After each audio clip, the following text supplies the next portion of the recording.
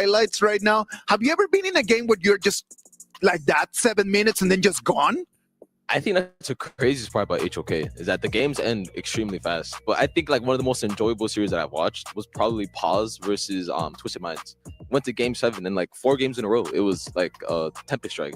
Yeah, exactly. Yeah, but and that's really fun to watch. But you see, like, I love the fact that it can be or very long or very short. It's very dynamic. It's always full of action. It's always full of energy.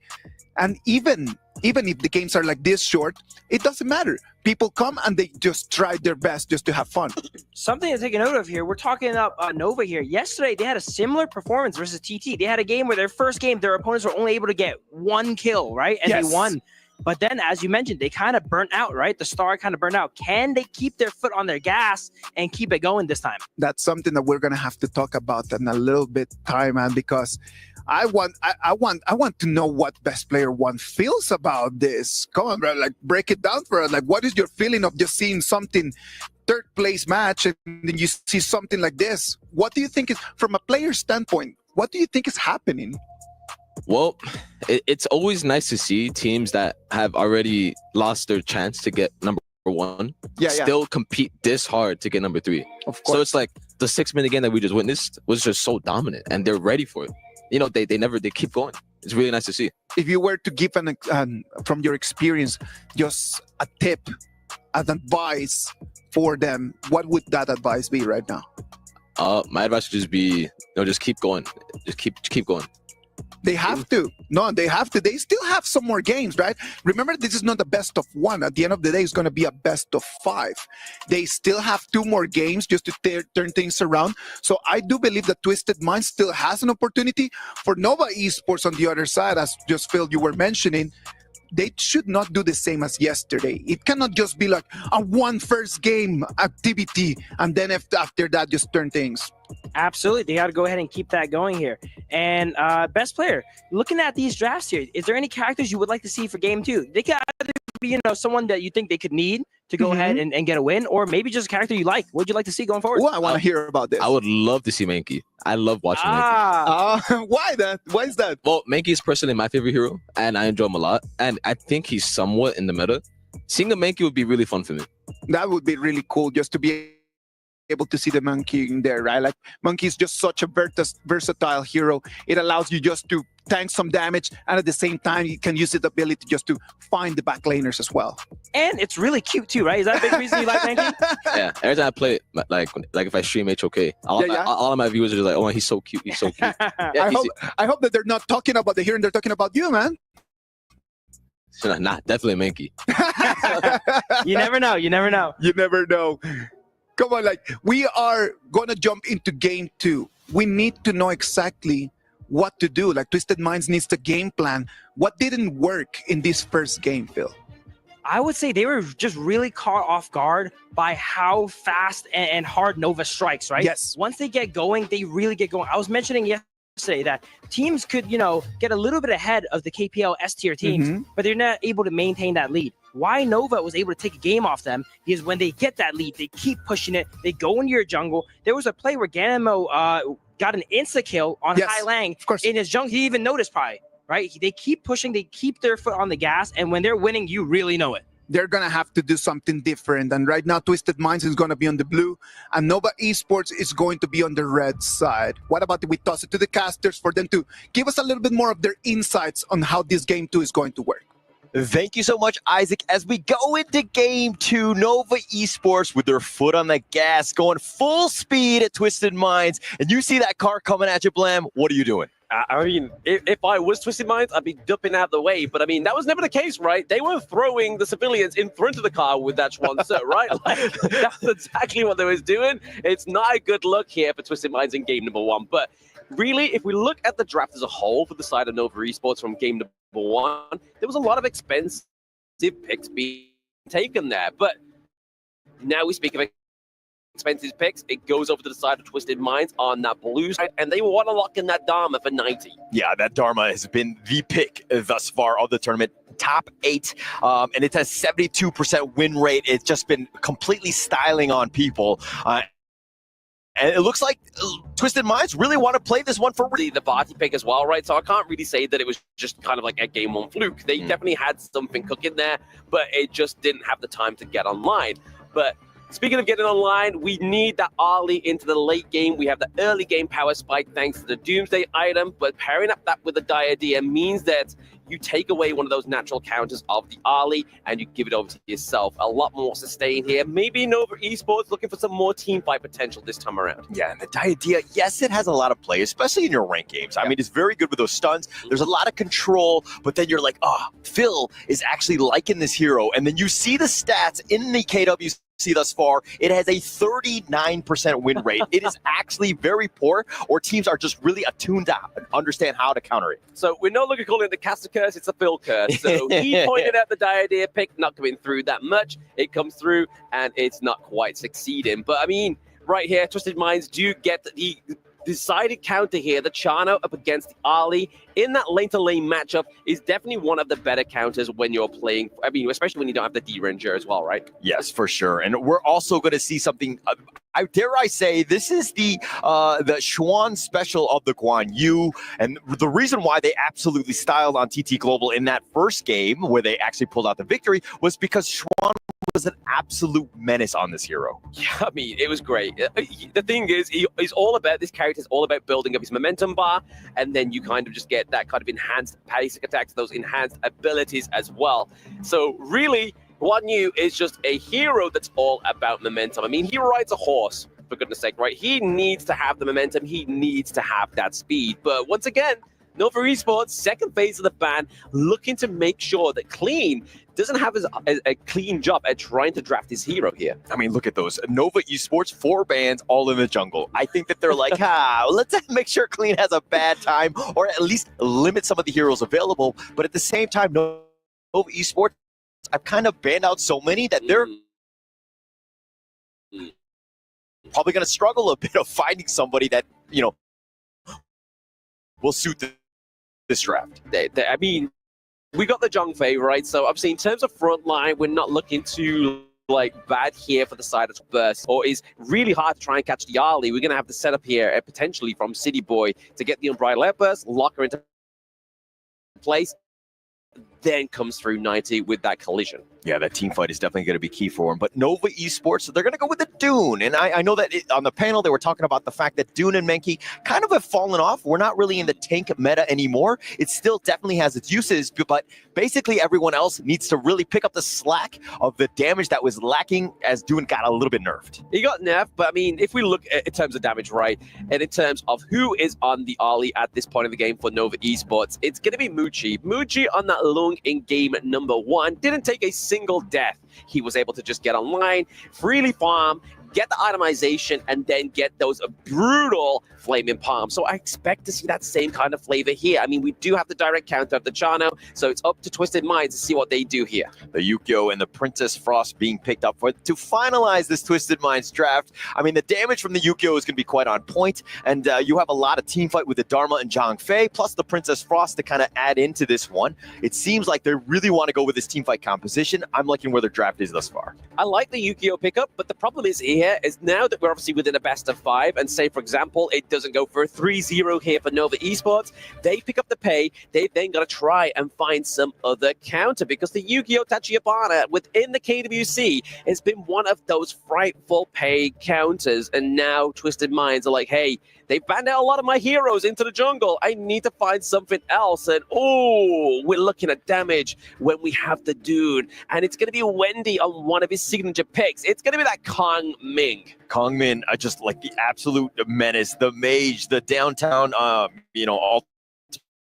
The winning strategies are going to be quite key in terms of just setting things up. If he's able to blow them up, get onto the back line. I mean, the Channel, Princess Frost, Yukio to a certain degree, kind of squishier. So you have your abilities to really just turn the team fights. Yeah, I mean, they needed the damage, right? You can't really be relying on the Ali till the late game, because, I mean, if we're looking at what we've seen so far for Nova Esports, they ran that game down within 7 minutes. So maybe with this draft, they are looking to be a little bit more frightening. But in terms of control, it is a little bit less here. Obviously, they do have the Razor Cavalry, but that's the kind of control you want to be using into a team fight, not going for these single target pickoffs. Yeah, and if I'm going to be the coach of Twisted Minds, I'm going to say, hey, guys, we need to survive till at least 7 minutes. Yeah, I mean, that's the progression, right? They need to make a progression. I mean, it felt too soon because, I mean, it felt like we've just still casting game number 1. Yeah, but it looks like it's going to be the first match, second game, third place decider match on this one. It's a best of 5 going into this. Of course, Nova Esports up 1-0. Can Twisted Minds bounce back here? Can they unravel that win on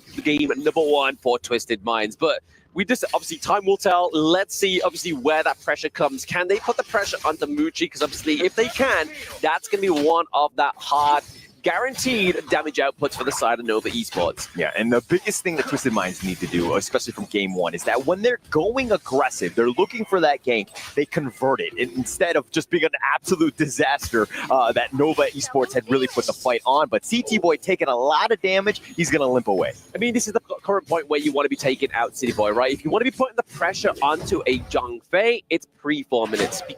Pre-level 4, sorry. Because you don't have the Unbridled Outburst, you don't have that stack shield come through when you use that ultimate. So at this point in the game, he's going to be able to not take a lot of damage. Yeah, he's not going to take a lot. He's still tanky. You still have that Leaping Savior, so you can kind of work that through. But again, you really don't have too many skills, as you were rightly pointing out. So it's one of those things where he needs to worry about his positioning, ensure that he just kind of keeps his Shanks alive more than anything else in that bottom lane. Keeping Shanks alive. Obviously, we are seeing 2 late game heroes go at it toe for toe. So we're really going to be looking here for both Twisted Minds and Nova Esports on who can get online quicker. We know, obviously, as we say in the draft, that Ollie's really going to be looking for that Doomsday, and that's when that damage is going to start slowly but surely come through. Yeah, and to Twisted Minds, another thing, they need to really focus on Wendy and Mucci. They need to figure out ways to kind of get those kills, ensure that they don't get a good early start so that they have that damage to just outscale and start taking towers like you saw in game 1.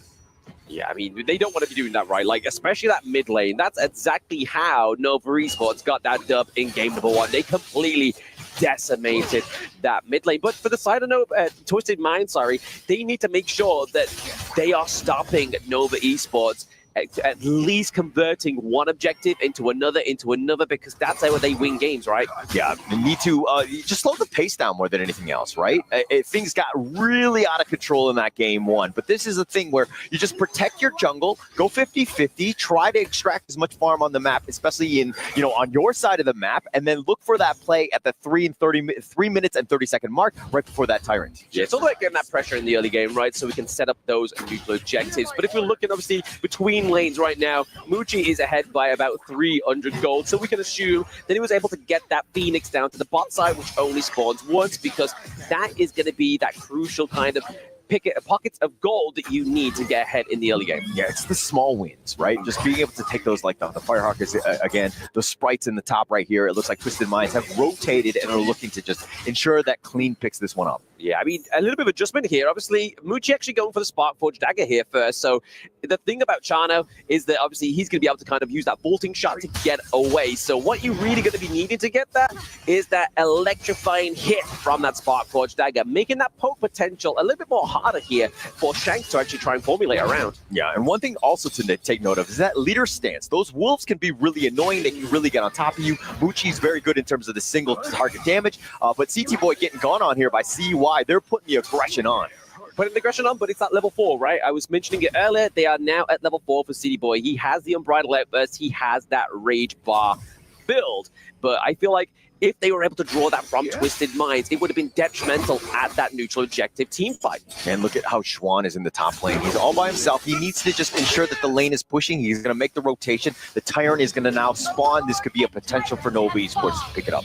Yeah, I mean, we're already seeing here. They're going to go procure that Assure Golem first for the side of Nova Esports, trying to get that CC down, cool reduction down for the side of CY, trying to bait it out of the pit so we can't get any dives on here. City Boy waiting in the wing. Waiting, not going to go for it. He did have Smite if he wanted to go and his ult, but he doesn't want to risk it at this stage. You don't want to give up first blood, but Nova will take that one. I mean, more importantly, you don't want to give up another game that's going to be 6 minutes, right? They took a bad team fight there. It would have been scary, but Wave Pit actually mitigated that Unbridled Outburst. And now they want revenge. Wendy looking to go in for this one, but I don't think they're going to get much out of this rotation here. Not much. I mean, we've seen here Clean with 90 with the rotation here, going in with the dive. They are looking to just keep Nova on a leash. Yeah, it looks like the nice little Razor Cavalry. They find him. They get the knock-up. They get clean. First blood going the way of Wendy, making a double as they go on top of 90, and they want to get even more. Schwan, this is why he's so good on the Guan Yu. Just like how I like my espressos, right? I like a double shot come through, but they're looking for a triple shot. They're awake this morning. Not scared at all, but a high log just barely surviving. Waypit gets stuck out. Soaring signal onto Shanks. He gets the snipe and the return kill. The return kill. I mean, they're able to draw it 2-2, but look what Nova's done again. They gave them the key into that mid lane, taking the T1 down. This is not what you want to be doing here. Twisted Mind's like, yes, we got 2 kills on the board. Yep. But really, they're like, guys, where's that T1 gone? Yeah, it's gone at this point. No real chance at this point. But again, it was more about Schwan with those plays. Yeah, I mean, here's the replay here. I mean, there was a lot of commitment. And to be honest, we are seeing here that Shanks' high lane was able to try and get out of there with very little help. Yeah, very little indeed. Not really able to go. But again, just setting it up, just being able to get a couple kills. Yeah, they probably dove a little too far. That winter is here. It was just like way too cold for them. Nova, 2 members go down. But again, it was all about the towers more than anything else. Yeah, again, just Nova Esports converting those objectives over and over again. But City Boy does have the broad layer burst. He doesn't actually catch onto anybody. The win/will, they get right out the high long. He's a little bit low. He's going to get barely out of this one. But CT Boy with that rally form, it looks like they want to go for this. They're going to go in top of this. They're going to chase down. They find Waypit. They're not letting anyone go. I mean, that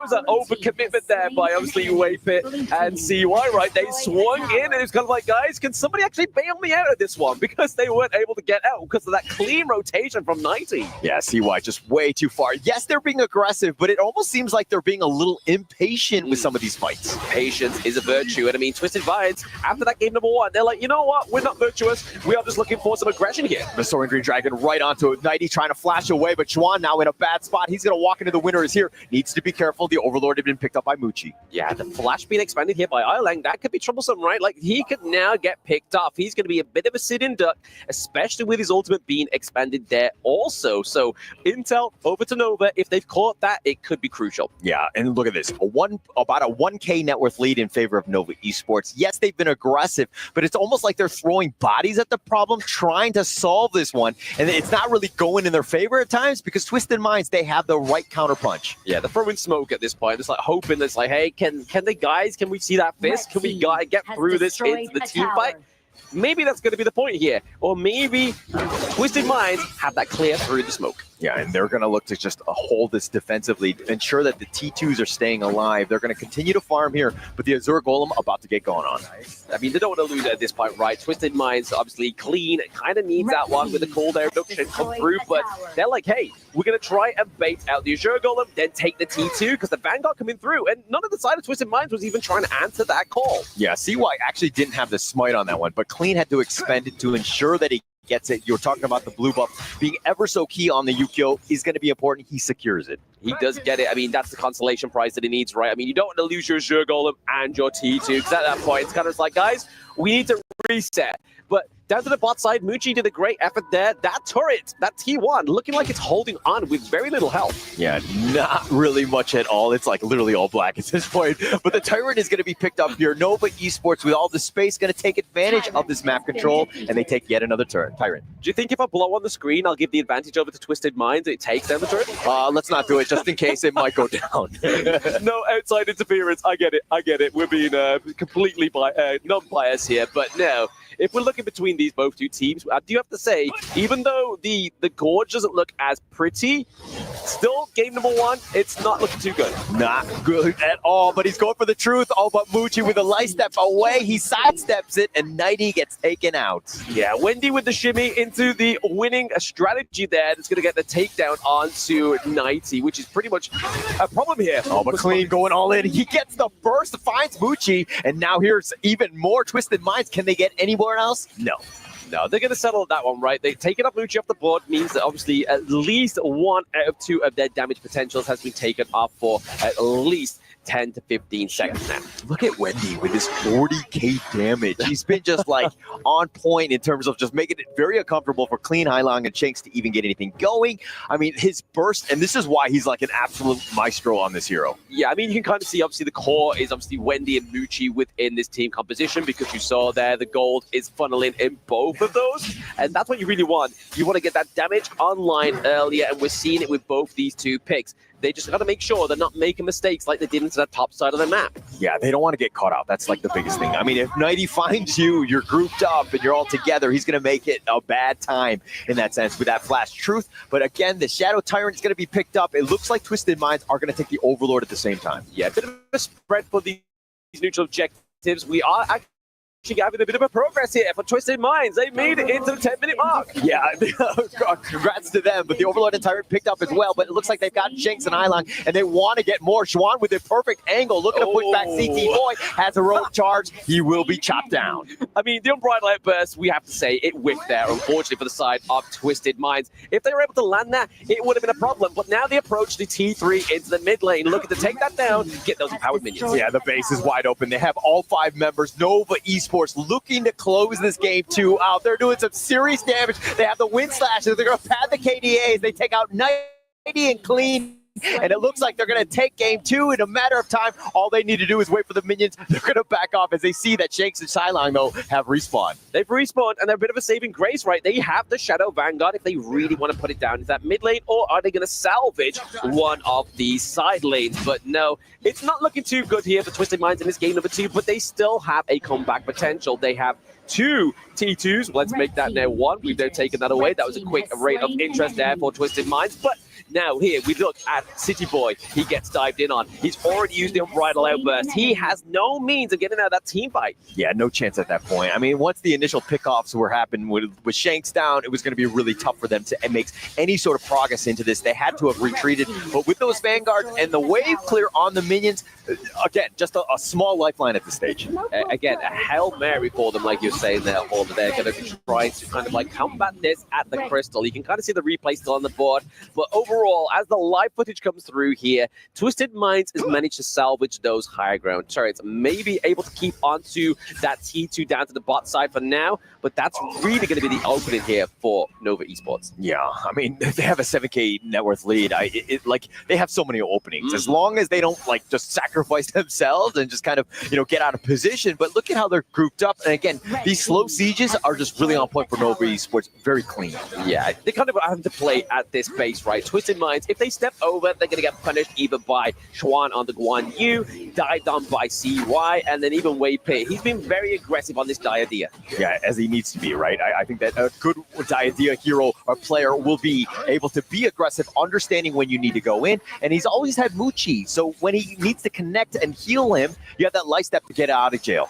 Yeah, the lifelink is going to be a great sign here for the side of Nova Esports. Obviously, Destiny counters use that to push them away, Twisted Minds from that T3. The Winters here is going to wipe out those minions, so they have exhausted a great team fight potential here for the side of Twisted Minds. It's all about slowing the pace of the game down. Use whatever you can to wave clear. Ensure that those towers are not taking any damage, especially with those minions. It's got to be key for them. Twisted Minds need a little bit more time, and you're thinking, but Nova Esports can kind of just slowly choke them out. Yes, but at the same time, some of the guys from Twisted Minds can get some of that farm and to potentially win this next team fight with some of those towers. Yeah, we speak about time, but obviously now Hailong does have that Winters here back online again, obviously using the Frigid Prison to try and take out these minions, keep them frozen in place whilst the rest of the team just does the damage and clears out that minion wave. But if we're looking realistically here, Nova Esports at the 13-minute mark, slowly approaching that 14-minute mark, they're looking at around about an 8k goal lead, right? That's going to take some heck of a team fight, some great micro play style from the side of Twisted Minds to navigate such a team fight that's going to get them back onto the gorge. Yeah, but at the same time, Twisted Minds, if you go out of your base and somebody gets caught out and then Nova has that man advantage, they're just going to take you down. So you have to be careful with how you approach, but it looks like they're going to give up a Shadow Tyrant for free yet again to Nova. Yeah. Not only is the man advantage that potentially could come through if Twisted Minds does overstep, they now have the Shadow Tyrant, and they're looking potentially here to go for the Shadow Overlord. Maybe try and bait Twisted Minds to say, hey, look, you've got the minion wave pushed halfway. Are you going to come and try and test us? Yeah, they're so far up, at this point. And Schwan still up there providing that vision. If anybody wants to come in the neighborhood, they're going to be in a world of hurt, or Nova Esports actually realize that, and the alarm bells will sound. Yeah, he's a toll man. You've got to pay Schwan to get out of your base if you are daring enough to. So you can see on that mini-map, he has been down to the bot side of the map because obviously we don't really need the Guan Yu into those neutral objective pits to make it sure it's a secure objective. They have the damage from Muji, they have the damage from Wendy. Yeah, the biggest thing is it's pressure from all three lanes. Where are you going to go? And Twisted Minds, they find CY, but he's just so tanky, they really can't deal with him. Yeah, exactly. I mean, if you're going to dive onto somebody, you're not really going to be trying to commit all your exhaustions to trying to get to take down on CY. Yeah, all T3s are taken. The base wide open at this stage. Nova Esports looking for the right angle. The winning strategy is going to be connected. CY going in. He has that blood rage. The wind slash is going to be a little off the mark, but the frigid prison, and they're locking him in. Here comes the umbrella outburst. Schwan looking for that perfect rear attack. He's not able to find it, and he finds Nighty. The stampede on forward. CT Boy just trying to take it out, but Hailong is going to be the first to fall. Schwan, though, is continuing on, and they have that damage. They find CT Boy, and Nova Esports will take game 2. Game 2, not as clean as game number 1, but it's going to be Nova Esports with the 2-0, which, again, like I was saying, Twisted Minds definitely had a little bit more of a tip for tat with that one. They weren't able to get that bot side T1 after all, even though it was barely holding on for its dear life. And like I said, hey, maybe I should have blown on the screen hauler just to give them the extra little bit of gold, a little bit more leeway down to that side lane. All right, you can't cheat for them, okay? That's not fair. That's not fair. And I mean, at this point, Twisted Minds need all the help they can get, right? I mean, you saw it in the game when they were playing against AGAL. They actually threw out some flies to attack Yinua in real life. Unfortunately, that didn't pay off as well. But Twisted Minds, again, they need some way to kind of bounce back in this series. Use some kind of jutsu to summon flies, and he was like, whoa, get away from me. What's this?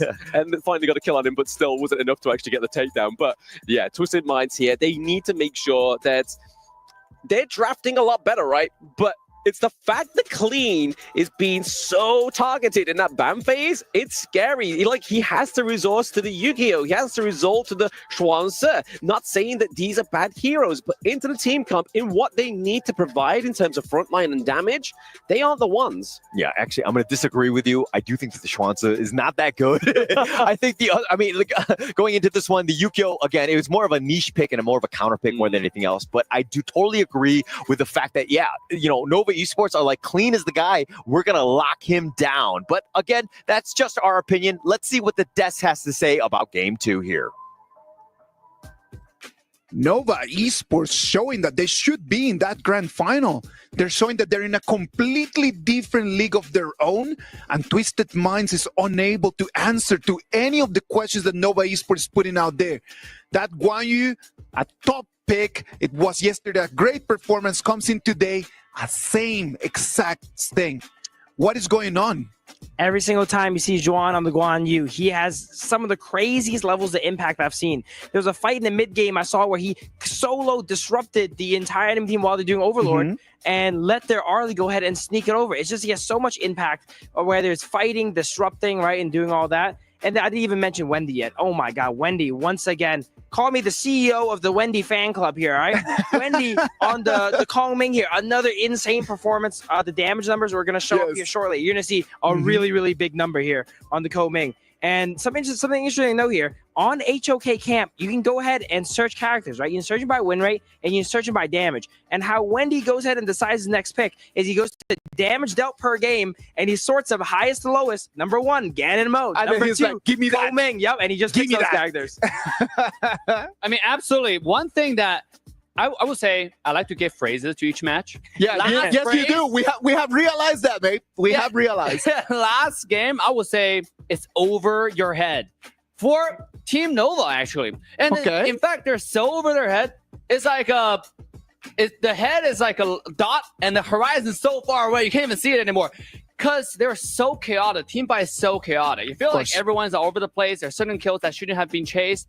But on the other side, I mean, to your point, Isaac, what is going on?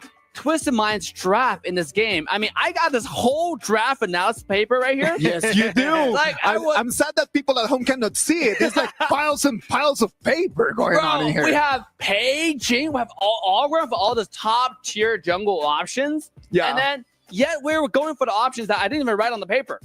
I think Twisted Minds here is making a little bit of misstep on the draft. It is a best of 5. You got to put your best foot forward. That's it. Yeah. You can't be worried about running out of gas. You're at match point already.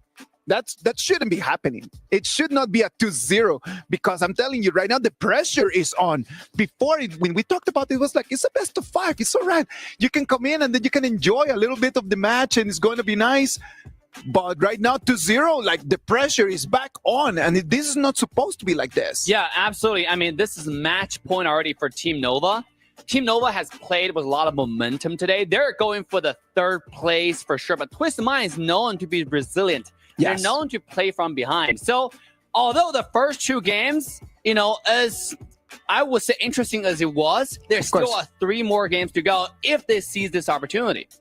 Absolutely. The drafts for Nova were extremely aggressive and very, similar to their playstyle. They want to get the first early wins and ride that momentum. So they had some expensive drafts here. Now, this is a very dangerous game Twisted Minds is playing here, Yes. They were kind of pulling a little bit of punches, using some stuff like the Okio jungle here. Whereas now going into these latter games, they have a lot of strong options available. If they play their cards right, they might be able to turn this around. I hope that they will because we do not want this to finish in a 3-0. I know that we want this just to last as long as possible. It's our last day of the KWC 2025. Please give us some more minutes of action, please. But you know what? Let's take a little break in here. Let's give Twisted Mind some time for them to realize what the plan is going to be. And after the break, we'll be back and we'll keep it breaking it for you.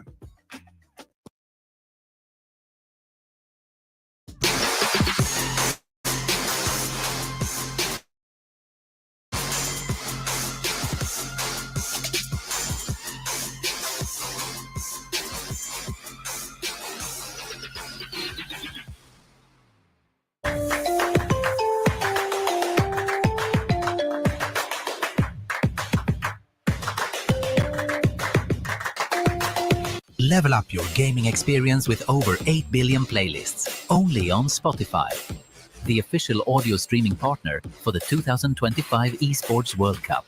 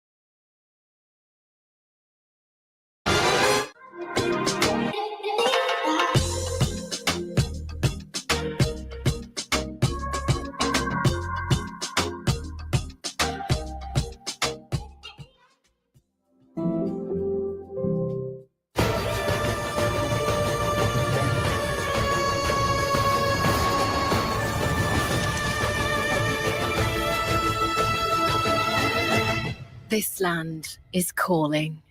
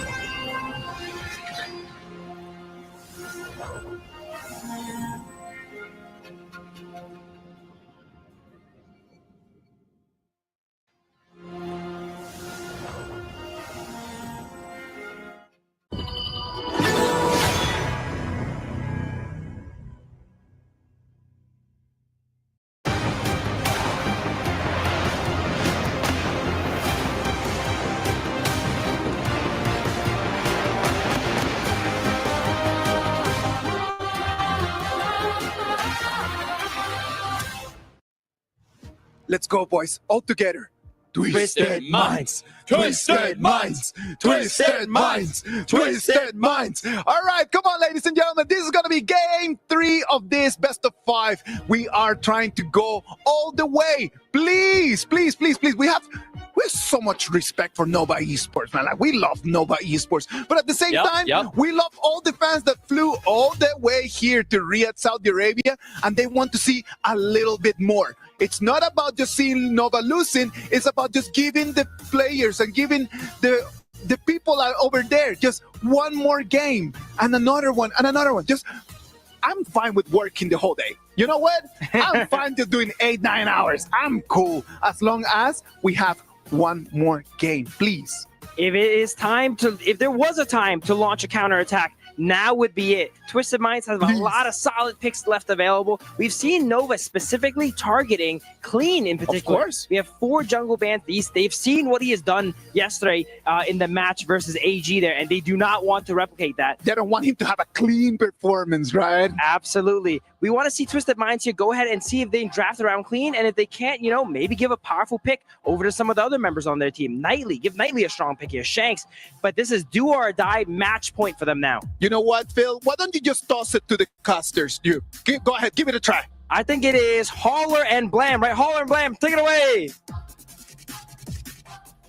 Thank you, CEO of Phil and the Guan Yu pick. Throwing it over there. I mean, he's getting more experience every day, right? Like, Isaac's just giving him too much power. I think this could be a crazier turn of events if he gets too much power here. But we are going to get into match point potentially here between Nova Esports and Twisted Minds. Hauler, what do Twisted Minds need to do? Well, the biggest thing they need to do is work on their trash talk. You're looking at the Honor of Kings global page. I saw Hailong putting up a 0-3. Oh. And this is obviously right before they did the walk-in, and the teams were definitely, for Nova, a 0, Twisted Minds 3, but he might have gotten those teams reversed. Maybe he was looking in the mirror. He's a little confused. He got it around. Yeah, exactly. But hey, we love the confidence here from Twisted Minds. Maybe they can get a point onto the board, but we are looking here at Nova Esports. Prio blue pick going over to Wendy, the Mai Shiranui. He's had one big pick already. The Kong Ming, one of his carries. He's now got another. Yeah, Wendy is just like an absolute all-star in that mid lane, and there's a reason why Nova Esports are so good. It's just that they've kind of revolved around his play. Literally one of the best My players on the global stage. This is a guy that, again, you need to be very careful about, and you need the proper counters to deal with this because you're going to be constantly pressured, especially in that early game. Yeah, I mean, right now, we're seeing Twisted Minds. Hailang gets the Yixing pick. Obviously, the analyst desk was talking about this all day at the beginning part of the broadcast, and we're going to be seeing some boards being placed down. Maybe trying to catch out here the Mai Shiranui. Maybe just trying to make sure that Twisted Minds plays on their ground. But with the Loon here, we are going to be getting some burst damage come through. That late game cash-in potential here for the side of Twisted Minds Shanks. Yeah, and they're countering Nova Esports, that is. The Loon pick exactly how Twisted Minds did when they picked the Loon, and they've gone with this Chano Zhangfei combination. It has that combination in terms of like the damage and the control, things that you need to have a really good team fight. Yeah, I mean, you can see here already, Clean's like, lads, you've got to let me have third pick because I've been absolutely abused in the banning phase. And I mean, they get the Ogren, they ban out the Musashi, CY having a dominant performance on the Musashi, but more importantly, the Musashi being one of the better counters, as well as the Agudo here as well for the Ogren. Yeah, and the Ogren has been, this is pretty much it for Twisted Minds. Backs on the wall, elimination game for that third place, extra 110,000 would be huge for this team. They would have a 310,000 USD for winning third place would be massive for them. But this is the lineup. If they're going to win any game, this is it, at least looking at this first 3 picks. Yeah, I mean, it's looking very strong, right? I mean, persistently within the series, Twisted Minds have really been kind of going for the not so cleanest of drafts. They have expanded some expensive picks, but so has Nova Esports, right? I mean, their first game draft was very expensive. Their second game draft was also expensive in terms of comfort picks onto Wendy with the Ming. So really, Nova Esports, in their big interest, needs to run this out in a 3-0, because if they keep going at this pace, it's going to be harder and harder for them to draft into the latter part of the series. Yeah, the reverse sweep, Twisted Minds. I think the fans out there need to start sending them your energy. Let them get going. Because again, all it takes is just one more game, as the panel was saying, but it can really snowball into many.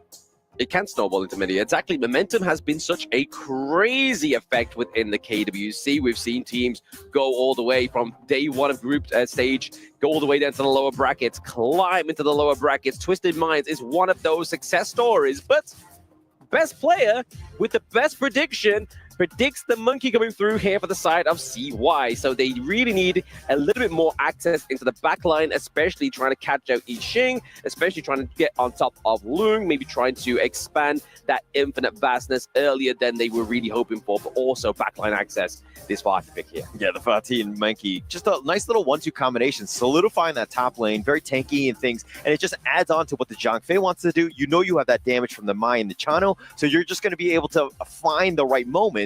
But are they able to kind of use these two guys to really kind of, put Ogren in a bad spot where he doesn't really want to engage at times? Oh, okay. CEO Phil gets his pick come through again. The Guan Yu here goes over to the side of Twisted Minds this time. But I really want to give a bit of a highlight here to Monkey. I don't feel like we give this hero enough shine, especially for those new at home, right? Like, they don't probably necessarily see, oh, it's quite a cute looking pick. Surely that cannot have devastating an impact onto my enemy team. But let me tell you, as a Monkey main, it is definitely one of the most devastating picks, especially in terms of that tank meta that we were talking about earlier. Yes, obviously within competitive, the assassins rule the gorge, but in ranked, you can still pick a tank pick into the jungle and it's still going to be able to kind of create success. I mean, me and Phil was watching Eric in the crowd of the AGL game, and he would pick the Monkey and he cleaned up shop.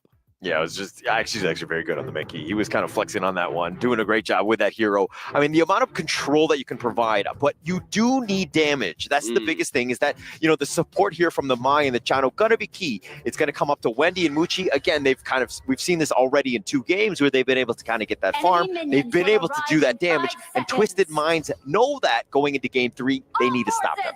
They need to stop that, and they also need to stop the devastation of Nova Esports. At match point, can Twisted Minds turn this all around? And those at the Amazon Arena, let's hear a gyro for both of these teams as we get into game number 3. Twisted Minds here need to be aggressive early, try to set the tone. They haven't really been lucky in terms of getting these first bloods and kind of being aggressive when they need to. They tried in game 1, and unfortunately they fell flat on their faces. But this is one where, again, everything on the line, you got to go for it. You got to go for it. But I mean, I don't want to say it here, but Nova Esports, we've seen from obviously the KPL teams, when they get to that last match of the series, they go hard, right? So I'm really hoping here, for the sake of Twisted Minds, that is not going to be the case. But you're the KMW, caster. You should be the believer in them. You should be pumping them up. You should be all about this Twisted Minds lineup. They forgot the MVP. Victory is not on the board. He's not on the stage. I mean, you can't have a team and give the hype over to Twisted Minds if they're not fully suited within their unit. Yeah, but I do think that this draft is going to be better for Twisted Minds. This is definitely something that they're comfortable with. Clean on this Ogren. This is the moment. Yes, he's been targeted in terms of the fans and the drafts and all that, but this is the time where you need to really pick up the team.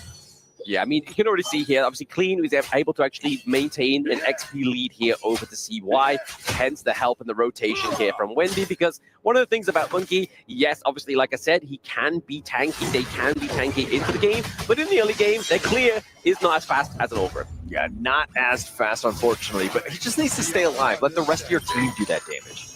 The one weak spot of obviously the Monkey as well for those at home is kind of just having that consistent damage going on to him. Some high pressure, some high intake of damage is what's going to be able to take out CY onto this pick, but you're really going to be spamming that first skill, right? Making sure that shield is stacked so you can have a great team fight. But speaking of team fight here, Schwan getting picked up here. There's too much CC, and first blood goes over to Twisted Minds. Yeah, Schwan was just like on a leisurely stroll in the river, and the mean old Twisted Minds have found him, caught him out, 3-on-1 advantage as well, and Schwan, unfortunately, he's going to give up first blood there.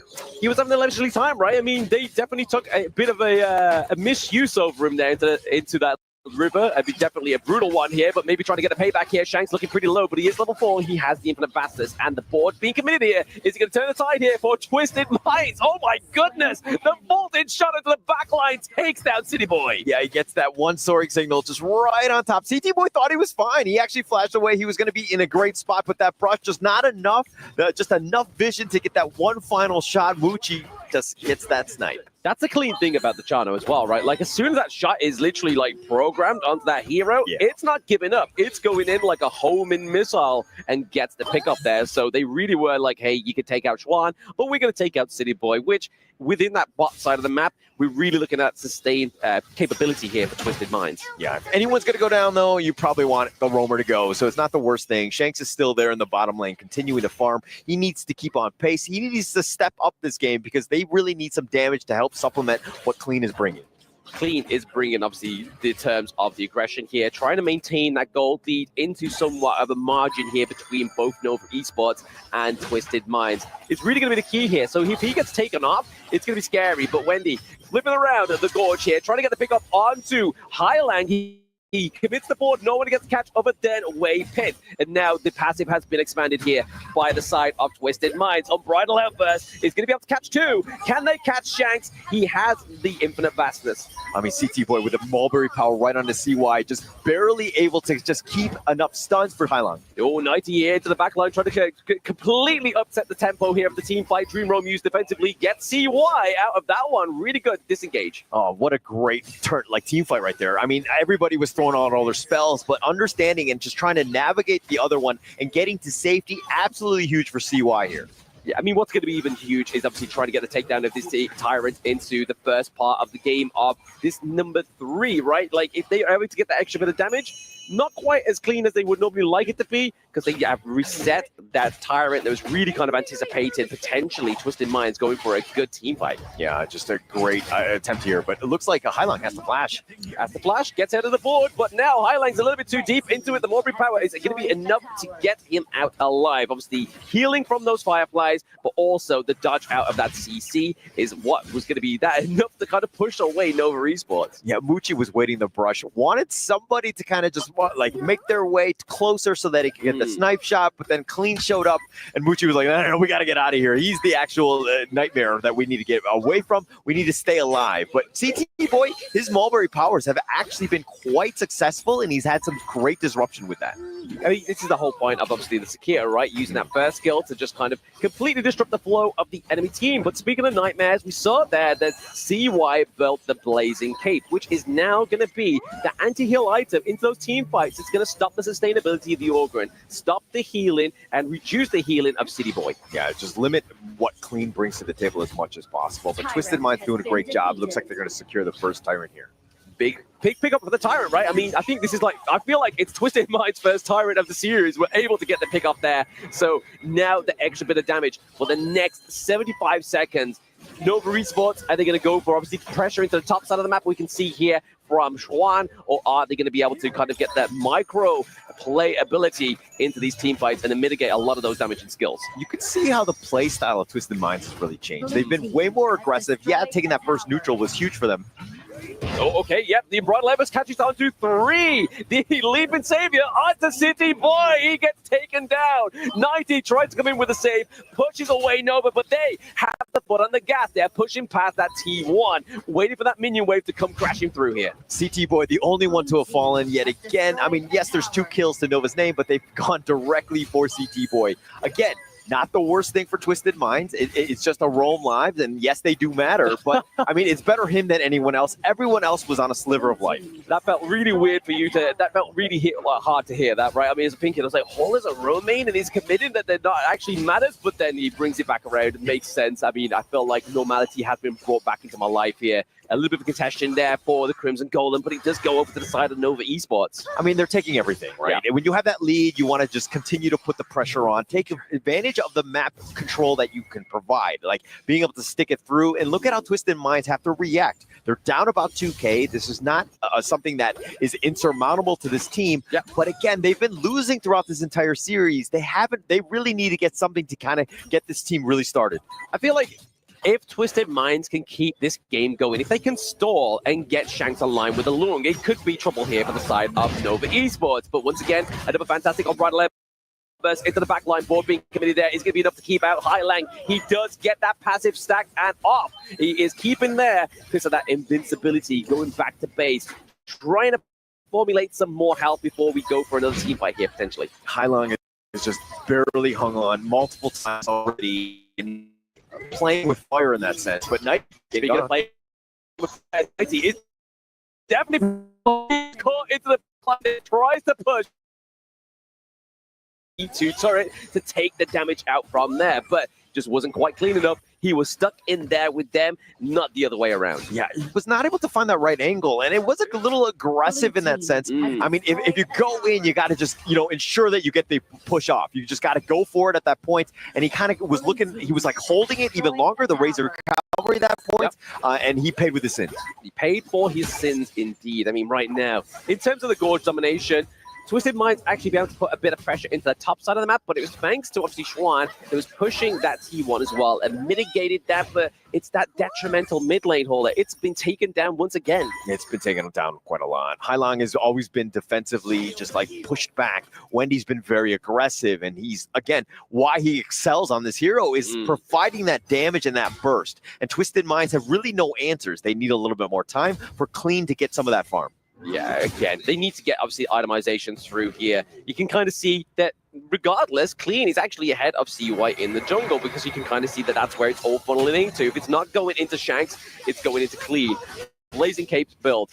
I had the Phoenix build here. So they have the HP regen, they have the anti-heal properties from the Blazing Cape. So really, we're going to be looking at maybe potentially being the Blood Rage being that third item. Yeah, and look at how Nova Esports are moving across the map. Yeah, they're not really looking to engage, but by threatening certain positions, even with Waypit providing that vision, it's pushing Twisted Minds back. This is opening up space. The top T2 already been taken down. This is perfectly playing in the hands of Nova Esports. It is, but I want to revisit that point that I was making, right? That if we can get Twisted Minds to stall, they can then get the City Boy Shanks online. But you can kind of see here, he's gone for that very expensive itemization. He's completely skipped the Meteor, completely skipped the Axe of Torment. He's gone for the Siegebreaker. He's gone for the Eternity Blade, and even the Sky Piercer, the second tier item of the Daybreaker. So trying to get that itemization, that damage online early, could be potentially a way in for Twisted Minds. Yeah, they need whatever they can do. I mean, it might not be the most conventional, but just getting those right items, because they need to fight now, right? They don't really have a whole lot more time. The first Shadow Tyrant was picked up by Nova Esports, and now they're taking the Crimson buff away from you. It's going to be a tough situation for Twisted Minds to hold here. Yeah, they're just kind of just taking all the resources, like you were saying earlier, Holep. I mean, they have access to it. It'd be silly for them, Nova Esports, to not do that. They have the golden ticket. They need to catch it in and keep getting and putting that pressure onto the side of Twisted Minds. But right now, that T3 in the mid lane needs a little bit of defending here from Twisted Minds. You got to deal with those minions. You got to figure out some way to just slow it down. It's all about that breathing space at this point. But Nova Esports, look at how they've been pushing, and the Clean, yeah, he's up in front, but he's kind of playing scared. He's playing very scared. I mean, I would, right? I mean, definitely the damage output, the DPS from the side of Nova Esports is definitely something, even if I was an Ogre, and I'm like, lads, we got to kind of play this one a little bit more micro. Yeah, more micro indeed. I mean, Clean here, finding CY. Oh, no, that's not what we wanted. That's not what we wanted. We wanted Shanks to come out on top of that one, but it was Mucci with the soaring shot. The got the kill there onto Shanks. Got the T3 into the mid lane. You can kind of see here, Clean just trying to clean up these minion waves once again. The movement, the positioning, just how upfront they are. It's suffocating for Twisted Minds to find any sort of jump in.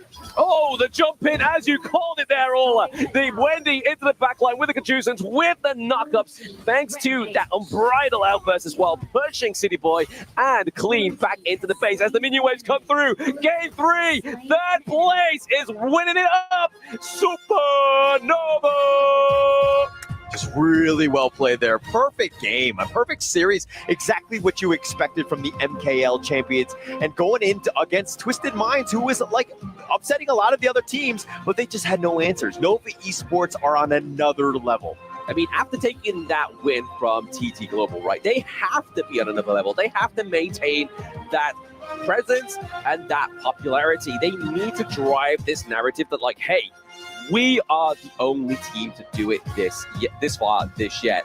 So they really are showing and putting respect on their names. And Supernova, Nova Esports will be the KWC third place team. And I mean, looking at their Highlang, he's just stressed about this matchup. I mean, it's after that 6-minute wipe down, I'd be looking like that too. Yeah, it was absolutely rough. I mean, they didn't really have any openings. Yes, they started off strong. They had a great first blood. They turned it into the first tyrant of the game. But then Nova Esports are just like the clean, calculated movements, finding the pickoffs, getting in and out, finding 90. He has to just barely limp away on those moments. And Twisted Minds really had no openings in this game. They didn't. I mean, they really were looking for them, obviously, especially with this Game 3 draft as well. We see more of a return to Twisted Minds as a normal draft, right? The Orgren, the Yixing, the Lung, the Sakir, and the Guan Yu. I mean, we didn't really get that Liam Poe come through here for City Boy, which has been one of his most performed picks. But when you look at that draft, they needed sustainability. They needed the healing, not the tank. Yeah, not at that moment. So questions in the draft, obviously they could have done better, but it was more about the execution, especially if we're looking at game 1 and that Schwann's pick. But let's see what the players have to think about that one. Let's see what Mara has to say here. And now we're here with Schwann. Congratulations, the pride of Malaysia. You have done incredible in this competition. From start to finish, how much do you think your team has grown? What are you most proud of? 就是成长量。对对对。我觉得最大的成长就是我们面对到 KPL 队伍不会太缩吧，就是有敢打的画面，然后去突破自己吧，我觉得。So what I can say is, even we meet the KPL team, we will never give up, and then we are very brave to face them. Yeah, this is what we go through the tournament. And you've definitely shown that Nova Esports is a threat. Now, what can we expect from Nova Esports after this? 希望在不久的将来，可以在 KPL 手上拿到不止1分吧，而是一个大场。So we hope that we can win KPL team, not just a small game. It's a match in the future. Now, Malaysia is watching you. The entire world is watching you. What would you like to say to everybody who's been supporting your journey all throughout? 就是你有什么想要跟马来西亚就是一直在支持我们跟观看我们的观众说？我觉得继续支持我们 Nova Esports 嘛，然后我们会不让大家失望的。So, terima kasih kepada semua Malaysia punya fans memberi sokongan kepada kita. Kita akan berusaha untuk the next game. Thank you. Congratulations! You have proven that Nova Esports is amongst the top teams in the world. And we're going to see you in the next international tournament. Now we're going to be talking about that a little bit more. So we're going to head back to our panel. Lead the Gorge. Our KWC 2025 third place is going to be Nova Esports. Congratulations to Nova Esports coming in here, taking a 3-0 victory and telling us that they are the closest to that S tier. At the same time, congratulations to Twisted Minds on going at the 4th place. It is not an easy task. It is not easy for them to come here and to try to perform. You got to remember, they faced Nova on day 1. They lost that game and they went to the lower bracket. And then after that, they won and won and won and won all the way until top 4. Congratulations to Twisted Minds. Sometimes it's not about the outcome only. Sometimes it's about the process, and sometimes it's about the genes that you set right over there. We know that in Twisted Minds, in their blood, it's going to be fight. And in their soul, they can go home as champions as well. Congratulations to both of them. Boys, it's been a great 3rd match. You know, it's been a great match. Phil, Dave, it's been amazing, but right now I'm not going to talk to you. I want to talk with Moba Zane, the one and only. How are you doing, mate? I'm doing good. Thank you for asking. How was the show match yesterday? I know that you had a show match before and then another show match, and right now you're 2 victories in there, mate. Yeah, I'm the only person who played in the show matches. That's 2-0. I'm telling you, invincible. It shouldn't be Moba Zane. It should be Invincible Zane. It should be like that. Did you guys know Moba Zane before? Face of NA, right here. Why is that? There's a Moba Zane effect. Every time he's on the team, it just wins. Ooh. Yo, really? It's true. If that is actually true, no, that's gonna just up your value a lot, man. Come on, that is top notch. I want a tag like that. Just like as long as Isaac is around, we always win. I want a tag like that as well, mate. That is definitely a great effect here. Great to have you on here, Zane. All right, we actually just had Best Player on here earlier, and he mentioned what was his favorite character? Mankey, right? Yes. And Mankey actually showed up. Is there any character that you say is your favorite that you want to show up or you want to talk about here today in HOK? I would probably say Marco Polo is probably my favorite. Thing is, he's just not played too much. I think we saw him pretty early on in the knockouts, just once. Yeah, so it was combined with the Yaria, and unfortunately, it didn't win. Yeah. But that was the only game that we saw. Paul's has won with it, though. I know. Marco Polo Yaria, yeah. And they played the Marco Polo Yaria combo that was actually really good. Dave, do you want to open that? Yeah, okay, so what do you like about Marco Polo? I just like that he's basically the most unique marksman, you know what I mean? Because usually if you're playing something like marksman or something like that, you're usually in the back, being very passive. But Marco, as soon as you get Spark Forge and especially Doomsday, you could just ult in on as many people as you want. Yep. Absolutely. Just being able to build those items just gets Marco Polo his first just power spike, right? I also thought he said Marco Polo because he's a cowboy, and we seen in the BTK review video, the BTK members were all Western themed, right? By the way, who has the best costumes in your opinion? Oh, me, no doubt. No doubt, me. Of course. You've got the best posture and everything, man. So I'm completely sure that if we dress you up as a cowboy, I'm totally sure that the fans are gonna love that. Would you be up for that? I would love it too. A Marco Polo costume, man. Ooh. We gotta give him one of those. What has been the most interesting thing that you have had in these last 4 days that you've been here in Saudi Arabia? I would probably say yesterday's match with AG involved. I mean, the crowd was just insane. Yeah, that's different, isn't it? It just brings everything is so lively when AG is playing. So I could only imagine, when they're on their home court, just how crazy the fans probably are at the KPL finals. Yes. Even before the finals, just in the regular matches, I bet the fans and crowd there are amazing. I hope one day I can see it in person. You know what? Like Dave and myself, we have had the opportunity just to cast over just some of AGAL's games before, right? Yep. And it is just like how Moba Zane just mentioned it, right? It's just electric. Bro, have you seen the announcement? I think this year's grand final might be in National Stadium, which is insane. The biggest stadium I've ever seen. I'm really excited to be part of it. If there's an opportunity, and you just mentioned you wanted to go. Well, yeah, but we are here just to make dreams come true. So what about if we just talk to the producers and we just get Moba Zane to come with us all the way there for that final? That would be actually really nice. Phil, how did you get to meet Moba Zane? Oh, it's hard to not know Moba Zane, right? Being, as Dave said, the face of NA here. I watch all these videos. Recently, Moba Zane came over to HOK. I had to check out some of his content and his Marco Polo, right? And, he's being very humble, but he's a great Marco Polo player. Well, what about we just solo right now? Yes. Marco Polo's battle of no, we can't we cannot do that right now though. I have a question. So you play with Cat. So he obviously, you mentioned in the post-game interview, there's a communication barrier. Like, what happened at the time? Like, how did it feel to play with Cat? I mean, it's kind of crazy, you know. Like, it's kind of crazy being able to play with one of the most well-known HOK players. Yes. You know, like Legend. Yeah, right off the bat, you know, it's just a whole different experience, and yeah, it was really fun. You know what, Zane? One of the things that I like about people just playing with Cat is that not only they get to see the player that he is, right? Like, because we have all had an opportunity to see Cat in the past, and it's great. And if you haven't, then you can just go and watch the highlight reels. They're insane.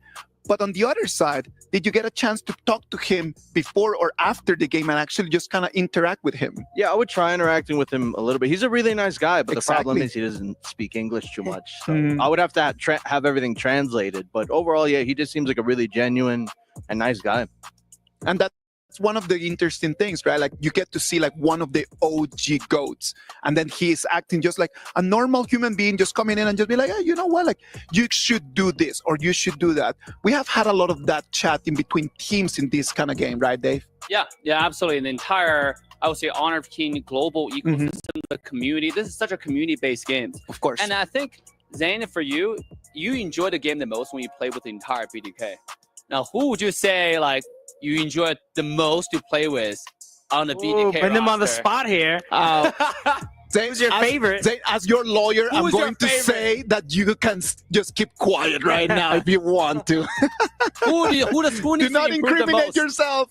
He's baiting you. I think everyone, on a serious note, everyone needs to improve. You know, we've only started playing maybe like about a month ago. Yeah. And a lot of that month has just been, you know, coming to, of course, KWC, and, you know, we just need to play more. Honestly, but I'm telling you, if you're telling me that you've been just playing the game in such a short span of time and you can already perform at the level that you showed us yesterday, I'm telling you, if they keep this pace in 12 months, we might see them over there in the stage, not as invited, but actually qualified for the tournament. Don't you think, Phil? Absolutely. Yesterday we were watching the show match and we were saying, wait, this is a really serious looking game. Yes. They got the rotations down and such. And as Zane just mentioned, he's only been playing for a month and he knows all these amazing rotations, working as a team. That just shows the veterancy of him as a MOBA player and how easily he can pick up and adapt to this game here. On the same note, I want to mention that with BTK now in Honor of Kings, we're seeing a huge wave of community building. That's in the lovely. entire Honor That of is Kings. lovely. So, like, would you have anything that you want to say to the fans that now, you know, trying Honor of King along with you and all that? You know, I'm honestly surprised, and like I'm very grateful that a lot of the players that I've played other games with actually switched along and went to try HOK or Yes. still play it to this day, you know, and I'm really grateful for all of the people that did, you know, join BTK on this journey. That is the main be playing. idea, right? Like, the main idea is just to be able just to create a community with friends, just coming in here and then everyone that you've played with before, and they just tell you that, you know what, I am doing Honor of Kings right now. You guys should come and just watch the game, watch some of the EWC, KWC games. It is actually really cool. It is really, really nice. And we actually are very grateful to you because of that. Right now, moving a little bit into this third place match, what about if we just take a look at the highlights of it? And we try just to decompose a little bit on why Nova Esports is being able just to go all the way as third place and sending Twisted Minds to fourth. Third and fourth, that's different, right? And there's a gap. How big is that gap right now? That gap from what we've seen today looks pretty big here. Nova was speed running here. It looks like first game was a record, I think, for KWC. 6 minutes, 23 seconds every single game. Nova's Wendy gone ahead and absolutely demolished the competition here, being, you know, obviously enabled by Swan here. And we mentioned prior to the game, a big difference we're gonna see here playing out is the difference between Hai Lang and Wendy, and how Wendy prefers to play the carries and Hai Lang plays the more utility mages. And I think because of that difference there, they're not able to really control Wendy, and they can't remove all the picks, right? If you want ban the junglers, Wendy's gonna get pocket picks. Zane, you actually predicted a different result, right? Oh, all right. So did you say that it was going to be Twisted Minds? I actually did think Twisted Minds was gonna show out a bit more impressively than what they did just All right, now. but why? What made you think like that? I actually really enjoyed their games versus AG. I thought a lot of the games they were putting up some decent fights. Of course, during the end of that series, Twisted Mind started to fall apart versus AG. But at the beginning phases of that series, I actually really enjoyed how Twisted Minds was playing and drafting, and I thought they would have a pretty good chance. Yeah, to be honest, I had a similar feeling. Like, at least today we thought it was going to be a full 5-game series, but Nova really showed up, with their performance, with a game 1 history-making. Yes, of game course. 1, 6 minutes. That was absolutely insane, so no one expected that. I think Nova did a lot of homework. They saw the games versus AG and noticed how impressively Clean performed. And going into matches today, they targeted him heavily. A lot of drafts banning 2 junglers minimum, if not 4 at sometimes as well. They did not want to do the OT. They didn't want the overtime. Like, they just wanted to be like, you know what? Let's finish this clean 3-0 and let's just head back to the hotel. Or even just go and take a seat right over in the Amazon Arena, because the grand finals today are going to be epic. True. They're getting ready to watch the grand finals. I mean, they do not want to drag out this match any further. And to be honest, we talked the entire playoff being leveling up, stepping up, going to the next level, learning from the best regions in the world, using this platform, KWC. And Nova really did that. They pull off the game versus TTG, and today they have shown how much have learned and progressed. Look at the fans just right over there. Everyone is just being so into this whole game. Everyone's been so into this whole experience of the KWC 2025. Sadly for Highland, like, sometimes you just need to stretch, man. Don't burn him like that. Come on. And talking about the reaction, sometimes in life, you just need to just go in and relax a little bit. They came in, and I do believe that Nova Esports, their shoulders felt a little bit more loose than for Twisted Minds. While Twisted Minds did not succeed, they made it all the way to the final day of the KWC. Yes! And that's an achievement in itself. And they've earned themselves a nice, relax now. I would say, look at a draft. I mean, is there anything that stands out for you, Zane? Like, is there any heroes that you think, like, just anything you want to say about this? I'm surprised about the Zwans pick in game 1. I'm not sure if that's how you pronounce it, but honestly, like, I see the idea with trying to crowd control the Luna, but unfortunately, a lot of those early hooks that the Zwans was getting just did not work out. You would have Biren with a 2-man knock-up on one of them. You would have Mosey. She could hook Mosey, and then instantly the 2-man ultimate to suppress 2 people. I mean, it was a good attempt with the Zwans. It just didn't quite work out the way they wanted it to. The Shensue's strategy was really good, right? Like, if the chain would have actually worked out, just like what Mama Zane just mentioned, it would have actually worked really well.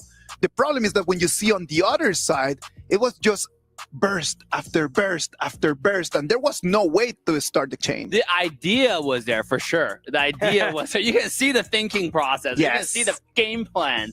It didn't work out. On that note, I have another question. What do you think about global ban pick in general? Honestly, I really enjoy it. It brings a lot of new variety into the game. I mean, as the series goes longer, you start to see wackier and wackier heroes. If you don't have global ban pick, people will always be playing just the best heroes in the meta at the current pack. It would limit the experience for the viewers as well, right? Like, not only the experience for the players, but for the viewers just watching the same heroes again and again and again. But we come to global ban pick, and it just spotlights the coaches.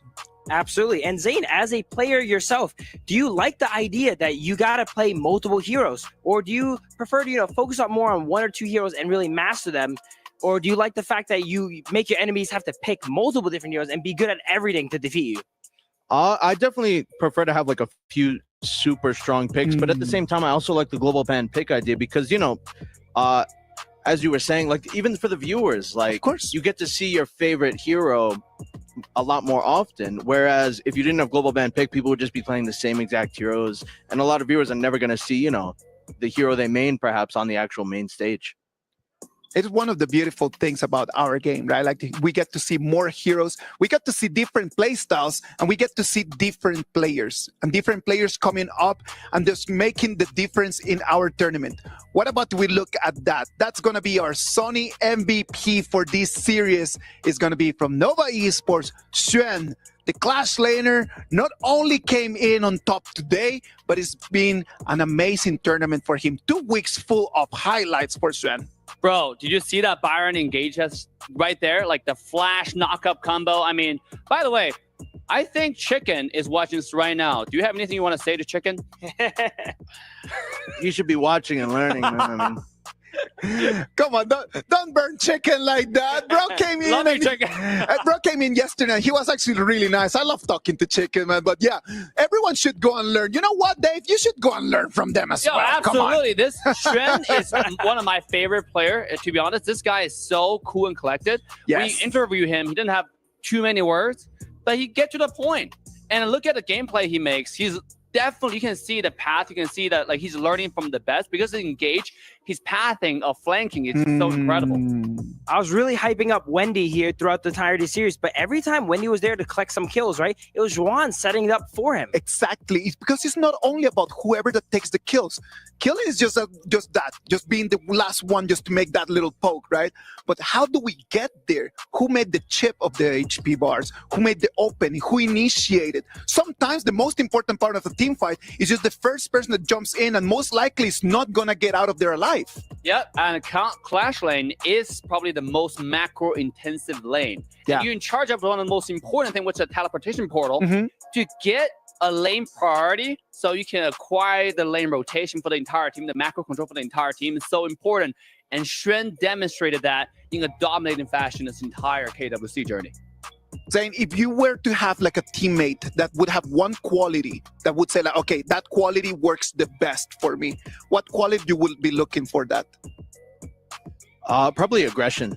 Okay. Aggression. So you would like someone that is very aggressive so you can actually just come in after and just collect, or how is that? Just saying. I'm trying to break the code. I'm trying to break the code. Just someone who's very decisive in a game. You know, a lot of the things about competing at this level is you have to be like, you have to do something and you have to really go with it. You can't be wishy-washy. You can't be like, oh, should I do this? Should I do that? You really have to go for something and stick to it. I really love that answer from Zayn. As a player myself in the past, I've played with some fairly aggressive players, right? And what it does is you could also follow it up and be aggressive as well, but it gives you room to breathe because the enemies are busy on their toes from your teammates. It gives you more time to plan out your attack, what you guys want to do, and I really like the answer from Zayn. We're going to move into the Solo Kings. Oh. Solo is a 1v1 kind of game. So it just depends on you and your own ability on that hero, just being faster than the other person. Now, let's imagine that right now we were to do a Solo Kings tournament right over here. If you were to pick one hero, let's say that all heroes are open for grabs. What would you take and why? Let's go Dave, Phil, and then we're going to finish with Baba Zayn. It depends on who I'm fighting against, right? Yes. If I'm fighting Zayn, I would have picked like a mid laner. But at the same time, I know not just Marco Polo, you also play some other marksmen. Like I think your favorite is probably like Alessio or maybe like Luara. No, absolutely not. Dave did not do his research. So it changed? Yeah. Okay, well, like what would be your pick for solo? Geez, marksmans aren't too good for this. Marksmans are actually pretty good in 1v1s in this game, I think. Go ahead, Phil. You cannot just say like, well, marksmen are really good. Like you need to say why. Come on. I'll explain it here. There were some 1v1s in the recent S3 tournament here. All right. The most picked character is D-Renji. He has that range, but he also has the ability to cleanse CC if he gets jumped on by a diver and such. It did not win, but it was the most picked. All right, so Phil, you're saying that if you were to go into Solo Kings right now, the three of you would take D-Renji. That would be your pick? Nope. I'm terrible at D-Renji. I would probably pick Miyu, my signature. All right, so going there with the Miyu, right? Miyu is actually a really interesting hero, and it has showed up in the last 2 days, right? So it's important that everyone pays attention to that. Dave, did you make your pick? Or did you just tell me something like, I will wait to see what they pick? Nah, come on, you got to pick something. I would have picked, if I would have one-on-one, I would have played Fatih. Fatih is the GOAT, okay? I would have won anyone with Fatih, even Phil's Miyu, all right? Easy dubs. I'm telling you, Fatih in this KWC 2025 has just jumped into the meta. We did not have him in the cards at the beginning, but then through these last days, it's been just very clear that Fatih is really on top. Zayn, did you make your pick? I'm taking the Flowborn. Flowborn? Yes, sir. Let's go. Which Let's class? go. Marksman, of course. Of course. What kind of a question? Of course, Flowborn Marksman. And I would love to see that, your highlights on that. We have some highlights in here from Mobile Zane's yesterday's performance, and we're going to play it for you. And then I want you guys just to talk a little bit about that. What about we just see some highlights from yesterday's showdown? Oh, look at that. That's a highlight right there. Mask of Agony. Love it. That's Dave's face after he plays my Miyu 1v1. No, I was saying, oh, how weak that Miyu really was, all right? All right, Jules, we start the highlights and then Zane is already gone. What happened in there, my guy? What's up? Yeah, it wasn't my best game. No, what happened in the game specifically? Like, what happened within the team? Is it like tense? Is it fun? How was it? How do you feel? We know it's for fun, but also we really wanted to win. So it was a little bit tense, but nothing too crazy, I saw in the game that you guys actually got wombo comboed a lot. How did that feel there in the game? It did not feel good at all, to be honest. I mean, the Dharma and the Mosey. I mean, yeah, they comboed really well together. Yeah. Renegade on the Dharma was actually playing very well with all the flickering gauges. And then Mosey would always be following it up, so...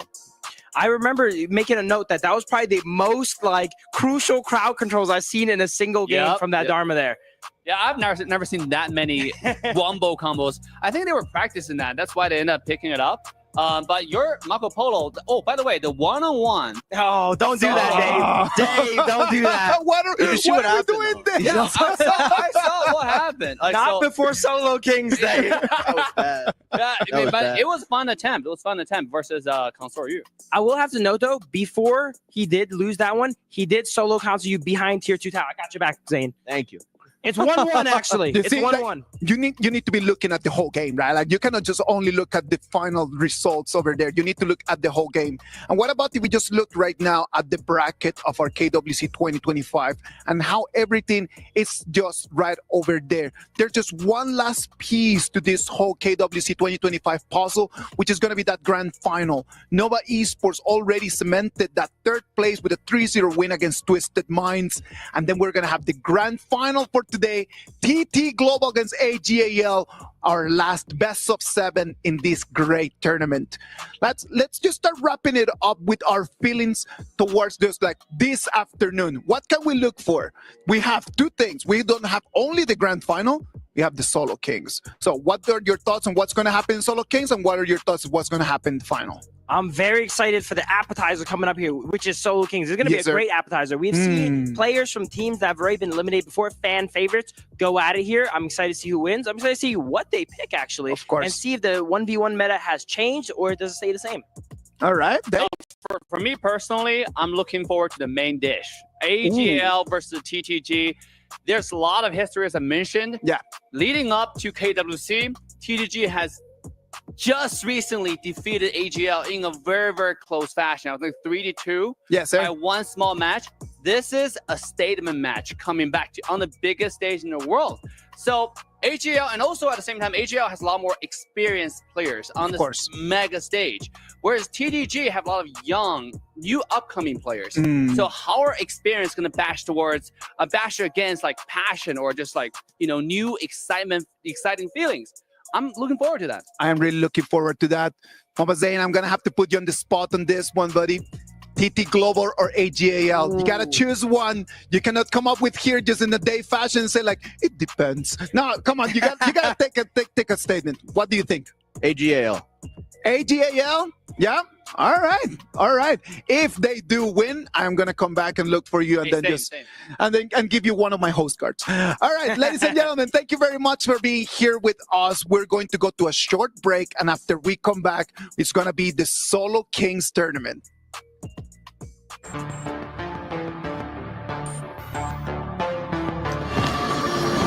Activating Warp Jump. Destination? The brightest star.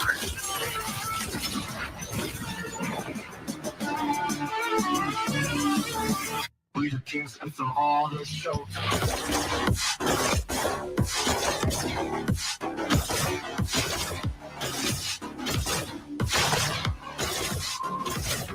Pulse gun charged.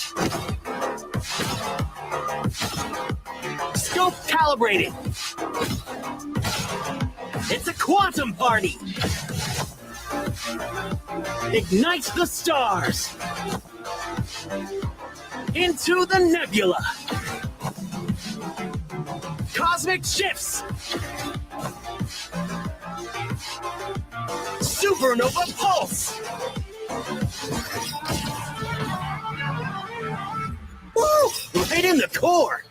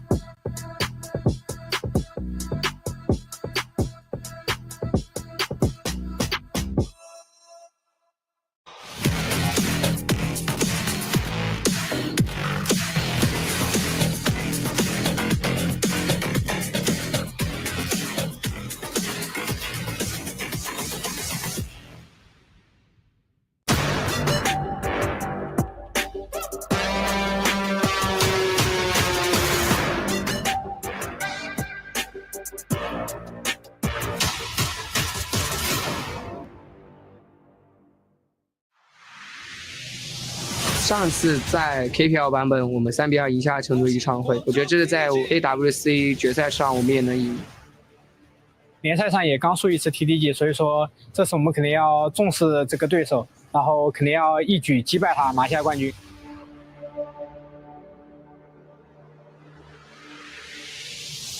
The duel to the death committee don't see why it's not going to be great. The healer reduction come through, and Way Pit is trying to be on the run here.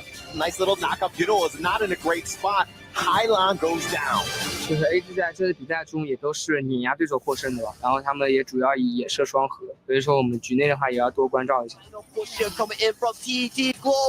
我觉得比分的话是4-1吧，因为我觉得我们做足准备，什么样的对手我们都可以轻松拿下。That is a wipe here for AGAL. 就呈现一场很好看的决赛给大家吧。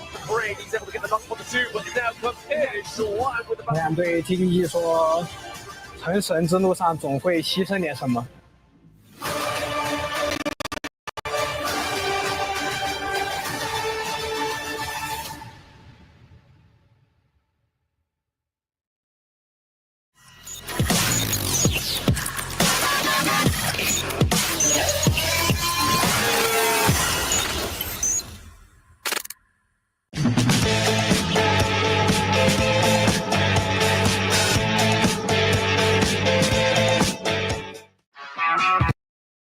With Monday.com's intuitive work management platform, you have the power. Not IT, not admins. You're in charge. So you can tailor work exactly how you love to do it.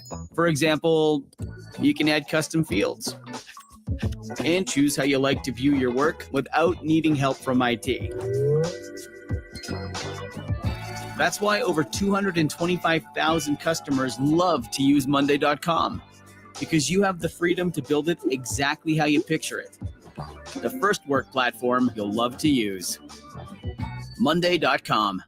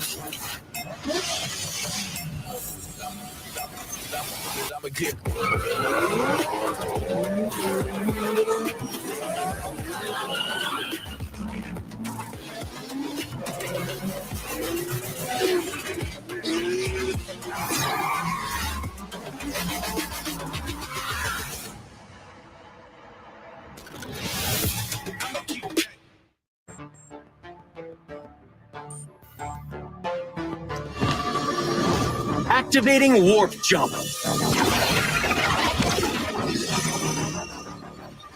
Destination? The brightest star.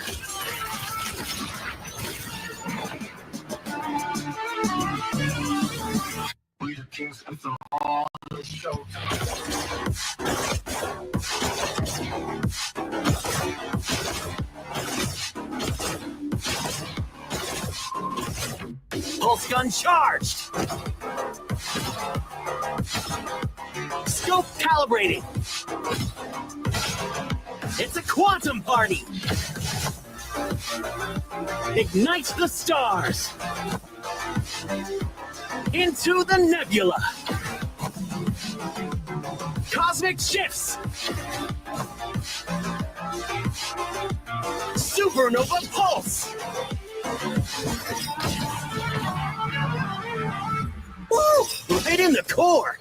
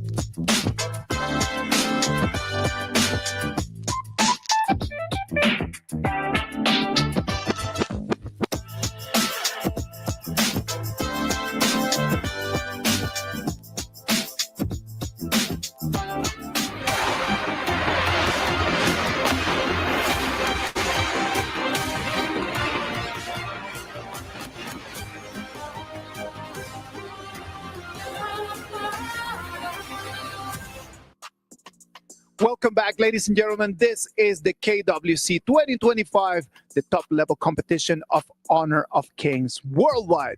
Thank you very much for being here. I am Isaac Peña, going to be your host. We just had the third place match in which Nova Esports took a 3-0 victory on top of Twisted Minds. Congratulations to Nova Esports on that victory, and congratulations to Twisted Minds on making it to the fourth place. With us right now is going to be Manjin. Manjin, Phil, and Dave, thank you very much for being here, Manjin. What's good? What's good? It's a fast game. The third battle for third was fast. Congratulations to Nova, and still congratulations to Twisted Minds. But now we're gonna have fun. I like this. I'm a huge 1v1 type of guy. You know, you're a fun guy. That's what it is. And you know what? Before we talk into the 1v1s, what about we just talk about the person that we just had? We just had Mobazane here, and I really like him. He was actually really nice, wasn't he? Dude, Mobazane's great. And speaking of 1v1s, if we do have something similar in the future, I tell you, Mobazane is going to enjoy that tournament because he has no teammates to hold him back, all right? He's going to be able to 1v1, and win or lose, it's all him.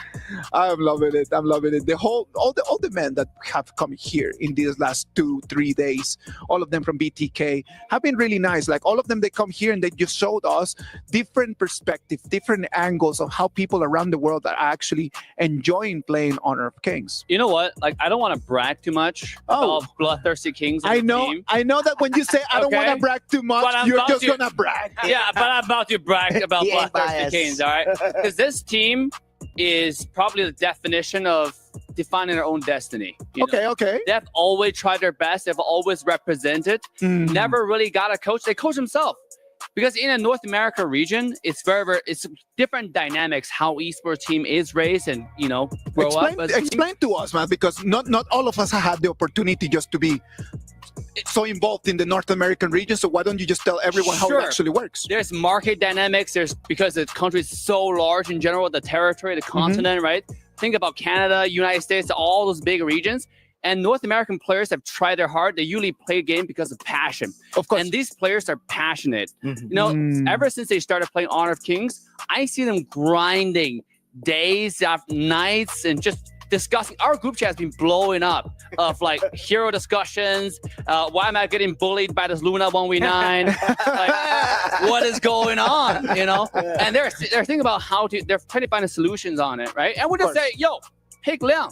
You're good to go.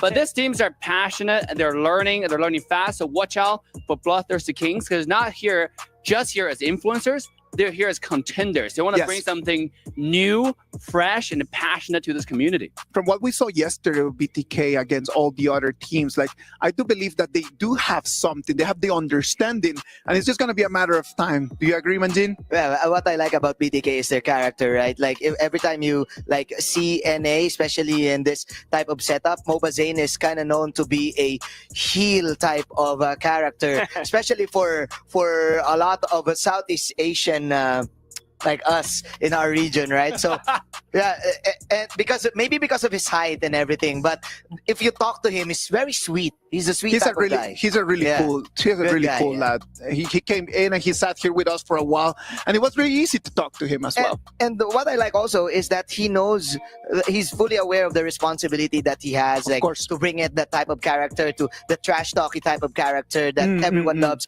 Also, that helps us in our storytelling as well. Yeah. Absolutely. And I want to bring back one of my favorite moments I noticed of Mobazane here, right? So he mentions he's like a trash talky kind of, like fun character. And then when you watch the streams, like Dave mentioned, there's this clip where he gets hit by a across the map Hoi arrow and he's stunned there for 5 seconds and he's still relatively new to the game. He doesn't know what's going on. Of course. And people just surround him and kill him. This is so funny, man. They're so entertaining, the BTK team. I'm loving this. I'm loving that they are joining us over here in the Honor of Kings community. Dave, I heard that they do not have a coach, man. Why don't you just jump in there? Hey. You've been doctor, professor. Why don't you just be Coach Dave? Hey, I provide a lot of great help. I've said, pick Liang versus Luna. You're good to go. All right. I know, but it's different just to come and give advice and just being called the coach, right? Like when you're the coach, there's a responsibility over your advice. So why don't you just take the role, mate? You know what? You know what? Watch out for Buster skins. And you know what's more interesting? To Phil's point, you gotta watch their stream because BTK learning Honor of King is a journey. And then obviously the community has seen a huge increase in size. A lot of passionate players come into the community. They try to learn the game. And you want to watch their streams and watch how they play and play the game along with them. You know what's most interesting? Because these boys, they've been trying the Peak tournament, which is something very, very unique to Honor of King. Everyone is solo and they're enjoying the game, right? So it's probably the least toxic format in mobile MOBA. Yeah. Because like you cannot all chat, you cannot see each other's names, so you can't remember, oh, this guy, he sucked last game, right? Let me trash talk this game. You know, it doesn't happen here. So they've been enjoying that mode. They've been sniping each other in that mode as well. Yes. Yeah. So if you want to join PDK along the journey and try to snipe them, you could. It is part of the uniqueness of our community and the uniqueness of our game, right? Like it is really nice when things are just so unique. Yeah, the big three like H2O, Renegade, and Yawi. I was with them yesterday. We were playing in the HOK booth, and they were talking about the peak rank tournament that they always play. Because I was asking, hey, can you guys play with me? Like carry me in your rank games? And they were like, no, man, we just do the peak rank. And you know what? They love the mystery behind it. Like you don't know your allies, you don't know who your teammates are, and who knows, maybe your teammates is actually your friend. Like you're kind of like trash talking him inside your head, but who knows, maybe it's you. Right? Whoa, hey now. Hey, that Zhang Yu is problematic, all right? But then it's Phil. Who is playing that Mirue? It was Phil. What is going on? It's all right. Phil, come on, defend yourself, buddy. Don't let them just poke you. Hey, Dave, you better watch out. I might have to take you up on that challenge you mentioned with the Fati, all right? You offered these a challenge for push-ups earlier for the final day. We might have to do another challenge here. Hey, you know what? The Honor of King booth is right here in the Boulevard. We might have to go there and we can play. We can play. Bring it on. Hey, guys, hold him accountable for that, all right? He held me accountable for the push-up. I'm going to have to hold him accountable. Tonight. Yeah, tonight after the show. Let's go. Book it. Shout out after party, me and Dave 1v1. Shout out to the content team, to the production team. You book this now. You book this now. They have a like a mini tournament in the HOK booth. We can play a lobby game. Come on. I would love to do that. I would really love to do that. And since we're talking over here about who is better than the other and who is stronger than the other, today we're going to have the semifinals of our Solo Kings tournament. We talked about uniqueness, and this is really unique. Let's look at that bracket, because let's not analyze only the semifinals. Look at those quarterfinals. We had some big upsets in there. Yes, Phil. Yeah, I wouldn't look at who, is already in there. I want to first look at who lost. Look at these players that lost. Snowy went ahead and lost. Lost. Like it's crazy. Some of the matches here. That was I'm sorry. That was big. Look at that. Look at that lower left side of your screen. Lost to Danny, and it's not broadcasted. I know. I want to see that so bad, because the interesting thing about solo is there are a lot more different mechanics, and you're obviously aiming for a different goal. But end of the day, it's more for fun and exchange of skills. It's a matter of just coming in and just demonstrate that you're better than whoever is in front of you. A lot of people are always talking like, oh, it's because my teammates, it's because they don't understand. All right, boy, let's go. Solo, let's go. Just 1v1, and let's see what's going to happen. Semifinals first today. Tubbs against Kaka. And Shanks against Danny. There's no Inwo, there's no Xuan, there's no Snow, there's no Snowy. All of them gone in quarterfinals. These four are going to bring us the semifinals of the Solo Kings today. Kaka is definitely going to be a player to watch. I've mentioned the S3 1v1 tournament before. Yeah. Kaka is actually the winner of that. And he won it with an unconventional pick as well, too. Everyone's playing marksmans. He played something like Mulan. In our tournament today, you get two options. You get Flowborn Marksman or Flowborn Tank.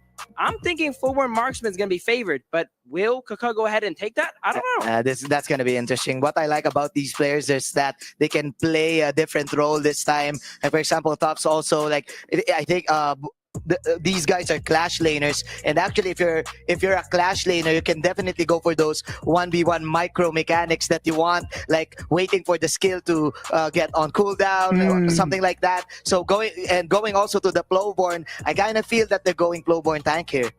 We haven't seen a lot of successful Flowborn tank. Hey, 20% win rate. But I'm telling you, it's different. It is a completely different thing. Like, we saw a lot of Flowborn marksmen, and it actually worked out really well.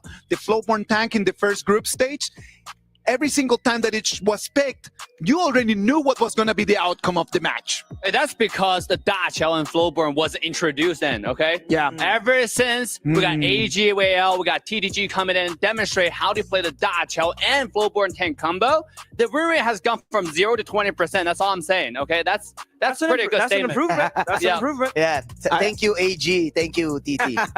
Yeah, for proving to everyone that Flowborn is good. I'm certain that 20 is bigger than 0. Of that, I'm certain. Absolutely. Of that, I'm completely sure. Ladies and gentlemen, thank you very much for being right over here with us. I know that you want to watch the Solo Kings, and we're going to bring them to you in a short moment. What about if we just go for a short break, and when we come back, we can just have our last thoughts, and then we're going to toss it to the Solo Kings fans.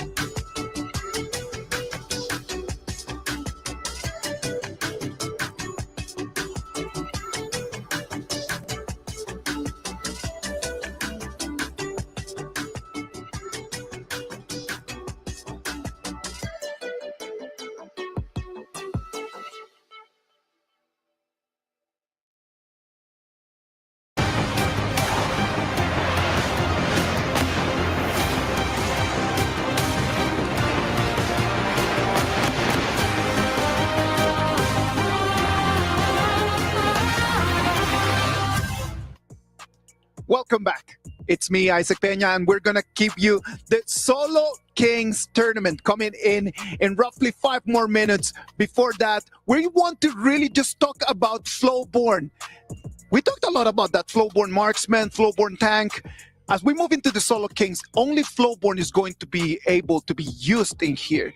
Now, who do you think is going to be better? Is it going to be better Flowborn marksman or Flowborn tank? Each one of you, I want to get your takes. Well, if I start with me, to be honest, in a solo scenario, I think Flowborn marksman might have just a slight advantage. But at the same time, depends on what build you go with Flowborn tank.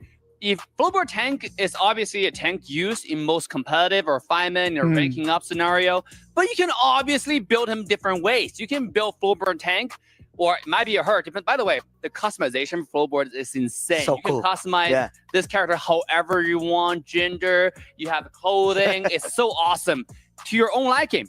And Flowborn tank, you can play Flowborn with damage item as well, which just make this character insane. All right, so Dave, Flowborn tank or Flowborn marksman? Flowborn marksman. Thank you very much. You see, it wasn't that hard. Go ahead, Phil. Flowborn tanks or marksman? I think most of us are in consensus here that Flowborn marksman has a little bit of an edge. But I think it's a great point that Dave brought up here that Flowborn tank could go a more damage style build, right? Maybe with the Axe of Torment going for a burst. Because, you know, we're going to go into the rules later on. All you need is a kill, right? That's it. If you can just force a kill early into the game, and that's something that, you know, a tank could really do against a marksman, it could win.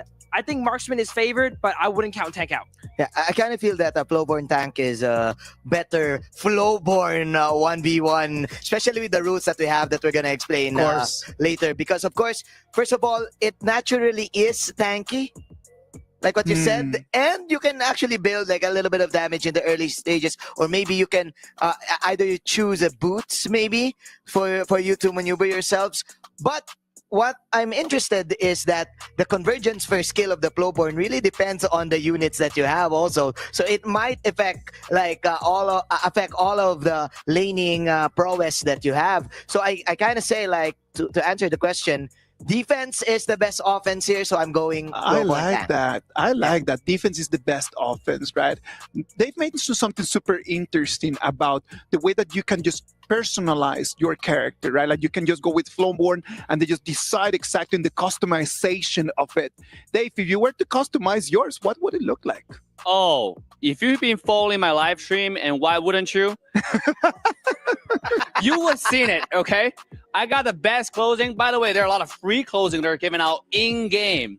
And all you have to do is log in and click on it. You will get it daily. So it's great. And I love my outfit personally. Let me say that Flowborn, I think this entire contest, the reason why Marksman has a little bit of lead is because how the passive works. Yeah. Yes. When Manjin was mentioning, like, you don't have ally next to you. This is solo king. So you have to leverage the minions to get a passive stack. Of course. If you get 9 stack of passive, that's when your skill 2 can do 3 stacks instead of just 2. Yeah. Now, the interesting thing about that is if you're a Flowborn tank building damage, getting 3 stacks of it will certainly means doom for the other side because you can dash, and the third knockup is insane. Yeah. But it's really hard to get. See, you have to leverage the minions and leverage the passive cooldown to get that passive stack. And by the way, if you want to watch a tutorial, make sure to go ahead and do that. All of these guys here make content. Follow, learn, and play some Flowborn so you understand how the passive works. Yes. But it's an intricate thing because if you don't know how to get that passive, it's gonna be kind of hard. And a marksman, see, the thing is, if you're a tank and a marksman constantly poking you, it's kind of hard to accumulate a passive in 9 stacks. And that's what makes the marksman have a slight lead in this one-on-one trade, in my opinion. Well, great debrief right over there. Like great breakdown. I love that, Dave. Doc. you know your things, man. You should make a video about just how Flowborn tank and Flowborn marksman are different. No, come on. Like he needs to put that out there. Like we need to educate the family right up here of Honor of Kings, right? What about we talk a little bit about the rules?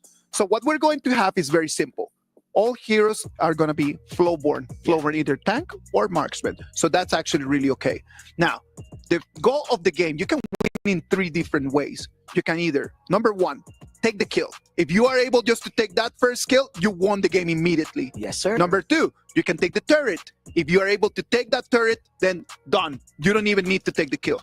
And number 3, if by 7 minutes you have more gold than the person in front of you, then you can win as well. So either go aggressive and get the kill, go aggressive and get the turret, or try just to get more gold than the other person. Remember that the jungle is completely out of bounds. You are not able just to go and capitalize on that jungle. You can only get the gold that you can get from the lane. This is going to be interesting. I've been seeing a lot of one-on-one tournaments lately, and the main goal is to clear the waves as much as possible. Of course. And as early as possible for that timer. Just make sure that you have the gold lead. Just make sure that you get like all of the last hits, because the last hits matter also here in HOK. It's kind of like low key, right? So just get all of the wave clear and you're good to go, and don't die. We are about to jump into that competition. What about if we just recap a little bit on who is going to be playing whom?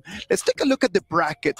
We're going to have 4 top players over here in our 2 semifinals. The first is going to be Tubbs against Coco, and then we're going to have Shanks against Danny, a Team Vitality against OG Esports, and a Twisted Minds against Alpha 7 Esports. All right, let's go. Predictions. Tubbs or Coco, Manjin? I saw Tops last night, and he told me, hey, Manjin, I know you. I'm going to give you some ball, and I'm going for Tops. Tops or Coco, Phil? I'm going to have to go Coco here. All right, Tops, Coco. Dave? I would have to go for Coco as well. All right, so 2v1 over here, just saying that OG Esports is going to have a representative over there in the finals. Now, on the other side, we have Shanks against Danny, and that wasn't easy for Danny, wasn't easy for Shanks. If you guys would need to pick one of those two, who do you think is going to have the upper hand? Let's go from Dave first. Man, I'm a fan of both, but I have to go with my boy Danny.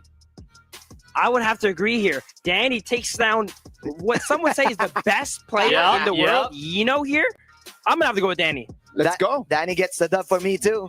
Okay. So we're predicting a Coca against Danny final right over there. And when the time gets there, we're going to talk about that. Right now, I know that the players are ready to start. They're just kind of like stretching their fingers, trying to get everything in set, trying to warm up mentally and physically for sure. Ladies and gentlemen, this is going to be our Solo Kings semifinals. We're going to have 2 matches in the way that we just explained you, with the rules that we just explained you. We're going to have the top level flow-born action right over there. What about if we go to the Amazon Arena, to Milos and Mara? They've got it right over there. Ladies and gentlemen, be ready. Here we go. Welcome back to the Amazon Arena. Now it's time to find out who truly reigns supreme when they're on their own. This is the Solo Kings Challenge. My name is Mara Aquino. Milosh, we're going to have another challenge on this stage.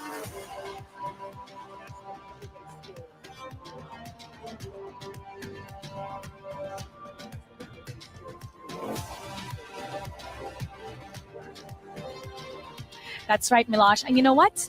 This is going to be very interesting because we only have a 1v1. No teammate going to be on their own. So they can only use a flowborn marksman or a flowborn tank. And at stake is 1,000 USD for the winner. So any move could be their last. It absolutely could be. See, my microphone is so excited, it just ran out of juice. And on top of it, it is a fight. If you defeat your opponent's tower in mid lane, it's all good. If you take out your opponent, you win. And if you decide to stall it out for more than 7 minutes, whoever has more gold, well, they're declared winners. And how about let's get this started? I know the players are ready for this bragging right. Let's start with Vitality. Yeah, let's introduce Tufts. Our first player, Clash Laner from Team Vitality. It's Tufts.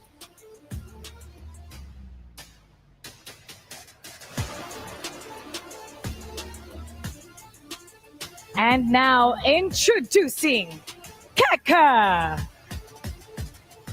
Keka is the Clash Laner of OG Esports. He's the defending champion of the Solo Kings and is known for his unpredictability. So we're going to find out which one will reign supreme. I can't wait to see this one. It's the real challenge in 1v1. How about let's turn it over to our caster for more of this matchup. Casters, lead the gorge. Ladies and gentlemen, we are ready. The Amazon Arena is set for these 1v1s. There is no team that can save you. There are no teammates that can initiate for you. This is going to be about mechanics. This is going to be a matter of just being good with that hero, being faster than the other one, and having a better strat, right? Absolutely. As Manjin mentioned, a lot of these games are likely to go to 7 minutes here, and we're going to be counting gold. But I would like to see them end earlier in solo kills, though, for solo kings. Yeah, Kaka actually has a good motivation here for not actually getting the win that he wants in the playoffs, I think, last time. But then again, my bias is Tubbs is gonna give me some ball, bro. Shout out to the IKL teams right there. Go Tubbs. Yeah, but Coco got experience. Remember, solo, it's all about details. Because the second way of ending the game is getting the first tower. And Flowborn Marksman, once you get the passive, the enhanced auto can hit the tower out of the range. So if you are able to pressure your opponent to go back to base, that might be the lead that you might gain. You know, slowly chipping away the turret until you get it down. So there you go. It's all about the details. Yeah, details like the timing, of course. Like after you wave clear, you can actually go back and then go with the minions. Just make sure that the minion waves is still always in the mid part of the mid lane, if you know what I mean, right? Absolutely. And another thing that's going to be very important here is how these guys trade. Do you focus on clearing the wave and backing up and getting your heals? Or do you just focus on, taking out the enemy? As Dave says, if you can force your enemy to go all the way back to base, that's valuable time you could be using to pressure that tower.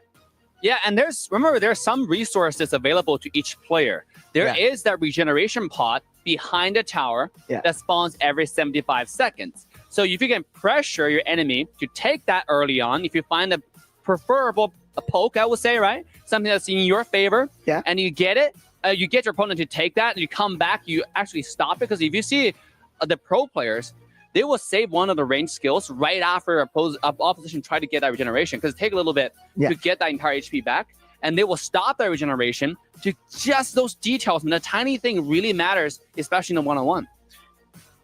There's so many little details that can just decide a game of 1v1. And just mastering those little details is going to be what's going to make one of these two persons just to be victorious. I know your opinions, but I want to hear from the casters as well.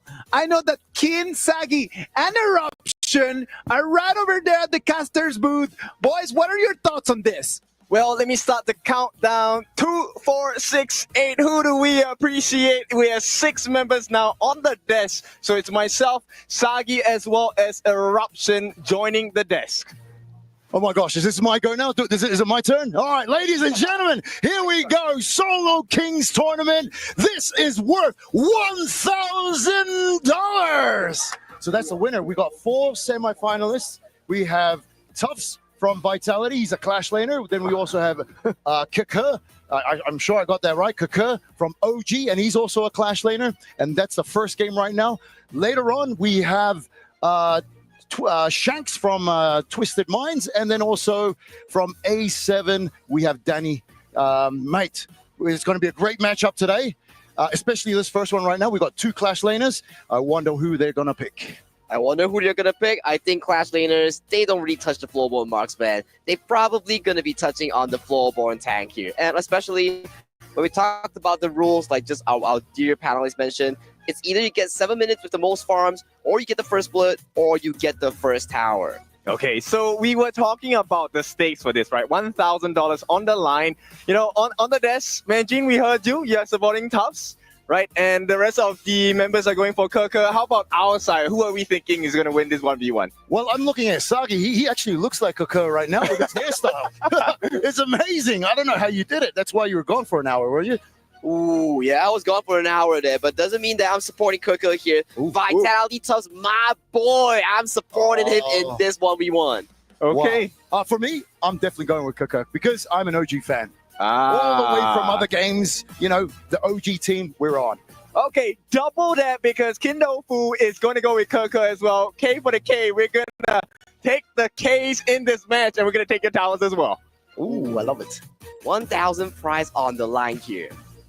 First blood, 1 kill, best of 1 here. Stakes are relatively high, especially for these two players here. So I'm really stoked to see what they have in store for us as we move on to the best of 1 between Vitality Tufts and OG Keke. And here we go. That's right. They're running in. Oh, he's got a bit of a bow and arrow right there. Okay. Oh, it's a mirror match. Yes, it is going to be a mirror match now. Okay. Here we go. So do we have any items on the board yet?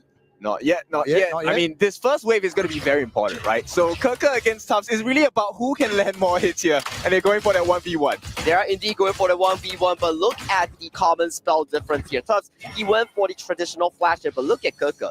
He has that frenzy. If it's an all full blown out team fight, 1v1, Keke is definitely coming on top here. You know what that means? It means Keke is much more confident.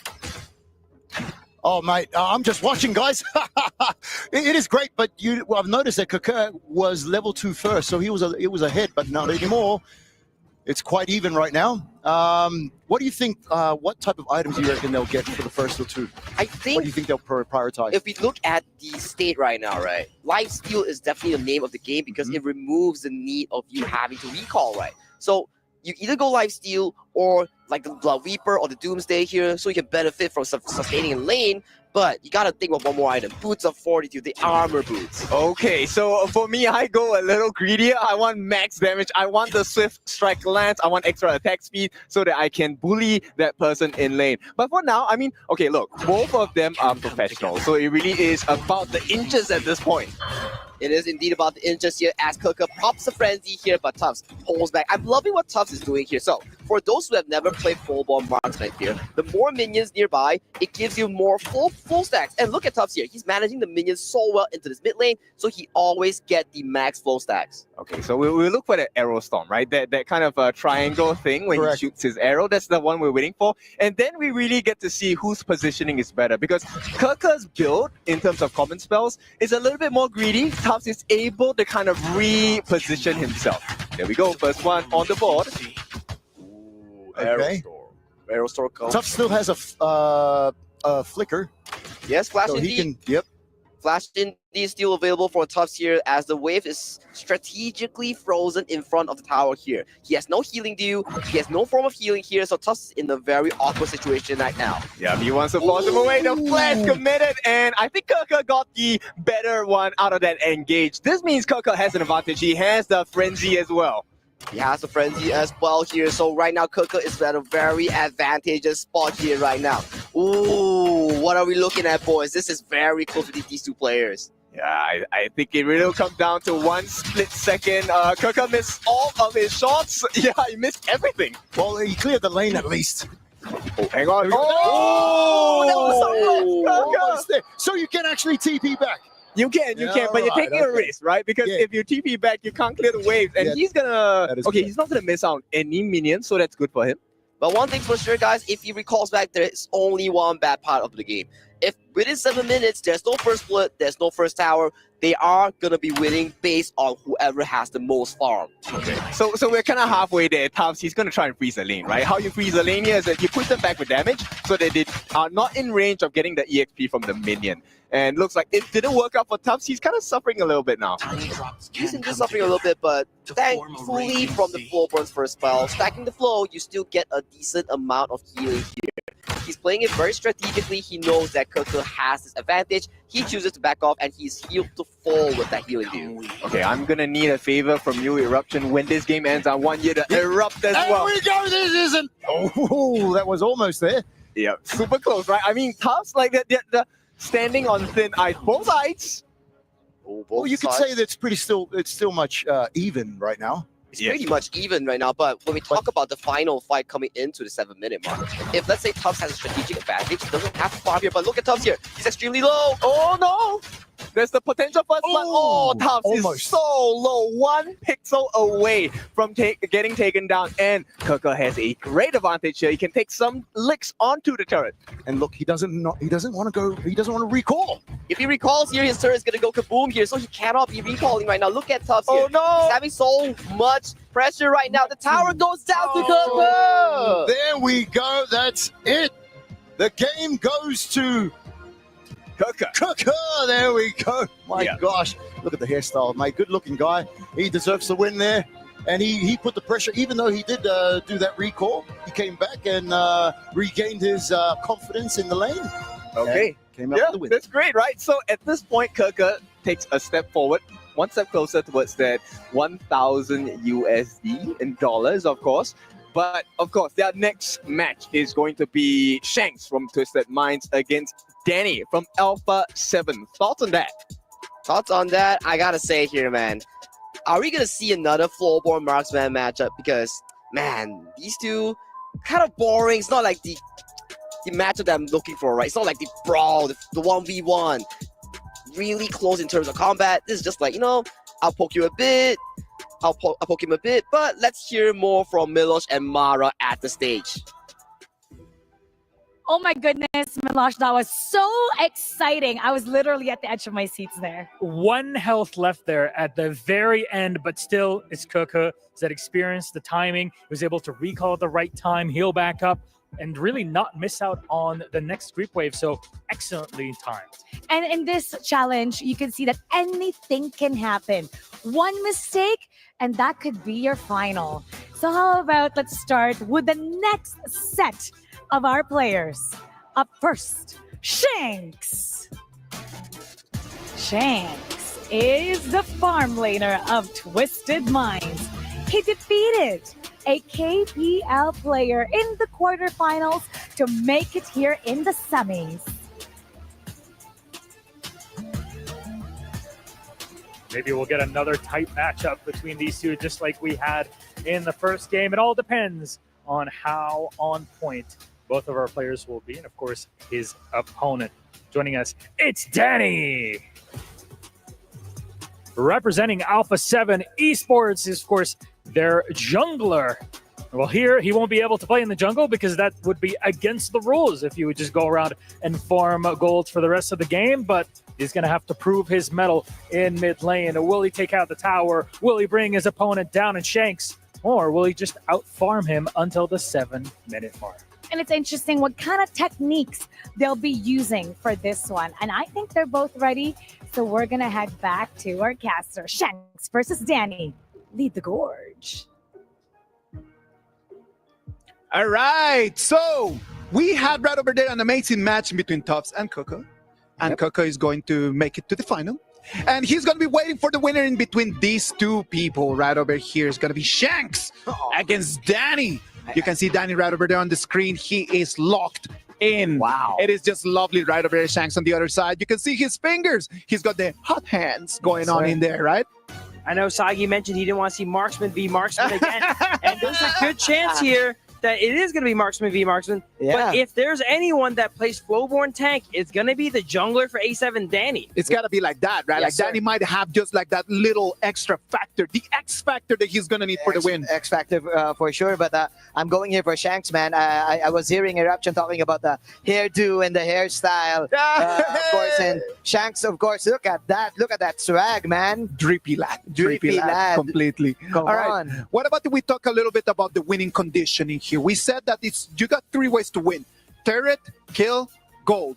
Now, we saw a lot of the strategy in there was just to let the minion waves clash against each other, and then after that, just in the last moment, just kind of like take the minion. Yeah. What is going on in there? Absolutely. Last hitting is extremely important. If you do not want to win via combat, you need to have the most gold at 7 minutes. True. And to have the most gold, you need to last hit every single minion there. Yeah. And sometimes if you're in an advantage situation in lane, you want to freeze your wave so the enemy has to walk up and get the minions. That way, they have to put themselves at danger. The freezing of the lane actually benefits with your first skill also, like the convergence, the extra units that you need to get those stacks. But Also, we've been talking about this. We didn't actually consider the frenzy being used here. Oh, which is yeah. actually, for me, the best spell that you can have, especially if you're gonna do the marksman flowborn hero here. Yeah. And with that frenzy, I think it gave the opportunity for Keke to win that fight. The Tufts really didn't consider it. Yeah. Yeah, it gave Keke the extra juice he needed there. Frenzy gives you a little bit of a damage amp, a little bit of life steal, a little bit of attack speed, a little bit of everything, right? And in a 1v1 situation, when you guys are standing still shooting each other, all those extra stats add up. You can spam it. You can spam it. Actually, if you're gonna go like level 1, no minions whatsoever, level 1, go for trades. Just pop that frenzy, and you definitely win. I love the way that Manjin sees the game, man. Like he's just like, you know what, minions, who care about that? Okay, let's go and throw hands. Let's throw hands. You know what? I love to see, and I love playing with Sagi together because Sagi's always carrying me over there in rank. Sagi, what are your thoughts on this? But come on, I want to hear from you a little bit. My thoughts onto this? Of Go course, for it. I'm definitely stoked for the 1v1, and I really agree with Manjin there. Very good point out on that frenzy there, because, man, that gave Kirkus so much lifesteal and defensive stats, and that was really the case that won him that 1v1. Wait, I need to ask Isaac, hey, what about me? I was in your rank games too. Yo, Ken, no. Hold up. Ken, Sagi, Blam, and Holler, and myself, that's the OG 5v5, right? That is the OG 5v5. But I'm telling you, man, Ken, if you don't up your game, I'm gonna have to just bring Phil or Manjin in the truck, right? Wow. I'm sorry. I'm sorry, man. Ken, I'm actually marksman too, so you know. It fits, right? It You fits, guys right? are gonna regret you said that. I was the top OE in the server for a short amount of time. Short amount of time? Yeah, How short? How short? One day. You see, that's the problem when you bring receipts, man. Like you bring the receipts, and it's like, oh, how long time was that? A couple hours. But yeah, you know what? It's a matter of the intention. Ken, what do you think is going to happen here, man? Like we've got Danny and we've got Shanks on the other side. Like you already saw the first game. What can we expect different for this one? I think, you know what? I want Danny to be the baddie here. I want him to come out with the Flowborn tank and show us those outplays. Ooh, that would be really nice, but that would make him different to the rest, right? And being different sometimes is great, but some other times being different might not work and it might just blow on your face. Yeah. I think the poke matters here also, right? Like after the first kill, you can definitely poke with those extra piercing damage that the Flowborn has. But yeah, I do agree. Maybe we can see some Flowborn tanks now. Come on, Danny, Shanks, talk to the production. Eruption! Yes, Tell sir. me, buddy. I am here and I am present. I really want to hear from you, mate. Like I saw that you were super excited about that first match. We were here just like enjoying your casting. How is the whole experience going in there, mate? It's amazing, actually, and it's also good to work with alongside great casters and analysts like yourself. So it's good to be in the box right now. Oh, we have the draft already.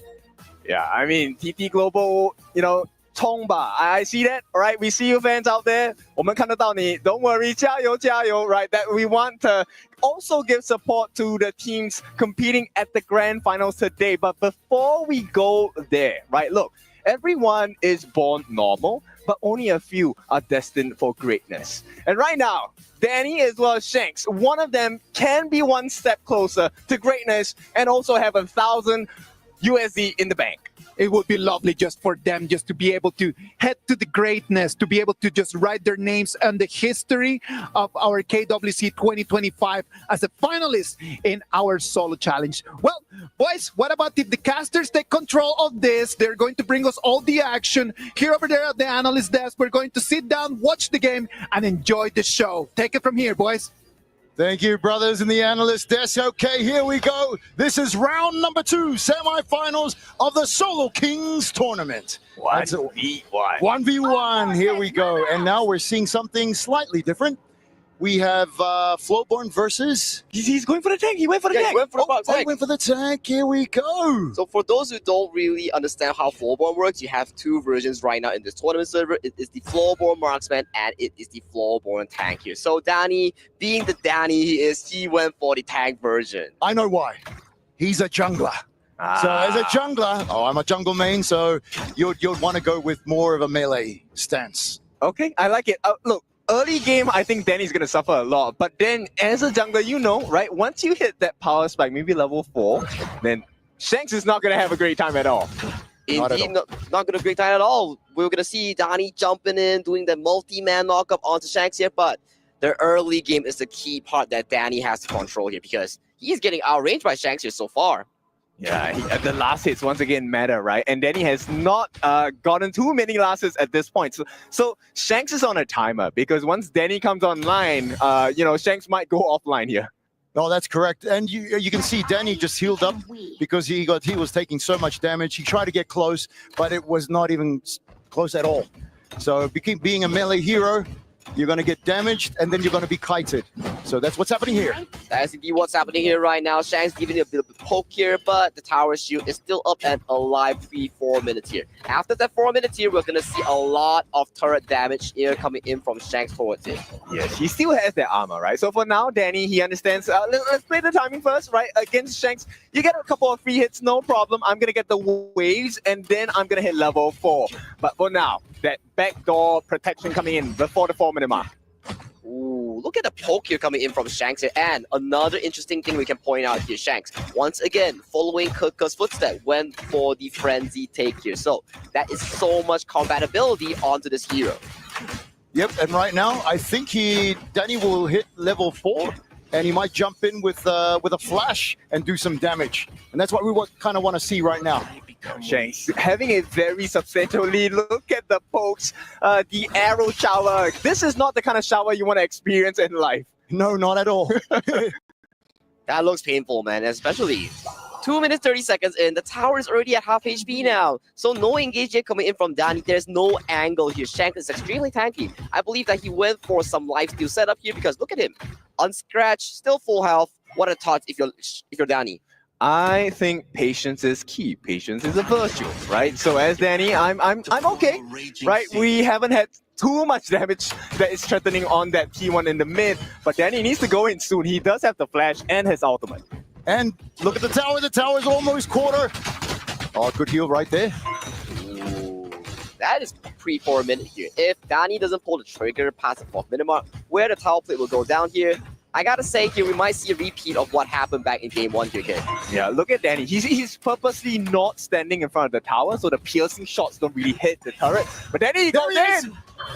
Oh, Danny goes in, gets the knockback on Shanks here, but Shanks with the frenzy is relatively tanky here. That is a golden opportunity being missed out by Danny here. He needs to figure out what comes next because he is dangerously low right now. Yeah, that was the one opportunity for him, right? If he had gotten that kill there, it would have been great. But he missed the deal. He got the deal, but instantly got touched by Shanks, which means that healing factor is gone. Danny in a very horrible position. Is he going to try? He's getting shot.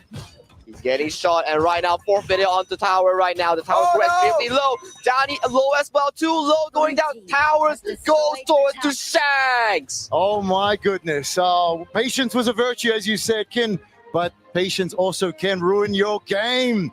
But hey, that's what happens when you go against a range hero versus a melee. You're going to get and suffer those consequences of going through with that. So yes. He needed to buy more time, but unfortunately, time is one of the things that you can't really buy, especially in a 1v1, right? 7 minutes, that was the time limit. And with that, we will have our grand finals between Kirk from OG as well as Shanks from Twisted Minds. Once again, these two players coming in from these two distinct teams from the KMW, they are long-term rivals now. And what better way of showing who's better through a 1v1? Yes, and I think Blam is very happy with this, right? Him being the cheerleader of KMW, it's okay, we got it. We know that they have had very strong performances in this KWC, but once again, are we gonna see an upset? Because Kirk and Shanks, they have been going at it in their 5v5s. I want to see the 1v1s, but let's take a look at Sky on the stage. What do you have for us?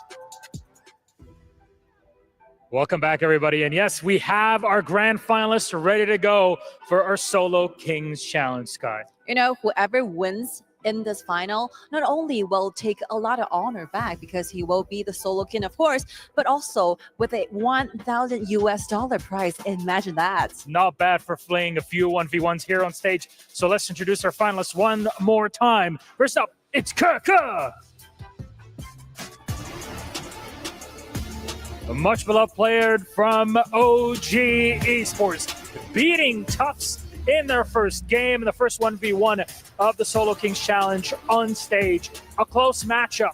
He was able to clutch it back near the end of those 7 minutes. Close to it. I can't wait to see what he can play here. I think he's fully ready for that. And let's welcome his opponent, Shanks from Twisted Minds. Shanks just finished his battle with Danny, and surprisingly, in the very first round of the qualifiers, actually Danny beats Eno from AGAL. What a surprise. I believe that Shanks is ready, and the battlefield is already ignited. I think I know exactly what heroes they're going to play and how this is going to play out. It's just kind of a coin toss. Hopefully no melee for this time around. Our grand final for the Solo Kings Challenge is ready to go. Let's send it back.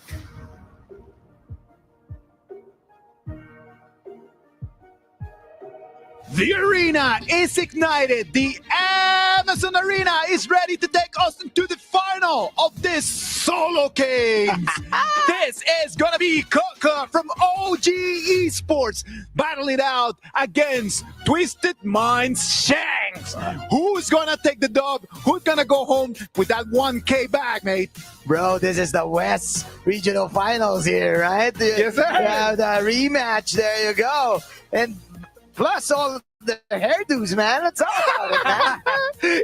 It's about the drip. I'm telling it's about you. the drip. It's about the drip. Both of them use the Frenzy and the Flowborn Marksman as well. And so I'm here to be entertained. Come on. I'm not sure who wins this one, but I know it's going to be Flowborn Marksman, as we've seen in the last game here. 100%. Yo, let's talk about that, man, because we did call for it. We wanted to see the Flowborn tank, right? Like, we're like, oh, yeah, give us Flowborn tank. And they just came and just, died. What was the reason? What is the ups and downs of just having Flowborn tank against Flowborn Marksman, Phil? Realistically, we were being really nice on the desk here about Flowborn tank, but that matchup is honestly unplayable. The only way you will win is if you catch them off guard, and Danny did catch Shanks off guard, but it did not have enough gas in the tank to take him out, unfortunately. That was a nice attempt coming out from Danny. Again, the range and the poke at level 1. It's really a massacre right there that Shanks did to Danny. But then again, the attempt was made. I kind of feel like the reason why Danny got the victory against, was with that. Was with that play, because he uses the tower damage to get a little bit of chunk of the HP. But then again, Shanks actually managed to get out of the tower range, and then it's over. It is part of the strat, man. It's part of the strat. You cannot just lure him inside of the turret, and then you're like, okay, oh no, I'm gonna die. Boom, poke him in, get him in the turret, and it's not a 1v1 no more. It's a 2v1 with the turret coming in. Flowborn tank definitely a little bit more gimmicky here because of that. Another thing to take note of here, we noticed early on in that 1v1 there, Flowborn tank, you're going to be down on money. So that means if it goes to 7 minutes, you're guaranteed going to lose. GG. And because of that, if the Flowborn Marksman itemizes defensively, there's nothing stopping Flowborn Marksman from building tank as well. Yeah. They can just stall you out, and then they can win by time. So 100% for sure they're going to be Flowborn tank. But now I think the game will depend on the first itemization. Are they going for that extra armor, or are they going for the extra movement speed, or are they going damage? I'm so curious. Yo, Manjin, what about if we just get Kin in here on this one? Because Kin, I know that he knows the items all the way through. He's just like through, just going and reading about the items. What's gonna be the first item right over there, Kin? The first item is going to be hairspray. Because at this point, it really depends on whose hair is better at this point. I want you guys, Saki's going to be loitering around the arena, I presume, later on. Compare his hairstyle with Shanks, as well as Kaka. The three of them should go up on stage and take a photo because they look so good today. Shanks came in on the Saggy skin, man. That's true. That's lovely. I love that. Saggy, what do you think is going to be the first item, mate? Okay, realistically speaking, first item. Aside from hairspray there, they are definitely dripped out in their own jerseys. But okay, in-game item. Boots of Fortitude. So far, we see both of these matches, if you go the armor boots, you definitely have more of a winning edge here because you can tag so much damage here. Okay, I need to add on that. I think one of the main items you'll see is also the Doomsday. This is the black sword covered in red blood or whatever it is. This is the item that will help you to deal percentage-based damage. Or you could go for the red orb, which is called the Meteor. Okay. And this can help you get a little bit more armor piercing, which adds to your attack. So it depends, right? Do you want to go defensive? Do you want to go aggressive? My personal choice, I like to go aggressive because I want to show you that I'm better. Ken, I actually like a lot that you mentioned over there the choice of just buying Meteor first, right? Like, it is not even a matter of thinking like, okay, yeah, let's get to Doomsday. Doomsday is a very expensive item, right? Like, so you need to start thinking about like, okay, which is the cheapest that I can get that is going to give me the most advantage at the moment. Sagi, if you were to go over there under that idea, okay, you already talked to us about the boots. What goes after the boots? Ooh, I think Blood Weeper is exceptionally good because if you imagine what happened back in the first series, yeah, Tubbs had to back off because he couldn't defend the tower. He had no lifesteal. So lifesteal is the name of the game as we go towards this grand finals between OG Keke and Twisted Mind Shags. Let's go. Okay, big start. And I want to add on, there is also another potential item, the Spark Forge Dagger. You get the deal. So buy one Vampiric Scythe, right? That's the half item for lifesteal. You get 8%. And then you add on the Spark Forge Dagger, increase attack speed, magic, chain lightning damage as well. So you can clear the lanes faster. Well, that is a certain potential here as we see both these two players just duke it out towards the mid lane here. Both, as we mentioned, as we've seen from the semifinals, are going for the frenzy here. And frenzy has been popped by both sides. Actually, that's what I've been wanting to watch. I wanted to see it right then and there. They went head to head, toe to toe, left, right, 1, 2, 3, uppercut, and that's the champion right there. So Keke with the K. What did Kindofu tell you? It is about the K. So grand finals winner, Keke from OG. Dream OG wins this entire Solo Kings, takes home 1,000 USD. That was so quick coming in from Keke. That immediate 1 minute, immediate towards the first blood day. Man, compared to the last two games here, this was definitely a fast one. Yes, and you know what? I feel like Keke has a chip on his shoulder from what happened 2 days ago, how they were, exited, and now he's like, you know what? I want revenge. I interviewed him, and I see the not so much anger in his face, but frustration. Okay, and now he came in to prove himself that, hey, don't leave me. Don't leave those stones unturned. I got to come in, and I will attack, and I will assassinate. Okay, so bottom line, Keke is better hair. Yep, today the person with the better hair has won the game here. So, as you mentioned, it was not about the boots. It was not about the lifesteal. None of that matters. It was about the hairspray. Yes, and look, Keke, you have a new challenger coming up. Sagi also has hairspray today on his hair. We want that 1v1 caster versus talent. Let's go. But first, let's go to that interview. All right, here we go. We're now at the Amazon's Arena, and standing beside me will be our champion in our Solo King Challenge. Keke, what just happened? It was so quick. What happened? 刚才发生了什么？可能就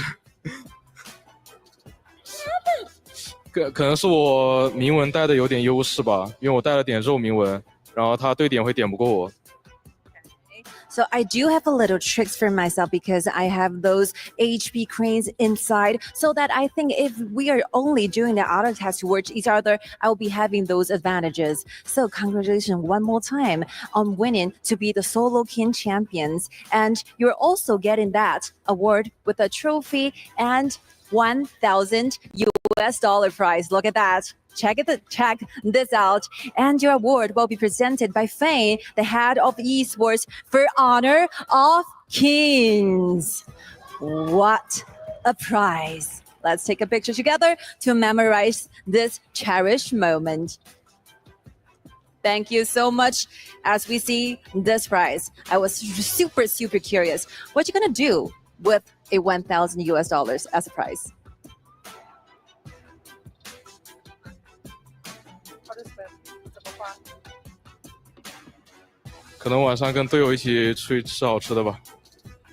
Maybe I will just together with my teammates enjoy a wonderful meal together with them. And one more time, speak some Italian to your fans and family over there. What will be the things you want to share with them at this very moment? Qua grazie a tutti che quelli mi hanno aiutato e miei famiglie. All right, hope you enjoy your vacation here in KWC, and this will be all from the stage. Back to you, studio. Congratulations to Coco from OG Esports taking the victory on that final on the Solo Kings. We're talking about a lot about like the items. We're talking a lot about like the process of it, just solo hit, just that last hitting at the end. And it just came down just to go and throw hands. That's it. That's it. It's a solo. Let's just throw hands. There's not that much strategy. Just come in and let's just fight. Done.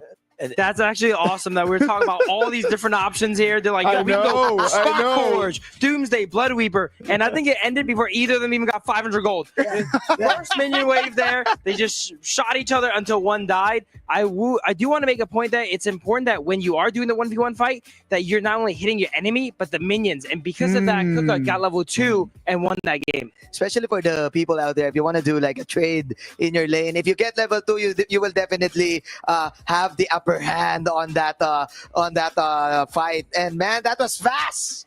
It was. That was super fast. It ended quickly. We weren't expecting that fast, right? Like, we were expecting that for it to be a little bit more methodical and just being a little bit more surgical about it. Yeah. But no, they just decided just to go all in and just finish this. And luckily for Coco, he's gonna go home $1,000, a little bit richer. Yes, I'll sir. take that. I'll take Yes, that 1,000 bag. And I like the motivation as well. Eruption was talking about it. He interviewed Kaka last time, and we saw the sadness in his face. He actually didn't want to get interviewed when that time, because the performance that he had against Sanova was really underwhelming, right? So with this, at least he got a little bit of a token, like maybe, okay, I got 1K. I got the dub. Let's go home happy. At the end of the day, it's not even just about that, right? Like, it was a matter of just understanding, if I cannot win with my teammates, at least I'm going to bring some glory to my club. Going to bring glory to my club. And right now, OG Esports, right now, they can say that they have the best of the best right over there.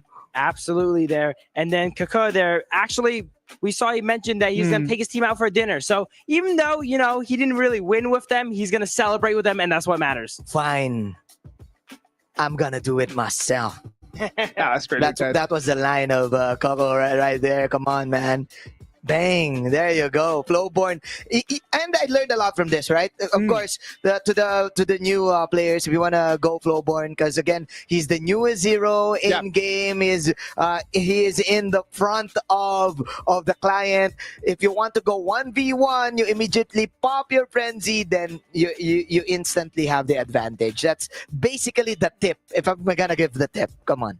Like, what about if just check on some of these highlights, right? Like, we have some of the highlights, and I want the two of you to help me just to break it down so people understand. Like, it was such a nice activity. It was only 3 matches, but the 3 matches, all of them, they had some of the details that we want to tell everyone at home. I want to talk about Danny, of course, that attempt on that pushback onto the tower, of using the tower damage to probably get a win. But then again, in that situation, melee versus range always wins. This one right over here, look at that. Tubbs just kind of like only very, very, very, very, very close to losing. He wanted to clean the minion wave, and he was unable to do that, sending Coco straight to the final. I think this game, if it does not end in a flash like we've seen here in the finals, it really comes down to economy here, right? Yeah. How you get the minions, are you able to get all of them? Because the second you have more gold and last is not Danny here, look at that. The flash comes in, pushes against the turret, but then the damage is not lethal. And Danny knew that in that moment that he missed that flash, there was no coming back. I saw it. Unfortunately, there was the second skill still. The second dash was online for Shanks to get away right after that extra hit. It could have been a better choice if Danny went in without Shanks having the dash, but man, it is what it is. It is what it is. Part of me wants to see a reality where Danny actually fully committed there anyway, right? And tried his best to chase down Shanks to see if he can get that dash online quick enough to take him out there, because retreating there sealed his fate. OG Coco is going to go home with $1,000 right over there. It was such a nice bracket, man. A lot of people were expecting, and I'm telling you, this is what I heard from a lot of people, that it was going to end up being a Snowy against Inuo kind of thing. That's what everyone that I asked, what they said. They said, yeah, no, it's going end up being Snowy against Inwo. And look at that. They did not even make it to the semifinals, allowing us to see a lot of all the other players, because we know that Snowy and Inwo, they still have the grand final coming up. Yeah, props to these players for being such sport. And of course, shout outs to all of the organizers here of the 1v1. Hopefully we get to do it ourselves. You know what? I have an idea. Maybe some of the players can do the panel. They can do the shoutcast. And we ourselves can do the one-on-one, right? Look at the reactions right over there, man. Like, do you think that they would that the audience would prefer to see us there than seeing Coco and Tufts and Shanks over there? Come on. I think that they pay their tickets to see the stars that they love. Yeah. Another thing to note here, Kaka undefeated in the 1v1s now. He won the last one. He won it again. Who can take him down? I don't know. Invincible. Undisputed 1v1 champion. Absolutely. What a title too, huh? It is one of those things, like when you cannot just imagine yourself becoming the champion of the whole KWC 2025. If you have a chance for silverware, if you have a chance just to get some trophy, you need to go all in, no? That's the amazing thing about HOK, right? We can really split it up. Unfortunately, they could not win KWC, right? Yeah. But he's able to crown himself #1 of the Solo Kings. Just like how in Honor of Kings, you may not be the highest rank in the world, but if you keep playing your favorite hero, you could be #1 in your state, #1 in your town, your county, whatever. And that's a really nice achievement to have, I think. And that's one of my favorite parts of Honor of Kings. I am #1 in Barangay 20. AR na is Pasay City. Shout out to all of the people there. It's good to be #1. I love the titles that the game gives you, right? It gives you this kind of like ego, small ego, like, hey, I'm #1 in my city, you know. I'm #1 in my neighborhood. I'm #1 in my neighborhood, you know. Like, you can't beat my Arlie, you can't beat my Flowborn. And then tomorrow, wait, why am I #2? Who's #1 now? And then you will immediately play to get that rank up, right? That's so good. The same as how Kin just bragged that he was like top level Hoi for about a couple hours, and then it just went away. I hope that he took a screenshot of that, because I'm not believing that story right now. He turns out he played right on the reset before anyone else played, and he ended the game. Boom, #1. Boys, it was really nice just to see a tournament like the Solo Kings, right? Like, a lot of tournaments come in and they just want to see the 5v5s, and they're thinking just about that. And we're trying just to create a different thing. The format this year was different. Right now with the Solo Kings, we're trying to add up a lot more shows for everyone, so you can actually understand the game, not only from an area of an academia, just to kind of like listen to us break it down, but for you to try it at home. Wouldn't it be really nice just to go ahead against your friends, not only in a 5v5, but in a 1v1? When we think about these Solo Kings, what do you think is the value for the viewer right now in an activity like this? I think something they can definitely learn about this is how you manage your wave, right, and get your levels. Now, for mid lane, it's not as important, but for something like Clash lane, my main role here, it is very important to get that level 2. As we've seen here from Kaka, level 2 changes the game. Yeah. You get another skill, and you get to go ahead and commit into that fight and win. And how you manage that first wave usually dictates the first 5 minutes of the game, depending on your role. Yeah, I think a lot of esports players and pro players will agree to this. There's this phrase they always say, like, 1v1 proves nothing unless it's in Solo Kings. Right? Unless it is Solo Kings, like 1K USD, you can definitely prove a thing or two, right? And what I like about this is that you can study like little details in terms of the early game laning that you need in game. Like, for example, for me, I am the #1 marksman in Pasay City, Barangay 120. Anyways, you can definitely go know what are the little details that you need to go for trades, any cooldowns that you want to time, especially in the hero mastery. That's the benefit that you get for these types of 1v1 games. Boys, thank you very much on this breakup of how did this whole Solo Kings tournament work. What about if we go a little bit to a break, and when we come back, we're going to bring you the award ceremony. I'm Noah Wipit. Now I'm here in KWC. So my left side is Muchi. Okay, so how do you feel in KWC? 因为这是我第一次来参加 KWC 嘛，我觉得这里蛮不错的吧，就吃的也有很多种，然后还有个选手休息室，可以让选手下来休息下来玩，就我认为这是一个很不错的体验吧。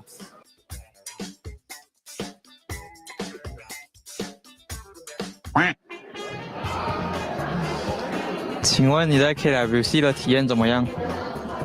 Sini feeling available sangat bagus lah. Tu bagus lah, makanan pun bagus, semua bagus lah so far.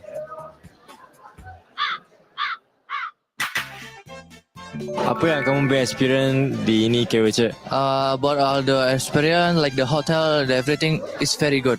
But sometimes, maybe has all experience in EWC is all good, very good. Danny, how your experience in KWC? My experience in KWC is almost perfect. Like this event is like really big. I like this event so much. I like to play in the international stage, and now we'll play against AG. So will be like really hard moment for me, but I will enjoy it, and I really enjoyed this moment too. So yeah, everything perfect for me. And thank you KWC for everything. I love it.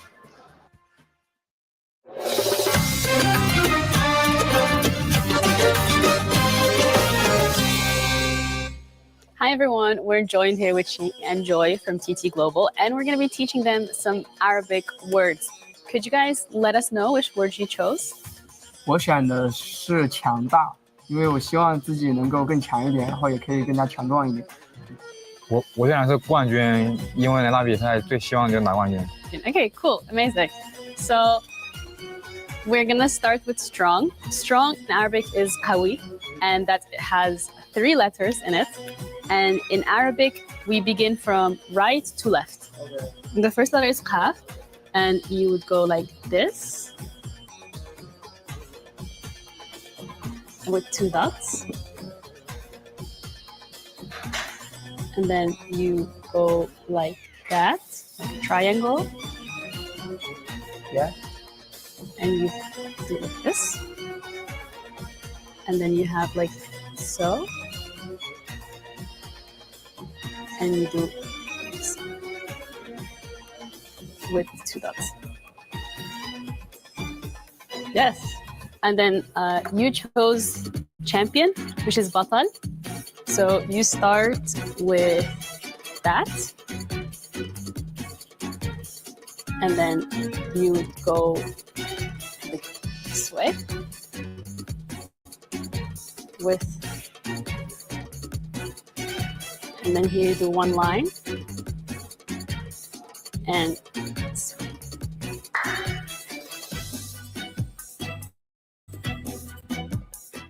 算了，我再练一下吧。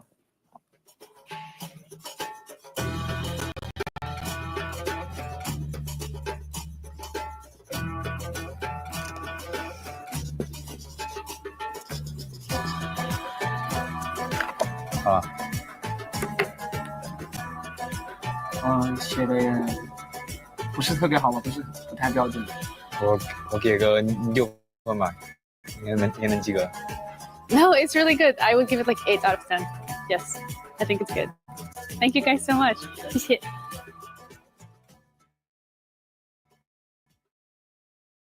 冠军。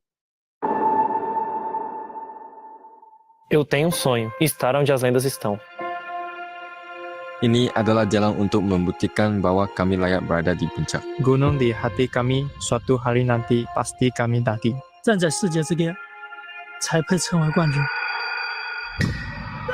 Nos chamam de azarões tantas vezes, sempre presentes, nunca temidos. Mas isso vai mudar agora. Quero provar que o Brasil pode estar lado a lado com os melhores.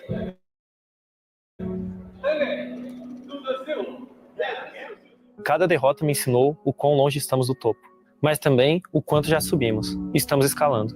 E sei que um dia alcançaremos o cume. Enfrentaremos jogadores como Yuno em nível de igualdade.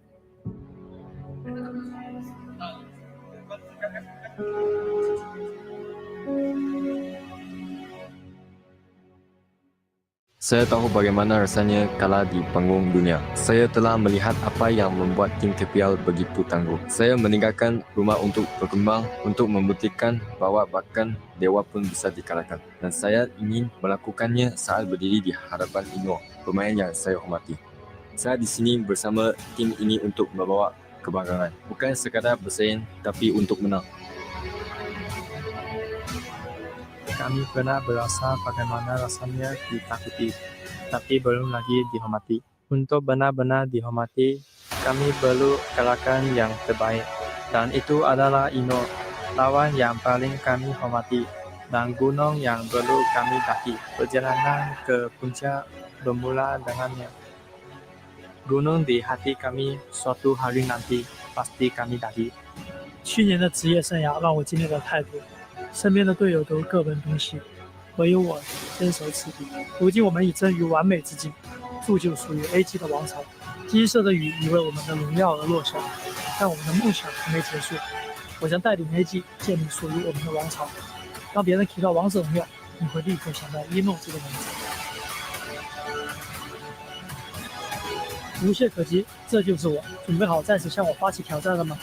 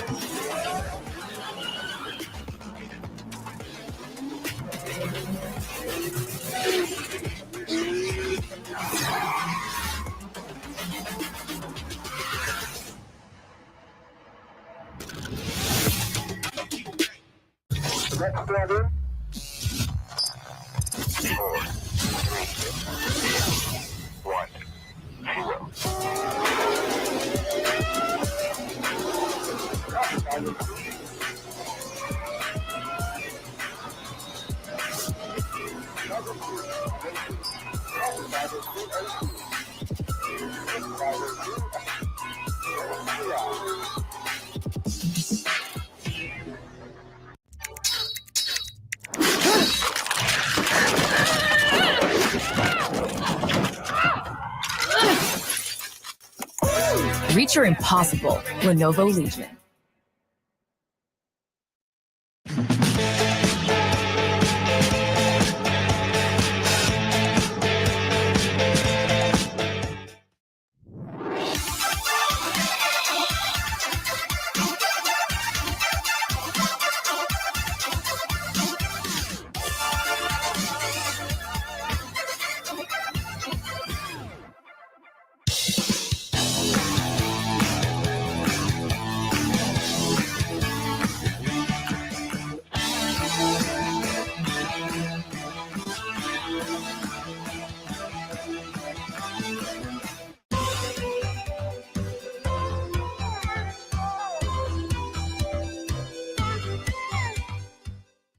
The human body was built to move, not trapped at a desk in one singular posture for 12 hours a day.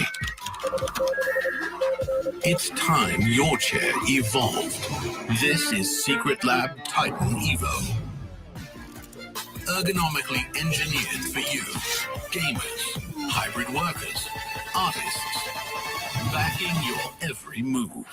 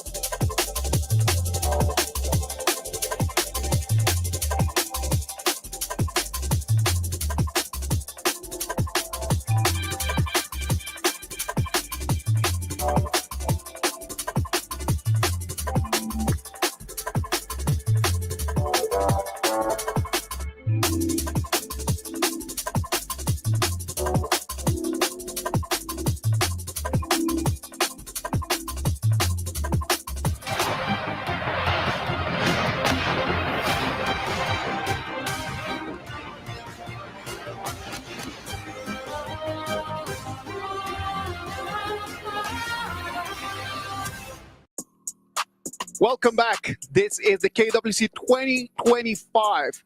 I'm here right now in Saudi Arabia in the city of Riyadh. Amazing, beautiful Riyadh that has been our home in the last 2 weeks. It's been 2 weeks since we started this KWC 2025 group stage, last chance, group kings and playoffs. And I'm telling you, this city has been amazing with us. It's been friendly, it's been lovely, and we're counting the days to come back. Now, talking about coming back, we brought back Blam to join us right now over here at the desk. Blam, you've been doing a lot of casting right now. You get to be at the desk. How does it feel, Russ, right now that you get to sit at the couch? Because these couches are comfy, mate. I mean, as you can tell by my posture, I'm just like, oh, this is so good. It's so much better than one of the caster chairs. Being locked in that dingy room. I'm free, man. I'm free. Shout out to you, Sam. Look at him. Like he's, trying to... He's going to keep this way, by the way. Yeah. But the entire time he's here, yeah.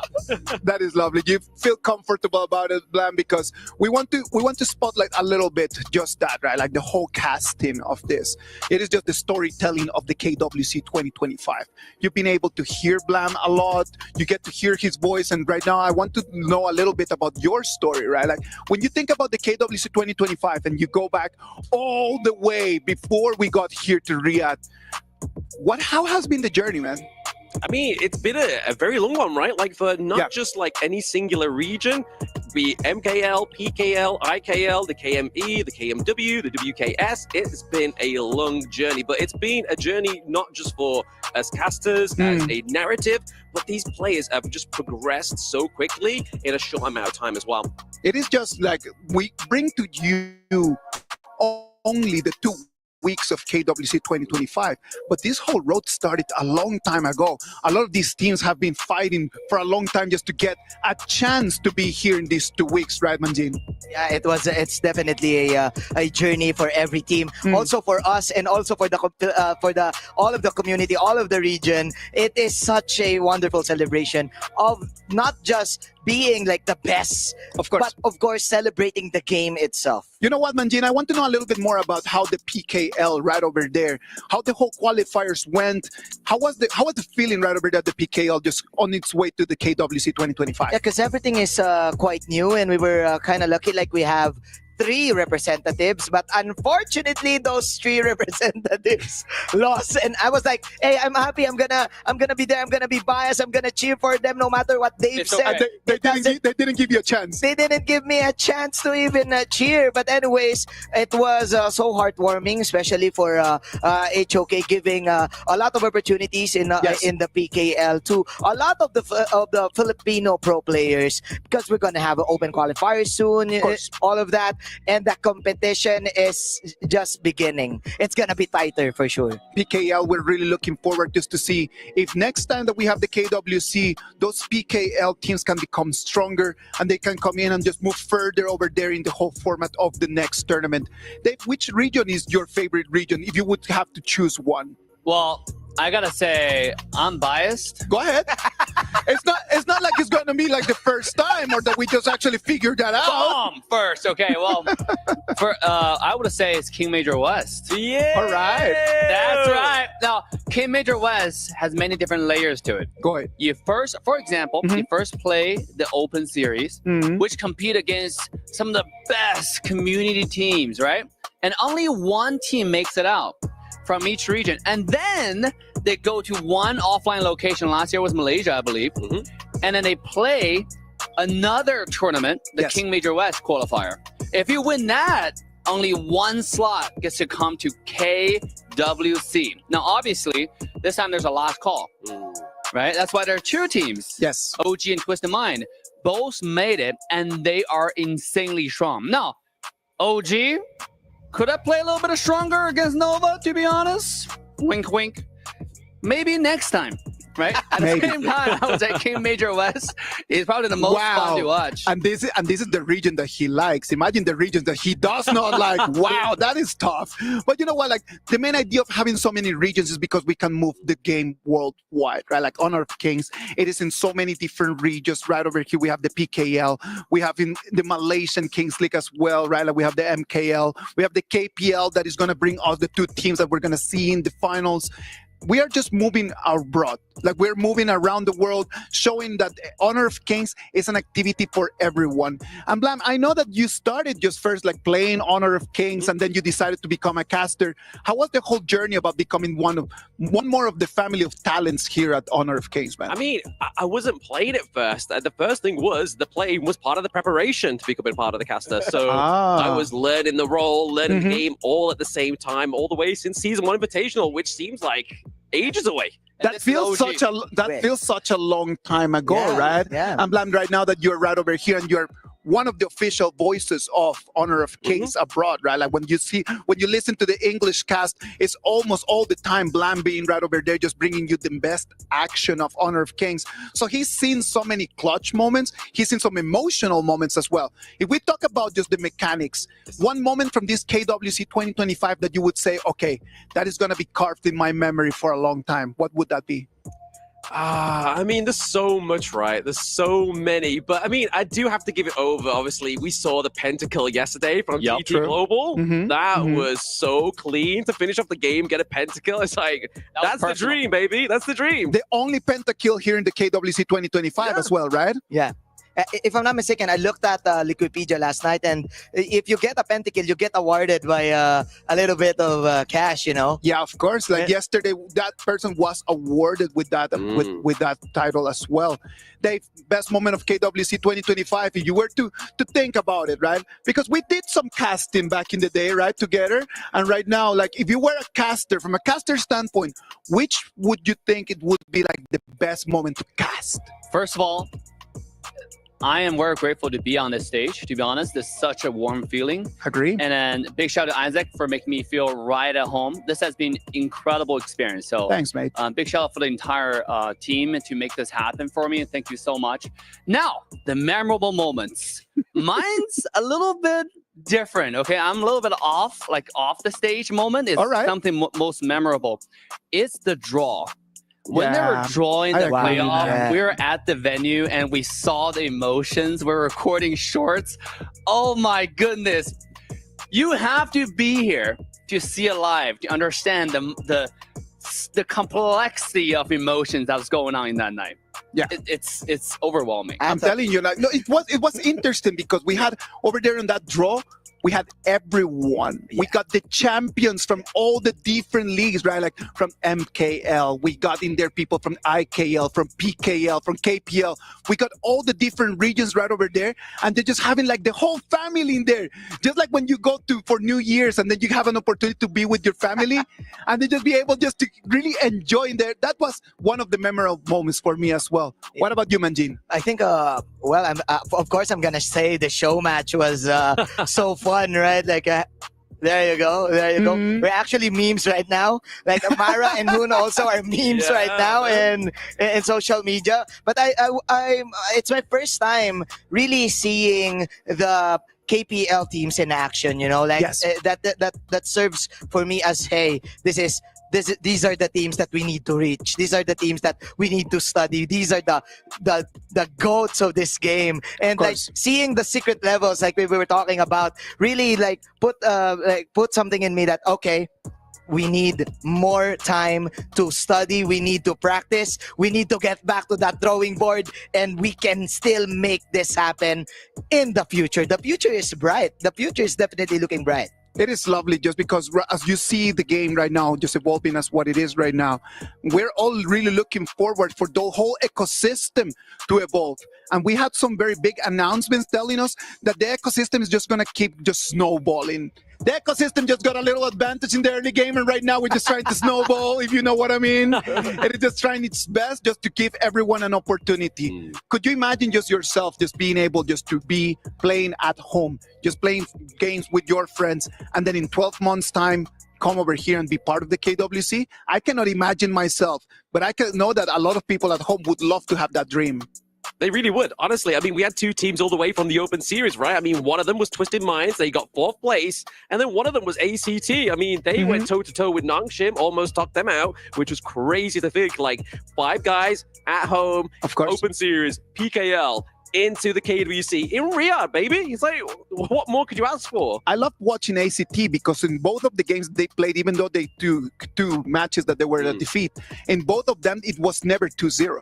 In both of those games, they were able just to take one game from their opponents, and just to know that this was a team that came just directly from the Open Series, that's got to be magnificent feeling. And to that exact point, Honor of King ecosystem made it so readily available for the entire community to join. Yes. If you want to play, there's always a position for you to join. There's always room for you to join. And most important thing is this entire ecosystem encourage you to play with your friends. You should get 5 people to watch KWC and learn from the best. And so you can get a better position in Open Series and go from the grassroots, the upcoming KCS, and have the opportunity to go to Worlds. Yeah. It's so available. And mention to your point about, you know, the standard of who you can learn from, the content are also readily available. Right? The entire community made it so easy to access, and you can go learn from them and truly improve your gameplay. And that's what makes this game so fun. Yeah, and also the fact that you can actually meet, greet, and play with some of the pro players in the HOK showroom, in the HOK booth, outside of the esports booth, inside of the esports boulevard, outside of the arena. Last night we were playing and we were trash talking each other together together with the Filipinos. We won, by the way. We won, by the way. Yeah, I think AGAL was there on the second day. TT was there also. OG was there, and they got to play with the new players here in Saudi Arabia also, who wants to try out the game, like trying the settings and everything, trying heroes and everything. And the ushers are so helpful, like helping them, hey, you should try this, giving them some advice and tips on how to play the game. That HOK booth is just popping, and I'm loving just passing by. I haven't had much time just to go in and just kind of like play games, since I need to be right over here bringing you all the action. But you know what? Just passing by and seeing everyone just over there with a smile, it is amazing. What about if we just take a little break? We're going to take a short break, and then when we come back, we're going to bring closer and closer to that award ceremony that we promised.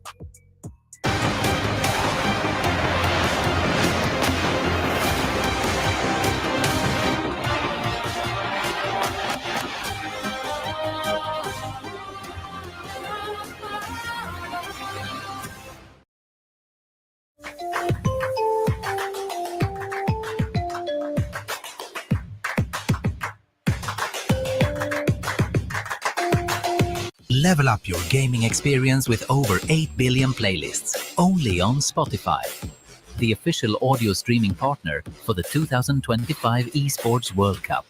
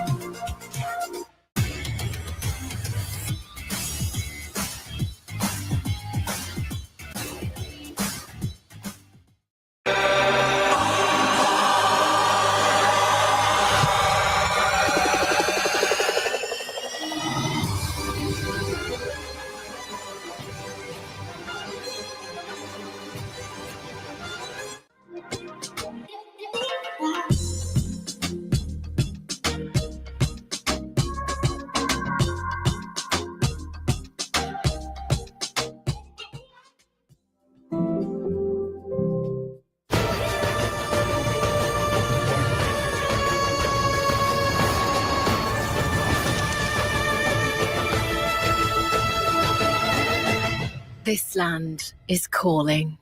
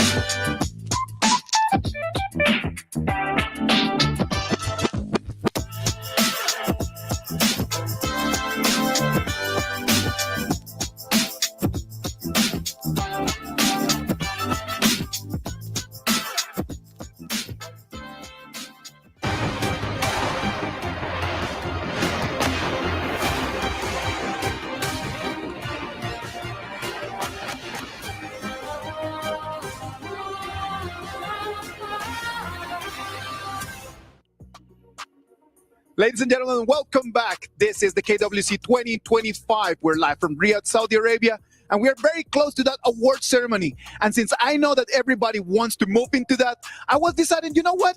Why don't we just bring all the casters in here? Blam was so good at this. What about you just bring Holler? So I went to the green room, got myself Holler, and brought him back. Holler, thank you very much for being here with us. Thank you for having me. I was in the middle of my lunch and I was like, I can get on stage. This is an opportunity unlike others. Finally, I'm outside of the box. I'm actually being shown right now, and I'm very tan, actually. I love how you put it, man. I'm gonna ask you the same question I asked Blam as you got here. What do you think about the sofa? Actually, it's very comfortable, right? And especially from last year's, the big difference, right? Where we were kind of standing around and I was kind of like wobbly, but this chair is very comfortable and I love it. I'm telling you, last year we were standing, this year we're sitting. I am voting that next year we should get a bedding here, and I'm just going to present to all of you from a lovely pillow. Just kind of just lying down in there. Side view perspective, you know? Side view perspective of everything. Boys, we're going to move together into the award ceremony. This award ceremony is going to give the awards for favorite team, favorite player, and favorite voice. And we all know that when we talked about favorite voice, we analyzed that together. I think that we were at the hotel like 2 weeks ago, and then we were just kind of like having breakfast, and then we were saying like, oh, who's going to win this thing? Probably Dave is going to win that. Can we go to the white shot right now? You know that Dave is here, right? So we know that Dave did not win. So Dave, what happened in there? You had such a big lead and then you just missed the dunk. What is going on, guy? Let me tell you, it was a crazy time, all right? A thunderstorm came in. The building just went down without a warning. We did not know about it. You know, it just so happened. Actually, the worst part about it is that I voted for you. So I waited to vote on you, Dave. And, I mean, I was alphabetical. I thought it was very easy, the top left corner. But unfortunately, just too strong at the end of the day. Listen, I voted for myself, too. Every day with like 30 accounts, right? Blam, when you thought like a favorite voice, did you vote for yourself or did you vote for Dave? I'm British, of course I did. You know, I mean, I at least okay. Give the honest answer. I always vote 8 times for myself and 1 time for Holler and 1 time for Kid. Really, just once? Yeah. Once a day, though. All the time, every day. Okay. That's actually pretty good. I did vote for myself, and the only reason I did in the early part was because I was afraid I was going to be last place. But once I was like, I'm pretty comfortable. I got a bit of a lead. I'm okay. I'm going to start voting for everyone else. And yes, I did vote for both of you guys here. You know what's funny? I thought it was a one-time vote. It turned out to be a daily vote thing. Oh. And then you get like 10 votes per day. Yeah. So initially, I just thought, okay, this is all I got. I'm going to vote like 1, 1, 1, 1. You know, I basically pick out all of our talents, start voting everybody. And then I realized this is every day. Well, so that's the reason why you didn't win. Yeah, true. Consistency. I had no choice. I didn't realize it was like every day. You're absolutely right. That might be the reason. Because when Mara find out about it, I'm telling you, it's over. Mara came in and it was a storm. Boom. Like we were having this conversation and Mara was like, oh no, I'm so far away from Dave. And we were like, yeah, sorry, Mara, Dave is going to win this. And she was like, what? You know what? Challenge accepted. And then she came in and it was just game on from there. I heard she was like 10 days late. Yeah. Yeah. Which is actually pretty crazy. Like the power, her influence, and able to just like sway everybody's vote. Actually, I started to vote for her when she went to. No, I remember it clearly. Was at dinner. She was just like, okay, hold my pomegranate juice. And then that's it. She recorded the video and the rest is history. Hey, no fault taken, because when she started making social posts, I started voting for her as well. I mean, I started voting for her because her Mars voice packing game. If I vote, do I get it? I don't know, man. I can talk to the producers and get you hooked on that one, man. Well, favorite team. We don't know yet who's going to win favorite team and who's going to be favorite player. But if we will be favorite team and you think about like, okay, not from the side of I prefer this team, but in terms of performance, who would you be voting for? I mean, if we're looking at the KPL teams aside, I did vote for Nova Esports at one point, but I really liked Alpha 7. I just like the flair that they bring. Plus, the whole thing about being alphabetical and us, voting for Assassin Day. It was the same idea, the same strategy there. Blam, what about you? Me? I mean, I've not got small thumbs like Horler, so I wasn't going A or B. How dare you? So, called you out on that one. I actually put a bit of effort. I scrolled through and I voted for Twisted Minds. So honestly, I feel like they deserve it right. They lost their first game in the group stages, rided all the way up to the lower brackets to get 4th place. They deserve it. Dave, talk to us. Well, again, I'm biased, right? We know. I've been a fan for AJL for quite some time. And then I've been making videos about it. I've been like shadowing, learning from every single player. I made a video about Shenren, aka AJL Run, as well as Zoe. And I was like, man, this is a no-brainer. Every single one of these players in this team are goated. Coming to KWC, I have no choice. They're so goated. The thing about this team is just so to the book, standard. Like they are the benchmark if you want to learn Honor of King competitive. I think every team should study their gameplay to the core and break it down detail by detail, minute by minute, and see how their rotation, how their draft strategy works. This is how you improve. I'm telling you, if it would be me, I would need to go for my Latino roots. My Latino roots tell me Alpha 7 Esports. I just love the passion that the boys just bring into the stage. I love every single win. It's a big reaction from them. I am just in love with that is part of our culture. You know what? What about if we just get the final results of our awards ceremony? Favorite team, favorite player, sorry about that, and favorite voice. What about if we toss it to the Amazon Arena? What about if Sky and Milos take it from here and they take us into the award ceremony? Amazon Arena, we're here waiting for you. Tell us who's going to take home silverware. We always love having silverware shared around, especially when it's such a momentous occasion. For the first time ever at KWC, this is our award ceremony here at KWC 25. Just imagine how proud we will actually feel when all the dedication, all the efforts have finally paid off and will be praised with a prize and an award. So ladies and gentlemen, get ready. We are going to be starting the 2025 KWC Award Ceremony. So the very first prize and the very first award will be given you will be the Honor of Kings World Cup Fan Favorite Team. And the award goes to AGAL. Congratulations. They've clinched countless champions across major tournaments. As one of the most popular teams in KPL, their electrifying performances and aggressive gameplays have captivated all the fans from the globe. Congratulations one more time, birthday Faye. There you go. This award will be presented by Mr. Rex Wong, the Game Operation Director of Honor of Kings Publishing Level Infinite. We can take a picture together to memorize this cherished moment.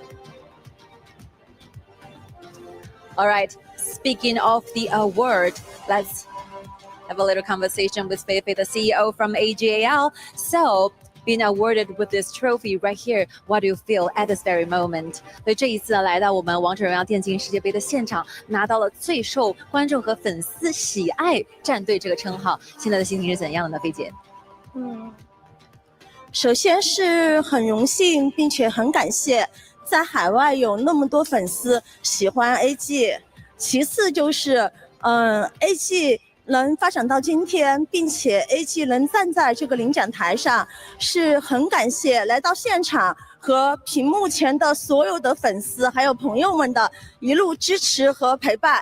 希望今天的比赛也能给大家带来一个好的结果。今天比赛加油，心怀荣耀，勇往直前。谢谢。All right, thank you so much, sir. First of all, we are really honored to be here. And second, we couldn't make it so far without all the fans from overseas and, of course, China. Your support means everything for us. And for today's matchups, we're fully ready. We hope that we can bring the best stage for all the audiences. And one last time, the slogan, please. 心怀荣耀. All right. Thank you so much, Fei Fei. Thank you. Thank you so much, and congratulations. That's one of our 3 trophies that have already been awarded here at our ceremony, and we have a second one. We went from the most favorite team. Now we go to the Honor of Kings World Cup fan favorite player. So, who will that be? Join me for it. It's Yinwo! Yinwo also, of course, playing for AGAL, one of the best and most beloved KPL players and the MVP of KWC 2024, joining us on stage. Of course, we all love Eno for his very cute and adorable personality, and of course, with outstanding skills. 来 ，Eno， 非常恭喜你也获得这个奖项，可以在这样子的一个舞台上面呢，获得最受欢迎、最受粉丝喜爱选手这个荣誉，你感觉怎么样呢？感觉很开心吧，在海外也有这么多粉丝支持，谢谢他们为我投票。I feel really happy about this because we went from China to overseas and we still see so many fans over there voting for me. Thank you so much. I would like to express our gratitude and sincere gratitude towards your support. Mr. Rex Wong also will be delivering our second trophy one more time for Yinwo. Thank you so much. We can take a picture together. 看那边，进行合影。Thank you, gentlemen. Thank you. Thank you very much. That is 2 awards out of 3, Scott. Okay, the last one. Wow, I'm really excited for this because we have already got the answer, but we still have to make it very formal, right? Of course. Okay. This is our fan favorite voice. For Honor of Kings. Should we say it together? Of course. 3, 2, 1. Mara! Woo! The hostess with the mostest. You're used to seeing her on stage. You can hear her in game. And of course, she is our fan favorite voice in Honor of Kings. Congratulations to Mara! Her voice travels through distance and her enthusiasm light up the entire gorge. Congratulations one more time, Mara. I feel so happy for you. It will be your time now. Oh, first of all, thank you so much to everybody who voted for me. To be able to win Best Voice globally and to represent the Philippines on the stage is such an honor. This moment proves that Honor of Kings belong in the Philippines and that the Filipino talent has a place in the global spotlight. So thank you so much. My vision is for Honor of Kings to be known all over the world. And my goal is to use my voice to help Honor of Kings grow, not just in the Philippines, but in all regions. So thank you to our great leaders for your bold vision. Thank you to the players and the fans for your passion. Mabuhay Pilipinas! Ito ang bagong Liga ng Bayan. Congratulations one more time to Mara. And of course, our third and final award will be awarded by Mr. Rex Wong. Again, Game Operation Director for Honor of Kings. All right, I think it's about time that we let our award receivers and our VIPs back to the stage. We take a group photo together and cherish this very precious moment together. Some wonderful champions that we see on here in their own way. It's not just in the games, of course, guys. It's outside of it. It is a beginning of a new chapter. We're now witnessing what will be the history, and I feel so honored to be here as well, and feel extremely excited for my friends over there, right? It's incredible. It really is incredible how Honor of Kings had brought everybody on here together to celebrate these wonderful people and what they've had to add to the game. What a way to kind of get the emotions high and really excited before our grand final. Of course. Okay, that will be the end of our ceremony, and the studio, back to you. Take it over. Thank you very much, Sky. Thank you very much, Milos. And congratulations. Congratulations to AGAL, favorite team. Congratulations to Ino, favorite player. And congratulations to Mara as the favorite voice. The voice of the people has spoken and has been Mara taking the dub. Sorry about that, Dave. You came up second. It was still a pretty good run. We still love you, buddy.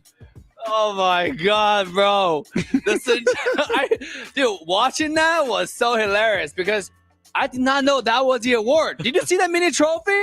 Yes. If I knew the mini trophy was the actual award, you would have worked harder?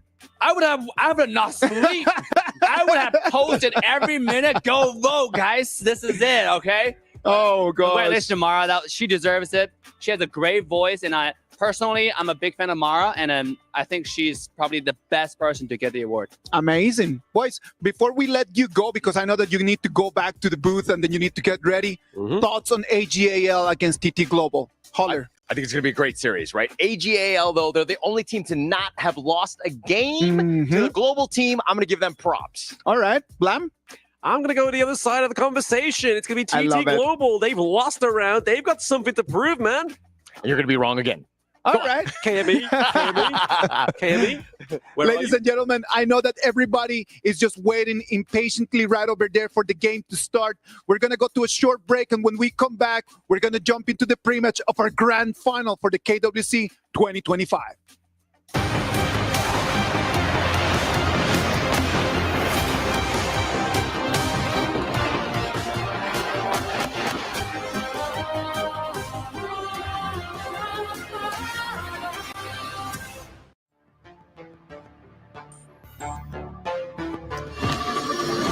Activating Warp Jump. Destination? The brightest star.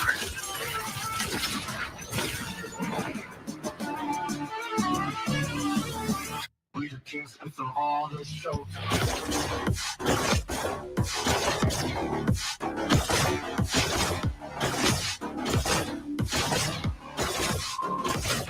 Pulse gun charged!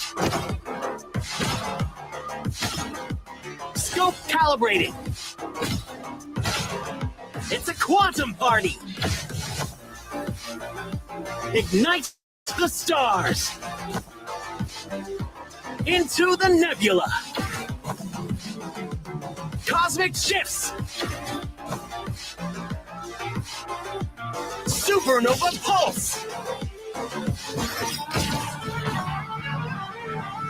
Woo! Right in the core!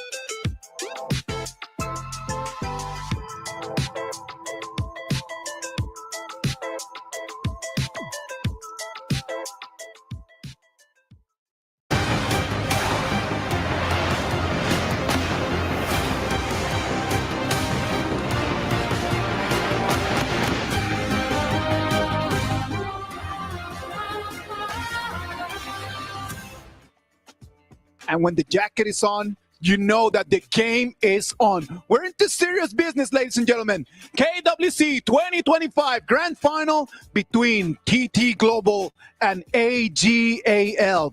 Let's jump into the pre-match because this is the match that everyone has been waiting for. And thank you very much for being online, for being here with us, and to be here with me and all of the analysts. For this grand final, we're going to have Phil, we're going to have Manjin, and we're going to have Dave.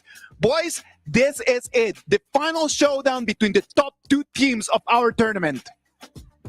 It's such an honor to get to see this. Of course, like it's for me, it's the first time seeing a real match coming out from the KPL teams. But then again, everything is reset, right? This is a different meta that they're playing. We've been talking about it last time. They were quite nervous. They respect all of the teams that are here. They don't really want to give away anything. And what I like about both of these squads is that they really dominated all of the games that they had. 4-1, 4-0, easy. For the other one, it was not that easy, right? It was a 4-1 for TT Global. If they come up and they make that same mistake in the first game, it might just cost them a lot more in here against AGAL, right? That could be the difference right here. Both these teams are touted as some of the best. 4-0s all around, and the 4-1 there against Nova here. I'm very interested to see how they will do these matches. Will we see something a lot quicker? Will it go to ultimate battle here? I think there's a potential for both because both teams are very steamrolly and they learn their opponents, right? If one team can figure out the other one before they can catch on, it could very easily not go to ultimate battle. I'm telling you, as you see the players just arriving into the Amazon arena, when people tell you like, oh yeah, they're not nervous, they're professional, they're used to this.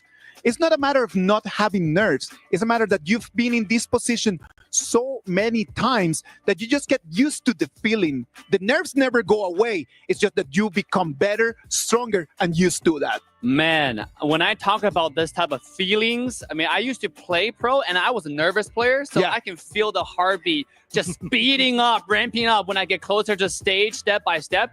And looking at these players, the best thing is when I watch KPL region play, they had the heart rate monitor. Of course. As I mentioned last time, AGL is known as a team that doesn't change their heartbeat rate. It just stays the same. No matter they die, they go into a team fight. Cold. It's always the same. And you know the thing is working because go from 84 to 83. Yeah. It actually goes down. Like what just happened? Did he just die in a most intensive team fight? So these players are trained, they're disciplined, and I want to see some top action today.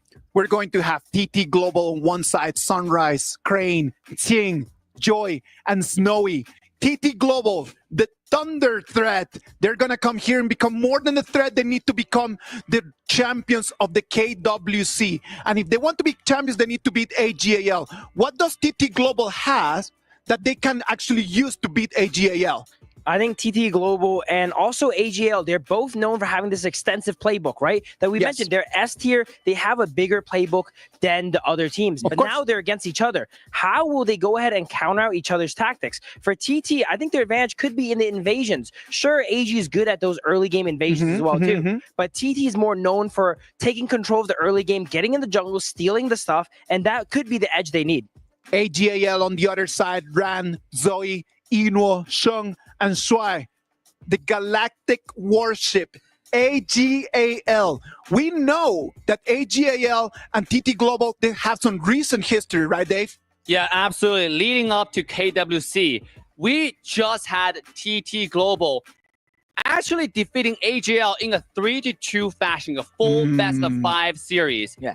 And it was the most intensive game. If you haven't gone watch that, I recommend you go search up those series and watch it because there are a lot of history and competition and rivalry between the two teams. And today is a chance for them to do it again. But like Manjin was saying, they're playing a completely different meta. Of course. They're playing an Honor of Kings. Yeah. And I'm excited to see how can they adapt. We're going to adapt faster and show us something different. Talking about adapting in there, right? Like we need to adapt to what the meta is talking about. The meta talks about junglers. It talks about them being very fast, them just the early game, the pace. When we analyze both junglers from both teams, which one do you think that can take a little bit of an advantage? Because if the difference is going to be marginal, making that margin become bigger and bigger is going to be important, right? You know what? I kind of feel like game number 1 in a best of 7 scenario is kind of like a testing of waters type of field because, of course, given both teams in their previous playoff matches, it's like game number 1. What I like about them is that for the first phase of their draft, they kind of like try to give away a certain strategy already. It's not really a flex pick that they're going for. Like they're really going for, okay, this time we're going for heals. What's your answer? And we will counter it. Of course. I'm really interested about the last 2 picks here because there's a pattern here for both of these squads. They know the ins and outs of every hero there is in HOK, and I would love to see how will they counter each other in the last 2 picks. The battle of the coaches as well, Dave. Like you already thought also a lot about the BPs. What do you need to pick first? What do you need to pick second? How to counter? How do you think that the coaches are going to plan this game? Oh my God, we've seen a KPL, I would say a pattern of draft is it will start with the core. Yes. Because that's usually harder to counter. Because once you pick out the core, you save the clash lane, you save sometimes the mid lane or the jungle, depending on what serves as the core. For example, we send the Long and Dolia. And that combo works in every scenario. And then you fill in the Fatigue or the Miyue to counter the Fatigue, right? You will fill in the mid lane to counter the other side. It's such a mastery of, I would say, IQs, right? Like a strategy. You have to think about what card plays the most. What impressed me the most is KPL teams, the KPL coaches, like Jojo, for example, no matter, we talk about being flexible with your draft, no matter how little options you have or, what kind of scenario you're in, not only do they pick to win the draft, they also pick to play towards their own strategies. They always have a combination, a strategy, a composition they're playing towards. Phil, how can they just use that in order to take advantage? Because we know it's going to be difficult for them. The difference is just so small. How do you think that BP is going to go and what's going to be different? Something we noticed about both these teams here is recently they've been playing very quick matches, right? They've not been going the distance. I guess the TT one went a little bit longer. So they had to save some of their picks for the later matches in the past. Even though their matches went quick, they always saved and left some in return. So I think it's going to really matter which team overextends, right? And even if they do get the win, did they sacrifice too much to do it, right? Because it is the best of 7 at the end of the day. We're going to jump very quickly into the Amazon Arena. Boys, predictions for today. Real short, real quick. Phil? AG 4-2. AG 4-2. Dave? Oh, man. I was going to say the same. AG 4-2. Ladies and gentlemen, the Amazon Arena is ready. 1 region, 2 champions. Only one will be victorious today. AGAL, the KPL champions. TT Global, the ACL champions. Are you ready for this? The grand final is right over here with you right now. 上次在 KPL 版本，我们3-2赢下成都一唱会，我觉得这是在 AWC 决赛上我们也能赢。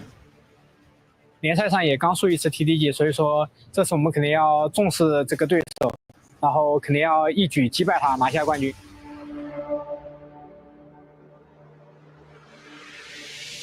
Oh, the Northern Adept Committee don't see why it's not going to be great. The healer reduction come through, and Waypit is trying to be on the run here. Nice little knock-up. Judo is not in a great spot. Hylon goes down. 就是 AG 在这次比赛中也都是碾压对手获胜的吧，然后他们也主要以野射双核，所以说我们局内的话也要多关照一下。我觉得比分的话是4-1吧，因为我觉得我们做足准备，什么样的对手我们都可以轻松拿下。That is a wipe here for AGAL. 就呈现一场很好看的决赛给大家吧。我想对 TDG 说，成神之路上总会牺牲点什么。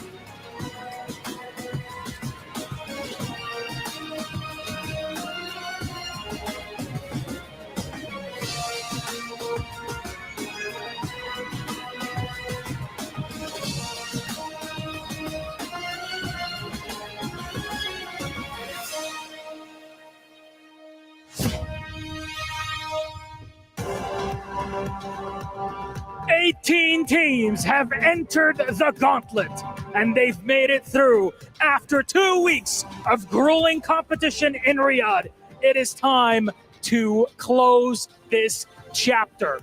2 more are left. 1 best of 7 dividing them from our trophy, and it all happens here at the KWC 25 Grand Finals. Tonight, we reveal the mystery.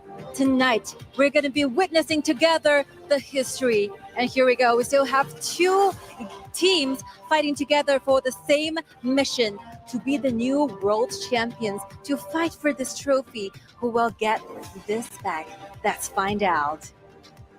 I think there is a lot to tell here, and we're going to introduce our squads. Our first one is up and ready for you. Let's welcome TT Global! In the top lane, Ching. In the jungle, Sunrise. In the mid lane, it's Crane. In the farm lane, it's Snowy. And the roamer, Joy. A club with so much HOK history and a set of 5 young players looking to make a new dynasty. They're known as Young Blood. They're known as the Rising Phoenix of KPL. Today, they want to be known formally as KWC Kings and Champions. Well, their opponents. Let's welcome AGAL. Clash Lane, Zhan. Jungle, Zoe. Mid lane, Shen. Farm lane, Dino. Roamer, Shuai. 0 defeats, 0 doubts. They are the undisputed top team around the globe. This team carries an impressive legacy of 6 championship titles, but they are not resting anymore. They're here forging a new dynasty with the World Cup Championship right on their side. I can't believe it. 10 days to get to this point. So, TT Global, please, AGAL, you may place your keys and take your seat. Gentlemen, please, all yours. And people in Riyadh, for the very last time, 你们准备好了吗? Hadid! The stage is set. The world is watching. Who will write their own legend in 2025 KWC? Let's find out. The game starts now.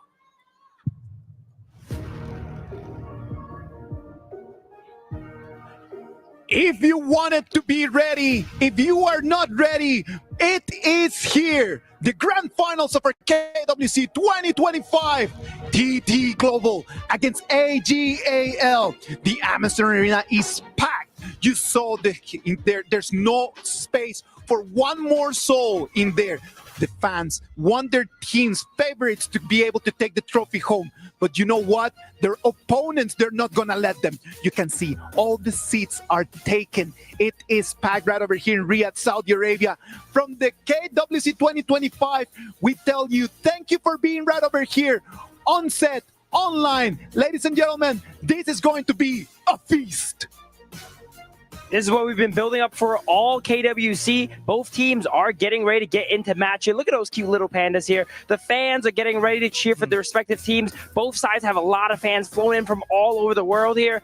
Man, this is going to be insane. I kind of want to see the respect bands here. I think Pati is highly contested in this game, and also for sure you have a lot of Arlies being banned right here, and even the long, right, like contesting the Inuo's capability to outplay and everything and such. Again, like what I said, game number 1 is gonna be like a testing of waters type of thing. I don't know about you, Manjin, but I am super excited about this. I'm really just counting the seconds for the game to start. I don't want no VP. Just send me to the gorge. I really want this to start right now, Dave. Please go. Let's go. Yeah, absolutely, guys. If you're here, what we want you to do is feel the energy in the stadium, in the Amazon Arena. You're here to support your favorite team, and I want you to shout at your loudest when they are playing. 谢谢大家到来. Ooh, look at that. Yeah. David bringing out the big guns, huh? Dude, they're flying from all over the world just to come here to support these players. I know, man. You gotta understand the amount of passion yes, sir. that they're putting into this team, putting in this game, putting the KWC. I'm honored to be here. I know every single one here Of course. is happy, and I'm excited to see these matches, man. I'm excited just to see everyone playing in there. I was in the arena just a few minutes ago, and it felt like the aura in there. I'm telling you, you step in there and you can feel not only the players' aura, but the fans. Yes, They're sir. so into this. They have their eyes over there on the screens, and everyone at home really wants this to start. The fans, they're very excited to cheer for the teams, but also a little bit nervous because they know this game course. could Yes. go either way. Yeah. Their favorite team could go home not victorious. So much at stake. So much at stake. Like everybody in there, look at them. Everyone's super happy. Wow, we're Everyone's jam-packed. super happy. They just want this to start right now. They want this to start, Manjin. It is a full house. Aren't we just gonna watch? Can we watch in the arena? Come on, man. Yeah, Can we do this thing in the arena? True, I want allies wanna in the feel arena. the aura, you know? I want to stand next to the panda. You know, look at the audience just waving. I don't know if they're waving at us or waving at the panda. Show the panda. Show the panda. panda. We love the panda. We got a pro player. Oh, it's the BDK Look boys. at BTK You got watching. Danny. Where's Doggy? Why aren't you guys watching? Come on. Yeah, you got all sitting in the audience watching. Oh, there's the panda. Oh There's the my panda. god, that's a great panda. By the way, when AG played Aguro, they only used the panda skin. Oh, really? It's got to be a must. It's got to be a must, It man. has Come to be on. the panda. It's on not, brand. It's not for contesting that. They need to have that. AGAL and TT Global, they're going to bring us the top level competition. You can see the people keep coming in. Yeah. I just keep seeing, like, I don't know even where they're going to sit. Did you see that? People just coming into the arena. We don't have any more space. I wanted to go and watch the game right over there, but you know what? I think I'm going to stay right over here because they won't let me in. Yeah, me too. Earlier, I was going there, and the security guard was like, "Sir, where are you going?" Oh, I left my ID on the green room, and I need to go back. Anyways, yeah, we're in full house. It is not just us watching this. Huge shout out to the other regions: IKL, MKL, PKL, of course. You guys, Blacklist International, Boom, and ACT. Better watch this. This is it, the main event. All right, ladies and gentlemen, it is starting. Last match of our KWC 2025. The champion of this tournament is going to be decided right over here. Game 1, TT Global on the blue, AGAL on the red. Casters, take it from here.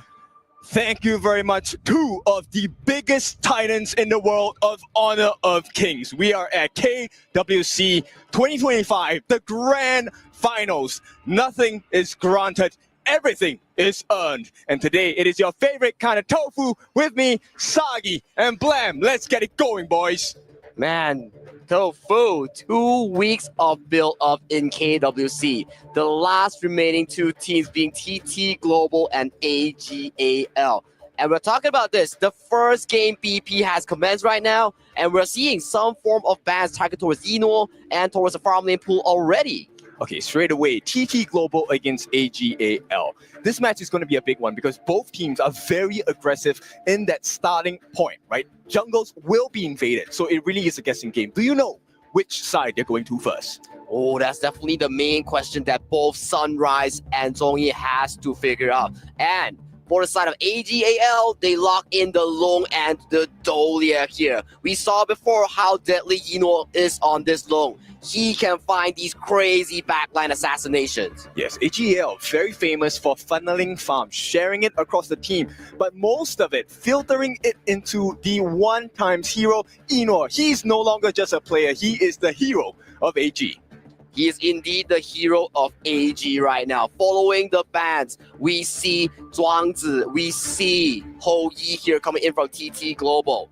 They want one thing. The Dharma of the Qing, he's looking for big engages. That's right. Team fight, the name of the game for TT Global, right? With the additional initial pierce coming up from the Algren, this is going to force the team back on the side of AGAL, hopefully setting up the stuns from the Yuan and the Dharma. So team fight composition straight away in the first half from TT Global. I'm loving the ladies and pickup here coming in from AGAL. It is an extremely good pick to disengage from the Algren, and it is one of the best anti-heal builders here in the mage role to counter heroes like the Yuan here. So this pick here, a very smart pickup here coming in from AGAL. To add on to that, 4-minute mark, that first Tyrant, both teams will definitely tussle over it. And Lady Chen loves this because it's a tight corner. And with her ultimate, she's able to freeze everyone and hopefully give AGAL that first neutral objective. This is the thing we talked about, right, Kin? TT Global AGAL, the best teams coming in from the KPL region. Their objective take, their objective control on how they formulate team fights around it is just so darn good. So I really want to see this 4th minute mark that you talked about, how they really play around the team fights, how they set up for that Tyrant. This is all going to be set up in the first part of the game, right? So invading your jungle or protecting your camps from them being taken by your opponents is going to be very crucial, which is why at this point, the second half of the pick phase is going to be started. TT Global, they're taking out a lot of backline access. I'm talking about the Fatih, I'm talking about the Elaine, all of these out of the picture for the side of AGAL. Ran's hero pool is once again being targeted by the side of TT Global here. And you're talking about all these backline accesses, right? Exactly. They want to make sure that, hey, Zoe, you gotta be packing up all these roams before your teammate here, because if we see Ran on all these clash lanes here, boy, you're gonna see multi-man dives coming in from Ran here. Yes, AGAL, they really need a frontline tank as a jungle. And right now, they're going to save it as the last pick, a potential counter pick. So Charlotte being the opponent for the Dharma in the clash lane. KPL Charlottes, I gotta say, are very, very scary here. This hero, slightly weak towards the early game, but once she starts getting that Pure Sky, that Frostguard's Embrace towards the mid game here, man, this hero is a beast in the side lane and so easy to catch onto the back line. So this is going to be a challenge, right, for both Ran as well as Ching. How do you keep each other in check? And when do you leave the fight to go to look for the backlines of your opponents? We gotta see the top 2 players coming in from the KPL region. The clash lanes are always coined as the miracle workers here. When in doubt, we rely on the clash lanes for all these miracle moments here. And TT Global, they lock in their farm lane on Snowy, which is the Concert Yu and Mozi combo here. That's gonna be a lot of lane pressure here for Yilong. I love this strategy coming out from TT Global. Another strength on the side of Consort Yu is her ultimate. With the vaulting shot, you actually have to chase back into her, which is exactly what Ching wants on the side of TT Global. Of course, and Snowy with this Concert Yu, the spell 2, the blessing of the wind here, it blocks the physical damage, the burst coming in from Yino here. So that's at least a safety net that he can bank on. Which means timing is very important, not only during the team fights, but right from the get-go, that first initial invasion, will either one of them do it? Well, I gotta see, right? TT Global, you've drafted the Allground here. We'll definitely see some form of engage, be it the board, be it like what Dave say, the mid-wave clear without buying the jungle item. So they clear out the mid-wave and we might see the first initial invade. A lot of questions to be answered here by both of the Titans coming from KPL region. Now, with this being said, you know, the last series that they played against each other, it was TT Global that took full control of the initial jungle timings on the side of AGAL. Can they do it again today? If they want to win against the best team in KPL AGAL, TT Global has to repeat that success that they found in the regular season. So, man, this is gonna be a blast of a series because this is the first time in KWC that we see these 2 teams go head-to-head. I'm pretty sure TT Global will go for the initial Crimson Challenge. Now, I'm not talking about stealing because AGAL, TT Global, they are teams that know about the potential of each lineup. They will defend their buffs. They will indeed defend their buffs. But ladies and gentlemen, this is game 1 of the best of 7 series, the grand finals between TT Global and AGAL. 让我们听见观众们的欢呼声 Let's go! All right, so Blam, let's get you in on this. Any thoughts on the start of this game? I mean, the starts on it, I'm really liking TT Global's draft here. Obviously, the Orgrin with the Yuan, a lot of sustainability into the team fights. And then you got Ching on the Dharma, looking for that catch onto the backline, right? Exactly, and just looking at the early game here, the invade that Ken was mentioning about was neutralized from the side of Zoe here. Zoe with the Superior Smite gets the Wild Boar Camp. That's a horrible start, if I may, for the side of TT Global. Now, not only is Sunrise behind in terms of EXP, he's also behind in timings, which is why Crane is helping to support with the Azure take. Hopefully, you know, Sunrise is going to reach that on time. That is the importance coming in from these top-tier teams. 1 second, 5 seconds difference will make a very huge difference here, especially we see that all these neutral objectives towards the top side will be contested as Ching take a bit of a damage. This is a nice situation for the side of AG. On both lanes, top and the bottom, Clash and Farm already having the numbers advantage, allowing Zoe to also feed on that middle lane wave. But look at Sunrise though. Sunrise is here to forbid the River Sprite to being taken away here. And light up the cheer. 一诺比赛加油！这个夏天期待你再次闪耀沙特。So fighting coming in from the light of the cheer. They need to give maximum support. There's a lot of AGAL fans in the arena right now, but they are not alone. TT Global as well. They are showing up. And right away, 3-on-3 in the mid. A fast clear here coming in from both teams here. As once again, the objectives that we talked about here will be this wildboard camp here. They want to secure every single resource that's available on the map. That's why this year we say nothing is granted. Everything has to be earned. You have to fight and defend for your camps. You have to go and aggress to get those advantages in this game.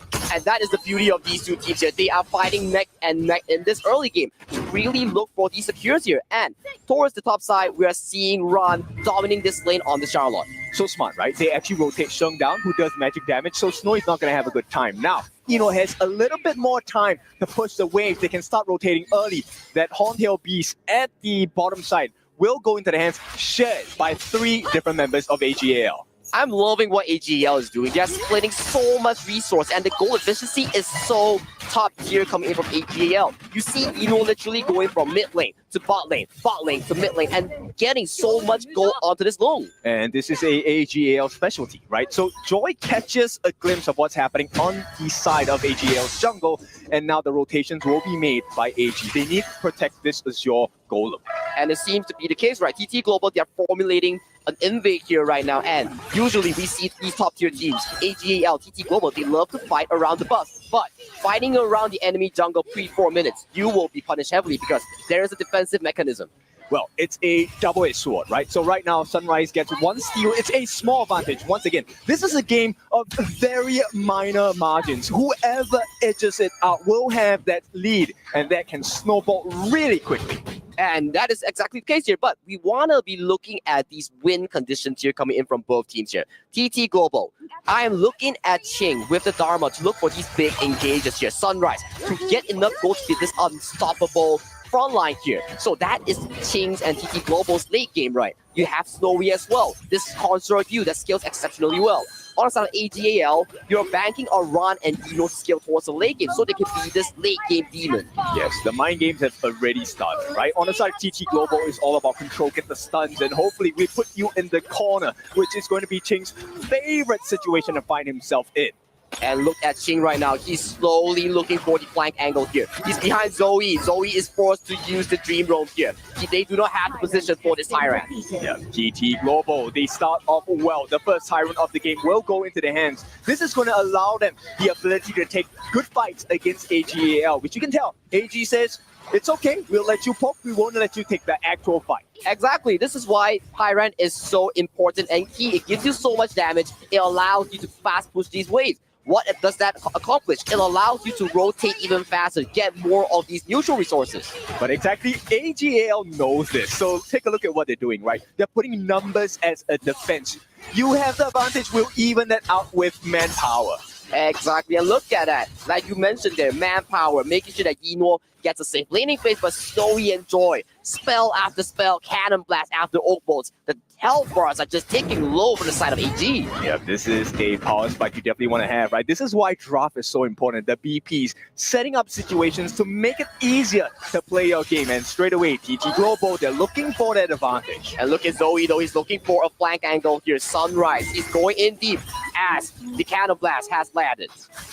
Yeah, it's not going to be too much trouble for the side of AGAL, but still, that Azure Golem is under pressure. Zoe, forced to use the Dream Robe, actually turns around at this point. The refresh allowing him to be in a safe position if he moves a little bit too far forward. And look at Rondo, he's being surrounded by 4 members coming in from TT Global here. He's playing around his capabilities. He's making sure that he's stalling enough time for the side of AGAL to secure the Azure Golem. Not only stalling time, Ron is also baiting out skills. So this buys a lot more time for the side of AGAL to make those rotations coming in. Take a look at Joy's positioning. He wants to catch them out, but it's always AGAL that has superior positioning. I'm loving AGAL's play here, but Snowy here gets first blooded by Ron! And Ron, he makes it out. The stun does come in. He will be in the face, and they have to commit this big ultimate Joy. He's going to run. and try and get the chase, and they should be able to get this kill. Crane, a beautiful comeback for the side of TT Global. And let's check out a replay real quick on how the first blood actually happened here. I mean, yeah, this one was a difficult one because they actually forced out the flash from Snowy, right? A beautiful movement coming in, and there's another fight coming in. Another fight coming in here. Obviously, the Destructive Deluge has been placed down. Zoe got the kill onto Jing, so obviously playmaking potential right now for the side of TT Global is going to be a little bit less impactful for the side of their team. Okay, so a Clash Laner trade, not the biggest, but in terms of advantage, AGAL, they've taken that T1 at the top. And this is a very difficult situation because it means you need to double down your efforts to recover in gold and map as well. Talking about gold here, with that 2 kills on the board, AGAL is securing almost a 2,000 goldie as Ron once again goes in for the dive. Yeah, Joey looking here, used to think it's on the box. It's not going to be enough to keep him away. Chai gets taken down again. So a cannon blast coming through. So impressive. The Motsu really serving his purpose. I mean, this is all about positioning. And once again, AGAL playing the very simple game. You can see it right away. Manpower advantage. You're never in a 1v1 situation, right? There's always one extra member putting pressure on you. And also, one thing for sure, Ron is having an exceptional game on this Charlotte here. He's single-handedly finding these multiple angles, making sure that he gets to jump onto the backline here. He knows for a fact that, Joy, you committed your flash last fight, so I am going to punish you right now. Yeah, Green. Taking a lot of damage, man. Taking a lot of damage. I mean, I really enjoy how Zoe's playing this monkey, right? Like, he is always just at the front of the team fight, soaking a lot of damage and just waiting for the prime moment for the rest of the boys on AGAL to come into this team fight. It's really just understanding, right? What is my strength here? What do I provide for the team? And Zoe, he's the attention seeker. He wants all of their focus. And when you're too focused, that's where Sheng, that's where Ron, they're going to have the freedom to choose and pick their appropriate targets. And look at mid lane tower though, as we see a siege here coming in from AG. They're not here for the fight, they're here for the mid tower. And once again, mid tower, a zero golem, a rotation towards the clash lane to further push down this tier 2. They can't do anything, right? At the same time, on the farm lane, there is no advantage for the side of TT Global. They are being pushed back. And this is due to the vision that Zoe is providing. And look, it's a 2-on-1 on the top once again. And this time, Crane, no defense. He has to back off. He has to back off, losing out the tier 2 here. I'm loving what Zoe is doing on this monkey here. Single-handedly marking 3 members coming in for the side of TT Global here. And check out the gold chart here, Ken. This is the highest we've ever seen. Ron is at 7,000 gold. There is no one he cannot touch. And this is a big problem for the side of TT Global. And we talk about this back into the draft, right? If you give Ron, this Charlotte, so much resources, your backline coming in from TT Global is just gonna have such a tough time here. Look at the goalie here. 3 minutes ago, we were talking about, to the 2,000 goalie, TT Global can manage it, but look at it now. 9 minutes in, 5,000 goalie for AGAL. And what this translates to, the pure sky, that blue color sword that you see equipped by Ron, very shortly will be equipped by Zoe as well. Now, this is a damage reduction item. So Zoe, look at the damage charts. He was the one with the greatest hits. He dealt the most damage on the team. In fact, Eno is pretty low on that chart. But it does not matter. It means Zoe is providing space for AGAL. I have to agree with you, but look at Eno's build right here coming in from Long. Not the Axe of Torment, not the Starbreaker here. He's going for the most expensive build with the most damage. But Chingo might be engaged. Yeah, the Dream Bomb just come in. It just obviously land on the Ching. He is forced out to use the Flash for now. Kind of blast lands on the Inua into the backline now. Opal does land. A little bit of pressure here for the side of TT Global, but for now, they are able to bait them off. It's just a jab, right? And they can go in. They're trying to go in yet. The unending sorrow just come through here for Crane, but Ron is on the way back, gets the T2. So again, AGAL are just looking to just create more pressure with these objectives. So beautiful coming in from the side of AGAL, right? This is peak HOK. What they're doing is that throw jab is not an actual punch yet. Once they buy you enough time, they burn out your common spells. No flash, no radiance. That is when they find themselves in the optimum solution. And this is what AGAL stands for. Optimization. Optimization, the best way of playing Honor of Kings here. It's not always about the kills here. Look at Zoe here. Man marking 4 members coming from TT Global, allowing AGAL to secure the Shadow Tyrant. That is game breaking. And out of the blue, 7,000 gold lead. Zoe, he doesn't even care. Look, you can throw so many stuns, but until you deal with Zoe, the rest of AGL are free to choose. And we have to see here what AGL has in store. And with the Troop Launcher as well. He's going to be jigging, gets a kill onto Ron, traded over. Sunrise goes down. Joy as well. T3 into that front side of the map, be taken down. They need to keep this Crystal alive, but also they have the task of wiping out that minion. So for now, TT Global can rest. We're not done yet. AGAL looking for the second T3. It's a double wound for the side of TT Global's base, and they're not done. Eno gets that burst in, will be able to support them. It could be the end of the game. Yeah, if the Vantage does come crashing in, obviously we do see the destructive loops into the backline just to take Crane off, and game number 1 goes to AGAL. What a clean game here coming in from AGAL. So dominant, so clean. Zoe, Ron, Eno, Shuai, everybody, even Sheng, they did so well. A game, also known as AG at this point. A-star at this first game performance. AGAL fans are very pleased with this. TT Global, they need to step up. But we gotta say here, TT Global had a similar fate yesterday when they were against Nova Esports. They dropped one game, but they bounced back fearsomely in the following games. So we gotta see how this TT Global and Jose coach really manage this. Okay, so you're saying that AGAL will lose 4-1?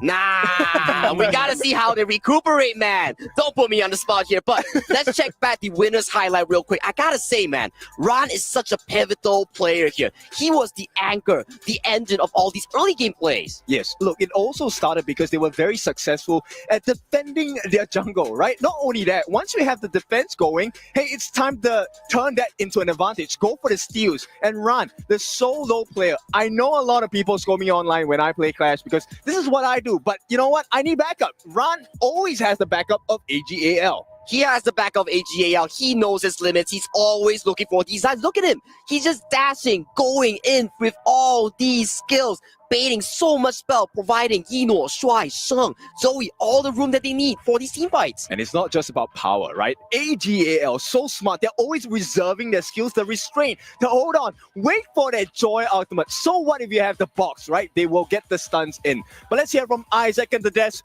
Boys, what do you think of game number 1?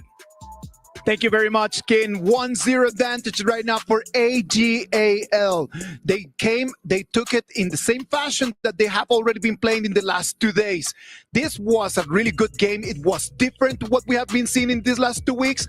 But on the other side, TT Global did not have the best performance right now. They started slow yesterday, so can they come back? We will have to see about that. But you know what? Let's analyze a little bit and let's break the game. What happened in this game in the early stages, mid, and the late? This game is definitely very different, as you mentioned. The games we've seen in the past, there was a lot of combat. This game probably had the least combat we've seen all series. Every move was calculated. And what I mean by combat, I mean player versus player, right? They were always maneuvering around, getting the farm, getting the jungle, but never really going for these fights. They only fought when there's an important objective around, and both teams know well enough that, like, if we could win this fight, we get the objective. If we can't, we back up. Therefore, in the early mid game, there's not much kills going down. It was not only about 7 minutes and a half in the game that AGAL actually started trying to build that gap. They started to try to go in and try to start getting some kills, right? But when they got some kills, it's not because they want to fight, right? They're thinking about, like, how do I actually get the turret? So they go in, they get the fight, they get the turret, and then they actually push forward. Yeah, absolutely. And then when I talked to AGAL Cat a while back, he said the thing about AGAL that does so well is they focus on the tiny camp, they focus on farm. Just when there's nothing going on, there's actually the most important thing going on, which is farming, accumulating gold. You just need one team fight, one objective C to break the game, to break the balance of the skill. And that's what AGAL did. The first blood started on the bottom lane with Charlotte on the Consortium. And ever since then, the towers start going down one after another. And I want you to focus on what Ran did on pushing the tower, the positioning, the angle of attack. It's a masterclass. Building on top of what Dave just mentioned, right? the importance of just the small jungle camps, right? And we call them small jungle camps because when we think about jungle, everyone is just thinking like, oh yeah, the Azure Golem, or like we need to go and we need to invite and take everything. It's not about that. If you analyze the TT Global, the opening that they had, the first thing that they do is that Ogrand comes in and he tries to take the wild boar. That's exactly the first thing that you want to do. He didn't go for red. He went just for the small camps because from small wins, you actually take it into a big win. Sadly for him, it did not work out. Maybe they kind of like expecting for AG to invade. And by the way, if you're gonna look at it, I want to see this in a different perspective. Like all of the lanes, AG actually was dominant, of course. And I have two words to say for this game. Ran happened. He is a pivotal factor for this game. Right after getting that power spike of that Pure Sky item, he definitely owned Consortio in the bottom side. That's one of the interesting things about that hero Charlotte, right? It's very item dependent. Without the items, you do not have the damage, and it's very difficult just to take on the 1v1s. But as you just mentioned, in the moment that that Pure Sky was on, it was no coming back. I really want to highlight Ron and Ching matchup there. You would think looking at this draft that Charlotte is there for the split push, right? It's better than Dharma for split push. But Dharma actually didn't even team fight that whole game. They were stuck in the side lane, forced to farm under tower, and Charlotte was the one moving around the map and helping out the team. And the rotations. What is interesting for me is that Ran was always together with Juwai in the first stages of the game. Yinoo was together with the other support, which is the Lady Zhen, and they dominated lanes. Maybe that's the reason also why they banned out the Sunbeam, so that they cannot get countered in any lane that they want. Because they rotate really fast. And the thing about Sunbeam is it helps rotate speed. And so they want to make sure they carry the pace off the game, the tempo off the game. That's what they did. To be honest, Shrine was not just with Ran. He was with the mid. He was with the jungle. With everyone. They were rotating together the whole time. So it was actually just quite insane to see it happen. Actually, he was rotating with Ino a lot of times as well. So Ino was the mid lane because the Consortio. They don't want to have the Consortio counter the lone. So instead they have Ino go into mid lane and rotate with Shrine. I just love the way that you can see like all the players and the audience right over there at the Amazon Arena on their seats. Look at her. She's just elated. She's having the time of her life.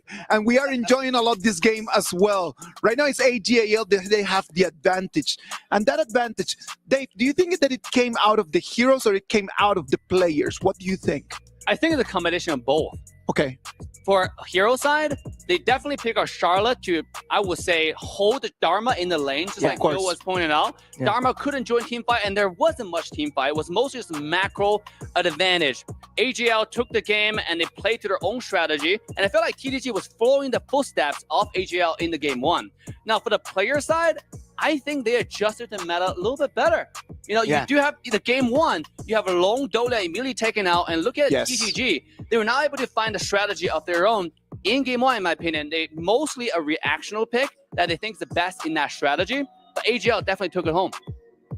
Absolutely. I would definitely say it's more on the player side because I really liked TT's draft there. The Consortio pick, I think, was actually super amazing. The Charlotte is known for split push. They picked a marksman that's able to stand up to the Charlotte here. Of course, we noticed that it didn't at the end at the bottom there, but usually if they're around equal farm, Consortio is known to be able to hold and split push and hold their own. Yeah, what I like is that both of these teams, they definitely cashed in immediately all of these expensive heroes. Ogrand, Dharma, and Yuan, of course, for the side of TT Global, the Dharma was trapped. He was suppressed with, of course, the Charlotte last pick of team AGAL. And what's interesting is that for AGAL, Ran, he actually he knows his power spike, right? Yes. He dominated with his power spike. Pure Sky together with the Frostcar's Embrace. For instant percent, instant slow, there's no going back. You're gonna get killed. It is very interesting just for us to analyze the decisions that the players are making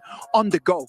Because that's what happens. Like we get to the top level of the competition and it's on the go. On the go, they can just make decisions on what they want to do, what items to buy, what is going to allow them just to turn the game in their favor. You can see a lot of the TT Global fans right over there on your screens.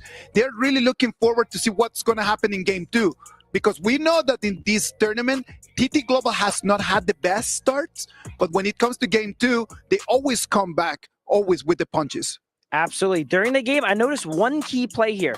The Motsu, when they were catching the Charlotte after killing the concert, he landed the cannon blast and immediately, no hesitation, ultimate flash on him. That tells me these teams are here, they're warmed up, they're ready to play, and they're not going to hesitate when to make He the play. did not want to let that one go, right? Yeah. He did not. Like, you came in, you took the kill, you're not going back home with your life. Yeah, absolutely. It's all about the combo. It's all about like the synergy.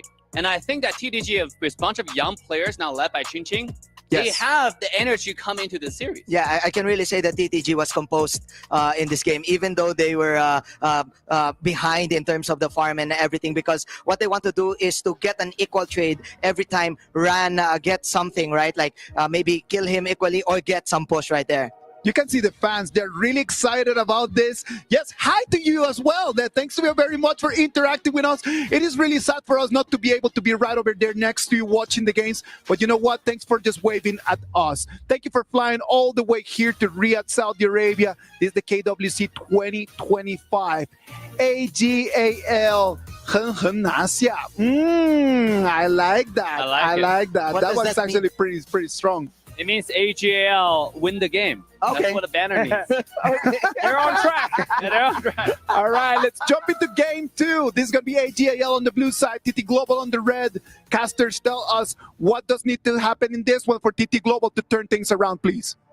A lot that needs to happen, but AGAL up 1-0 over TT Global. Sagi, what do they need to do to get back in this series? First things first, contesting these neutral objectives is the name of the game from TT Global. But I gotta say, Xuan Ran's game 1 was so good. His Charlotte was peak performance here. But game 2 is always a fresh game when we talk about KPL teams here, because they're so used to playing these long formats, best of 5, best of 7s in the global ban picks. So we gotta see, what does Coach Jose have in store for TT Global? For sure, reset, right?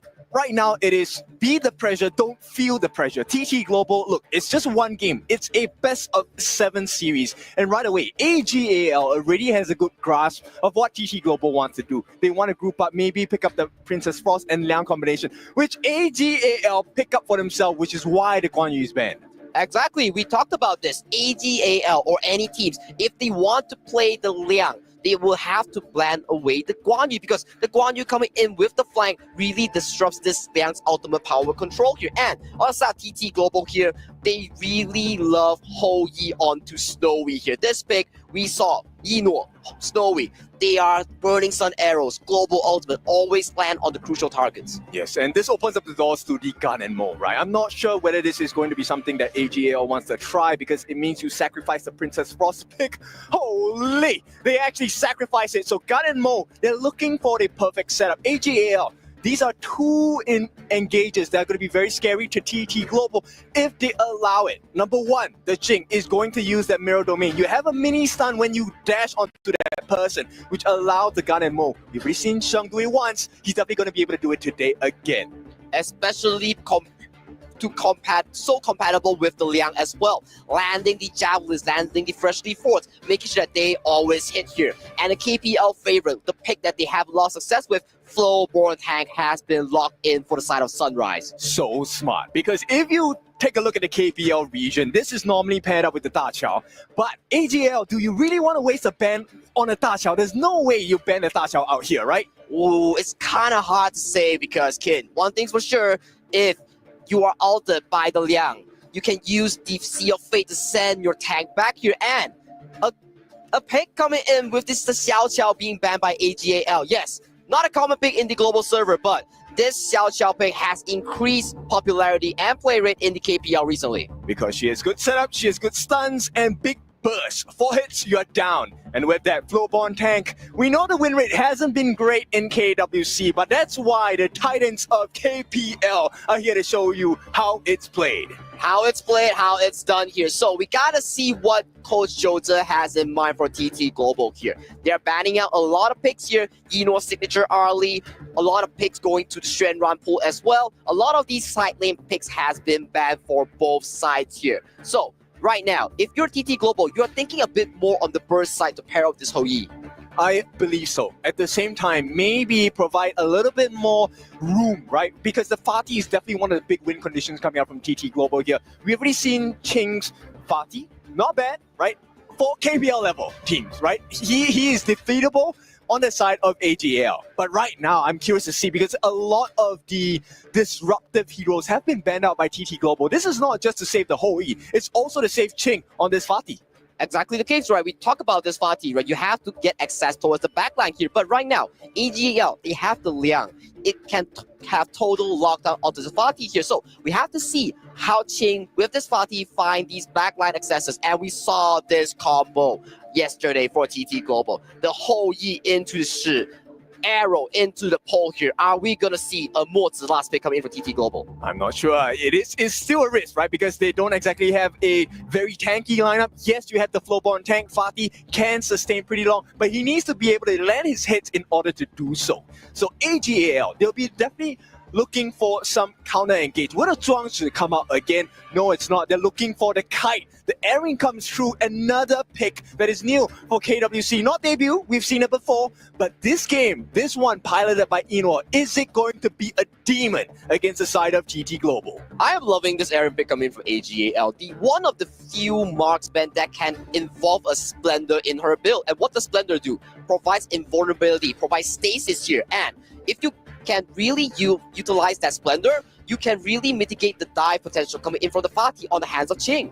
Okay, I know this is like a TikTok trend or whatsoever, but you can actually use the Aaron's ultimate or Sun Ce's ultimate as well, and kind of like, ride the ship around and shoot people around. So it increases your mobility and damage potential. And this is also why TT Global, they have picked up the Lianpo as the last pick. Another ultimate disruptor. You want to be able to stop the Liang, you need to stop the Gun and Mo. Aaron, someone else has to care about him. Hopefully, on the side of Snowy, he'll be able to dilute that damage coming out from Eno. Exactly, and we talked about this. We saw from the past few series here, Snowy, when he plays the OE, he doesn't go for the semi-tank build. He goes for the full damage build. He is the late game damage coming in from the side of TT Global because of how good he is in terms of positioning. So we know the drafts, we know the players, we know what they're going to be playing on. And going into this situation, TT Global's down a game at this point. They were in the same situation with Nova Esports yesterday. Is this going to happen again where TT Global are able to run the tables and win 4 straight on AG? I truly doubt so. Today is a day where at KWC, many people will fall multiple times. It's not about how many times you fall, it's how many times you get up. And we want them to rise above. Rise above. Nothing is granted. Everything is earned for the side of both these two teams. If they want a shot at the title of KWC 25 champions, they gotta prove it with whatever they have. AGAL versus TT Global. And we're going to go into Game 2 Grand Finals. AGAL struck first. Going into this one, it's got to be key. TT Global does not want to lose this game and be behind at 0-2 at this stage. In fact, based on the draft, I think TT Global, they have a slight advantage because Ganemo is a very expensive mid laner, right? We don't need exactly too much equipment on the side of Shi. That's going to be played by Crane. He just needs to land the catches. That's all that is required. That is all that is required. He will utilize that resource, and we have to see the resource distribution coming in from the side of AGAL. That is their strong suit coming into the series. Curiously, they don't actually go for the initial pressure in the mid lane. They're looking for pressure on the bot side. So a very stock standard gameplay. No invasions by either side. Interestingly enough, they went for the 2v2 towards the bottom side. They are looking to secure this fire peak here as the 3v3 towards the bot side is the main objective of this fire peak. And timing is very important, right? So right away, both junglers understand, why do they not invade? Because if you lose the invade, you give a kill. The instant snowball on the other side is monstrous. And KPL teams, you know for a fact that if you give them a hole, they're going to be punching it, tearing it apart, and making sure that they leverage the most benefit out of it. Yes, digging your grave. But that is a hallmark trait of all KPL teams, regardless of their power rankings. Now, in this game, so far, AGAL, they have gotten a small win in terms of camp objectives. There are 5 different parts of the map you can win in advantage. And this is one of them, the Space Sprite. The Space Sprite. Look at how many members are rotating towards the top side here. If you look at the map, there seems to be more commitment. There's a mirror domain who finds Ching. He's actually trying to just get to safety. He's at about half life. But now here comes the reinforcement. Sunrise looking to go on to Joey. Joey actually just dodging it throughout. And Joey with that first ram. And it's going to be a disengage here. Look at the bottom side right now. While this is happening right now, Snowy is getting punished for being in a 2v1 situation. Yes, TT Global, you secure the Space Sprite, the River Sprite. But Snowy, this late game potential that you have is getting pressured so hard. Okay, let me explain to the new players what just happened at the top side of the map. What both TT Global and AGAL were trying to do was not to actually win the fight. It's to force out your common spells, force out your ultimates, force out the flashes as well. And then they really want to fight because you're in a horrible position. Exactly, and when you expand the common spell, it's a very long duration here. Look at bottom side. Yeah, it looks like they're just going to give up first blood, but we traded away. So it's a 1-for-1, but still, with first blood here. It's a big advantage for the side of Ino, right? Because he gave away that kill, but at this point, he took that first blood. Even though he gave his life after that, Snowy did not benefit from the EXP gauge. Oh, look at that wall. It's connected right onto Snowy. And yes, he trades his life away, but he's going to take that any day of the week. Exactly. You even lose out the minions that are coming in from Snowy here. And Ching, good reaction time, knowing for the fact that Swai and team is coming in from AGAL. But he burned his flash. Ching now in a horrible and uncomfortable situation. At the same time, Joy has been spotted out by Swai. Numbers advantage on the side of AG now evened out by the presence of Crane. Ooh, look at the map state right now. That's why we talked about this. Objective is the key. It's the essence of the early game here. Hence why there's so many players coming in from both teams at the Clash lane. Yes, so a lot of players, I know you guys are new, you're in the chat, we're reading the comments as well. How are KPL teams actually getting gold, even though they're losing fights and whatnot? It's really those minor objectives, those small camps, the boars, the horntail beasts, and even the sprites. These are all the little things that you might not notice on screen, but that's exactly what both teams are fighting for. Exactly, and that's how you build a goalie here. It's not by these major team fights. Yes, that's a way, but look at Ching. Control. Here's with the set sail. The connection is on point with those blades, and Sheng will get that kill. Rinse and repeat. Sheng this time gets that. He doesn't even have to commit his ultimate, and this puts Ino at risk. In at risk right now, but that Trevor smash right on top, but they're under the tower. You know what we find? Ron had teleported in. The damage calculation here coming in from Ino is just picture perfect here. AGAL coming in clutch, making sure their farm lane does not get converged by 4 people. Yes, you get the Tyrant here, but look at your top side. This is why TT Global is also so smart, right? They make a fight at the top lane. They also put pressure on the bottom lane. The response from Ran, hang on. Oh, it looks like Sunrise will just dash on out of that one. Staying alive, that's the biggest thing, but he's contesting and it's making it uncomfortable for AGAL. It's a trade-off KPL teams, right? It's about pulling attention away. What you're actually looking at is not the true objective here. They want something else off the map. If they get what's on the screen that you're watching, that's a perk. It doesn't matter. It doesn't matter indeed. And look at Ino and Ran here, securing the bottom tower and instantly driving that set sail, sending Ino to another puddle of farm at the front Clash lane here, making sure that this Aaron gets the most gold. Yep, the small actions do matter. Zoe does catch eyes and Joy, but he doesn't want to get him. Yeah, but the mirror domain with that control, that should be enough. And it looks like he's got the shield and the flash away, and Joy surviving. Ooh, almost an attempt here coming in from AG there, but they only expanded their ultimates here. On the side of TT Global, their Roma's common spell flash is on cooldown for the next 2 minutes. My friends, these are the situations you need to pay attention to because they will present themselves frequently in high-tier, high-level gameplay, right? Making it out by the pixel of your health. And exactly the case, right? Look at the goal lead right now. We talked about it. 5 minutes in, almost 6. Just a 1 kill differential here, but thanks to the objective take. The neutral objective securing coming in from AGAL, they're looking at a healthy 1,000 goal lead. In fact, this 1,000 goal lead means they have probably stolen about 4 or 5 camps away from the side of TT Global. And 4 or 5 might not seem like a lot, but when you have that advantage now, AG might oblige. They might say, okay, we'll take a fight. And it all depends on Swai. Who does he want to get his ultimate on? Sunrise decides to go in. The Burning Sun arrow right on point. But they had the Silky Orb. They pull him away and they get the connection and they find Ron. But they're going to continue on. The mirror domain. Sunrise getting a little bit low. With that pickoff.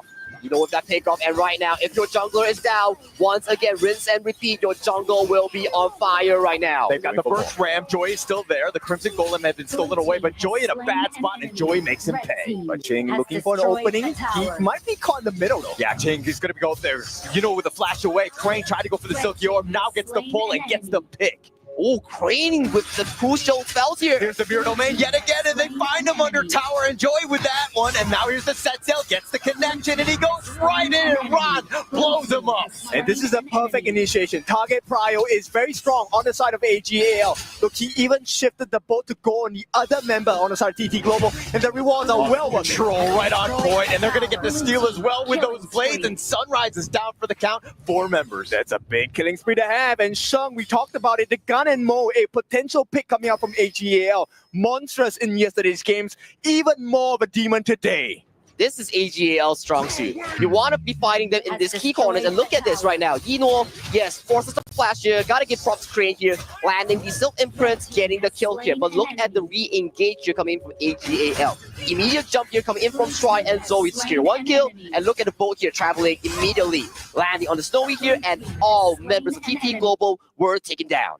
Great comms, great coordination as well. And what does that do? It doubles up the lead. It's a 3,000 goal lead going to the side of AGL. GT Global, they know they have to figure something out here. The arrow goes wide here. It does not hit anyone here, but look at Ron. He's looking for engage. Yeah, so he's going to go in. He goes for the Mirror Domain, finding Joy. Joy's just trying to stay alive. He's going to be picked, but the control is right on top of Sunrise, who has to dash away. The top T2 is taken out. Sunrise was picked as well, but it looks like Ron will trade his life away for that 2-for-1 trade. They're too far behind. It is a 5,000 goal lead right now. TT Global, T3 under pressure. This should be a clean one from the side of AGL, but there is more to obtain across the map. More to obtain across the map here. Get the buffs, get the minion here. Look at the damage out here coming in from Zoe here. This is why he is so monstrous on this Jing.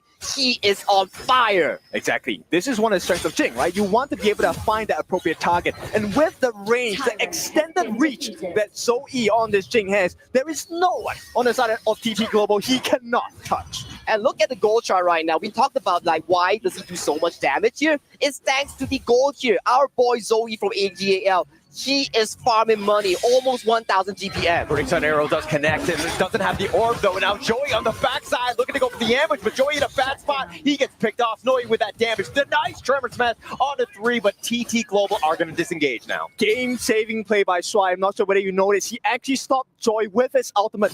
If he had not stopped Joy, the backline of AGAL was going to be exposed, and that was a potential turnaround for TT Global. I'm starting to understand more of why teams really prefer this floorborne tank pick, because look at this team fight right here. Yes, the arrow connects, Shuai stops the engage from coming in. Look at Zoe. He found a perfect backline here, but look at what the tank is doing. Floorborne tank, triple knockup, making sure that Zoe onto this Jing had no room for mechanic. Exactly. I mean, Qing was close by. Qing needed to be in a better position. He was a little bit too late engaging in the fight. Joy was the one that engaged first. Unfortunately, stopped. And because of his positioning, Qing could not help the team. That's exactly the case here. And look at the goal lead coming in from the side of AGL. Yes, it comes to 3,000, but we are looking at the 10th minute mark, the shadow variant of these objectives here. We are looking at Snowy, looking even more healthy as the game goes on. Tyrant's right about to go down and wants to go in. The Burning Sun arrow will connect, but Joey already takes the Tyrant. That's the first one of the game, and now Ron on the backside. He's going to be running, and Joey in a bad spot. He does take out Snowy before he goes down. Now Joey trying to run away, but they do have the stuns. Those blades are just doing way too much damage, all on the 3, but they're not getting the pick. Sunrise is still up in front, and now AG, they want Sunrise. They're trying to find him, and they're not able to catch him with those blades. Just a little bit shy, but AGL, that was a win for them no matter the cost. They got Snowy down. That turnaround was not available. And once again, I have to highlight Qing. He is in such a difficult position. There is no one he can touch on the side of AG. AG, I gotta tell you, their positioning is so crucial here. Look at what Shuai did here. Burning Sun arrow. He was using power control. He dodges it with the flasher. He fully utilized the power control here, and Zoe finding the perfect backline engage onto Snowy, the person on TT Global we talked about, the main damage output. This is the choice. And right now, Qing under pressure. Yeah, he's going to be running away. I think he's going to be just fine. Nope, he will not reforge blades. My bad. And here comes the boat, and that's not really required. And the boat is going to be a scouting one. They're looking for that engage because right now they're trying to sneak it. That Overlord, Shadow Overlord is going to be attempted by the side of TT Global. They will get it, but at the cost of pressure flying down the mid lane. Yeah, they want to cut off the angle of retreat. The first ram on forward. They're going to find Joy in a bad spot. He's going to go down. Shang's got that damage, and now the rest of TT Global on the retreat. So much damage incoming in from AGAL there. That's a Lian Po we're talking about, and he got melted The easily. Burning Sun Arrow is going to connect with those blades, try to cover the retreat, but Sunrise goes in, gets the pick off, and he's going to walk away. Okay, they buy themselves a lifeline, right? But this is a very short, very thin lifeline on the side of TT Global. Once again, the jungle is completely empty, barren for the side of TT Global. AGAL, they survive this, no problem. Maybe Sunrise can get that 8-7 seconds worth of Azure that's coming up. Well, one thing's for sure, guys. We are looking at TT Global's win percentage here. It's not looking good, but they have to rely on Snowy here. He's already 3 items working towards Succubus Cloak here. If he can survive in these team fights, he's going to be a big deal. Also, take a look at the gold difference here. Zoe, number one, a 3,000 gold advantage. But the player I want to talk about is Inwa. He already has the Savant's Wrath, the Void Staff. There's a lot of armor penetration, magic damage as well. And look at the lead here coming in from TT. They know for a fact that they have the location here. It's not going to be an easy one for the side of TT Global. They get one small win in the form of the mid T1. This opens up vision for the map. TT Global, they can start to aggress here. Maybe set up something against Zoe. And look at the jungle that's coming in for the side of TT Global. They know as of this point, they are strong. They have skill in towards the comfort zone that they truly require here. And look at this mid game here. I'm telling you, TT Global has it, but look at Troy. Troy looking for that catch. He might be looking to go. He does have the connection, but Sunrise is going to be right in front. The orb is going to pull Ron in a bad spot. He's going to go down. And now with that stun, and here we go. Ching with that damage. And the blades, not enough to kill Sunrise, though. They need to protect that T3 in the middle, though. Crane is going to make his attempt. But for now, it's looking like it's a little low. One more hit is going to do it. Oh, so right now, TT Global on knife's edge. They have to protect all the tier 3s with their lives. But still, it's very good here coming in from TT Global here as the 4v5 here coming in towards this series here. We are looking at a Shadow Tyrant that's potentially be spawning soon because right now, TT Global, you have a man's advantage. Man's advantage is definitely very strong. And with this Shadow Tyrant, they need the Tyrant buff. They need to get the fight. But the T2 on the bottom being pushed in. They're going to look to go for this one. The Tyrant is going to get a little bit low. They've got the connection. They've got the control. They do have the burst damage. Sunrise, he just gets instantly deleted. And now Ching is on the run. But Snowy got the Tyrants. Joy is looking to go down as well. And they've got Yinua. Okay, nice catch. But Snowy, he does the win. He will survive. Gets his life. But it doesn't matter. Only one member on the side of AG is left. Shuk, legendary. He is going to bring this game for AGAL. But a quadra kill here coming in from Snowy, though. The late game insurance we talked about coming in from TT Global here. And even though they lost the team fight, they still secured the Shadow Tyrant here. Yeah, and Ching, he's going to have a good one of this. And look at this team fight here. 4v5 incoming in from AGAL. Very good damage here, but look at the position of this whole team. He was untouched the entire team fight and his supreme positioning. DPS nailed it, but a misplay here coming from Ron. Mistime the spell one. Gets pulled in by Crane on the shoot. AGAL play very well in setting up Shung, right? All of those couple blades dealing a lot of damage. But there's one trait that AGAL does the best, which is Inwa and Shung never ever stand together. And that was the only time they stuck together where Snowy benefited off of that. Exactly, but we gotta see one thing's for sure right now. 15 minutes on the clock here, 4,000 or 5,000 goldie healthy towards AGAL. But if we think about the late game scenario here, I gotta say TT Global is in a comfortable situation. They've got the control, but they don't actually have enough damage. And Joy somehow barely staying alive, even in the mirror domain. They're not gonna get that pick off. And T3's in the middle, now under pressure. Not gonna be taking too much damage, but TT Global, this is a window of opportunity. They can come back into this. Do they really want to try on the side of AG?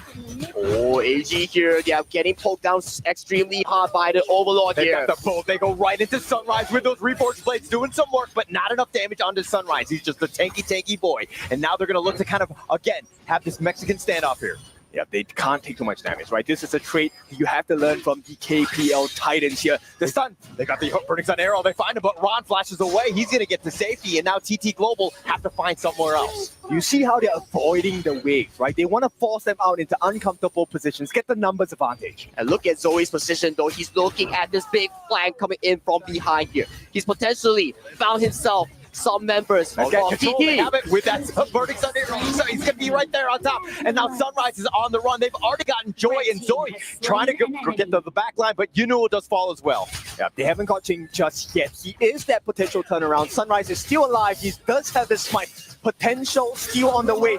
Zoe takes that one with that Overlord, and now Sunrise taking some damage. Snowy with that crucial initiate was a nice one for him. Okay, it's a good trade, right? They give Joy's life, but they take out Enwa. Yes, they did lose kind of that Shadow Overlord, so there is a little bit of breathing space for AGAL. But with the state of the game, TT Global, they'll be back having a chance. They're definitely having a chance here, and all these team fights, we are looking at TT Global having much more control compared to 10 minutes before.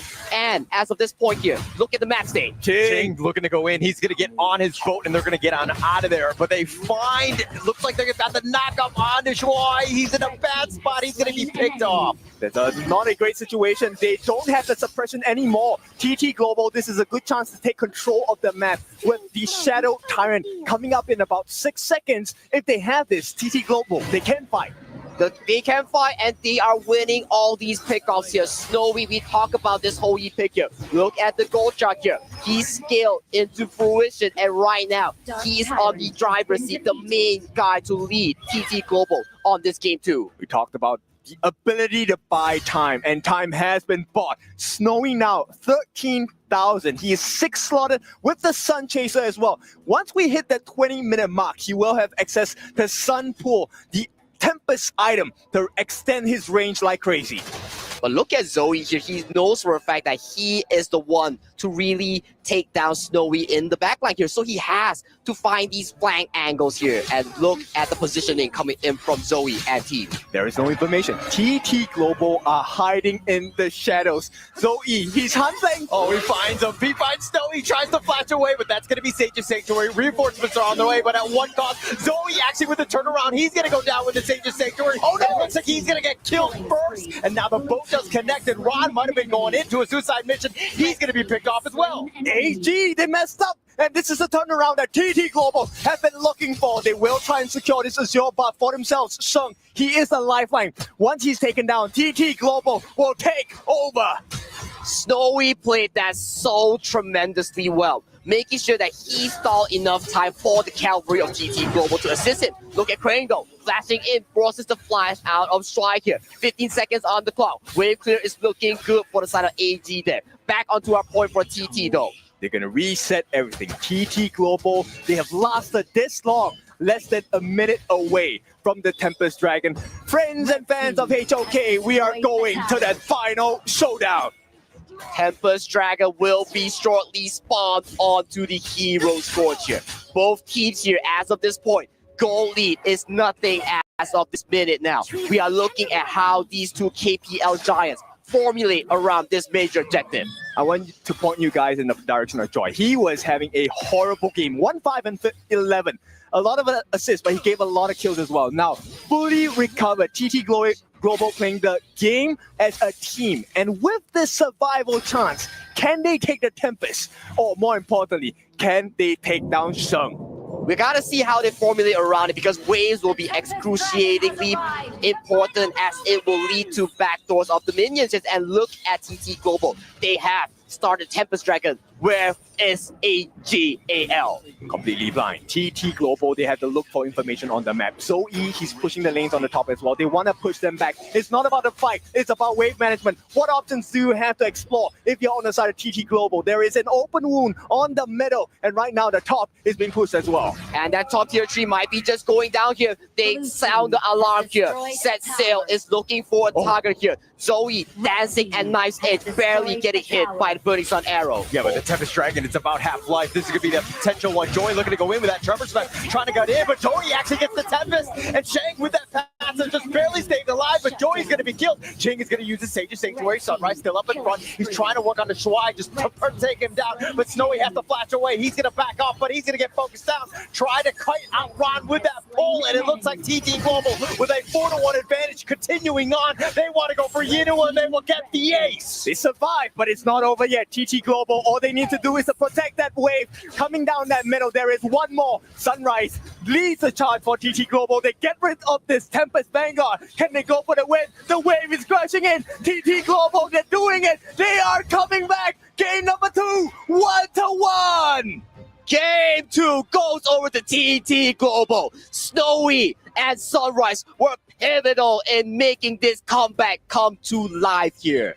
Beautiful game, right? If you're a fan of TT Global, this is the standards you expect. This is supposed to happen. It doesn't matter how you start the game, it's how you finish it. And now AGAL, they kind of quiver for a little bit. There is no easy path. Every king has to come at a sacrifice. This is the mountain that they have to climb to claim the trophy of being the KWC 2025 champion. So I gotta say, TT Global, they played that mid to late game to a perfection, even after this disastrous early game. Look, it was so clean. AGAL, they know about the compositions. They know who to go for. They do not waste resources or skills. And that's the beauty of AGAL. But this is then becoming the strength of TT Global as well. Look, Ching, I have to highlight him. He had a horrible start to the game. His positioning was off. He wasn't able to catch the appropriate members on the side of AGAL. But at the end game, this is why Fatih is so strong. Him and Snowy standing side by side but far apart. Who do you choose? If you don't choose, you die. You don't choose, you die. Exactly the case here. And at the late game here, Snowy was just so crucial here. This fight alone, his Sage Sanctuary swap was so damn fast, baiting so many members of AGAL, further pushing the game towards the palms of TT Global. It's rare, but it happens. AGAL, Zoe made one wrong decision, got punished, got pummeled, and even with the Tempest buff, they couldn't do anything. They couldn't do anything. They were just getting out DPS by Snowy and Ching here. That is the late game potential that we discussed during the pre-draft here. But I want to hear more from Isaac and friends here at the panelist desk. Take it away, boys. Thank you very much, Sagi. We are elated with that game. We're super excited. It is 1-1. TT Global with a great comeback sends us to 1-1 after game 2. AGAL, they thought that they had it in there, but TT Global just teaching us that it is not done until it is done. And knowing their composition, they were pushing for the late game. They knew that the Tempest Dragon was the way to go. And look at that. They take the victory 1-1. Boys, break it down for us, please. Absolutely insane game, guys. We all just watched it, right? Damn, it was really good. You're using the tablet now, bro. Yeah, I have so many points here to break down. But before we get in the game, let's go ahead and quickly glance through draft. I thought AEG's draft here, the first 3 character core was so beautiful, actually, right? The Liang, Ganon, Mo, and Jing. Yeah. The Liang pick here is so beautiful because it first enables the Ganon Mo. It holds down a target for him to one-shot, but it also removes the counter to Jing. It doesn't let the enemy hold down their Jing. I thought that was just poetry in draft. It was really good, right? Because as long as the coordination is there, then you have the burst damage and that you don't need to be thinking about that Hoi. The problem is that they never had an access to that Hoi. It was really difficult for them, right, Manjin? This is so fascinating because we were talking about actually the Hoi being a flavor pick of course, for all the marksmen here. Like it's either banned or it's pick, and it's second pick for the side of a TT Global. But the TT Global, they prioritize the Fatih because they want a strong clash laner together with it. The answer for AG is they stole away the Gun and Mo for that combo. So you have a Liang and Gun and Mo, like what he said, you have your burst damage now. It was supposed to be TT Global's global threat game, but then again, AG, they answered with the steal, plus they answered with the Sanse. So it's time for AG to do the global threat, and they can get kills and kills after kills. It was supposed to be TT, but no, TT shifted to the team fight type of comp. I love the way that you put it, Manjin, because it is just like a chess game. I make a move, you respond with a different one. I make another move, you respond, and you try to force me into your game. It was very well orchestrated. I want to add to the draft that TT Global core strategy this game was unbreakable frontline. Yeah. You got a Hou Yi. You got a Lian Po, you got a Flowborn tank. Just sitting there. Obviously, Fatih, with many different interceptions that he can do, many team fight, you notice there are a lot of baits for Liang's ultimate. Yes, exactly. Liang was ulting the Lian Po or ulting the Fatih, but they couldn't kill them. Right? Yeah. Somehow, you will always have the frontline who will survive because they're so tanky. Not to mention have to worry about the re-engage, a secondary engage, a third engage coming out from the entire side of TT Global. So the entire draft, initially I was like, oh, what is the strategy? What does it come here? There seems like more synergy from AG Global, but from AGAL. But TT Global strategy was just that we are unkillable. Of course, I'm telling you, at the end of the day, it all carried on the Snowy's back. Everything just came on the Snowy's back. He came in and he did that quadra kill. And that's going to be really beautiful. And because Snowy was untouchable, that's the reason why TT Global are able just to push the game and push and push and push. Because at the end of the day, it's not a matter about how fast you win it. It's a matter about just pushing the crystal at the last minute. Absolutely. And I cannot wait any longer. We got to talk about Snowy's clutch there. Yeah, go for it. Zoe set up really far into the enemy base there, right? Waited a long time just to go ahead and catch out the Hou-Yi. But when it caught him out, they did a quick master armor there. I don't know if they got it in game, but I would consider that master armor. Sells on him, gets the sanctuary, buys enough time for his team to huddle around and protect him, and turns a disastrous situation into a positive one. And it's very difficult for Hou-Yi to survive, right? Yeah. And then he knows that as long as he's just making that little move, he's just a little to the right, a little to the left, a little bit back, and you just keep dealing damage, he's always going to survive in there. You know what, Phil? The master armor you're talking about in the PKL, it's called buy and sell. That's really hard to do, especially for the hashtags slow hands like Dave here, right? Like it's hard to do the buy and sell, right? Anyways, no, come on, I have to defend Dave on this one because I've seen Dave's fingers playing, and it's actually pretty I might clutch. have fat fingers, but it's not slow. Let me guarantee that. For sure. Anyways, yeah, I kind of agree with Dave. Again, I've talked about how TT Global shifted their gears into a sustain type, protect Snowy in the late game. All they need to do was to be patient with everything that AG wants to land, like get all of those defensive items. We were talking about it. Like that's a problem, I think, if you have a farm lane who relies too much on magic damage. Also, you have magic on the Gunmo, you have magic on the Aryan. What do you counter with it? Magic resistance. Succubus Cloak, easy, right? But it wasn't just that. Like I said, it's how tanky TT really is. And how not tanky, how fragile the entire set of AGL was. They couldn't survive the amount of tankiness in the front. They couldn't survive the amount of damage coming from Hou-Yi as well as the rest of the team. So end of the day, when you look at Honor of Key in general, I think a balanced draft should have someone to tank the damage. But Sun Ce just wasn't it. They picked Sun Ce mostly realizing that game just for the ultimate itself.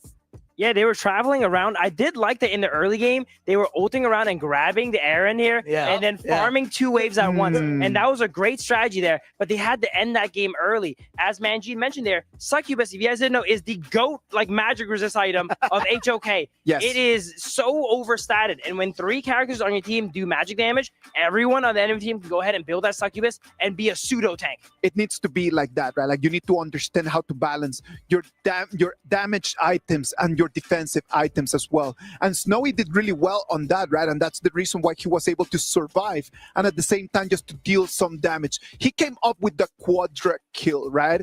And as you know, we've been always tracking all the clutch moments since the beginning of the KWC. And thanks to Honor, we have our Honor Triple Tracker. Our Honor Triple Tracker is allowing us just to count all of those clutch moments, or the triple kills, the quadra kills, the penta kills, and they just come to put them as the rank. Right now, for Blacklist, Joshi is the one that is at the top of that tracker with 4 of them. And if he finishes like that today, he's going to go home with an Honor device for this winner. Whoa. Whoa. Yo, shout out to my boys, Joshi and Carl. Come on. I want to give credit to Snowy, though, because they just started playing the tournament. Yeah. He already had 3. Brother, I'm telling you. like Joshi right now is watching this and he's like, come on, Snowy. Please, brother. Like, allow a man a phone, please. But yeah, absolutely. Snowy here coming in for just 2 matches, right? And he's already has 3. And we have a lot of games to go. And if he keeps up his current pace, he's set to take number 1. I am really looking forward for that, man. The same as I'm looking forward for this game 3. We already have game 1 and game 2. I know that for a lot of the players and for a lot of the fans that they're new to Honor of Kings and they watched that AGAL performance, they were just like, okay, yeah, AGAL got it in the bag. That's it.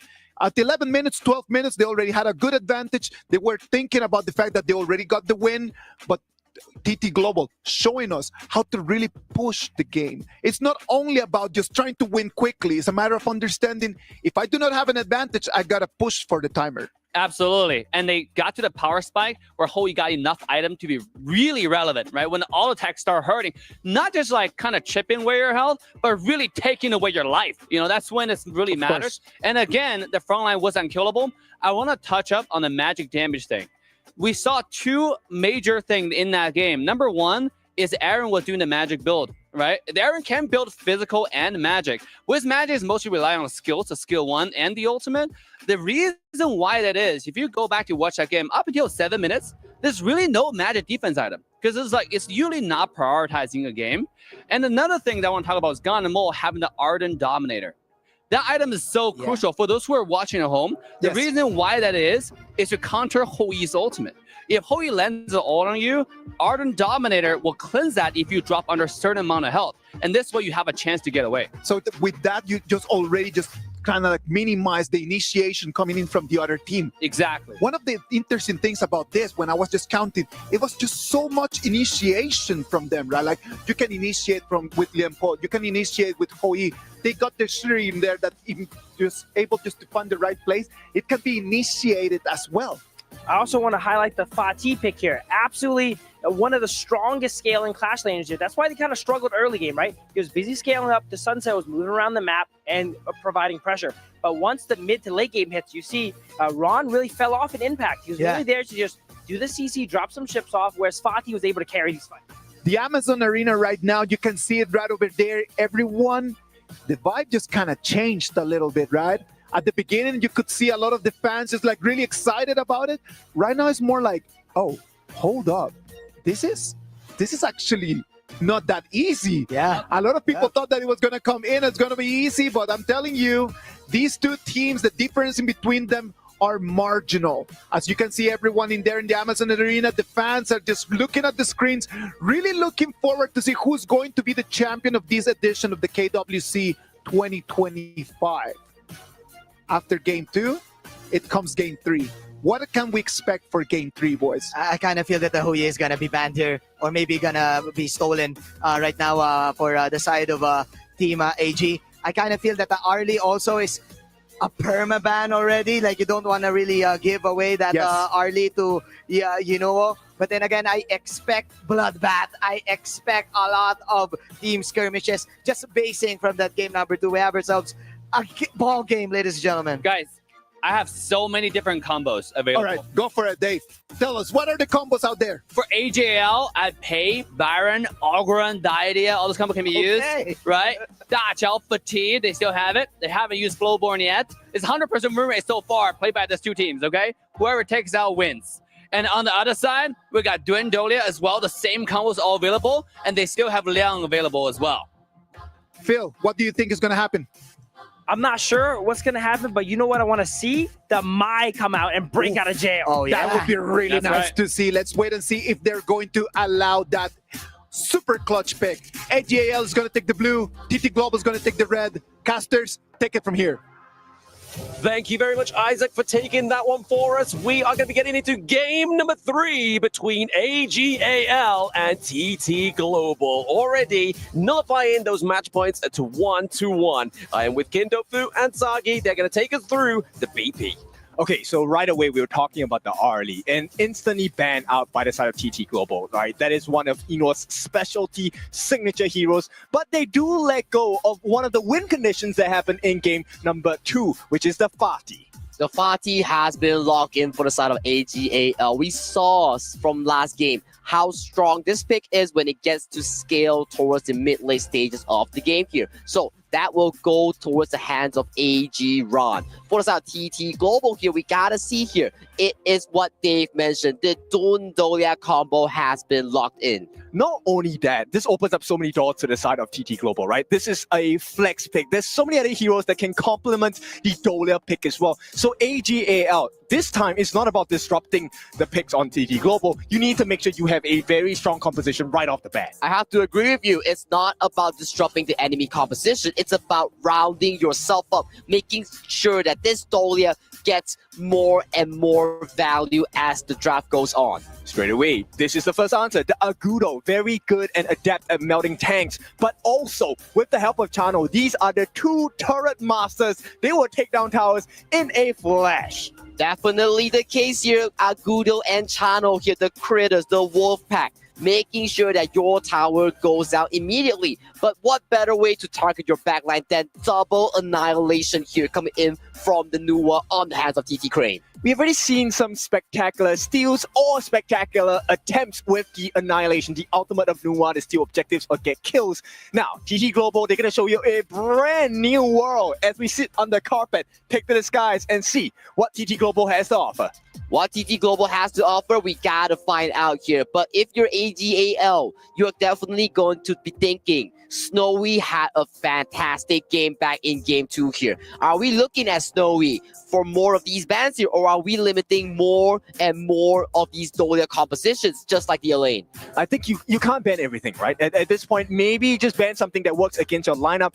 I think Princess Frost is going to be a very good answer for TT Global, because this then, when the emergence comes, the TP from Nuwa comes, when Dune jumps in, you can get the Frigid Prison, get that stun in as well. Extra damage for you. Guan Yu, great ban on the side of AGAL. Very great ban. You want to be making sure that Yino on this late game carry channel gets more room to farm and play the game here. So banning out all these backline assassins coming in from AGAL makes sure that Yino, their star player, gets enough space. True. TT Global, they haven't picked up the Charlotte yet, which I think Ran has already showed us how powerful that composition is going to be. And TT Global, they want to go for, this is a core basic in professional gameplay. Protect your farm laner, he's going to deal the damage for you. And based on how Snowy was playing in game number 2, TT Global definitely can play this strategy. I have to agree with you, and we are looking at two very similar team compositions. You have the playmaking clash lanes, you have the jungle tank, and you have a late game marksman on both of these farm laners, being AGAL Yino, TT Global Snowy here. It comes down to execution here. Who can make their farm lane play with lesser worry? And I'm going to tell you the difficulties that AGAL are facing now. They've already used Lady Chen. There is no combination against the Dun with the Lady Chen. No more freezes. So they have to pick something a little bit riskier. They need more dive. They say, okay, look, there is a preparation. We might have to play late game. Let me get the wave clear, faster rotation, Zhou Yu in the mid, and going to be helped out by Dia. But I want to point out one thing as well, kid. Zhou Yu, Channel, Agudo. They melt down towers extremely fast. And you're talking about TT Global here. We want Snowy to scale towards the late game here. But if you have no tower, you're not going to be having this room to farm here. AGAL will look to hunt your turrets down. For TT Global, you need to play defense. Yes, and what this means, you need faster rotations, faster pacing, and if you get the chance, you want to kill them, lock them down, and that is the job of the Fuzi here. Ching, one of the godly players coming up from TT Global this time, trying to lock in that lead for TT Global. I'm loving this on TT Global here. They have played this before during the Nova Esports series here. The Dolia and Fuzi combo. Double lockdown here. Whatever front line you have, if you go in the face of the Fuzi here, you're gonna be experiencing total lockdown. It really is giving your teams options, right? How many chances can you give your team to lead the game, to win the series, and get your hands on that lion's share of the $3 million USD prize pool, which is going to be $750,000. That's a lot of money, and also the pride of being the best KPL teams, the best team in KWC 2025 is at stake at this series. We are almost ready to go into game number 3 here, Ken. I love this. We want the bragging rights for this game. And now, this is the time where both teams have the chance to move forward and stay ahead of the competition again.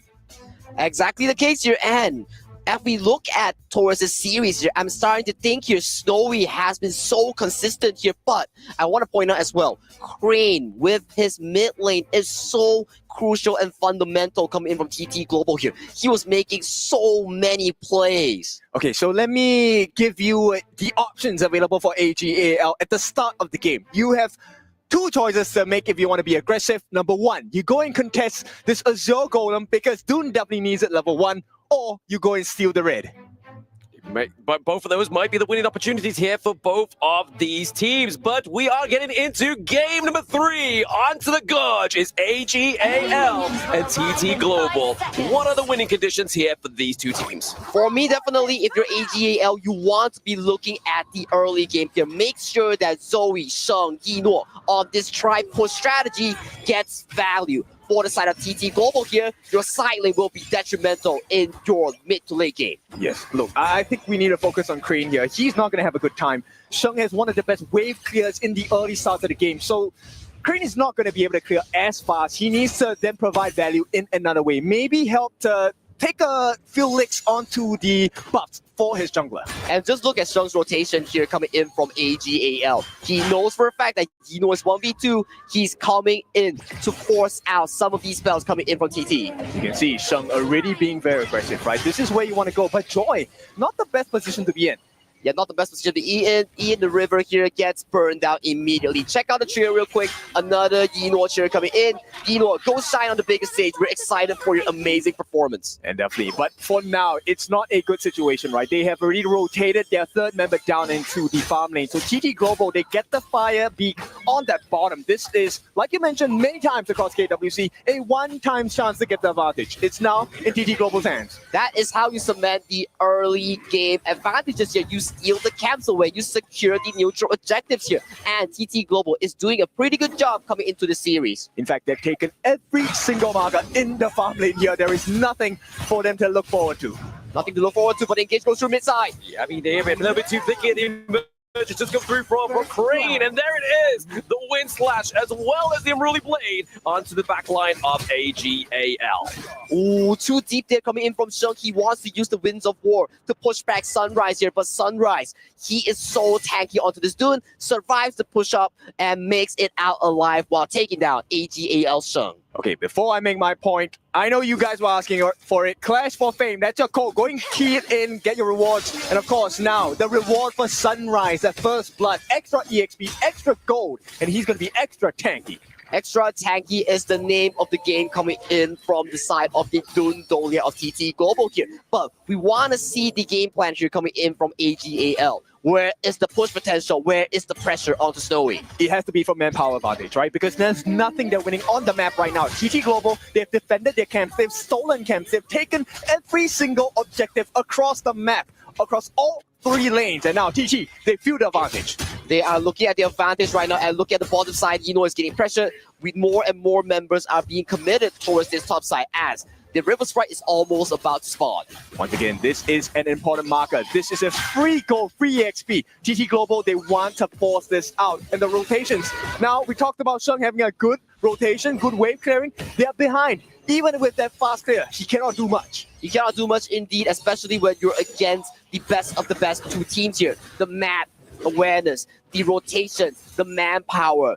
It comes immediately. It comes super fast here. So if you want to find mistakes that's happening on the map, you got to be quick. Look at how Joy has rotated, achieving so many things at the same time. Number one, running through the river. You have a lead, you get vision, you know where they are not at on the side of AGAL. You are also able to back up Sunrise if there is an invasion on the Azure Golem. So many things just by walking down that river. That is the job of a rover, right? You're providing intel, as we mentioned from time to time. Intel is wintel. If you give information, you give it to your teammate. I mean, Joy here looking a little bit worse for wear, using the Heartlink to get out. I mean, right now, they're going to need every man on deck when this neutral objective comes up in 1 second. It doesn't feel like they have a huge gold advantage. In fact, there is none at all. But TT Global, this is a great start for them. No steal available. First time of the game goes to TT Global. Very clean stuff here coming in from TT Global here. They force out Shuai's common spell here. Super low. Shuai is not able to precipitate the team fights. Hence, they have to give away this tyrant that has been spawned onto the map here. And right now, if you look at the map state here, TT Global, they're invading hard towards the bot side. They want to make a trade. Right now, Ching, he's not in a position to contest. The information is given over. But at the same time, I think what Sunrise doesn't care. They know about the Azure the Crimson Golem coming up in 5 seconds, and this will be funneled into the hand of Snowy. It will be funneled, but look at the bottom side once again here. They are pressuring the red side. They are looking to pressure this tower here. Ron teleports to the bottom side, looks to defend this, but he will be met by multiple members of the side of TT. Okay, right now they want to match pace, but they also want to be ahead. Sunrise takes that buff instead. He rushes to his Azure Golem. So TT Global playing the map so well. Furball going to be dropped, but there's nothing that AGAL can do at this point. But look at the goalie here, kid. 5 minutes in, we talk about how TT Global is amazing in securing these like early game objective.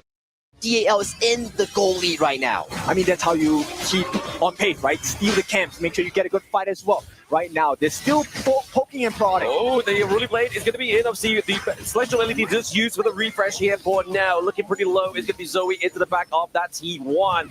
Team fights are looking pretty hairy. Sunrise is in the enemy jungle. Maybe looking to contest this Azure Golem. It's going to be Sunrise. He's able to get it. He claims it for himself. Not a good situation for the side of AGAL. Not the position they want to find themselves in. But you play the card they're dealt with, and TT Global, they're playing it well. So much damage here coming in from the side of TT Global here. The value coming in from a Fedun here, going in with the Aruli Blade, gets the refresh from the Doliak here, gets back out, and that provides so much mobility on this Dune. And I want you guys to notice something, right? We're talking about all the other members, and there's one member we don't really talk about, and that is Snowy. And that's a bad sign for the side of AGAL fans, because that means Snowy has been farming. And when you give him a lot of farm, and there's a big shield in front, the form of Sunrise and Ching, there is no escape. This goes back to the pick and ban that we talked about. Wait there, the Ruling Blade is going to be committed once more. The Destiny encounter does come through from the side of AGAL. The Annihilation comes through. We do get a kill onto Sunrise. He got a little bit too close to the sun and got burned by Shang. And this is where Shang provides so much value. The wave clear. If you stay and fight in the domains of AGAL, you will be burnt alive. And TT Global, they're kind of licking their wounds. They might have to give away this Azure Golem. Oh, the Azure Golem does get secured by Joy. They're not the best person you wanted to be here, but AGAL, with that one kill there, gets the bottom tower, gets back the control of the game here. We talked about this in the pick and bans here. If you're looking at the backline access here, Ron single-handedly zone out 3 members of the side of TT. At the same time, this is the turret push strat, right? You have the Akudo and Zoe. Oh my goodness, there's a lot of bursts. You have Zoe, you have Shang, and they are turret takers. Oh, Snowy over the wall gets the takedown onto Shang. We have the artillery coming through here as well. Maybe a bit of a dive here from Sunrise. Looking to try and contest that Azure Golem. We use the Unbridled Abras to go in and just clear that team fight. So smart. Look, Joy had to protect the team by stealing that his own team's Azure Golem. So they made the call. We need a buff for the side of Sunrise. He needs the CDR. He needs the mana regeneration. And right now, TT under fire. Under fire indeed. Snowy is not looking too good here. He does get one edge by Inwar. And then it is the Annihilation. It's on the backline. Crane just going to be used there to push away AGAL. I mean, imagine that Annihilation landed. That would have been clean. But it landed on no one, and AGAL comes up clean, gets the kill onto Snowy, who has expended his flash from the previous fight here. And right now, we look at the goalie here. It's looking dead even, but slightly towards advantage. Oh! Crane from downtown. The Annihilation is going to just get that pressure off to that mid lane. And right now, Ron may have to run at some point. This is a 2v1. Sages might be committed, and he gets taken out. This is not late game. You cannot get this kill. Shang, they get a consolation prize in the form of the Tyrant. It's not even a shadow version at this point. But TT Global, they're feeling strong. They see the advantage. Ching playing the split push as well. T1 in the mid, under fire. Way having to use the TP out of there, but that is going to be the Unruly Blade being committed as well. Can he get out? There's a lot of slow for Sunrise to be contested with. There it is. He gets out of jail free. So much damage coming in from Yino onto this channel here. He's slowly scaling towards this late game giant that AGAL need here. Game is dead even between both of these two teams here. And man, TT Global, they had an amazing 2 catches. Learn the tips. This is where you recover from the game. Do not force unnecessary team fights. Play the map, clear the waves, get the turrets. And right now, TT Global, they recovered. And with that growth, late game, TT Global going to be extremely scary with Snowy and Crane. And the first fighting point that we have to see, and we will be seeing, will be the Shadow Tyrant. That will be spawning in the less than 30 seconds here. Look at both teams here. They are looking to clear out these waves here. Have a neutral wave state to see who can get an advantage positioning on this team fight. Yep. AGAL, they want to realize the strength, the potential, taking turrets, but they're not allowed to because TT keeps poking and prodding. And Ching, late game, he is almost unkillable. They're going on him. Ooh, the flash, yeah, having to be used there by Ching. I mean, is there going to be a bit of a dive here? We see a bit of a pincer movement from the side of TT Global. But now they're just trying to position this Shadow Tyrant fight. Howl has been committed from the side of TT Global here. They're looking for a positioning coming in for this team fight. AGAL repositioning the wraparound. Look at Sunrise. He's face checking to Ron. Yeah, the Annihilation just come through. A bit of a bait and switch there for Crane on the side of TT Global, but still very aggressive with this team fight. A lot of flashes going on right now. Unless Sunrise or Ching falls, there is no way they win this fight against TT Global. And right now, they're already starting Sunrise. They're giving them options. They're giving choices. What do you want to do? Do you want a Tyrant or the kills? Yeah, there it is. Obviously, Furball being committed into the backline. Shui gets taken down. Sunrise cleaning up shop here. The sustain, but can Ron get access into the backline? He thought twice about that. He was going to go in, but he was like, if I go in, can I get out? He can't. Snowy has the Crimson Golem. And look, they make the call. They want to go for more. It's not about the Tyrant. It's about the map control. T1 in the mid. They've lost this. They need to restore control across the map. They need to recall control about the map here and look at the side of TT Global here. They know for a fact that wow, another snipe here coming in. But man, TT Global doing such a good job here. AGAL, they want to sneak away this Shadow Overlord here, but the positioning coming in from Ching and Joy, just neutralizing that potential. The shovel is in the hands of TT Global. They're digging treasures across the map. A Tyrant, a kill and a shunk, everything going in the way of TT Global. TT Global, they are in the driver's seat right now, and I gotta say here, Crane, once again, the man himself to make all these snipes, all these plays here. He's having such a fantastic game. Yeah, the pressure being put in here to the mid lane. I mean, this is going to be 4 men on 1. There is no real kind of collapse here for the side of AGAL as they lose their T3, T2 in the mid lane. Yep, and right away they can make a trade at the bottom lane as well. But for now, it's not the trade you want. You want more gold in your pockets because TT Global, they have a very slight lead. And we have seen when Titans get the gold lead, they get an advantage. They will dominate with that advantage. Okay, let's talk about team fighting here. We have yet to see Ron find a very big backline access thanks to Ching onto this Fuzi. If Ching never uses the ultimate, Ron can never go in. And TT Global will always have the range advantage to poke you guys down. So many effects, right? Multifaceted factors coming in for the side of TT Global with not just the draft, but the kits and the timings as well. And straight away, they occupy the territory of the jungle of AGAL. And they're working on that Overlord. Yeah, indeed, working with the Overlord. Primal Bond is up. Shadow Tyrant is over. No more debuffs here. And TT makes light work of this Shadow Overlord here. If you're AGAL, you gotta formulate a game plan as they're looking for this push. Maybe the same fight here could be the potential. I mean, obviously, baiting out the emergence. This could be the same spike being committed early with the Destiny counter already used into the team fight. Backline, Ron! Shrag goes down, but into the backline, Ron gets the access that he needs onto Crane with a takedown. Sunrise as well. Where is your attack on the side of TT Global? Okay, they catch eyes on Zoe as well. One more. Link does be used in here as well. Inuo looking pretty low. He has to flash over the wall for now. I mean, there it is. Zoe overextended. Snowy gets the takedown. And look at this Fuzi pick providing so much value there. The intuition, the spell 2, damage reduction, tanking so much damage from the side of AGAL. Look at this replay there as we break it down. TT procs the Howl, looks for the engage here, gets the engage onto the members of AGAL. But the healing coming in from Strike is just too major. Ron looking for that 2-man backline access. In live though, I mean, we've lost 2 lives already, 2 for 1 trade from the side of TT Global as they're trying to get that T3 in that bot side of the map. These Vanguards are doing the work. We just need to make sure that Ron is putting the pressure on. It's a double whammy. Ino gets taken down, right? They did trade the life with Joy, but who cares? Not that his life is not important, but Joy at this point, his value here is providing space for the team. Let's take a look at how that fight went down.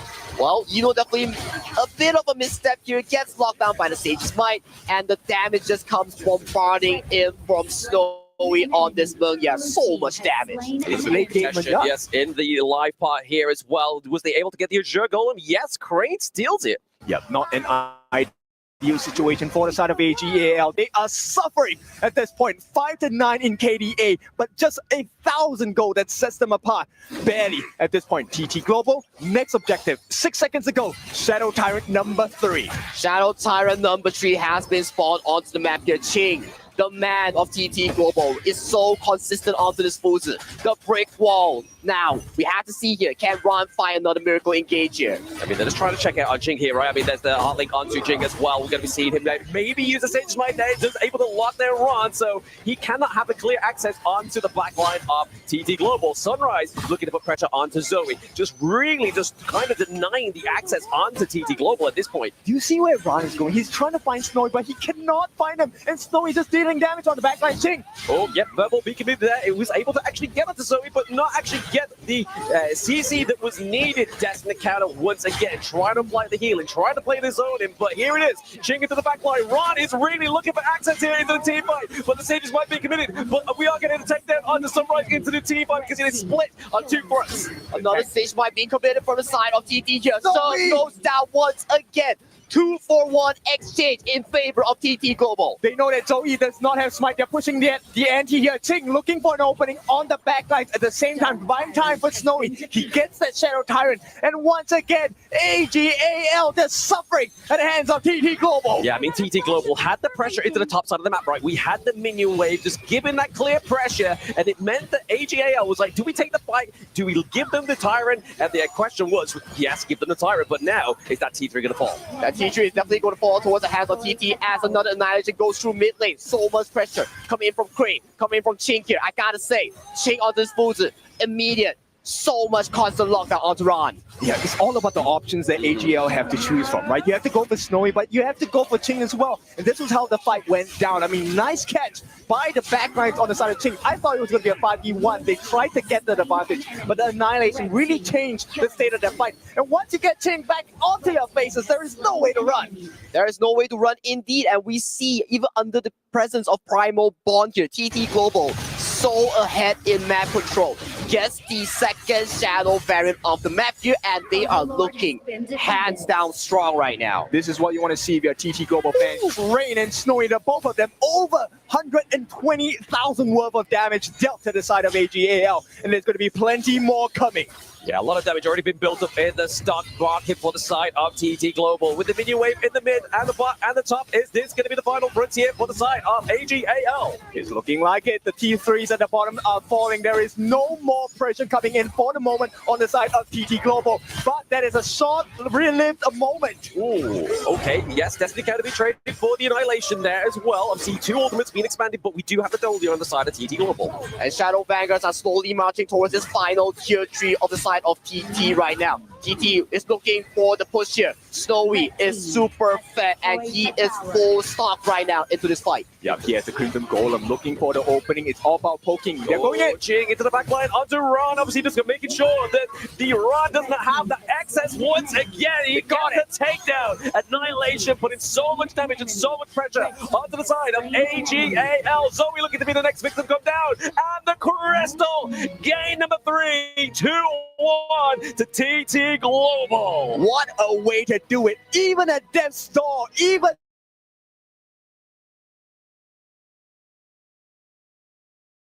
and there was no more chance. AGAL fall for the first time.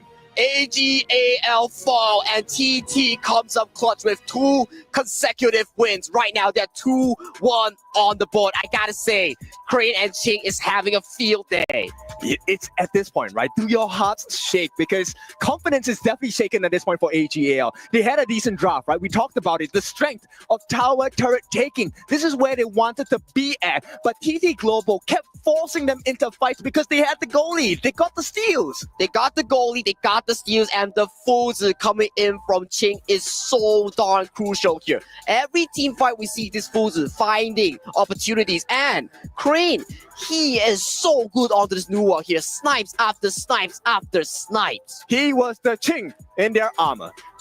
He is their Ching in their armor indeed, but look at these team fights real quick here, as even if Ron gets caught out, Ron is always being caught out by Ching here. Ching is always looking for these opportunities to give total lockdown control here. If Ron is on the map, Ching will always be there to put him on lockdown. That's why you are so scared of a late game Fuzi, right? Because you need more than one member to handle him. And TT Global, knowing the strength. So let's take a look at the desk. Boys, what do you have for us after this exciting game number 3? TT Global, showing us that this is not going to be a one-sided match. They come in, and you know that Xing and the boys, they want to put their hands on the trophy. 2-1 advantage on top of AGAL. A lot of people did not think about this, and I'm telling you, they might have lost the first one. But TT Global, after the first one is gone, the second one, the third one, the fourth one, the fifth one, they want to go for all of them. We are 2-1 ahead, TT Global on top of AGAL. Boys, break it down for me because this was a very interesting game. TT Global definitely kicks it into overdrive. It seems like their first game is their feeler game, you know? They feel down their feel out their opponent, dissect it, and then now like, okay, we understand. Here's what we're gonna do. And me and Dave were talking about the games afterwards, and as we're watching it, we're noticing, wait, this composition, we thought it was kind of bad at first, and then we're seeing it work, and it's all clicking. And we wanted to nominate the MVP if we could to the coach. The composition for TT Global was insane. It would be lovely if one day we can just give the coaches MVPs, right? But talk to a little bit about that. You guys thought that the composition was not gonna work. Why did you guys have that feeling? This is a 2000 IQ draft. Go Initially, when you see the Mengya, you're like, yo, this is new, right? It's not a KWC 2025. Right. And initially, when you saw the Nuwa instead of mine, you're like, oh, wait, this is different. And then it all makes sense. The entire push comp from AGAL side summons a lot of monsters. You got Channels Dogs, you got Zoe, summons a lot of different jungle monsters to help you push. Guess what stops all of that? Nuwa and Dolia, right? On top of it, you also have the Mengya throwing bullets in a line, killing everything all at once. Man, 2000 IQ, Coach Shoujo is on a different level. I'm telling you, that's why he's called the best coach in KPL, right? Like he's one of the top persons in Honor of Kings, not only in KPL, but I would even say worldwide. This is so interesting. I think that the game that we saw was so sweet. We all of us saw a chip type of game, like chipping each other out, you know. But what I like about TT Global is that they were actually letting AGAL to react to their draft also, because AGAL actually opted to go for the siege type of comp, right? Units after units, let's push and let's push. So they picked up the Nuwa, they banned out the Maishira Nui to protect the Nuwa, and then they saw, okay, they're gonna go for the siege, let's pick up the Mengya. Plus, what's interesting is, yes, we're having the chip type of game, right? But the only difference for me I saw was for Team TT Global, they have a finisher, which is actually the trap of the Fuzi together with the burst of the burst of the Nuwa and the underrated damage of the Mengya. I am thinking that in terms of global band picks, the heroes that we've played, the heroes that are out there, since we have seen so many not KWC 2025 comps, I do believe that even though it's already 3 games into this global band pick, there's still a lot of options out there, right? Well, we've seen a lot of powerful drafts. I think the most powerful drafts and why coaches matter so much is when you're able to get a win with a composition like this. Look at the characters using. Futsu, Nuwa, Mingye. These are not your traditionally powerful characters. And being able to add all these together and make it work makes it one of the best drafts because you win and you don't really lose anything. I think this goes to show how masterful TT and AG are in terms of the ins and outs of the every little detail of the heroes we're seeing, right? For example, who would have thought that we're going to see the Fuzi as the last pick? We were like, Fuzi, but you have so many units. You were like, how can you actually trap someone? But okay, it is for the Nuwa and it is for the Mengya. And plus, you can actually reset the ultimate of the Mengya to goes well together with the Nuwa. All right, you know what? I think that composition coming in for TT Global, it was just masterful. It was really on point. And I know that Dave wants to talk to us a little bit about the game. I know that Professor Dave is going to explain to us a little bit. Come on, Professor Dave. Get the whole setup. Oh, man. I'm gonna hold the mic for you. You know what? I was going to talk about global band draft first. You know the 2 games in a row, they have the tanks. But guys, this is a class lesson. Class is in session, baby. Class is in session. Number 1 thing is how to team fight properly, featuring TT Global. Watch this clip right here. First, you have the Hoi ult. I'm going to pause right here. You can see there are 4 people from AG, and Zoe's cutting in from this side, right? And look at the entire TT Global. They will now shift their focus towards Zoe right here, and you only have Lianpo stay in the front to zone the entire follow-up of AG. Yes. And this is how they're able to turn this fight around after Hou will try to flank the backline. Look at this immediate focus onto Zoe when Zoe coming in, right? Zoe got killed, and right after Zoe get killed, look at Lianpo right here. He's now in one versus 3, knocking them up, intercepting the follow-up that AG will usually do, and then he gets away. I know that Joy had a very tough game in there, but the way that he jumped in that one and goes out, amazing. How does he get away, right? And then you see this type of like master play is not just like by one team. Let's look at another team fight, and let's see if I can open this clip. You got this, Professor. Yeah, it seems like we might be waiting for the clip just slightly, but yeah, I think that should be enough for now. Yeah, no, when you're team fighting, when you're learning, it's very, very important to understand how to focus on one target at a time. And it's such a clean execution from TT Global side. When you have the front line, and this is what I was talking about regarding the draft, you need to have some sort of front line in the current Honor of King meta. Yes. And we have something like Lianpo that's untargetable. Uninterrupted when he's ulting. When you have something like Duan who can soak insane amount of damage. Last game you saw the stats. He was soaking 36%. It was unkillable. Yeah, that's why every single trade, you feel like entire AGAL was just focusing on Duan, still fighting him, while the backline, their entire flank is already gone. I think that is just the positioning, right? Like I think that TT Global has done so well in terms of positioning before the fight starts, just allowing Snowy just to get amazing positions in there, no? As a tank player, I really respect that play from Lianpo there. Of course. Being able to go in, land a 3-man Tremor Slash, and as you guys say, get out. Even if he died in that play, it would have been okay. Yeah, of course. He made space for his team, you know?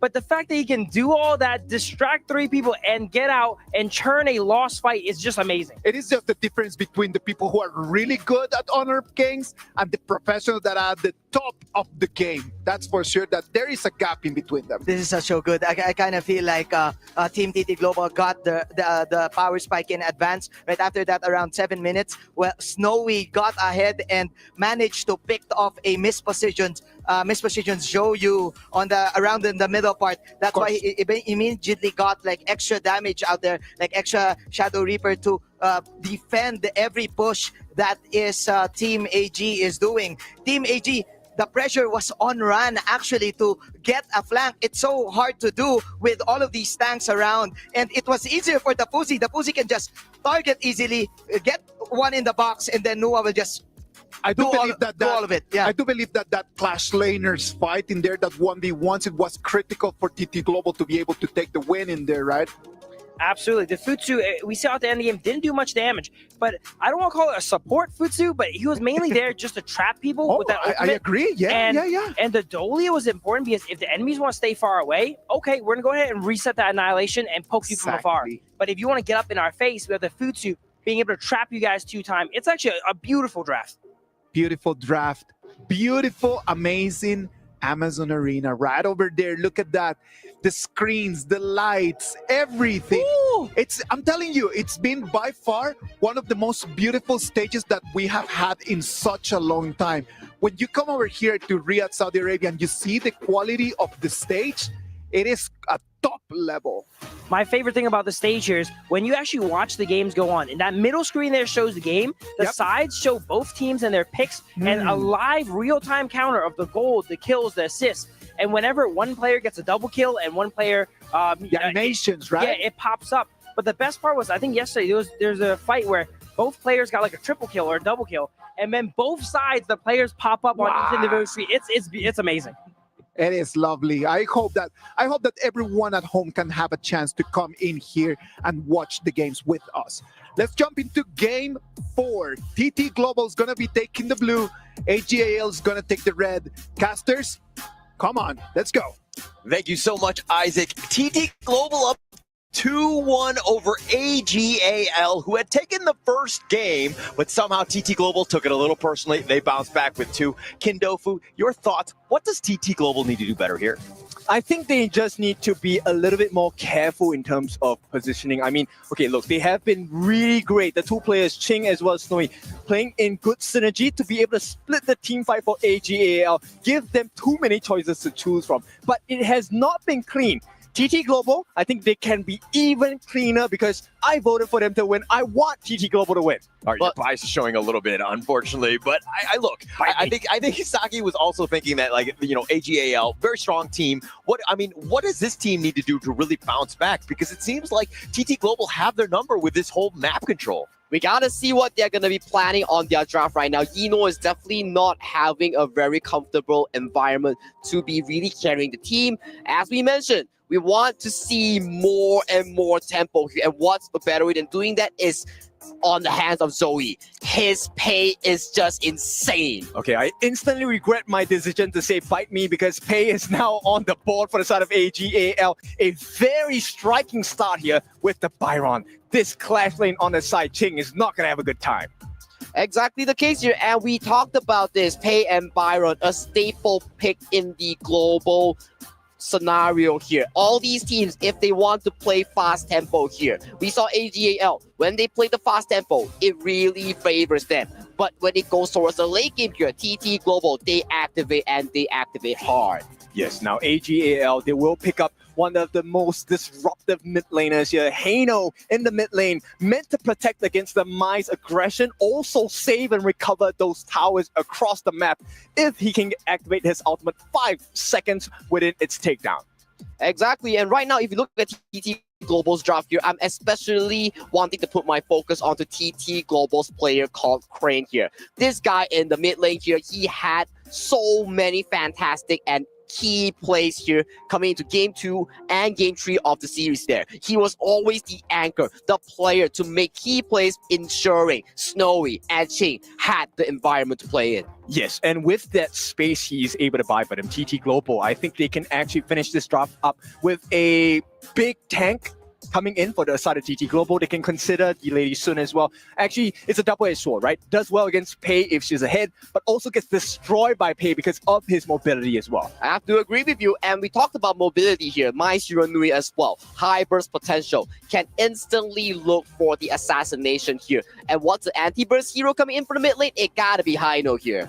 Yep, the Guiku Japan, very smart against AGAL. It's a one team that suffers against crowd control and, even make it safer for the team. The Sun Bin comes. We talked about it. Dave, thank you for that insight into Sun Bin. Number 1, rotations are faster. You get a rebate on your health bars when you get damage. And that ultimate, the ultimate silence. Speak no words. We will let the actions talk.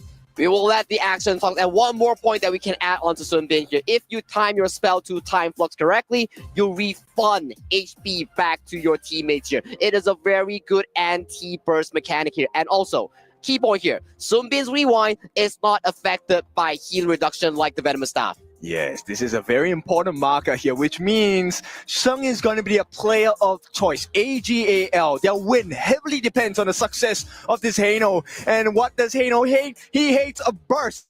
And that's exactly what TT Global offer. Number 1, they're locked down by the idea. No skills to use, and so yeah, big burst. And you wanted to see something interesting? AGAL's team composition. They are running it back. They are making a double side lane team composition here. I am looking who gets the Byron, who gets the Baiqi here, because, man, it's been a while since we've seen this composition. Look at Eno Small. You know for a fact that he is going to get the Baiqi on his hands. And that's going to be a very difficult lane because he's aided by the Sun Bin. If you know one thing for sure, Yino used to be that man in the clash lane there before role swapping to the farm lane here. So, talking about hero mastery here, Yino as a player, he definitely has the experience, has the fundamentals on this hero. I really like this AGAL draft, right? It looks very strong, very sustainable, and also they have decent damage because they have burst in the form of the Pei as well as the Byron. So very big, strong lanes coming in for the side of AGAL. But execution needs to match the BP. It has to match the BP. It's not an easy hero to pull off, let alone an easy draft here. I believe that is our first Baiqi of this KWC 2025 tournament here. I gotta see how one of the best KPL teams, AGAL, pull it off here, because it is not going to be an easy feat. We are in for such a treat to see this sort of lineup, the Baiqi being pulled out by Yino of all people, and to pull it out on a game 4. This is going to be pivotal. You lose this game, you're going to be down 1-3. You're going to be in a world of hurt. Yes, it's going to be series point for the side of TT Global if they can take this win. But AG, this is one of the biggest lineups you will see. I'm not sure how you're supposed to break through. There is no chink in the armor here. Yeah, Grand Finals, Game 4. I would say that this has got to be a must-win for AGAL. Do they have the draft? Is this going to be good enough to really strike back into TT Global? I don't know, but the audience, 现场的观众们，声音借我一点好吗 ？Wish your best team luck, TT Global, AGAL. Let's go. Let's go. Game number 4. This one decides the destiny. You can carve your way towards the trophy of being a king. You gotta be a king, and as you mentioned here, Yino gets the head onto DBIT here, but an engage goes through. They find Shang. He's in a whirl of hurt right now, in a bad spot. He's gonna give up first blood to Crane. And that's not the only painful experience. They also give away the Zio Golem. This is TT Global Sunrise's dream here. But AG relying onto this pace mobility here, they get a trade across the map, making sure that they lose as minimal as possible. I gotta give props to Joy here. He was the one who found and punished Shang heavily. They knew that they will have their jungle side cleared on the right-hand side, so they actually make the call on the side of AGAL. Let's follow up as well. Now, he should be able to do well in this lane for now. It's really just about sustaining. Stay safe. Staying safe, sustaining. Once you hit that 4-minute mark onto this hero here, you're definitely gonna be online. But look at the cheer here coming in from Jiang Beibei. 青青加油 ，TTG 加油，一路来不容易，希望你们发挥满载而归。Oh, beautiful. Give it your all. I know it has been a tough road, and truly it has been. TT Global, a team that has gone through the lower brackets in order to beat, 4 teams in a row, 4 series in a row to reach this place as #1 from ACL. And for now, they are leading the charge with a 2-1 lead against AGAL. It is not an easy feat. It is definitely not easy because you are against AGAL, one of the most prestigious organizations out there in the honor of King's World. And looking at this mid-rotation here, Ching Ching looks to help this clean this lane, and he makes his way back to the flash lane. This game really is about Sheng, man. If Sheng has a successful game, hang on, has to just dash away. Flash that is. He's going to be chased down, and Snowy gets the snipe out. Everything going wrong once again for the side of AGAL. TT Global hitting the box. Oh, Ron is going to get gone on as well. The rotation from Crane. He's been an all-star this series. Ooh, TT Global left, right, top, bottom, plays across the map. Check out the replay of what happened here. It engaged with Ching, getting the lockdown here. Immediate CC Ching. No room for a flash here coming in from Ron. And look at the timing of this, right? In Chinese, we call it 五马分尸. You are pulled apart by 5 different horses in 5 different directions. And it is a painful experience because that kill came right after Eno fell.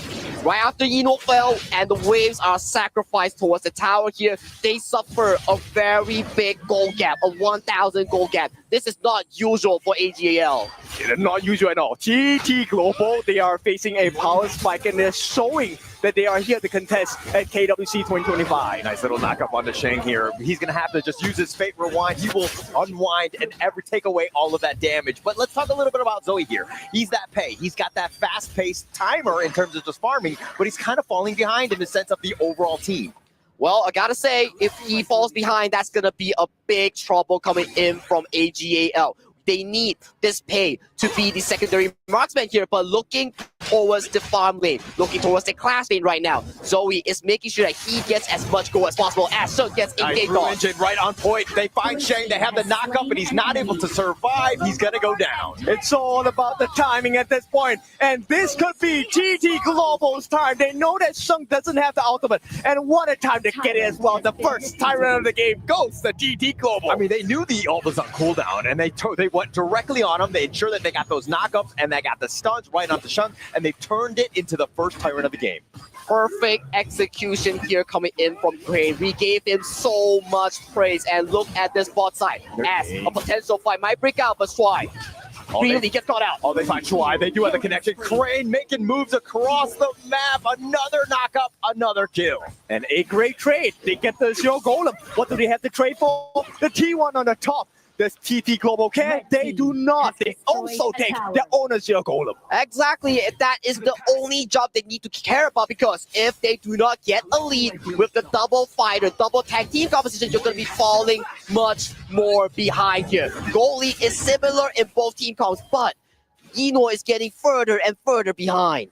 And also, Crane is getting further and further in front, right? Success begets success. Crane now already has the insatiable tome. That is the full core lifesteal item. They find they're looking to pull him back. He's going to actually dash forward. Zoe wants to go aggressive, but Crane has to get back with that heart link, and it looks like TT Global again avert all this. There's not enough damage. They're too far behind. 2,000 at the peak of tournament in HOK is a big marker of difference. And AGAL once again find themselves trailing. We have to see if AGAL Zoe can find more resources here. They need to make sure that this page get more gold and get more of these items here. But TT Global are not allowing it to happen. But how are you able to get that farm? Your Crimson Golem is going to be contested. Is it going to be very uncomfortable? Very uncomfortable. They want to force the skills out, right? This is why TT Global, they're not really exactly pushing too much. They want to force these common spells out, the flashes, the ultimates, but it's not working. They find him. They get the little taunt onto Joy, who heartlinks back to safety, but AGAL not able to find the pickoff. They're going to have to retreat yet again. But still, one thing's for sure, AGAL team composition, the double fighter with a pay, it activates extremely well towards mid-game here. But if TT Global can really expand this lead, this team composition coming in from AGAL is just gonna be outscaled. It is very, because at the late game, AGAL, they also have some late game compositions, right? It's gonna be very hard to kill Inoue. But at the late game, they have an answer. They have Snowy. Nobody wins in late game Soyue. Exactly the case here. Soyue has one of the best late game coming in for that one. Not able to get the charge, not able to get the connection or the back. Crane is on the run, and they're looking to turn that Joy, that is. He tried to go in and just slow everybody down, but he sacrifices his own life away. All right, that's a present for the side of AGAL. They recover one kill. They have a score on the board, but they find Shuai, and they have the connection. Crane with that damage, but now it looks like he's going to turn. They've got even more. Shake is not able to favor Wine, not able to go 88 miles an hour fast enough. I mean, that's why you want him to tank. That's why Sheng needs a good game, but he's having the absolute banter taken out of it. Yeah, Inoue is going to just get the taunt onto Sunrise. Yes, he's the tanky boy, but Inoue looking to take more of that damage, and Sunrise makes him pay, and they get another double kill going the way of Sunrise. That's why they're called TT Global. Global damage, and Snowy, he is online, level 10, 7.5 minutes in the T1, wide open for the taking. Jungle also open for exploration. TT Global is online as they are looking at the series point here. They are looking extremely well for 5,000 gold lead as they knock onto the second tower. Sheng cannot save this. He does not have his ultimate. He's taking too much damage, and once again, Azure Golem, a present from the future for the side of TT Global. 8 minutes in, we have another Tyrant for the taking. We are talking about the mid-game here being more rewarding for AGAL, but look at how proactive Ching with these engages here. And even if you get a kill back, it doesn't matter, because the Maestro Nui, the team composition is just so good coming in for the side of TT. They're getting kills after kills after kills because Eno and Ron are not getting the resources. Look at the timing of when they engage for fights. TT Global, they're fighting every single time. Sheng does not have flash. Shuai does not have ulti. He does not have heals. Everything in accordance to advantage to TT Global, they then strike. And AGL have been caught multiple times. Total 9 kills, but about 4 incidents throughout this 9-minute mark. And that's the danger of KPL teams, that they always know when you do not have the flash. They know your exact buff timers. That's why they get to pick the team fights when they are ahead. But do they know how much money I have in my wallet right now? I think they do. Yes. Definitely they have more than you, right? Look, they're very comfortable. They have a 3-1-1 composition, right? We have Ching split pushing on the top, you have Snowy split pushing on the bottom, and then you have Sunrise, Crane, and Joy having the time of their lives. This is not a jungle exploration. This is a camping trip. This is indeed a camping trip, and all these towers are slowly going down one by one. Not even till the shadow variant spawn yet, guys. 30 seconds on the clock here. If TT finds more of these resources, I gotta tell you, it's looking bad for AGL. They want to look for that entry point, but they're not going to find anything. They get away yet, and the Furbol's going to chase them away. The Dasher looking to go in, find some.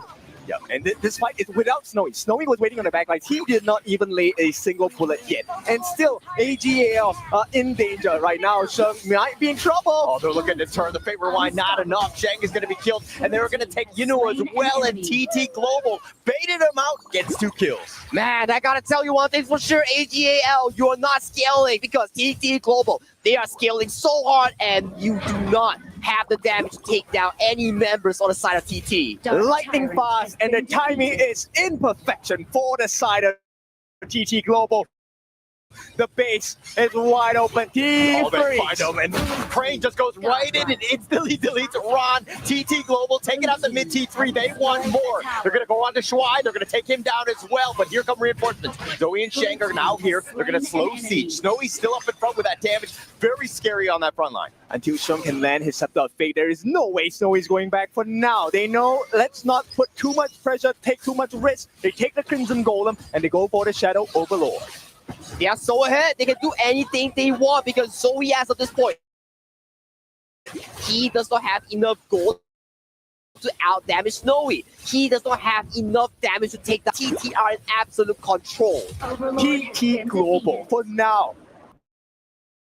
Very strong. They have the lead. They have the map control. This setup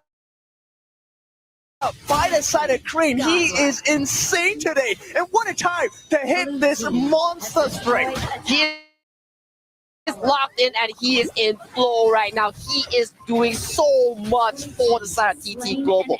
Every single engage is by Crane, and Crane is on fire. They don't even care the fact about the T2 in the top lane. They just went for his life. And right now, with absolute control of Vice and the Overlord flying down on TT Global here, AGAL, they are running empty on this time control. Yeah, time is of the essence. And AGAL, they are running out of time. The Shadow Overlord approaches on the T3 at the top. Look at how they're perfectly timing it. Flash away, he gets back to safety. The top T3 is under siege though, and they get what they wanted. Yeah, there's nothing they can do. Sheng wants to get no ultimate, and still they can't fight. They can't fight with the bottom T3. They don't have any more minions. It looks like that's going to be the end of this assault. Oh my goodness, TT Global 10,000 gold lead against AGAL at 12 minutes right now. One more Overlord matches down the bottom side as they win. TT Global, the map is theirs to conquer. They have conquered most of it. But the crystal is that final reward that you want. I love the fact that TT Global are playing so patiently, not looking to rush this. They understand the game situation. Where they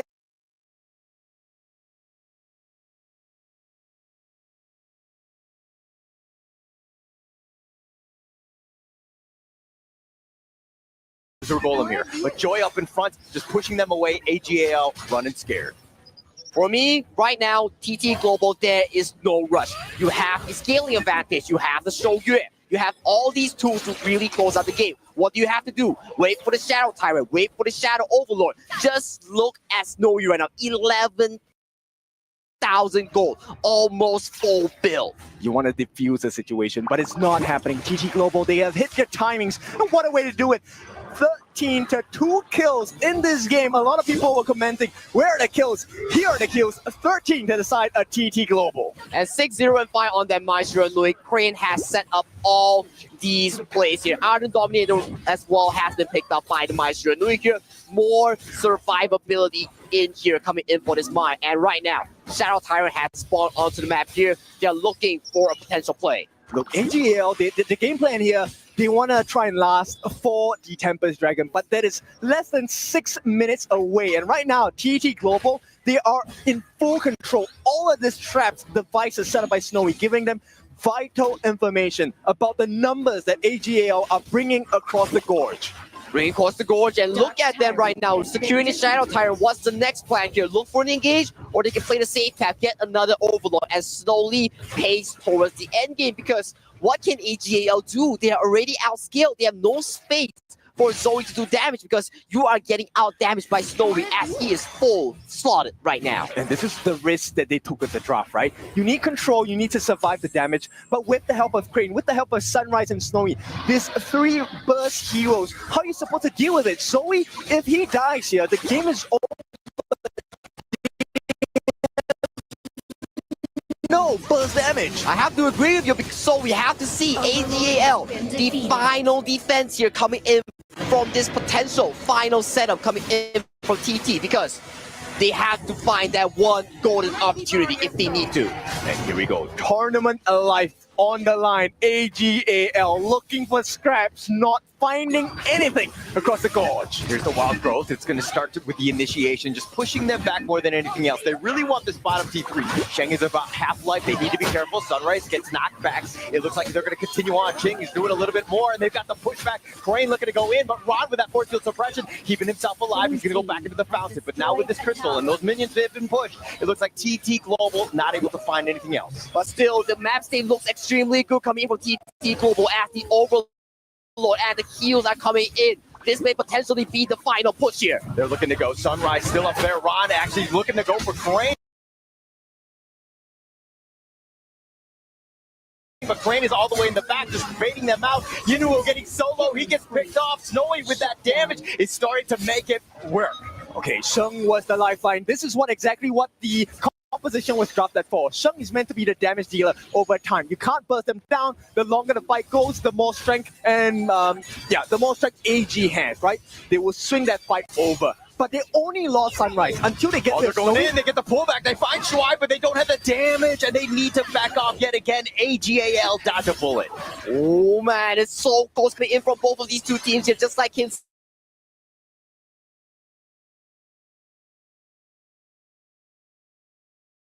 Sheng on to this AGAL. TT, that may be a game-winning opportunity for AGAL. It's all about the timing of the setup, right? Take a look. The flash committed by Ron. He wanted to force Crane out because he is the only member that's capable to catch multiple people on the backlines besides Ching. Now, with Sunrise dead, you then realize, hey, we don't exactly have the tankiness. Snowy is now in danger. So on the side of TT Global, they cannot allow Sunrise to die like that. And at the same time, it is all about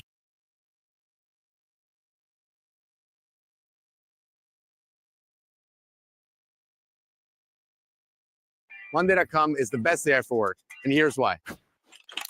Let me show you some of the mind-blowing things thousands of our customers are already doing with Monday.com's AI. If you're in marketing, sending bulk emails used to take hours. Now, AI summarizes, translates, personalizes, and sends them out in seconds. What used to take forever, now reduced to 0. Sales teams, AI finds your high-value deals and handles all the He was shooting down all these members off the side of AGAL. A very early ultimate coming out from Shuai there. I think that was a lifesaver actually because they kind of deterred the side of TT Global from jumping in too deep. Because they have the damage, they don't really have to be too careful about the life. There isn't a lot of burst available on AG. But look at the wave state right now. As we talked about, once it hits the 20-minute clock, these minions will start getting progressively stronger as the time goes on. But they are not allowing that to happen as the waves are slowly crashing from all 3 sides. Oh, Zoe is falling a bit low. This time it's a pressurizing situation. Yinuo gets knocked up. Ching is looking to just start this. They've got the pullback. Yinuo is very tanky, though. The heal's going to be used on this one, keeping him alive. They're still going to stay under the tower. The Vanguards are there, but the Tempest Dragon is up. The Scepters are hitting extremely hard coming in from Sheng right now. This Kaino has scaled towards the late game. 20 minutes on the clock. Tempest has been spawned. All these upgraded items, this Skydome, the Phantom has been clocked in for both teams. Yes, this is a time where Sage's Sanctuaries are very important. You don't want to waste them unnecessarily. Eno does have one on his hand. Joy also has it. Snowy here needs to find a good positioning for the fight. I have to see Eno here. He may be the key difference maker coming in from AGAL. If he can find the ultimate flash onto Snowy, that may be game-breaking, as Snowy does not have the flash. Flux is going to be used. They're going to be speeding up, just kind of, again, sticking together, which has been the biggest thing. AGL not getting cut off one by one. Right.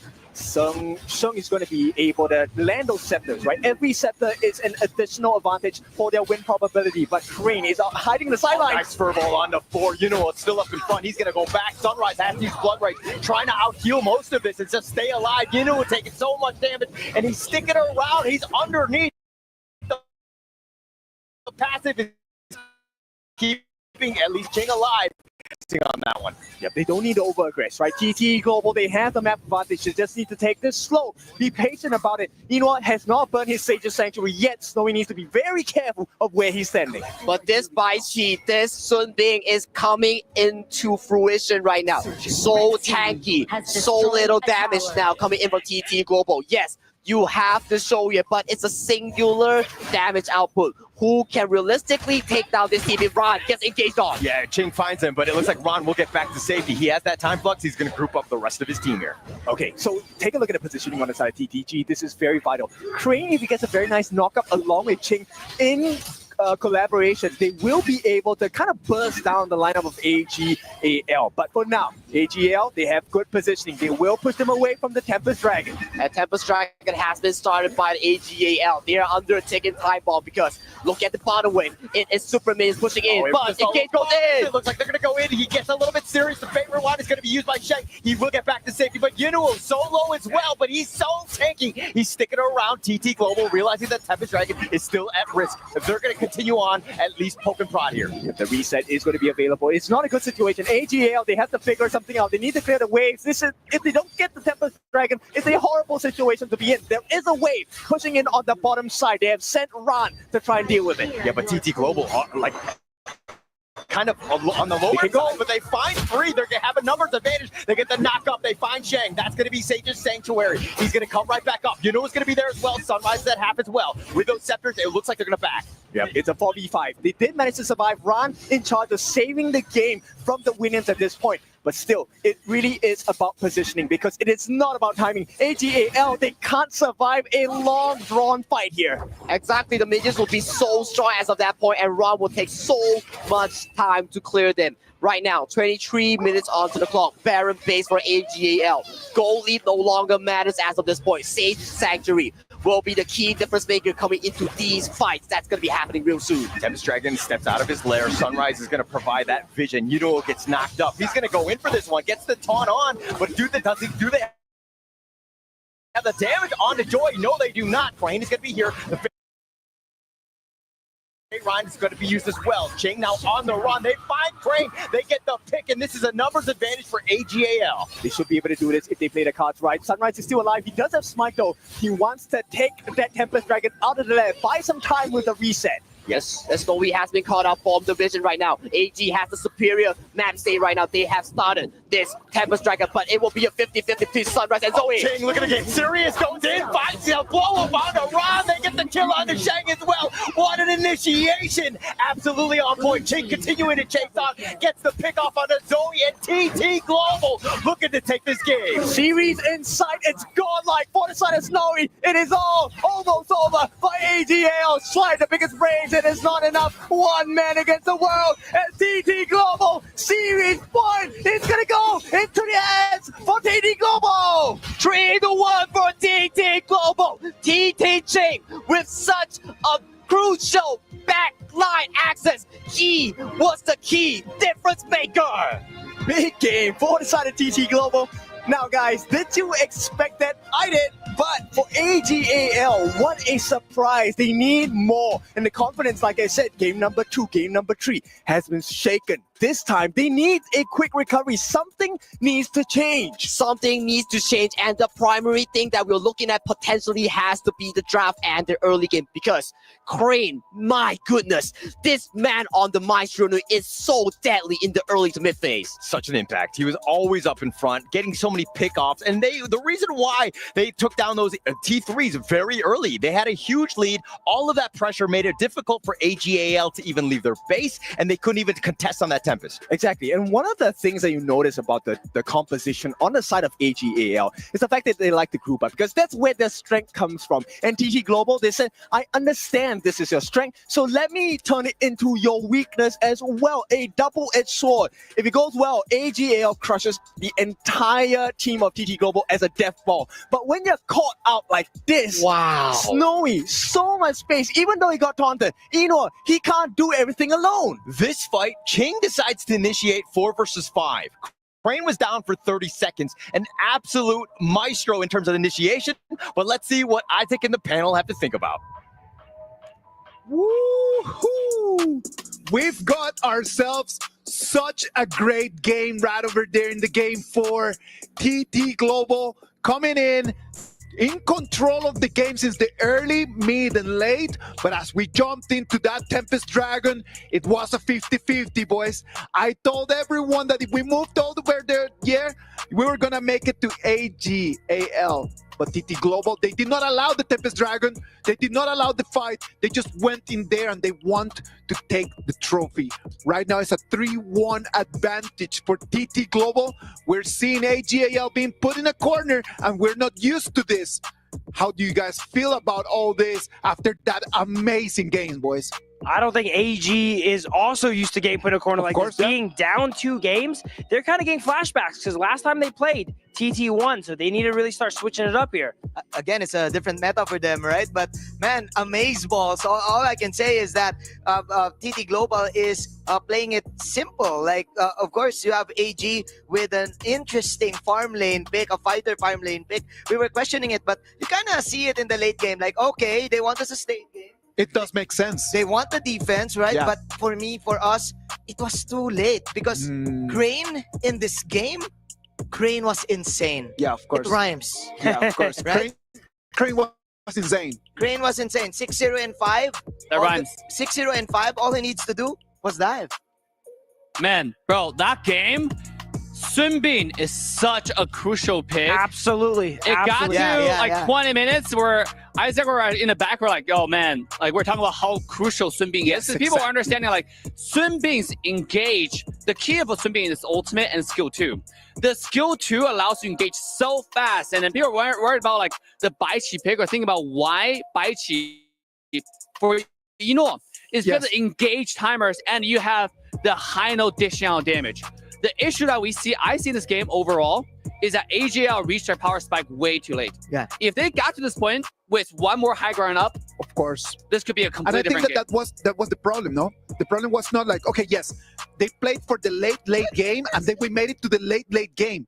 The problem in here is that since the early and the mid, they were very behind. There was a moment they were like 11 or 12,000 gold behind, and you cannot expect that you're gonna get to the late game with no waves, with no turrets, and still have the advantage. Yeah, I'd say that game here. Let me break down the Baiqi pick a little bit more here. A lot of people are at home probably confused why Yinoa picked up the Baiqi here. From my perspective here, it's because they don't want to give TT a target. Look at TT. They have the Mei Yin, they have the Mai. You don't want to pick someone squishy, right? A traditional marksman to just give them a target to go ahead and assassinate. They pick the Baiqi, which is a good matchup. They can get the taunt on them that are melees and such. But when you pick a fighter in the marksman role, you really hamper your late game. Sure, this game went on really late, but I'd say they kind of lost it at like the 15, 16 minute mark. If you don't win the game by then, you don't have a marksman, right? They have a show you a daybreak in hand, nailing you guys down from range, and all they really had was Heino, and there's not enough firepower in the late game. I think that was one of the big problems here, right? That Heino pick. That Heino pick, like before he could actually proc his ulti, he was already gone, burst out. Yeah, that was the problem. Like it was a problem not of sustainability, it was a problem with not even existing right over there. Not being able to use his ultimate just took away one of the shields that AGAL was trying to capitalize on. And I do feel that's the dilemma of this type of lineup that AG has. You got a lot of a laundry list to actually check for you to execute the early game advantage that you want. We get it, like the sustain and then the damage that they want. But then again, it was simple. It was simple HOK for TT Global. Get your marksman long range, get your assassin mid damage, get your utility tank jungle, and just snowball from there. Their problem first was Crane, right? Then again in the late game, you have Snowy, who is for me like so masterful with this type of backline type of heroes, like the Shoyue, perfect example. Yeah. Right? He doesn't need the snipe, he just needs the critical and the normal hits. The Renji, for example, that's why it got banned also. Like masterful usage of positioning yourselves to outplay your opponents. It was a very interesting way how TT Global just played this game. And I know that Professor Dave wants to introduce us a little bit more about this, right? You got your tech ready right now, Professor Dave? Ready, bro? You ready, You know bro? what? May not be for exactly last game, but we have so much things to share, okay? Go for it. All right, Go for it, Professor. Go. This entire series has been a master class to learn everything about it. And the first clip that we want to learn from is actually how it's a masterful of like tactics. First, you see on the minimap, you see like right now there is Zoe camping on the top side bush right there, right on the minimap, right there. He's camping. The top high ground tower is 1 HP. There are many different things that could have gone down here. If there's more vision for AGAL side, he could have just go straight for the high ground tower and then just secure the high ground tower to get a team more advantage. But what he decided to do was to camp and find a better flank position for Hou Yi, because they know the win condition for them in this game is somehow break into Snowy. So that's the plan. And let's quickly speed up, how he decided to do it. You can see he waits. He gets some kind of vision for the team. He took a look. Patience in there, right? Patience. And then here she finds them. But this is what Phil was saying about Master Armor. Yes. Buy and sell. Instant buy and sell, right? Get the Sage Sanctuary, and he baits Zoe. Because like Zoe's gonna get to him. So he waited and he used a flash towards the team, right? So this way, Zoe, he eventually didn't get to find the kill. Nope. The team had to come in for the help, but at what cost, right? This is a 2-to-1 trade just to get to Snowy on the Hou Yi. Snowy right over there, just in that moment that he just comes up, that gives again immediate blood weeper immediately just to come back and then you start just restoring health as well. Absolutely. So, man, this is just like when you play and when you're behind in ranked game, you have to find those sneaky plays. And that's how you can possibly come back. The next play I want to talk about is how to juggle aggro. And this is featuring TT Global, right? Let's take a look at this AGAL's engage right here. They're trying to find a flank. They know that TT is doing the Overlord. So they have the entire team try to camp around this bush area. But obviously TT Global noticed that. So look what they did. They started engaging, and you have a cluster of fighter right here. And Fatih, if I can zoom in on the screen right here, you have Fatih's position now looking to engage, like from the top side, right? He's looking at flank, and this is where the team fight becomes really fun. Look at Fatih going to the back line. This one a feature. Obviously, there's a cluster of fights on this side, and Fatih going for the back line. But check out the aggro juggling. They're trying to fight together, and now you have Zoe trying to flank. You have a front line here, and this three people fighting together. And this is one a feature. Check this out. The three people is kind of low. You might seem like, okay, this is a team fight for sure. The three are gone, right? Yeah. In your head, the three are gone. But they are fighting. They're taking damage one after another, and eventually all three lived. Look, they baited this two, pushed this guys away, and then it's turned the attention onto the panda here. So let me go ahead and play. And this is how they got the comeback. So let's go ahead and find a play one more time. Check this out. Just when Zoe was engaging, you have instant turnaround. You have obviously Mengya push everybody away, and then you focus on Zoe. What a masterful juggle, aggro juggle. So if you can do this, this is why the team is so good. And that's it. In a team fight, obviously it's harder to explain with the Telestrator, but I gotta say, going home, learning how to bait out skill one after another, and then going to the team fight like this is how you improve your team to the next level. Professor Dave. I did take a lot of notes. I hope that all of this content is going to be coming over there in the finals at the end of the semester. So thank you very much in that. Ladies and gentlemen, 3-1 TT Global on top of AGAL. One more game and they're gonna go home with the trophy as champions of KWC 2025. Let's see what's gonna happen. We'll be back after this break.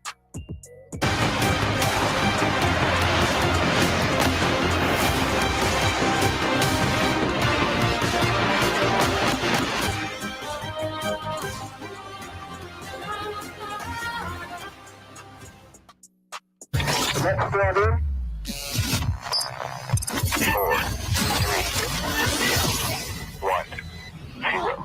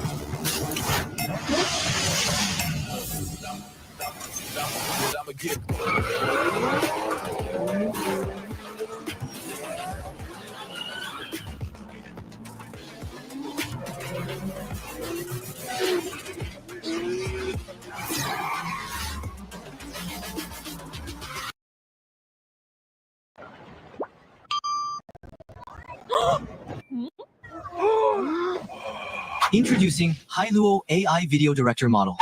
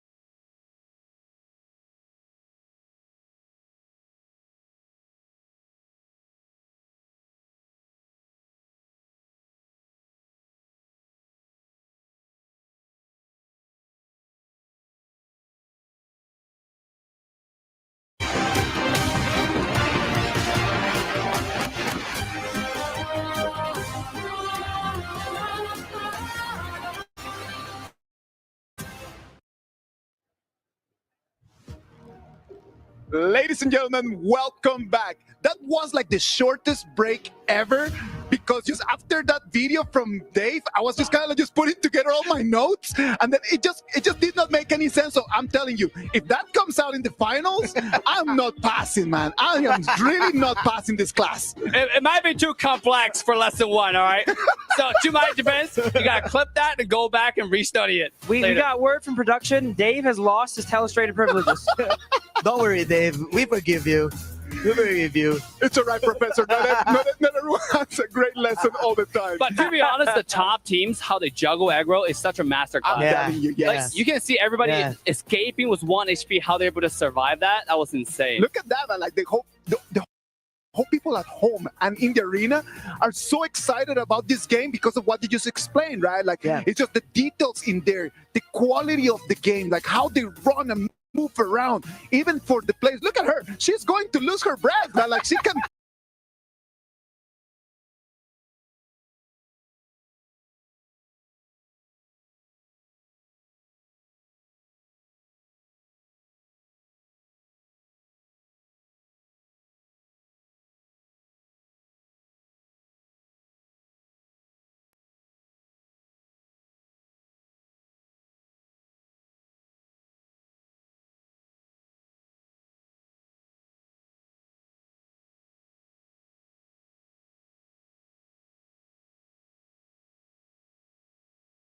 One shot, one opportunity at this moment. They are 1 point to 3 of TT Global. Can they draft this winning game to try and get another point on the board, to try and get a reverse sweep here? I'm once again with Kindofu and Sagi. They're going to take us through the BP. That's right. It's your favorite kind of tofu and TT Global. Let us remind you, series point. This one matters for TT Global fans. 让我听你们的叫声吧 Woohoo! All right, going to draft AGAL. Da Qiao has been locked in for their side here. We might be seeing a Da Qiao with a Floorborn tank here, a standard meta composition that has been shown throughout the series here. On the side TT Global here, we are familiar with this pickup if you're coming in from a global team. Zhang Fei, Di Renjie, a very standard early game team composition. Okay, and right away we get the lane and the Floorborn tank. This one we expected, maybe not the lane, but we have seen AGAL Ran. He wants to be aggressive. He has been put down onto the floor multiple times by his counterpart Ching on TT Global. Can he rise above? If he does not rise now, he will never have a chance in this tournament. So he definitely has to find that moment right now. On the side, TT Global here, they lock in the Xiao Qiao. Xiao Qiao, oh my goodness, this is going to be a big one. Insane knockup, insane burst potential, but only if she has the lead. Only if she has the lead. Well said, she needs so much items to be that front core carry that TT Global needs here. And going into the second phase ban here, TT Global, they are so targeting Yino on to this draft here. Foods being banned out, they are aware. Yino has the potential of playing this Foods farm lane. The Miyu for them have that invulnerable ultimate to exchange, and they want to make it unfair advantage for Ran in that clash lane. Exactly the case here. And Ching, from the previous game, he is on fire. He has had such an amazing performance here. We have to see if Ran can really get back the momentum onto this lane pick. And furthermore, as you mentioned, AGAL bans another clash laner. No more Ching in your armor. AGAL, they want to strike back. They want to strike back strong as well. TT Global gonna have that second last pick before AGAL gets a lock in their prior picks. Their prior picks right now might be on the focus of selecting a jungler or a clash lane right now coming in from TT Global. They might be lacking a form of engager, be it the monkey, being another clash lane, maybe potentially the Charlotte that has yet to be picked up by TT Global. That's true. Charlotte would be a stab in the heart to the side of AGAL fans. But of course, we have to see TT Global. What is the strong pick? Do you get the jungle or the clash lane counter pick? It's going to be the clash lane counter pick because Menki will be the jungler for TT Global. That is a very good hero being locked in here for TT Global here. A very consistent pick here to provide so much room for the Xiao Qiao, for the Di Renjie here. On the side AGAL here, you got to think here, what is your late game answer here against the Di Renjie and Xiao Qiao here? What does Yino have in store for us and the audience? Yes, AGAL already have a pretty decent answer, right? The lane will be able to access the backlines if given a choice. It kind of ignore the Zhang Fei, ignore the Menki front line, right?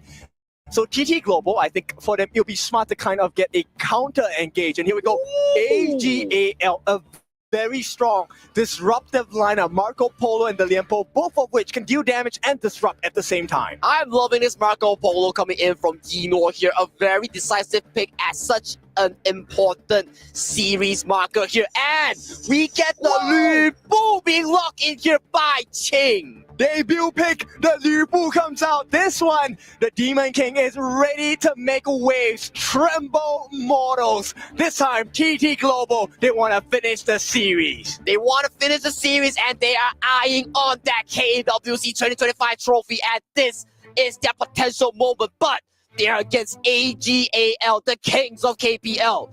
This is their only shot to do so. Yes, and this one, Lu Bu is going to be a very big pick because he deals true damage. And against a Flowborn tank, it doesn't matter. Against a Lianpo, as long as every cleave hits you, it is one chunk of your health that's going to be gone. That is so true here, but that is the good and bad of the Lu Bu pick here. If you do not hit your spell one, you lose out the bonus true damage here. So that's going to be key here coming in from Ching onto this Lu Bu pick. Okay, so the whole rows, you have to deal with the thorns. Can they deal with the thorn? That is TT Global. That's exactly it. The BPs have been locked in. A lot of aggression, a lot of disruption between these two teams. But who is going to disrupt the best? Will it be the AGAL or will it be TT Global going into what potentially could be match point? Okay, so stock standard from both teams, right? They will play that farm lane matchup, the class lane matchup as well. This one is a very skill-based, just positioning-based matchup in the lanes for both teams. But what's not normal here is Yinhuo being swapped towards the mid lane here, mitigating the laning capability from Snowy on this Diren Jie here. And to add on note to that, Zoe has decided to start from the farm lane here, and a lot of pressure has been confirmed onto this Flowborn tank. Okay, they need to get this Fire Beak at the bottom here. This is where it's so important. The Smite not going to be available. Oh no!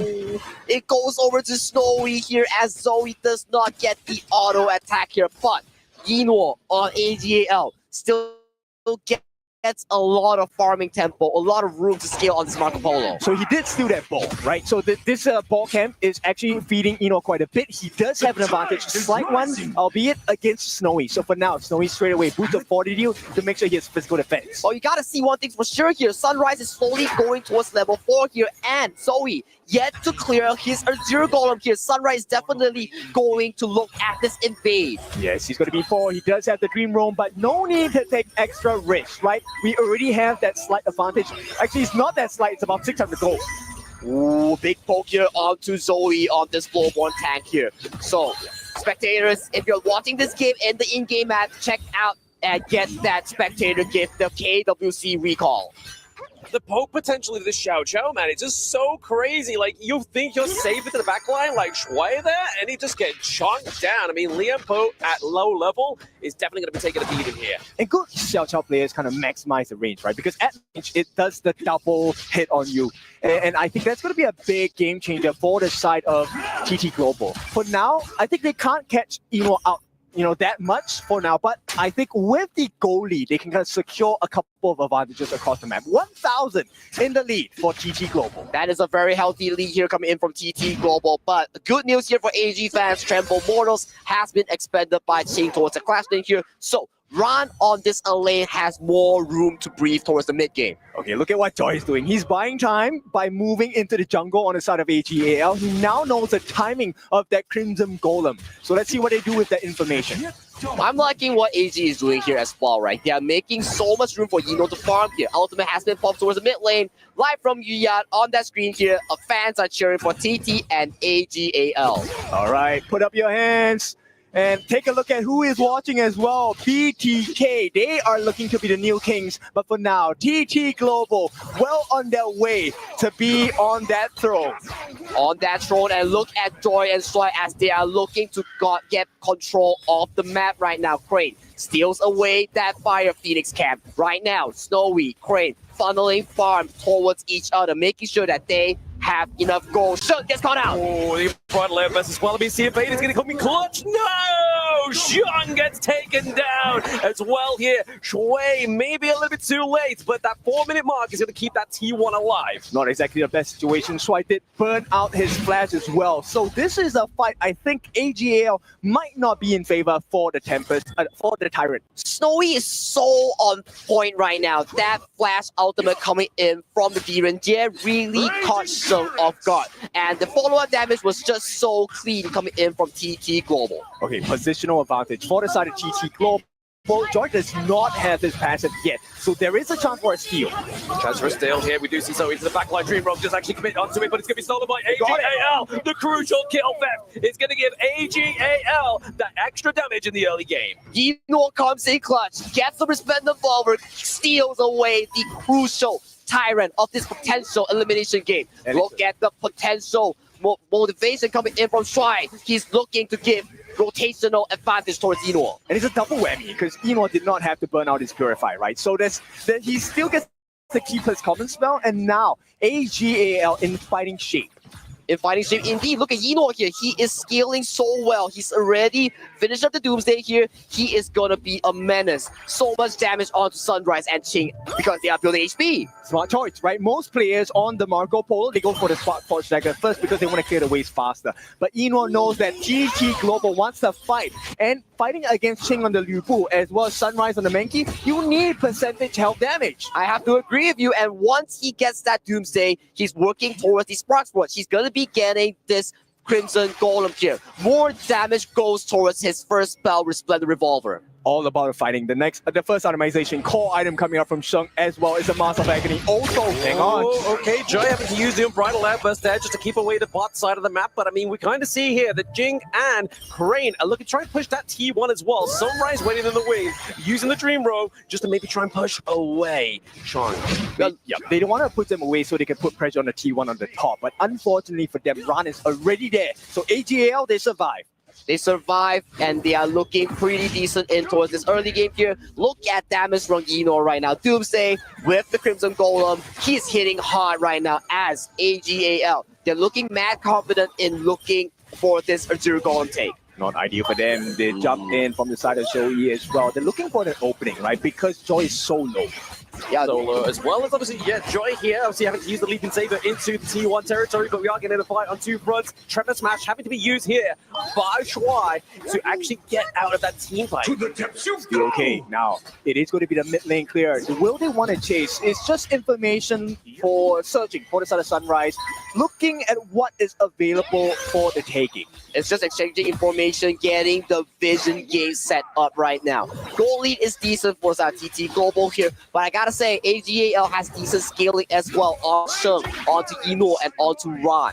Okay, they need to protect the T1. I think Ching might not make it there in time. But in exchange, they get the T1 at the bottom, which is great for Snowy. And look at how they're treating maps right now. They know for a fact that both sides are looking to exchange the turret. They exchange the Crimson Golem as well. But look at the top side right now. Liu Bu, ultimate's in.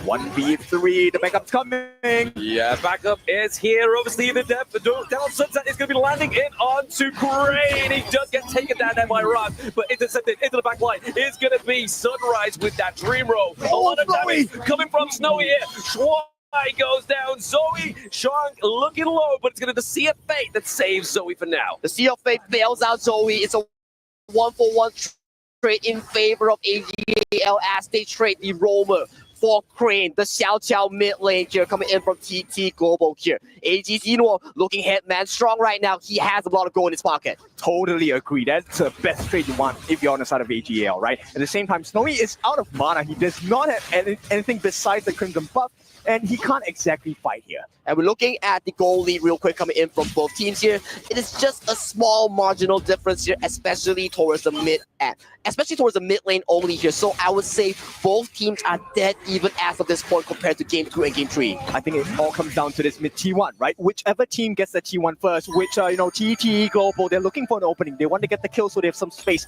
The 4v5 advantage, that's what both teams are looking for. And I'm loving this Marco Polo here. He's having so much side lane control here. Ultimate has been popped by the Da Qiao here to transport Eno towards the mid lane for this potential fight. Okay, Sunrise, he gets information. It is more important to get the neutral objectives. They can clear the wave at the bottom T1 as well.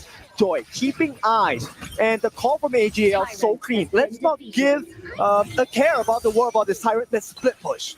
The split push, but right now they have to put focus back towards this Crimson buff as Eno, look at where he's going. He's looking to secure the top one onto this map here. Zoe gets a smite in, bails out with Seal Fake here, double value coming in from AGAL. They secure both of the Crimson Golems. They're blocking them. They want to get a T2 on the top. It is all about Ran. How much damage can he do to this T2? At the same time, TT Global caught in between, lying in wait. And he may be hunted this time if there's not enough support. That is a very beautiful rotation and macro play here coming in from AG. Utilizing the Sea of Fate, utilizing the ultimate coming in from the Da Chiao here, getting so much value onto the map, getting so much mutual objectives. He's melting Sunrise. This is the benefit of having a Marco Polo with the Doomsday as well. And he does have the Crimson buff, so there is a potential of a great fight for the side of AG.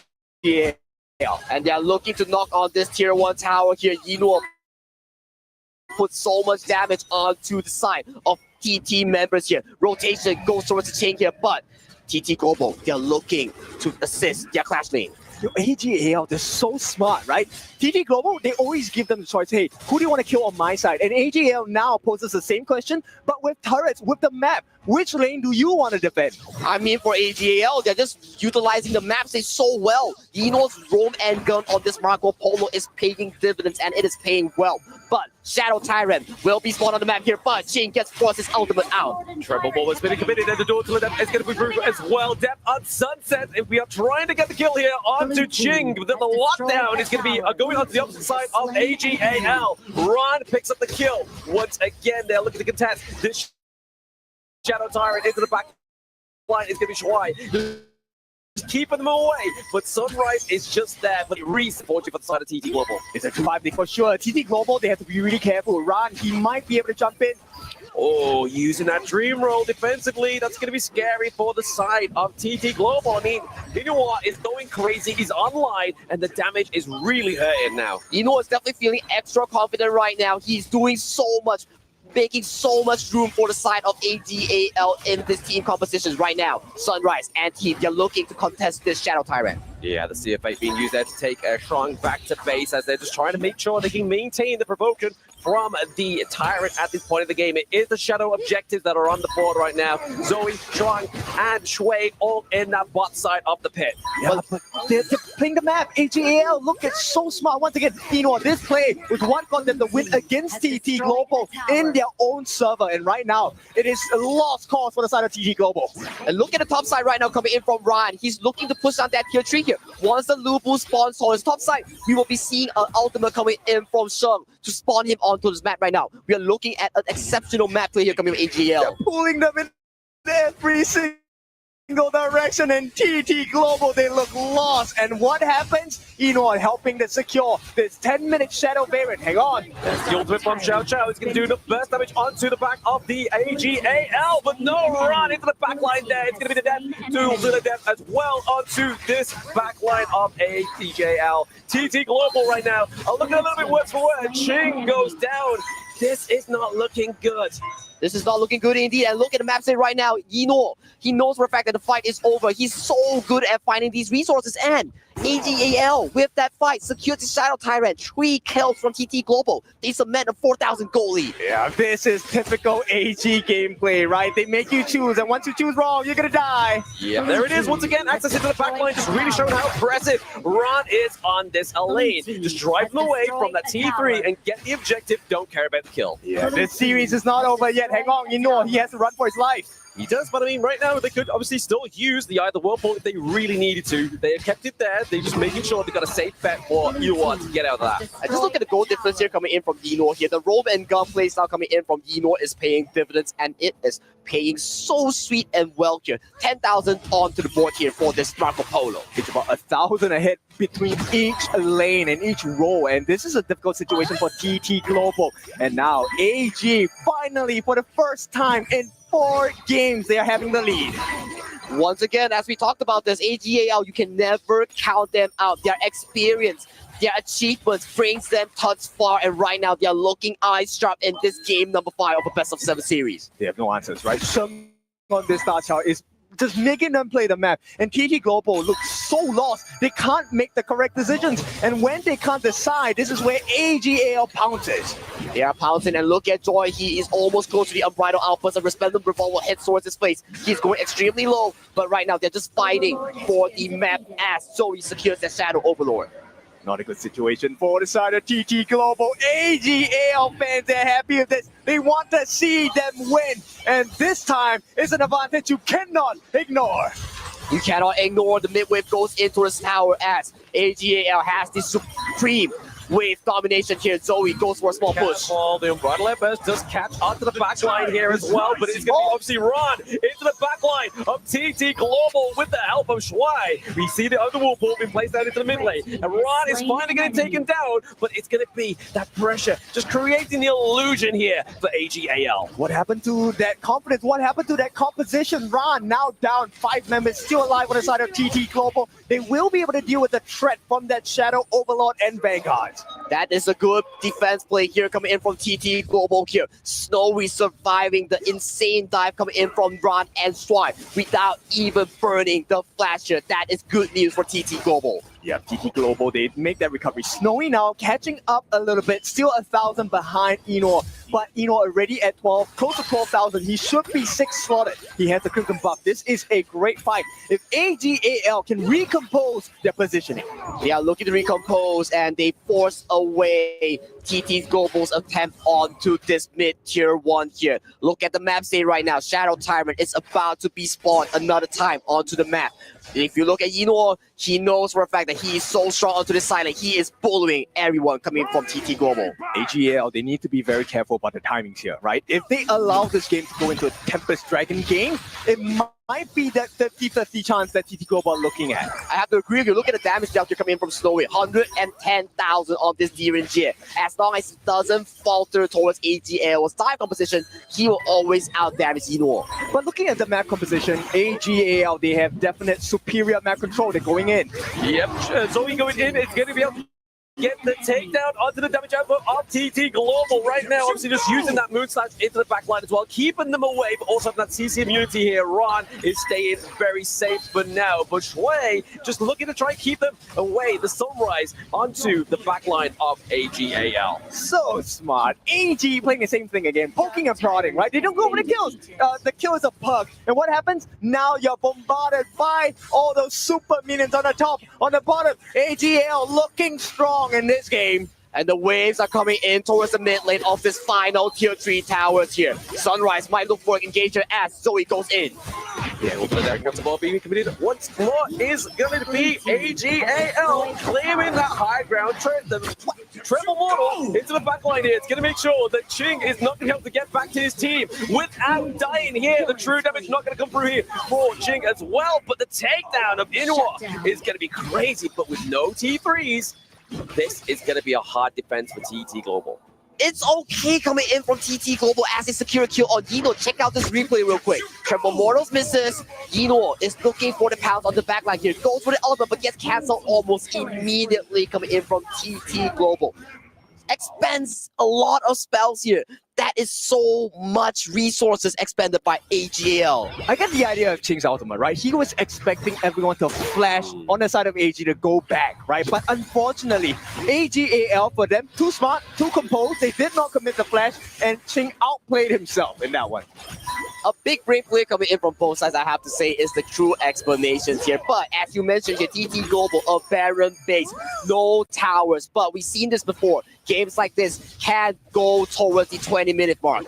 Zoe, his positioning is the same way they lost one of these games. He cannot allow himself to be shown. I have the Whirlpool summon. Oh, the collapse onto Crane though. I mean, they are picking up the price pile of TT Global and then back onto the backline of AGAL. They get the same Sentry up, but it is going to be that huge ultimates from the side of AGAL. The Tremor Smash, the Death on Sunset. So much claim here. And it's an ace for the side of AGAL. They come back swinging, and right now with a wave in the middle, AGAL looking for the equalizer. 2-3.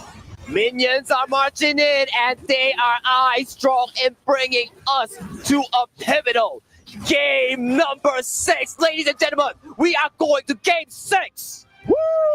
I mean, all the fans wanted this. AGAL, it looked like they had a lot of trouble adjusting to the playstyle of TT Global. But finally, we get this. AGAL, bang your drums! This is why you can never count out AGAL. They are such a strong team, so experienced, so many achievements here. They are calm, composed, and these are the moments where they show up the most. It really is about the map control, right? The KPL Titans are showing you how to play peak HOK. Number one, you don't have to do all the work. Let other people do the hard work. Come in for the crucial kill theft. Yeah, I mean, the thing was that really kind of set the pace here for AGAL was that crucial kill theft, right? I mean, Inuwa getting that just meant that that early game had so much damage going over to their side. But it's then just down to the draft as well, right? Like the fact that Marco Polo is just so combative against Monkey Pick is crazy. And obviously, Crate Buff as well, they were claiming it's going to be a 4-3 to AGAL. So that's what they want. That's what they're looking to get here. And that is what our viewers want as well. They want to see the ultimate battle potentially be unfolded at this stage, at the grand finals of Amazon Arena for this KWC 2025. Yes, it's something that's so beautiful because if you watch KPL, they have a saying, right? They say 让三追四, which means to give you 3 games and we'll win 4 in a row.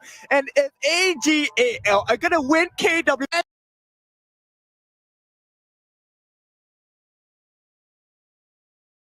the eruption in the fans. I mean, speaking of eruption, he's not on the analyst desk, but we're going to throw it over to them anyway and see what they think of this one.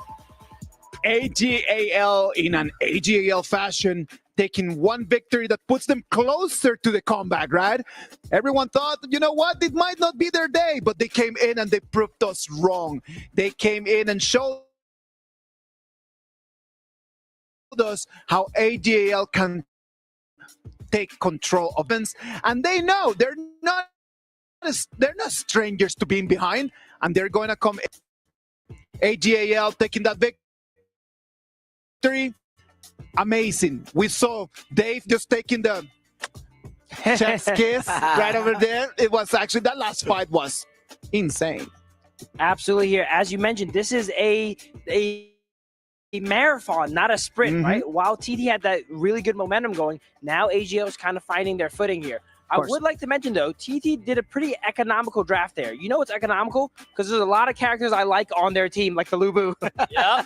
We haven't seen Lubu right in this whole KWC 2025. It was the first time. First time that we saw the Lubu in there. I kind of want to say it's kind of like the key to the victory also for the side of AGAL, because their lineup was faster, actually, and the lineup of TT Global was super slow, maybe because of the Lubu plus the Xiao Kiao combination. We fully understand why they chose this, but then again, look at this. Yinuo, guys, he finally got the chance to play his game with the dashes and everything of this Marco Polo, dead staring, like locked in to do the clap back and the comeback of this game. You know, but have you seen, just as we look at the screen, have you seen that the most critical fights always come at this time? 17:30, 18:30, because nobody wants to push it for the Tempest Dragon. They decide, you know what, it has to be right over here. Man, in this team fight, Zoe's position was next level. Yes. He had next to Red Buff Bush for like, I don't know, a good minute, and it let everybody pass through, Lubu pass through. Nobody noticed he was there. And just when they find out exactly where Xiao Chao was, they found, oh, this is a crane. They went in, flanked the backline, instantly one-shotted him, and then clean up the rest of the team. You're going to see here, TT's lineups are often revolving around Snowy here. Look at that damage dealt. It's really hard for him to play the game here when he has Marco Polo jumping on him, he has that lane jumping on him, 2 tanks on him. He doesn't get the room to really play. Yeah. And actually, they don't have the ability to have a kill threat also because of Shang Zero. I would like to commend the Dakyo on this one, like with the Menki and everything. But of course, with the teleportation,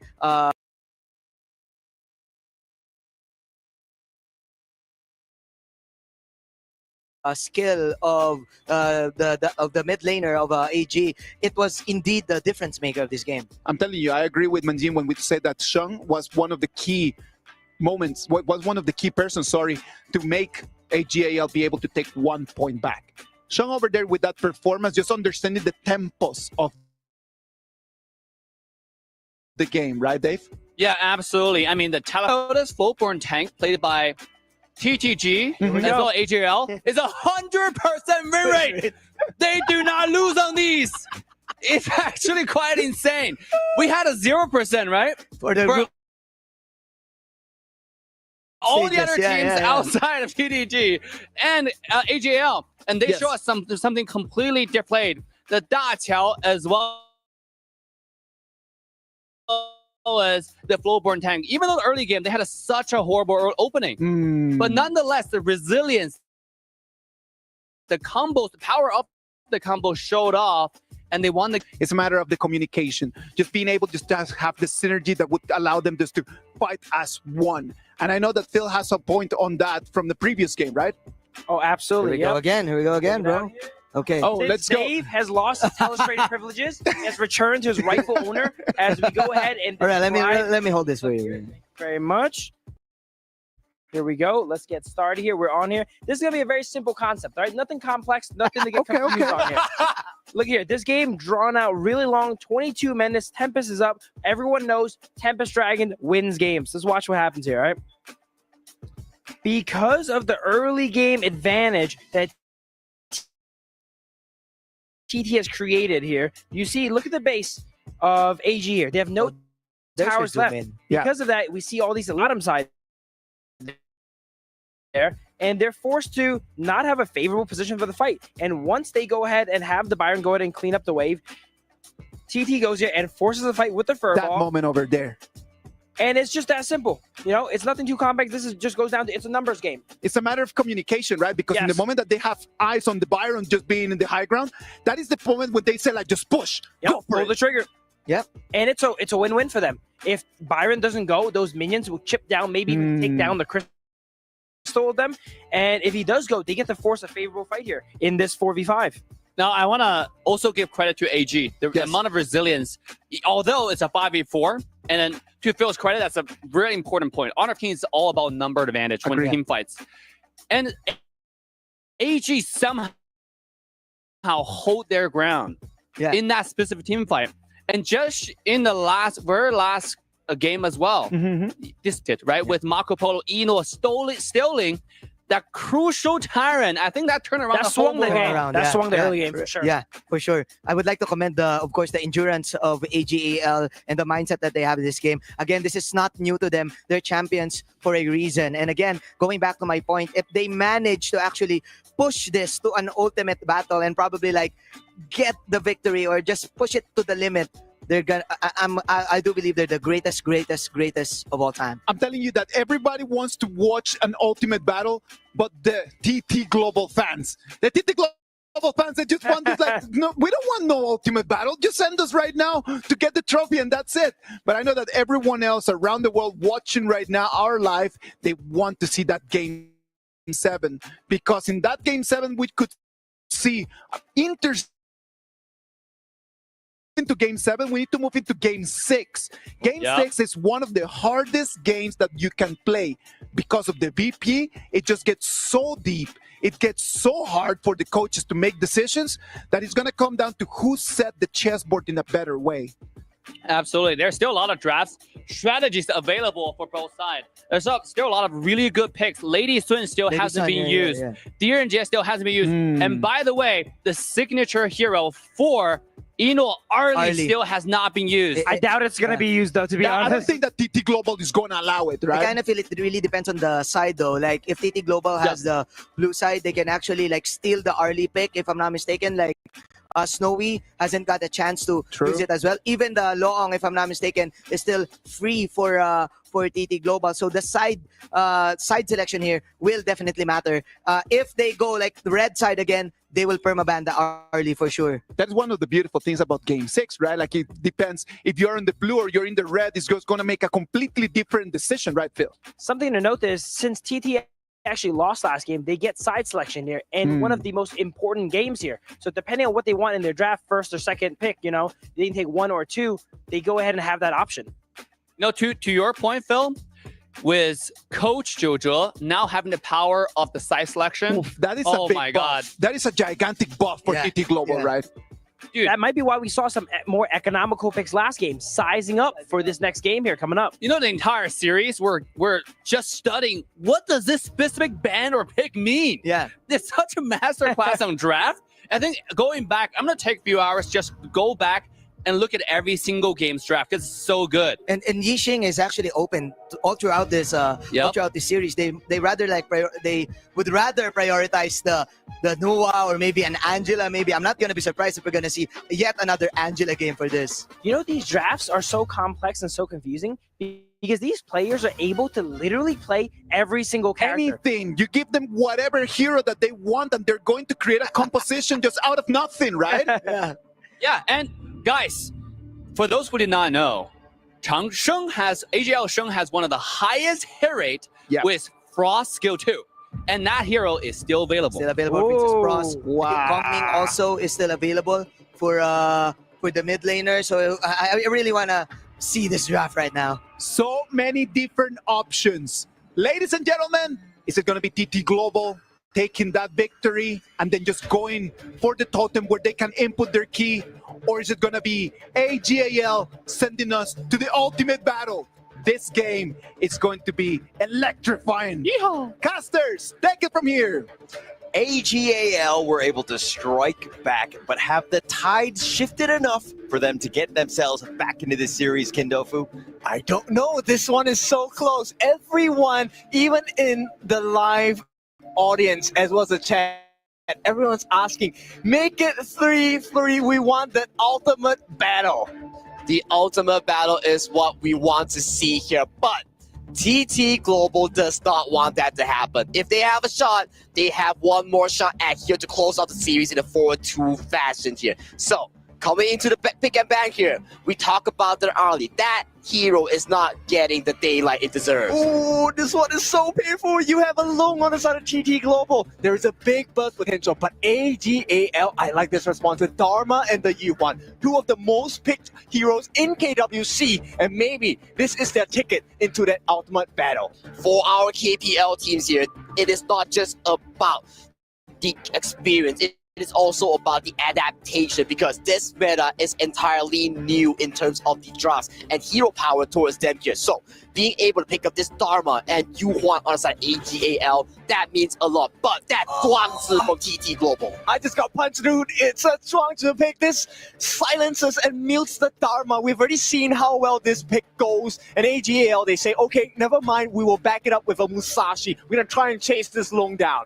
We're trying to chase that Long down here. We're looking at so many engaged potentials here coming in from AGAL's lineup here. If you have only one butterfly effect coming in from the side of TT Global Zhuangzi here, you cannot mitigate two engages coming in from AGAL. Exactly. AGAL, very smart band here, taking out the Jing. They don't want that instant burst potential because that's still available for the side of TT Global. So one big burst hero in the form of Lung. What else do they have in their pockets? They still have the Charlotte in their pockets here because we know for a fact that Jing, in the previous few games here, he has been so crucial towards the team here. If he can get his hands onto that Charlotte, that could be big. And also AGAL, they actually have a hidden strength in the first skill of Musashi. The illuminating slash will be able to cancel things like the Lady Jun ultimate, the flaming palms from Lung, and even that first skill from Zhuangzi as well. So a lot of potential of turnaround if AGAL time their skills right. That will be a very heavy responsibility here coming in from Zoe's Musashi. If he times it well, that's going to be mitigating a lot of damage output coming in from TT Global here. Look at the bans here. A lot of the focus here from AGAL is towards the jungle, is towards the farm lane here. Same goes for TT Global here. The mid and farm lane has been targeted as well. Okay, so do you pick up the Hoi if you're AGAL? No, have they picked up the Hoi yet? No, Hoi is still up and available for AGAL here, and that will not be the case here as we get another Xiao Qiao for AGAL. Will we see success in this game? Great answer, right? Okay, well, why is this such a great answer? Because you force Strong to use her ultimate early. Like Xiao Qiao has great range, her second skill knockup is gonna force you to use your ultimate on Zhuangzi because there's too much damage for the follower. Exactly the case, right? So we have to see here, going down to this draft here, we are at game 6 here, kid. Lesser and lesser heroes are available, especially we are not talking about the usual ones we're seeing here. When we go down to game 6 here, that's where the big boys come out. That's where the rare pick comes out. There's no more options left for the side of TT Global. You need a tank, something, and okay. Oh, wow, Lanling! Super greedy. The Prince of Lanling, a debut pick in KWC. What may be the success marker for TT Global? We have the meme here, ladies and gentlemen. Lanling versus Xiao Qiao here. We know for a fact that Lanling is exceptionally good in hunting the Xiao Qiao players here. So we have the Guan Yu as well here. So that's a lot of backline access here coming in from TT Global here. And for AGAL, we know for a fact that the Shoyu has been locked in here. More late game firepower. Okay, both teams, when they play in the KPL, their average game times are roughly around 15 minutes. And for Soya, that's a beautiful timing because that's when his full power spike comes. So TT Global, they've equipped themselves with what they feel is the best. AGAL as well. Who is going to come out on top? Who is going to come on top? We have to figure out between these two contestants here because it is going to be a cat and mouse chase between these two lineups. It's going to be actually crazy indeed. I mean, this is exactly what we wanted going into Game 6. You were talking about the fact that the players are kind of going deep into the hero pool, and to get some of these picks, it's going to be interesting going in because, of course, the Prince of Lanling, all eyes are going to be on this hero. For sure. Debut pick, you want to have 100%. I mean, okay, for the stat nerds, it's either 100 or 0. It is 100 or 0 here. Let's talk a bit onto the winning conditions of both teams here. For TT, it's simple. The heroes on your team, Lanling and Guan Yu, you find Shou Yue and Xiao Qiao here. Same goes for AG. You need to make sure they are staying alive here and you remove the threat Snowy on this lone.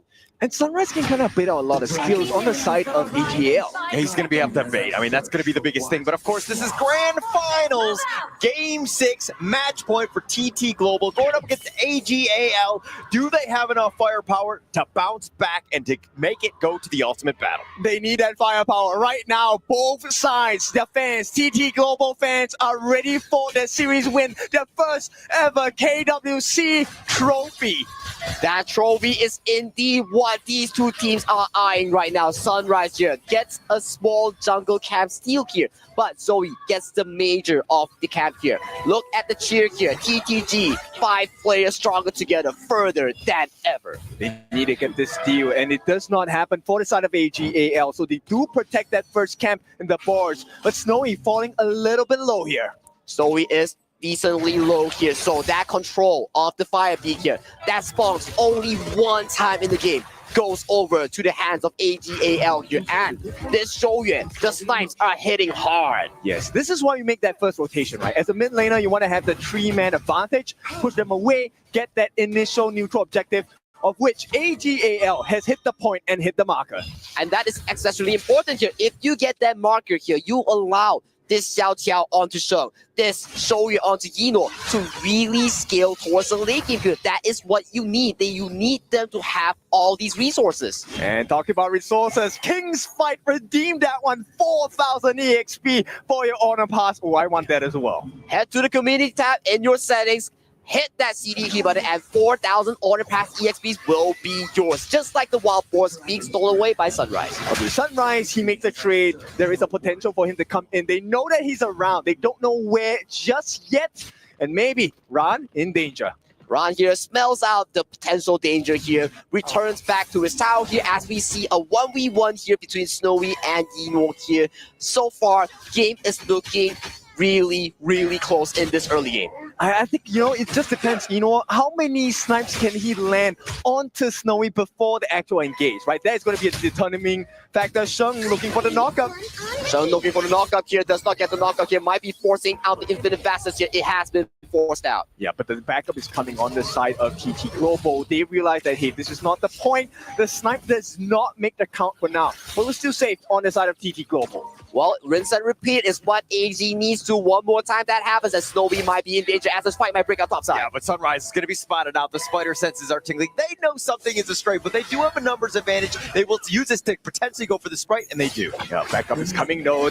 We'll be looking for the opening. Forced back by Swai, a nice stun, and Ching now has the back off. That health bar not looking too healthy. It is not healthy, and one thing we have to know for AGAL, we've seen they picked up these tries you want here, but they do not go for the traditional the tank build. He loves to go towards that magic tank build of this roam you want. Okay, I think it's a good build, right? I will disagree in the earlier parts of group stages, but now you have to go all in.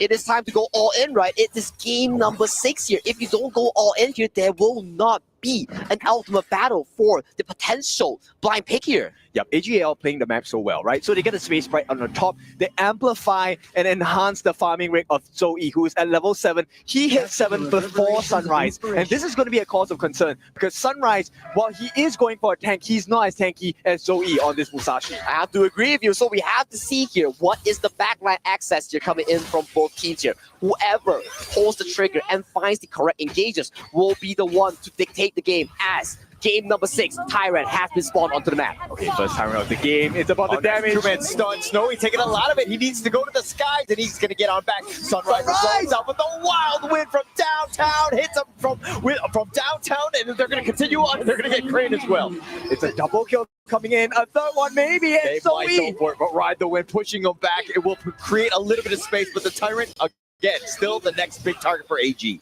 Yino comes up huge with the smite here, getting Sunrise out of the map here.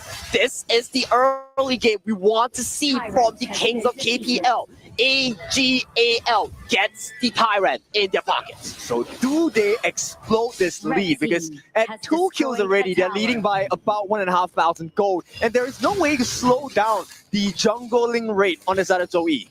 I have to agree, but right now we have to see one thing for sure. With that kill, with that Tyrant here, who's on board right now? Sheng on Xiao Xiao, Yino onto this whole E here. They are looking really, really fresh. Look at Yino here, holding that 600 gold lead over Snowy. Already has the Eternity Blade, right? This is the maximum critical item on the side of a Shoyue. And he's hitting this power spike very early in the game. Zoe, he's not going to care about this. Yeah, Zoe actually just being a little bit aggressive, but he's going to walk into Sunrise. He goes duel to death on this one, but they're going to shake that one off. You know what? Pick it up, ching up from afar. It's a difficult position to be in because you know you can't stop him, and when you can't stop this guy, he's gonna reach that late game itemization so quickly. They have no answers. They have no answers, but we have to look at TT Global's change here. He might be the solution that TT Global will be needing towards the later stages of the game here. But as we mentioned here, AGAL fans, they are exceptionally happy right now as AGAL holds a 2,000 healthy goal lead. Yeah, they all come from all these little camps, clearing the waves early as well, and the turrets, right? So the turret T1 on the bottom already taking a fall, and TT Global has not responded well at all. Take a look at the teleport in the bottom lane. Ron will be there to deal with just Snowy. He was kind of chipping away at that T1. Right now, it's all about that space, taking advantage of what AGAL are giving you. Yep, AGAL, they need to push and make sure that TT Global does not hit that growth. Right now, they're stifling their growth. It's about a 2,500 goal lead for the side of AGAL. But AGAL, as we mentioned, this team knows how to make their economy work. And right now, it is working for them exceptionally well. Look at the difference between these two jungles here.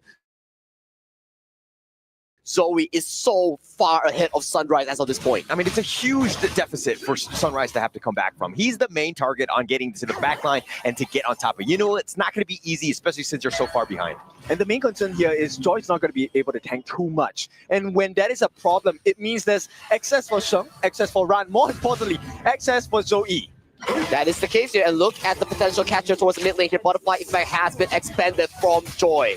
Yeah, the Unending Sorrow, all the weapon front, but the Infinite Vastness will be used as well. So Altar being expended, but in the end, nobody's really dying on this one. Ran, he's looking for an opening. Sunrise gets.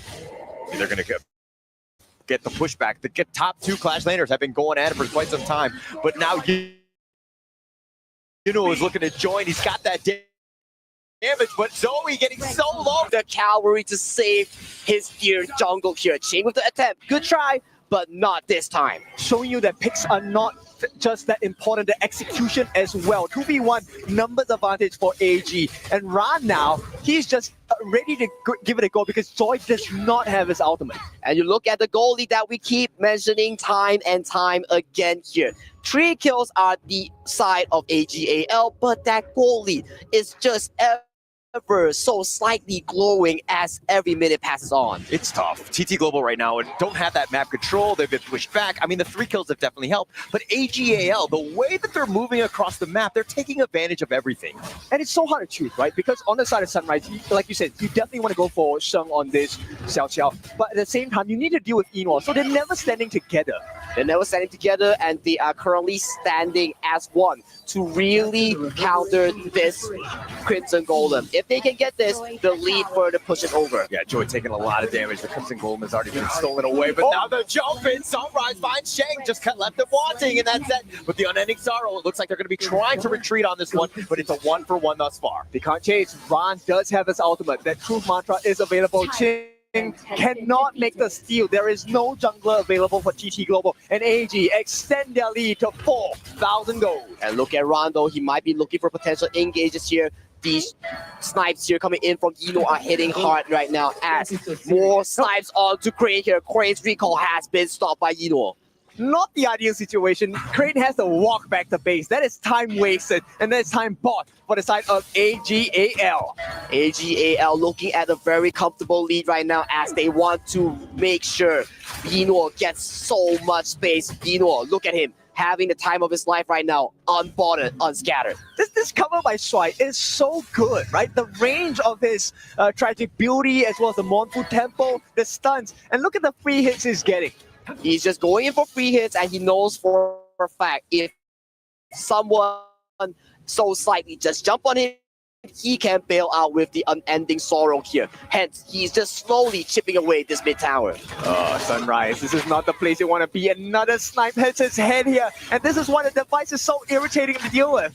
So irritating to deal with here. Eno exceptionally well here. Look at the engage. Jump in, he gets the pushback with that heroic charge, and he pushes him away. They get Shang, but the infinite vastness is going to be used by Snowy. He was so low. Yeah, Ching makes it out. He will have to run away. TP back to hold. Nobody dies yet on the side of TT Global, but they give away the most important marker. But look at Ching and Sunrise position, though. They want to contest this. Contest here. Ching dives on in for this one. Terrain has been picked off. The tire will be picked off as well. They lose 2. They lose 2, and right now the chase continues by Ron here. Snowy does not have the infinite fastness. Gets caught out by Ron and Zoe here. 3 kills towards the side of AGAL. Potentially a 4 on the Ching. Oh, they walk right into this one. Ching pushes him away with that heroic charge, and it looks like Shuai wants to go for him, gets the solo on the Ching. Yeah, man, AGAL, this is a door opening that they did not expect to get, but they will oblige. And AG continuing on, putting that pressure onto the bottom T3. Yunuo hitting like a truck, taking it down, as well as the mid T2. 7,000 gold lead for AGAL. That was so many kills. The Shadow Tyrant towards the hands of AGAL right now. They are looking so damn confident. So tough, right? Sunrise was looking for the flank, but he knows that it's too risky to play right now, especially with Ching down. TT Global hanging on. The counter pick or so yet. The device is working so well. Look, Sunrise is now, inhibited. He cannot move around the map anymore. They cannot move at all here. Look at Sunrise. As you mentioned, he's just trying to delay the inevitable right now. More and more damage onto the Zhuangzi. He's not tanking here. He will have to back off, and this tier 3 will be in danger. AGAL starting the siege on that top T3, easily taking it out. But look at the other side. I mean, TT Global took their first tower. The bottom T1 might open up the map, but man, it's been tough for TT Global thus far. Sunrise, maybe he can get a steal here. He is appearing. They know that he's here. They see the marker. They're all chasing in. Yeah, they know the spider senses are on point. They're trying to just survey the area. They're not able to find him, and it looks like Sunrise will recall back. He will recall back, but the Shadow Overlord has been fallen towards the hands of AGAL. The last tier 3 tower stands for TT Global in this game 6. Look at the top 3 gold charts. All of them going the way of AGAL. They've played this game perfectly. And with these Vanguards looking to crash into the middle lane, it's going to be less and less space for TT Global. No more lifeline for the side of TT Global. They were looking so good at the start of the series. They're looking for something. Yeah, they go in for this one, but the infinite vastness, he's going to look to try to go aggressive. They want to go,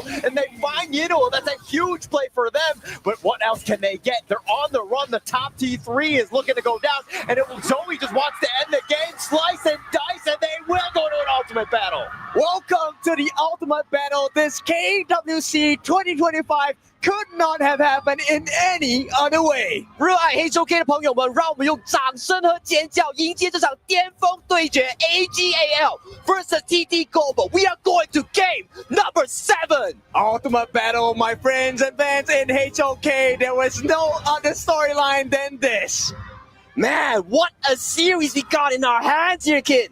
We are going to ultimate battle here. We were questioning, are we going to see a clean 4-1 from TT Global? But no, the resilience, the gameplay, the mature, the experience coming in from AGAL is just too strong. This is why they're a championship team, able to have that resilience to bounce back, know that no hole is too deep for them, and they can climb their ways out. Yes, they still have one more game. They have not crossed that finish line, but they've gotten themselves even with TT Global here. So with this, you know what makes me really happy? Ultimate Battle, we will get to see the early. I want to see that hero so bad. Yino's early will be unlocked in this game 7 here. That is a staple pick. The FMVP Yino, his early will be unlocked here. So game 7 here, we will no longer have pick and bans. It is just blind picks. Yes, you work in silence and you let your results make the noise. AG, 真的是让山追势吗? We have to see, kid. We have to see. Will it be a reverse of what just happened here? Because, man, what a series we got on our hands today. Because right now, we are looking at both of these coaches. They will have sufficient time for the first phase of the ultimate battle, which we will start with the side selection. Okay, let's take a look at the side selection. I'm pretty sure they will show it now. Now, what does TT Global for? They go for that blue side pick. They want Prio. They want Prio. They want the blue side map advantage that is in favor of the bottom side. They want to put pressure onto Snowy to carry this game here. And Coach Jose and these two coaches, they shake their hands. And right now, they're looking to formulate the drop. They have 3 minutes. But do you really want to give AGAL the red side, the counter pick side? But Ken, you gotta remember, ultimate battle, there is no more counter picks. We're looking, are we gonna be drafting the most meta composition?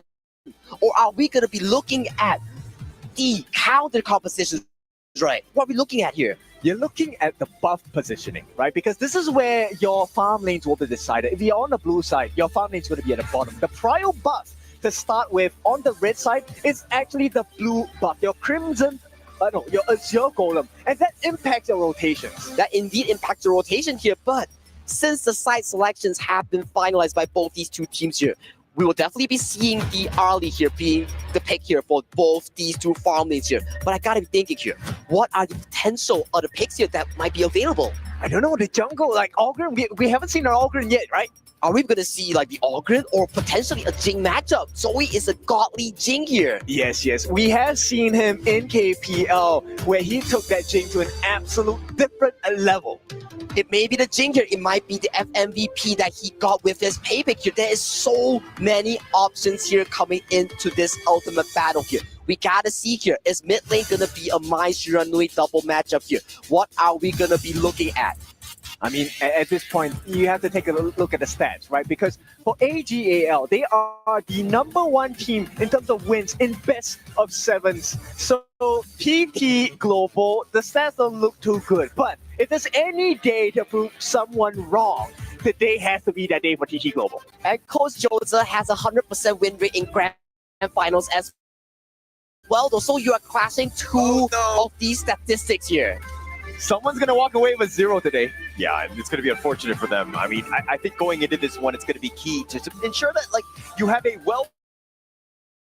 well-rounded draft. But I think it's okay if we have an Arlie on Arlie action or even Mai and Mai in the mid lane. But some of the other heroes, the jungle one is going to be the most interesting, at least to me. True. Look, this is a battle on many fronts. KWC, sure, you're here as the two titans from KPL. But even in KPL, they are now in the S group. They have fought each other. So this is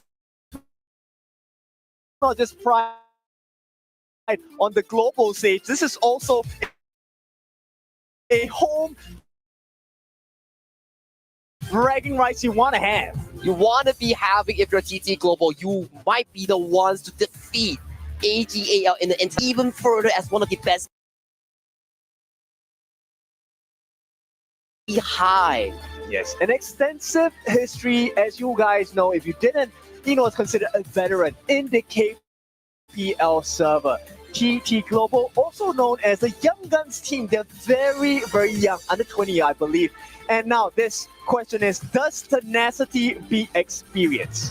Does tenacity beat experience? Well said here. Only time will tell as we are closing in at the final decision of the ultimate battle. 50 seconds on the clock. Right, so welcome everyone. If this is your first time watching Honor of Kings, we are at the ultimate battle. 18 teams have come with 18 different expectations, but one destiny to be fulfilled. It was no other way. It had to be the ultimate battle. 50-50. Who is going to take it all? Who is going to take it all? Will it be the Youngbloods, TT Global, or will it be the legendary AGAL from the KPL region? Only time will tell. 15 seconds on the clock for the final drop of KWC 2025. Okay, so what do you expect out of this ultimate battle? Are we going like strong, aggressive, go into the jungle, or are we talking about play our cards safe, wait until we have our power spikes, and then we start fighting?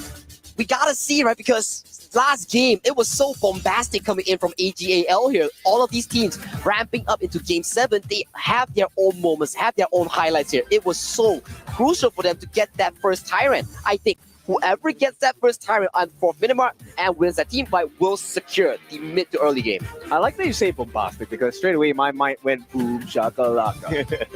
I mean, going into this one, I mean, the biggest thing about this is that they're literally playing this game for about $290,000 USD, right? That's the difference between first and second place. $750,000 for first place and winning the KWC. You're talking about prestige, but hey, money talks as well.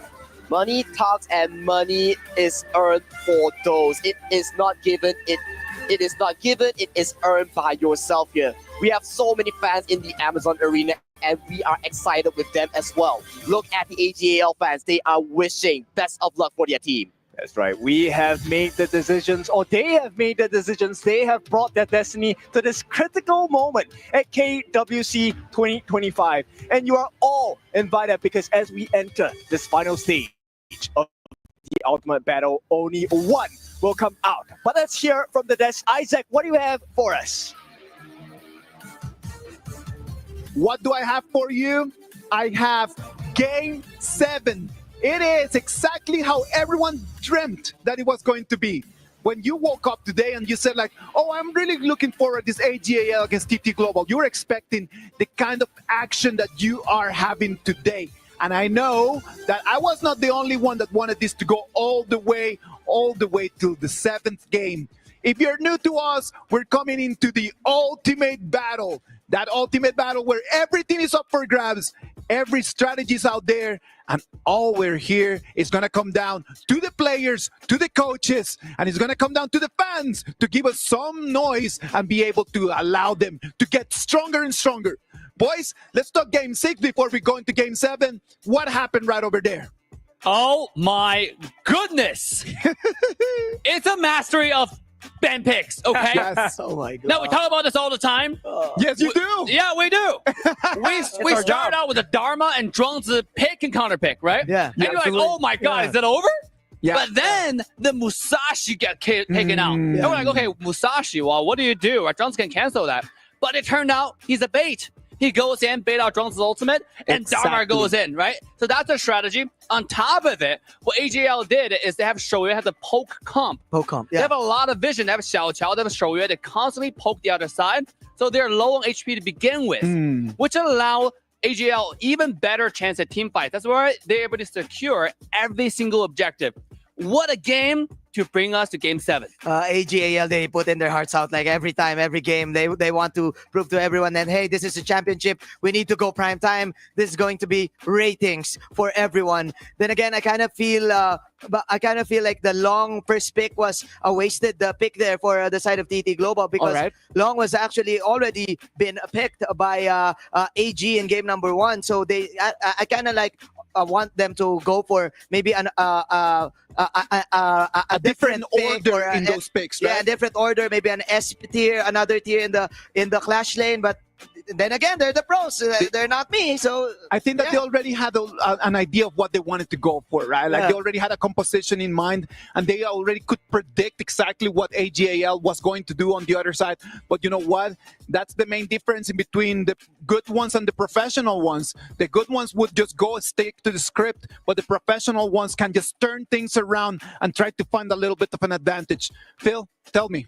Absolutely. Following up off a little bit more of what Manjin mentioned there. Yeah, I do agree. They could have picked the long still, but a little bit later on, so that they don't have to give away the Dharma. Dharma, one of the most contested picks in the tournament. And every time it gets picked, it almost always wins, right? It's probably one of the statistical highest win rate picks there, which is why I think maybe instead of the long first pick, grab the Dharma and take the long a little bit later on. You know they can't take it and they can't remove it before you get it. Dharma, it is statistically the highest win rate character in the entire series. We're talking about characters being picked out over 20 different games, okay? That's why there are a lot of stats behind it to support that this hero has performed extremely well in KWC. Yeah. And in esports, a lot of times it's not about how good you are with a character. Yes. Or whether characters matter or not. It's just about whether it fits or not in this specific tournament. Yeah. And Dharma does that. Well, Dharma was a meta pick in the whole KWC 2025. Of that, I am completely sure. But what about if we just come in and when we explain a little bit about this ultimate battle to everyone watching at home? So all the band picks, right? All the global band picks, all of the heroes refreshed. You can pick anything that you want. And the coaches get to blind pick, which means that they get to each one of them just pick without knowing exactly what their opponents are going to do. Then after we come back, what's going to happen is that each lane, one at a time, is going to show us what is being picked. Boys, what about if we try a little bit that? We're going to go lane by lane. Imagine that you guys are the coaches. Imagine that. Imagine that you need to be thinking about the meta. And then when I say 3, 2, 1, then you guys are going to show me exactly what you got. What about if we go for Clash Lane, all right? Clash Lane, one of the most important ones here in this meta. Clash Lane, 3, 2, 1. Fatih! Fatih, Dharma.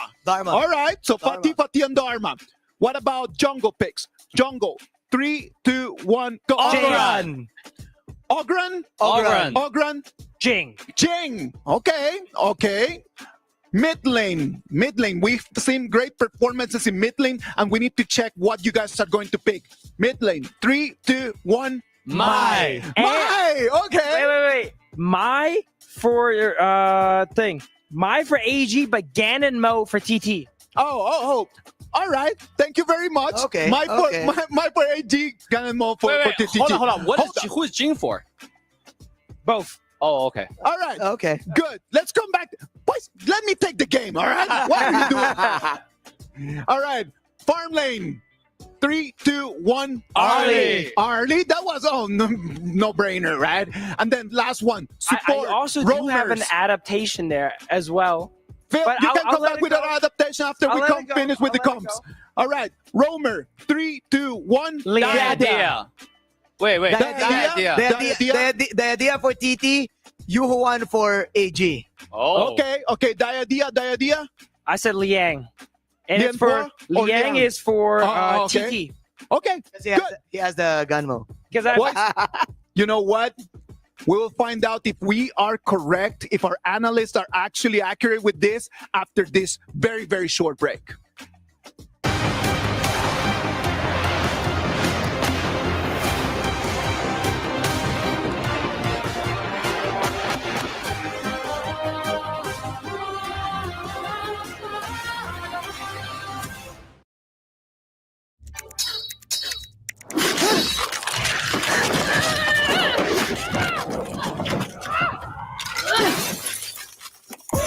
Reach your impossible. Lenovo Legion. The invoice. I'll send that right now in QuickBooks. Just need to update my shiny new logo.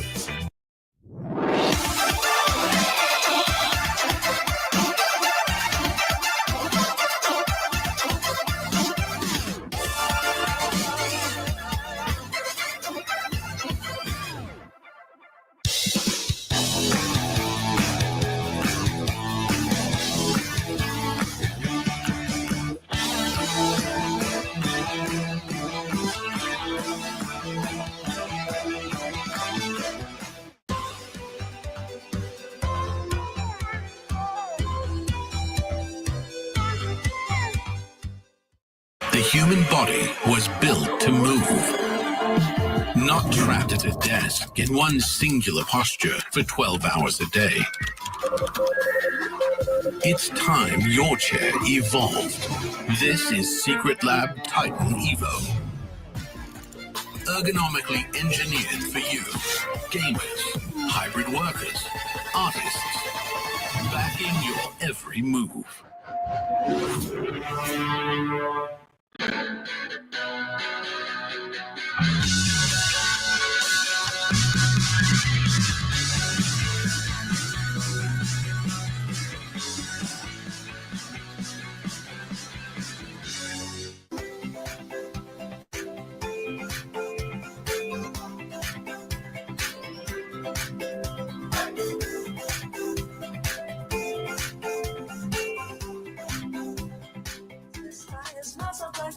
It's like I told him, these things that I can't fight, I just keep going, I just keep going.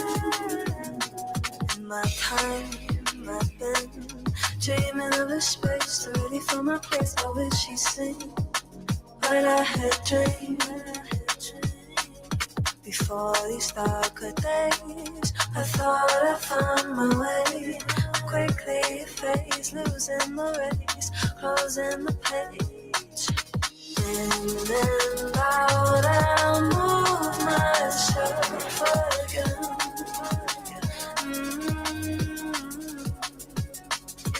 Time moves fast, I feel my heart beating.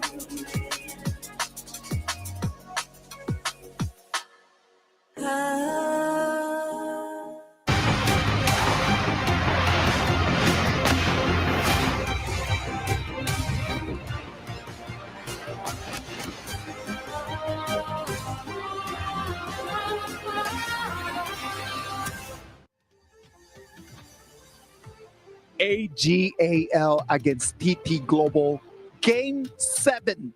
This is the KWC 2025.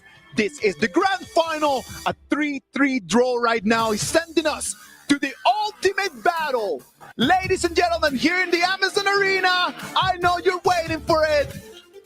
Boys, what can we expect out of this last game? I expect bloodbath. I expect rumble. I expect 5-on-5 outplays. I don't know, man. I just want to go crazy. Oh, please let it go crazy because it's going to go nuts right over there. Look at the people. Just they see themselves on the screens and they can just amazingly just go AG43TTG over there on the screen. Man. Some predictions live. All right. Woo! Man, both teams fought tooth and nails to this exact moment. If you're watching, doesn't matter where you are, on the globe, I have only one question.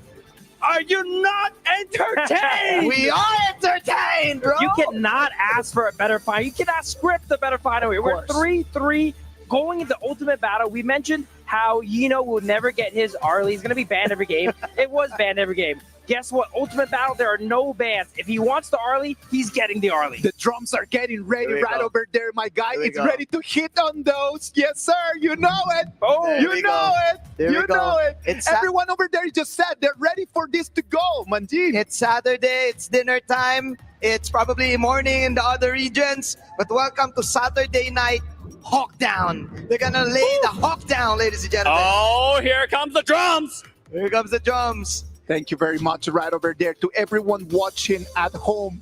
Say hi to them. Thank you very much. Thank you, ladies. It's been really nice being here all these long hours, just getting ready. You can see that Eno is locked in. He's locked in. He knows that. Like right now in his mind, blank. The only thing in his mind is the trophy. The only image that he's got right over there. If you're a fan of TT Global, you need to send them your energy right now. If you're a fan of AGAL, you need to send them the energy right now because this next match is for all the marbles. If not right now, when? If not right now, when, ladies and gentlemen? Exactly. For everyone watching at home, it's time to share this with your friends, share this with your community, have them come in and support the team that of your favorite. 对现场的观众，你们准备好了吗？ Seems like they are excited.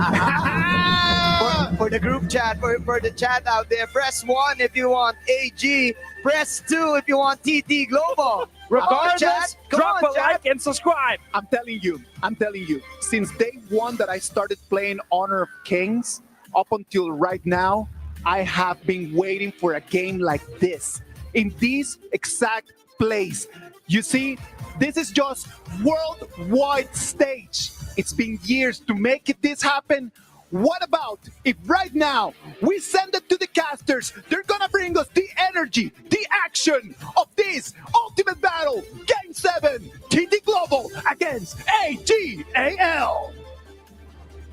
Well, Ampinus up, Isaac. We are live and loving it. We are in the ultimate battle between AGAL and TT Global, and we are going to be seeing the pick reveals come through now, guys. Take it away. Let's see what's going down. We're going to start with the Fatih on the clash lane, mirrored by both sides. Fatih, the main key hero here, and Ogren for the two junglers here being locked in here. Further tempo for these two junglers, so pivotal. Yep, instant executes available for both sides. Let's take a look at what is next between the mid laners here. I am expecting a Mai, but it's going to be Princess Frost. Wang Zhaojin comes into the gorge. Changsheng's Wang Zhaojin has been locked in here, ladies and gentlemen. This is the crucial pick that won them the KPL Spring Season 2025. Right now, let's move our focus towards the farm lane. Snowy's legendary Hou Yi versus Yinor's Ali. You pick your best, you want to win with your best hero, and we are left down to that final pick in the room between both TT Global as well as AGAL. And I just received news. Both of our roamers will be playing the Liang Roam. All right, perfect combination that goes hand in hand with the Princess Frost in the mid. And yes, it is not KWC final without the ultimate battle. Ultimate battle, game number 7 between the two legendary teams hailed from the KPL region. This is the perfect way of ending the KWC here, Kin. That's right. Ladies and gentlemen, you are now in the presence of masters.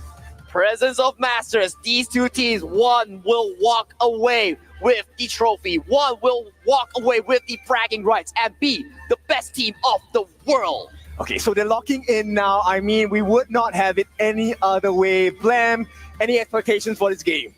I mean, it's going to be just ultimate battle to the T, right? I mean, I want to be seeing this just composed by both teams. Like, we've seen a little bit of disparity within the ultimate battle, but only the marksmen, right? Only the farm lane are picking their big picks, right? They are looking in the Ali and the Hou Yi. And those are the picks that they have done so well in this tournament here. Yinor, his legendary Ali here, always there to clutch and save the day. That's why he is the FMVP user of that Ali skin here. Snowy, his Hou Yi has been so crucial in this KWC. A lot of different winning moments available for both sides, right? You have the Burning Sun arrow coming out from Hou Yi, which can kind of set up from afar. And this goes very well with the Princess Frost and Liang combination. But with Yinor, he can make those solo outplays for the side of AGAL. And that is why the audience love Yinor and AGAL so much, because he is one of the brightest stars in Honor of Kings that we have here. We are almost ready to get into this ultimate battle here.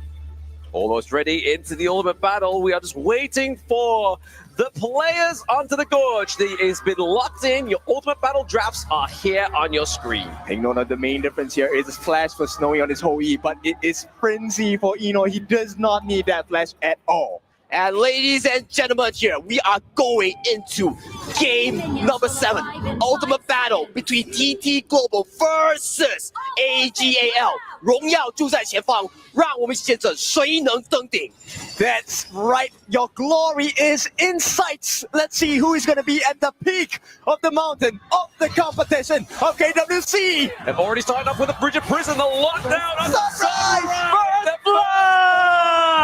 goes to AGAL. And right away, they punish them hard. AGAL looking for their first snipe. They get the steal on that Azure Golem. And right off the bat, AGAL are swinging. They are swinging and they are swinging hella hard right now. They already secured such a comfortable early lead. It's not only that, they also take the entire jungle camp away from the side of TT Global. Not the best fight you want to see on the side of TT Global, but once again, this is something you want to see. Fight for KWC. Log in, draw that Blossom Aquanite chest for free. Get that into the CD code and try your best here. And right now, both these two teams, we talk about TT Global here. They always manage to find the comeback potential here, so we can never count them out into the series. Okay, so it's not the best start, and once again, they lost their space right on the top. So the aggression, rotation, very fast coming in from the side of AGAL. That is definitely true here. And right now, we are looking at the level 5 onto Zoe here. And Sunrise, only level 3. So I'm curious, right? What does Snowy build here? Does he go for that Doomsday first, or does he go for the Spark Force Dagger first? I think coming to this Game 7 here, everyone is looking eyes sharp onto Snowy here. He definitely will go for the critical build. Yep, and you can already see, right? At the start of the game, Eno will have a slight advantage against Snowy here, especially when he has Frenzy on hand. Frenzy is a very strong spell, ladies and gentlemen. It gives you life steal, it gives you physical and magical reduction here. Look at the positioning coming in from AG and Zoe here. They're looking for the level 4 breakthrough point. Yep, that first play, allowing a 1 level advantage coming out from the side of Zoe. And of course, Sunrise just hit level 5. He needs a little bit more funneling. He indeed needs more funneling here. Look at the respect that Snowy is paying towards the side of AG here. No members are shown onto the map here, but a collapse might be happening right now as the members of AG are collapsing. Yep, they're buying time. They come in. Oh, okay, Zoe as well as Ron trying to get the dunk onto Joy, and that is no Joy for TT Global's Joy, and there is no Jing as well. This has been a great rotation here from AGAL. Looking to just put some pressure into this top side of the map. Being a true seer, you can see my eyes, but you cannot see my vision. And with the vision, it is going to be AGAL who step ahead. They are 1 step ahead, and they are now with a 1,000 healthy goalie. Let's break down this play real quick here. Ron with the amazing engager. Not even burning any spell to execute the roamer coming in from TT here. Joy gets taken down. Chain gets taken down as well. Okay, so Ryan maybe trying to go for a bit of a contest here for that Azure Golem. I mean, he definitely doesn't want to overstep, right? Obviously, Shuai has knocked out the ultimate, but does he know that? Probably not just yet. I mean, the timing is so important from the side of AGAL, right? It almost feels like anytime there's a potential fight, Zoe does have the seal state. He's ready to execute you when you are less than 10% health. And he has the help of Shum as well as Shuai. The timing has been perfect. Timing is indeed perfect, and that is what you want coming in from Princess Bronze. And Aegis goes through! Suppression, but obviously he tried to use the Burning Sun Arrow there, but he got wiped out by the Maple Dance. Exactly. This is timing at its peak. AGAL, you have tasted and poked and prodded the demon. They are on form now. And the 1v1 goes through topside here. Ron goes extremely low. Ching wins out in this exchange as they are forced towards here, and Tyrant spawns. Oh, nice freeze! Okay, the Winter's here. Just going to the side of AGAL, looking to put a bit of pressure into the back line here. We do see that Sunrise already used the Conductor's Souls, but we are seeing that Jing needs to do the damage onto Zoe to keep him away. Looking to contest this Crimson Golem. Song Princess Frost is so clutch there. There was no setup that he single-handedly frees 2 members of TT Global. And one decision, it is close to a 2,000 goal lead for the side of AGAL. How do you come back into this game as TT Global? It is so hard. And Eno has not been checked at all. He's already at level 7. And this Burning Sun Arrow, unfortunately, representative of TT Global's game state right now. But Kin, we gotta remember, TT Snowy, this man, his Hoi is so darn good here. If TT Global can drag the game to a 15-minute mark, we might see Snowy pop off. You might see, but Shuai has been hitting all the correct markers all game for now. And with the help of Shung, this duo in the side of KPL has had a great win rate, close to 100% on most of their hero picks. And right now we see Zoe coming in for the flag. It's going to get hit here onto the side of AGAL, and it's going to be Ron getting taken down here into the back line. It's going to be Ching. That's going to be a pick-off trade for trade there. 2 for 1. Snowy going down, but Inuart going down as well. The bad thing here is Zoe has been getting everything for free. He's been getting kills. He has not been taken down just yet. TT Global, they are trying, but trying is not enough. Trying is indeed not enough, but no one is giving an eye onto Zoe right now. He is rampaging across the gorge as all resources are going towards his pocket as we check out this replay. Yeah, this is a nice movement here. Snowy actually committed his flash, so he knew he was out of the battle straight away, gave his life, tried to put as much damage as possible. But with such a monstrous lead, look, the TT Global fans, they know what's going on. They have to hold on. They have to hold on, and Ching is one of the key members that they have to look out for because he was the one to single-handedly remove Eno from that battlefield. But hey, I mean, TT Global fans, you gotta have faith, right? Keep it in, keep your spirits alive. Your team needs you at this point, right? I mean, it's not too far in between these 2 goal leads. It's only 2K. They can still bounce back. Yes, but the itemization is a huge damage, right? Because look, they have to make up for the damage due to the lack of EXP and itemization. So Stolen Sorcery going in the hands of Crane. They're looking for the turnaround, but they need kills to complement and supplement that growth. And when you talk about gold here, look at the difference between the 2 Ogrons here. Zoe, 6.2k versus Sunrise, 4.4 thousand. That level 1 invade here coming from AGAL was so detrimental. And he really is very close to that Blood Rage, that Fist in red. At the same time, he also has the Protector Cuirass, one of the heaviest physical defense items available in the game as a sub-item. We have to see whether TT Global has enough time to allow Snowy on this whole year to scale into fruition towards the late game, because that is their winning condition here. If Snowy can outscale Kinor, that will be huge. He needs the help of Crane, right? So far, Sheng has been on point with the Frigid Prisons. The freeze has been great. Oh, catching out. Yeah, bit of a speed come through here. 0 to 90 for the side of TT Global. Able to check down Chuan. But now they are looking to get a few more kills on the board here. Ron gets taken down. But it is going to be traded for Crane and Joy. And we are seeing some joy for the side of TT Global. Or Sunrise gets taken down. And that's a double kill. If you dare come at the Kings, you better not miss, because AGAL will take your life. They will take your life, and they will take your towers, your buffs, everything on the map of TT Global is under the invade of AG. Look at this invade here. The invade starts off with the side of TT engaging on Sheng. He gets removed from the map here. Ching, once again, crucial in the team fight here. He gets 2. He has to back up here. Look at Eno, untouched here. He gets all the damage onto the members of TT. This is why map information is so critical, right? You need to know where the members of your opponents are at, but right now, for 8-minute marks, they will be able to secure that Tyrant for themselves. So TT Global, there is some life, there is some hope. There is some hope. The final hope lies onto whoever gets the perfect engage. Will Ching be able to assassinate Eno? Will Snowy be able to scale towards the late game?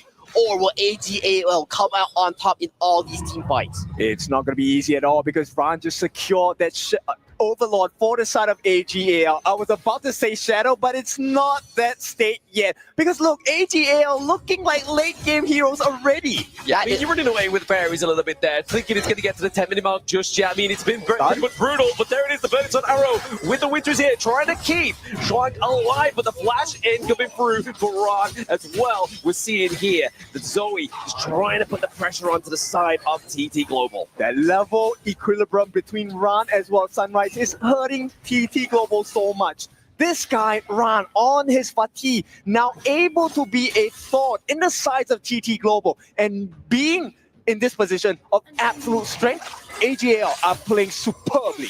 They are playing superbly here. This is the AGAL that we, the fans, the audience, want to be seeing right now.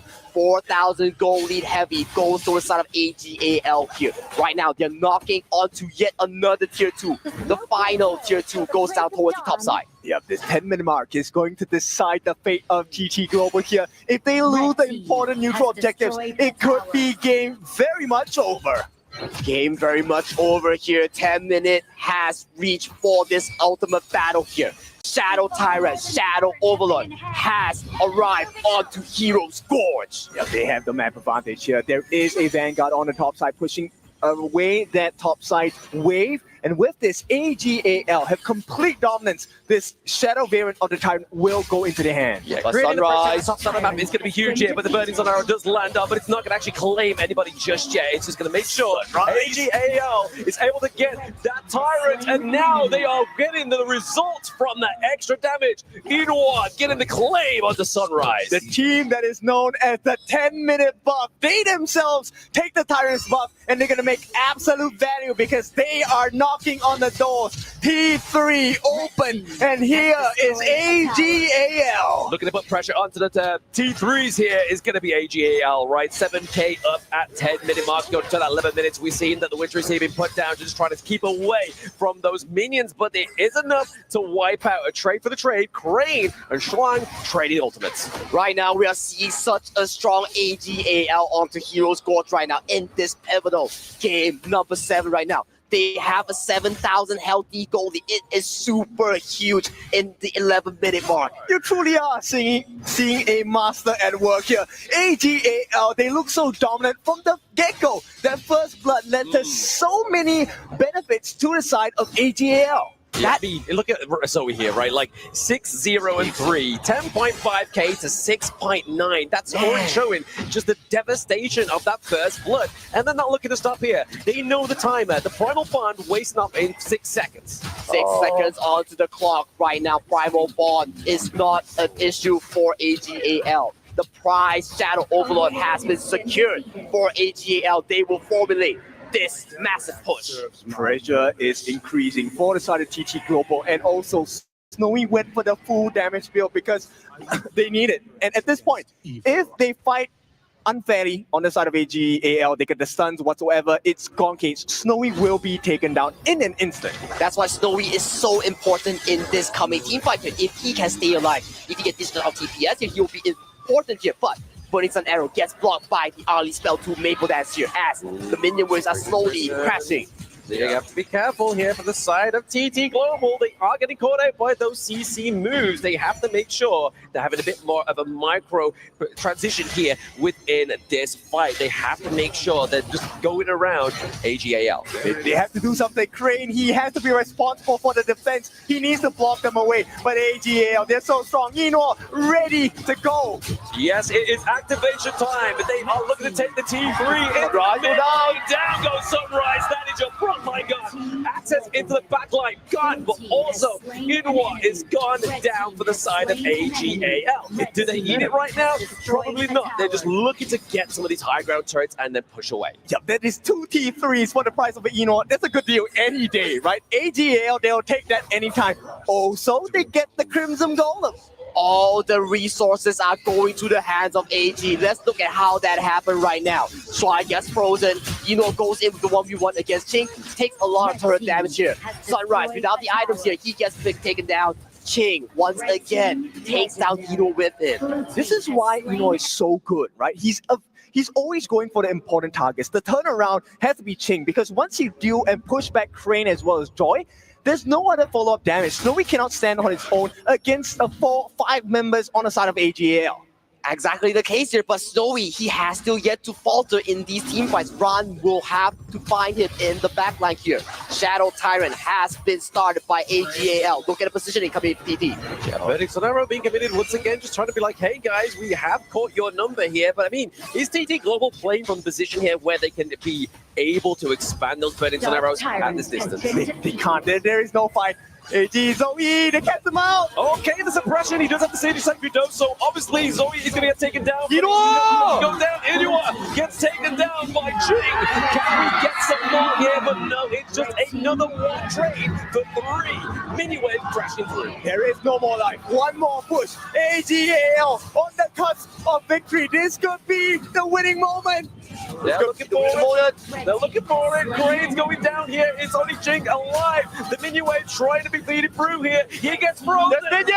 Placed down. AGAL wins! takes the KWC Championship. Truly the kings of Honor of Kings, not just in KPL, but in the entire world. KWC 2025, they came back from a 3-game deficit. 新华荣耀勇往直前 The summit stands unshaken. AGAL, the kings of KPL, the tallest mountain and the longest river of Honor of Kings. AGAL is your 2025 KWC champions. This has been a great experience, truly been an honor. I mean, I'm so glad to have shared the stage with you. Blair, Sagi, once again, it's your favorite kind of tofu, Kindofu. The three of us, now we will crown AGAL as the champions of KWC 2025. I mean, even more notably, right? Inua has been here twice. He did it with the KPL Dream Team last year. He's now done it with his homeboys from the AGAL Dynasty. They are looking to take another crown and obviously club membership points as well. That's going to boost AGAL up the board. They could potentially take the entire club championship because if you win, which they did, you get 1,000 points. And once again, lifting up the trophy, well-deserved AGAL. Your champions of KWC 2025. That is the golden brain that you won from AGAL. But let's hear more from Sky in the front stage. AG! Well done, boys. Please, let's make some more noises for a new world champion, AGAL!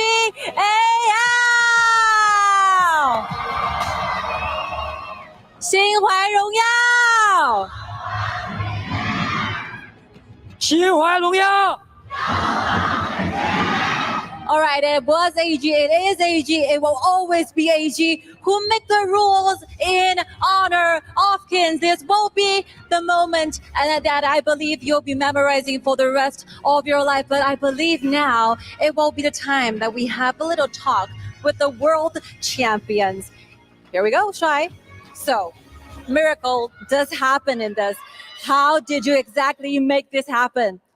大帅，真的。今天这种翻盘太恐怖太不容易了，你们究竟是怎样可以拿到今天这样的胜利呢？就没觉得会输吧，然后只是再走一次年总的剧本吧。We never think we're gonna be losing, and we think we can make miracle happen one more time, just like what we did last year. All right, thank you. It will be Ino then.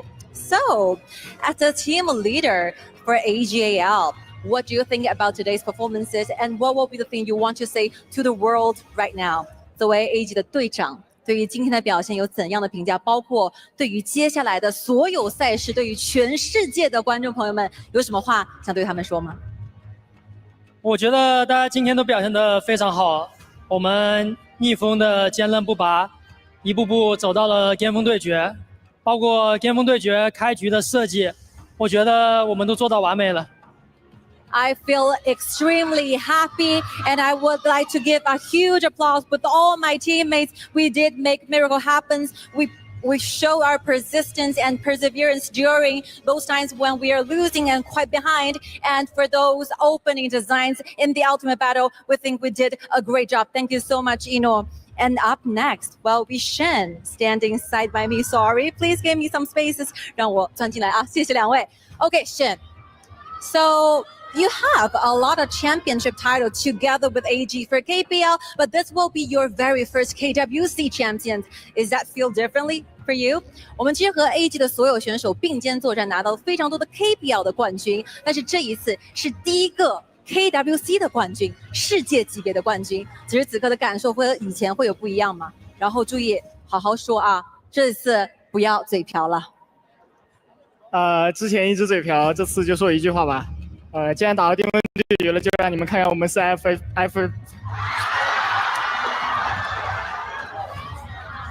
你让我重新说。既然打到巅峰对决了，就让你们看看我们3个 FMP 英雄的组合技。All right. As we are reaching to the ultimate battle, we'll show the world what it feels like to have 3 FMVP hero and players in our team to shine our glory. Thank you so much. Let's hear it for Shen one more time. And Zoe, what a game. What does this champion title mean to you? 钟毅，这一次你说了非常多次来到世界级别的舞台，你感到非常的荣幸和兴奋和开心。那这一次这个冠军对你来说意味着什么呢？这冠军肯定是来得很不容易的嘛，因为我分享一下我的经历吧。就我们1比3落后的时候，我出去上洗手间的时候，我洗了把脸，告诉自己，这是上天给我的最后一个机会了，这一分，所以说我必须把握住。然后回来的时候，我就想着这一分肯定不能再给对手了。He shared a little story and personal experience for us because when they're 1-3 behind, Jung-Yi Zoe took a wash in the washing room. He told himself that this will be the very last chance that God gives him, and he grabs this opportunity to be crowned as king for this one. Please make some noises for Zoe. And our last player, Ran. Very simple for you. How do you feel right now? 轩然，每一次决赛都会问你这个问题，你现在的感觉怎样呢？太爽了 Actually, you can say that for yourself. Learn, awesome. 说这个词，这是这句话的英文，你自己翻译，我就不帮你翻译了。Awesome. Awesome. All right. Thank you so much for your crowds and your cheering. And I believe this will be the time where we share something more important to you guys. The world awaits for our Sony final MVP. 你们觉得今天谁会是决赛 FMVP 呢？让我听到些声音。Allow me to present you your Sony Finals MVP. He is Zoe!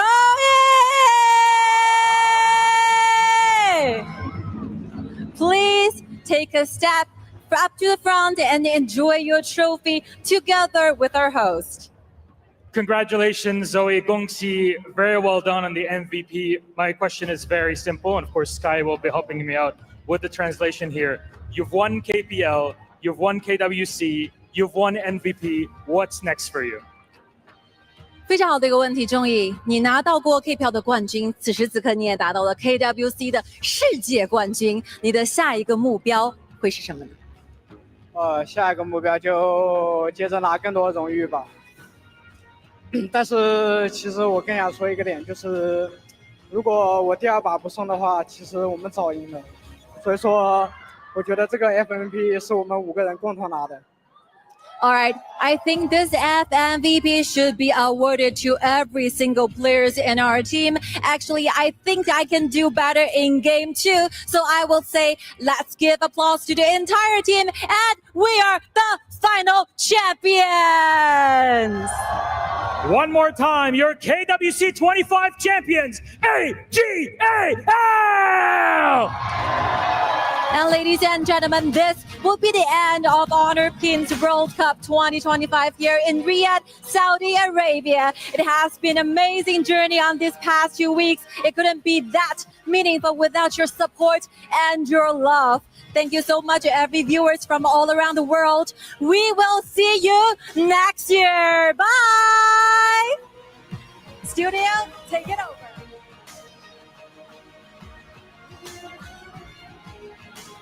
AGAL, your KWC 2025 champions. Congratulations to the boys. They came in, they were 1-3 down, and they were able to manage it, turn it around, and finish it in a 4-3.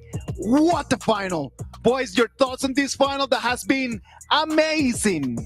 AGL, absolute masters of the game, and not only the game, masters of the mentality, right? They kept their composure while down 3 games. They did not let it go ahead and hurt them, and they went into the ultimate battle, and this was the ultimate final, I would say, too. Yeah, this is also because of their experience, right? All of the tournaments that they won, and I should say, like I said earlier, GGOAT, greatest of all time.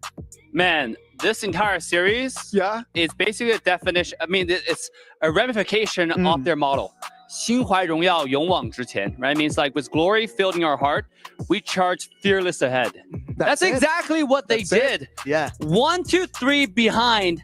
What an ultimate comeback that was. No, and when Shuai was asked about that, right? Like Shuai's been asked, like, what was going through your mind when you were down 1-3? And then he said, like, we never thought we were going to lose.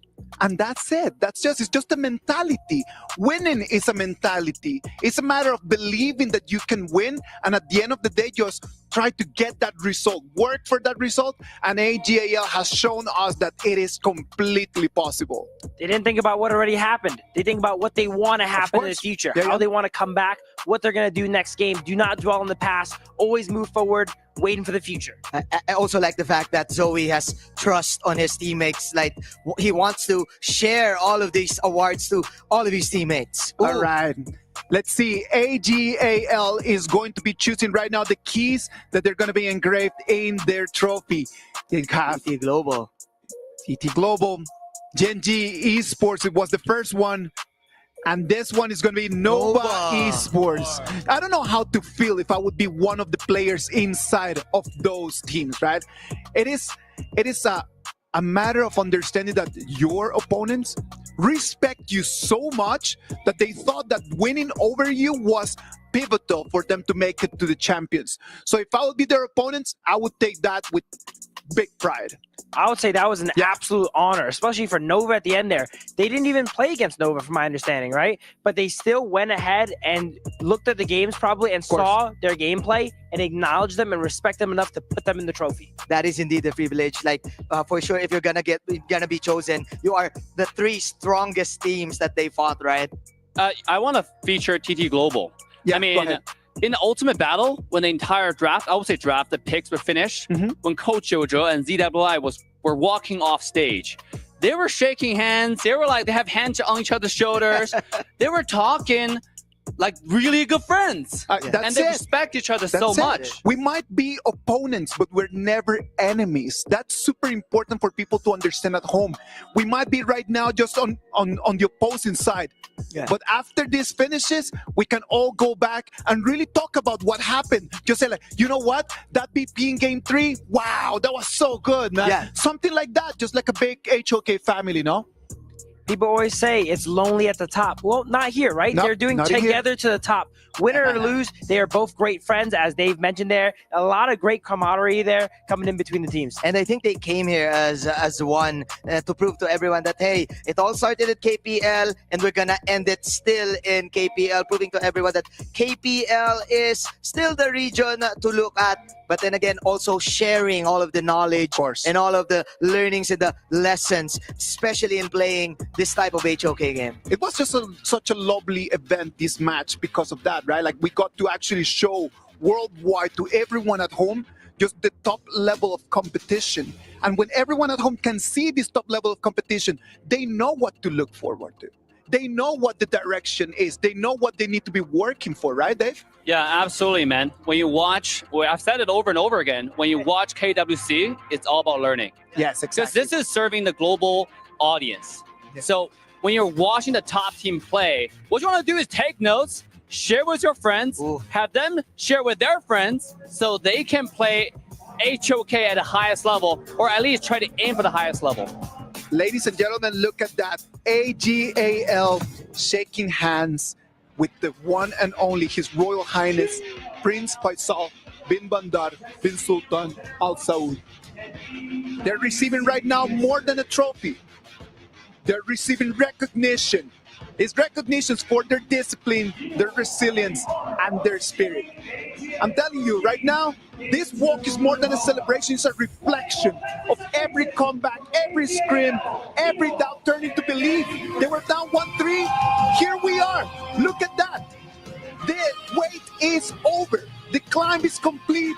The crown is claimed. In this moment, they're not just winners. They are immortal. They've walked through doubt, past failure, across pressure that most will never feel. And they've come out on the other side with heads high and hands raised.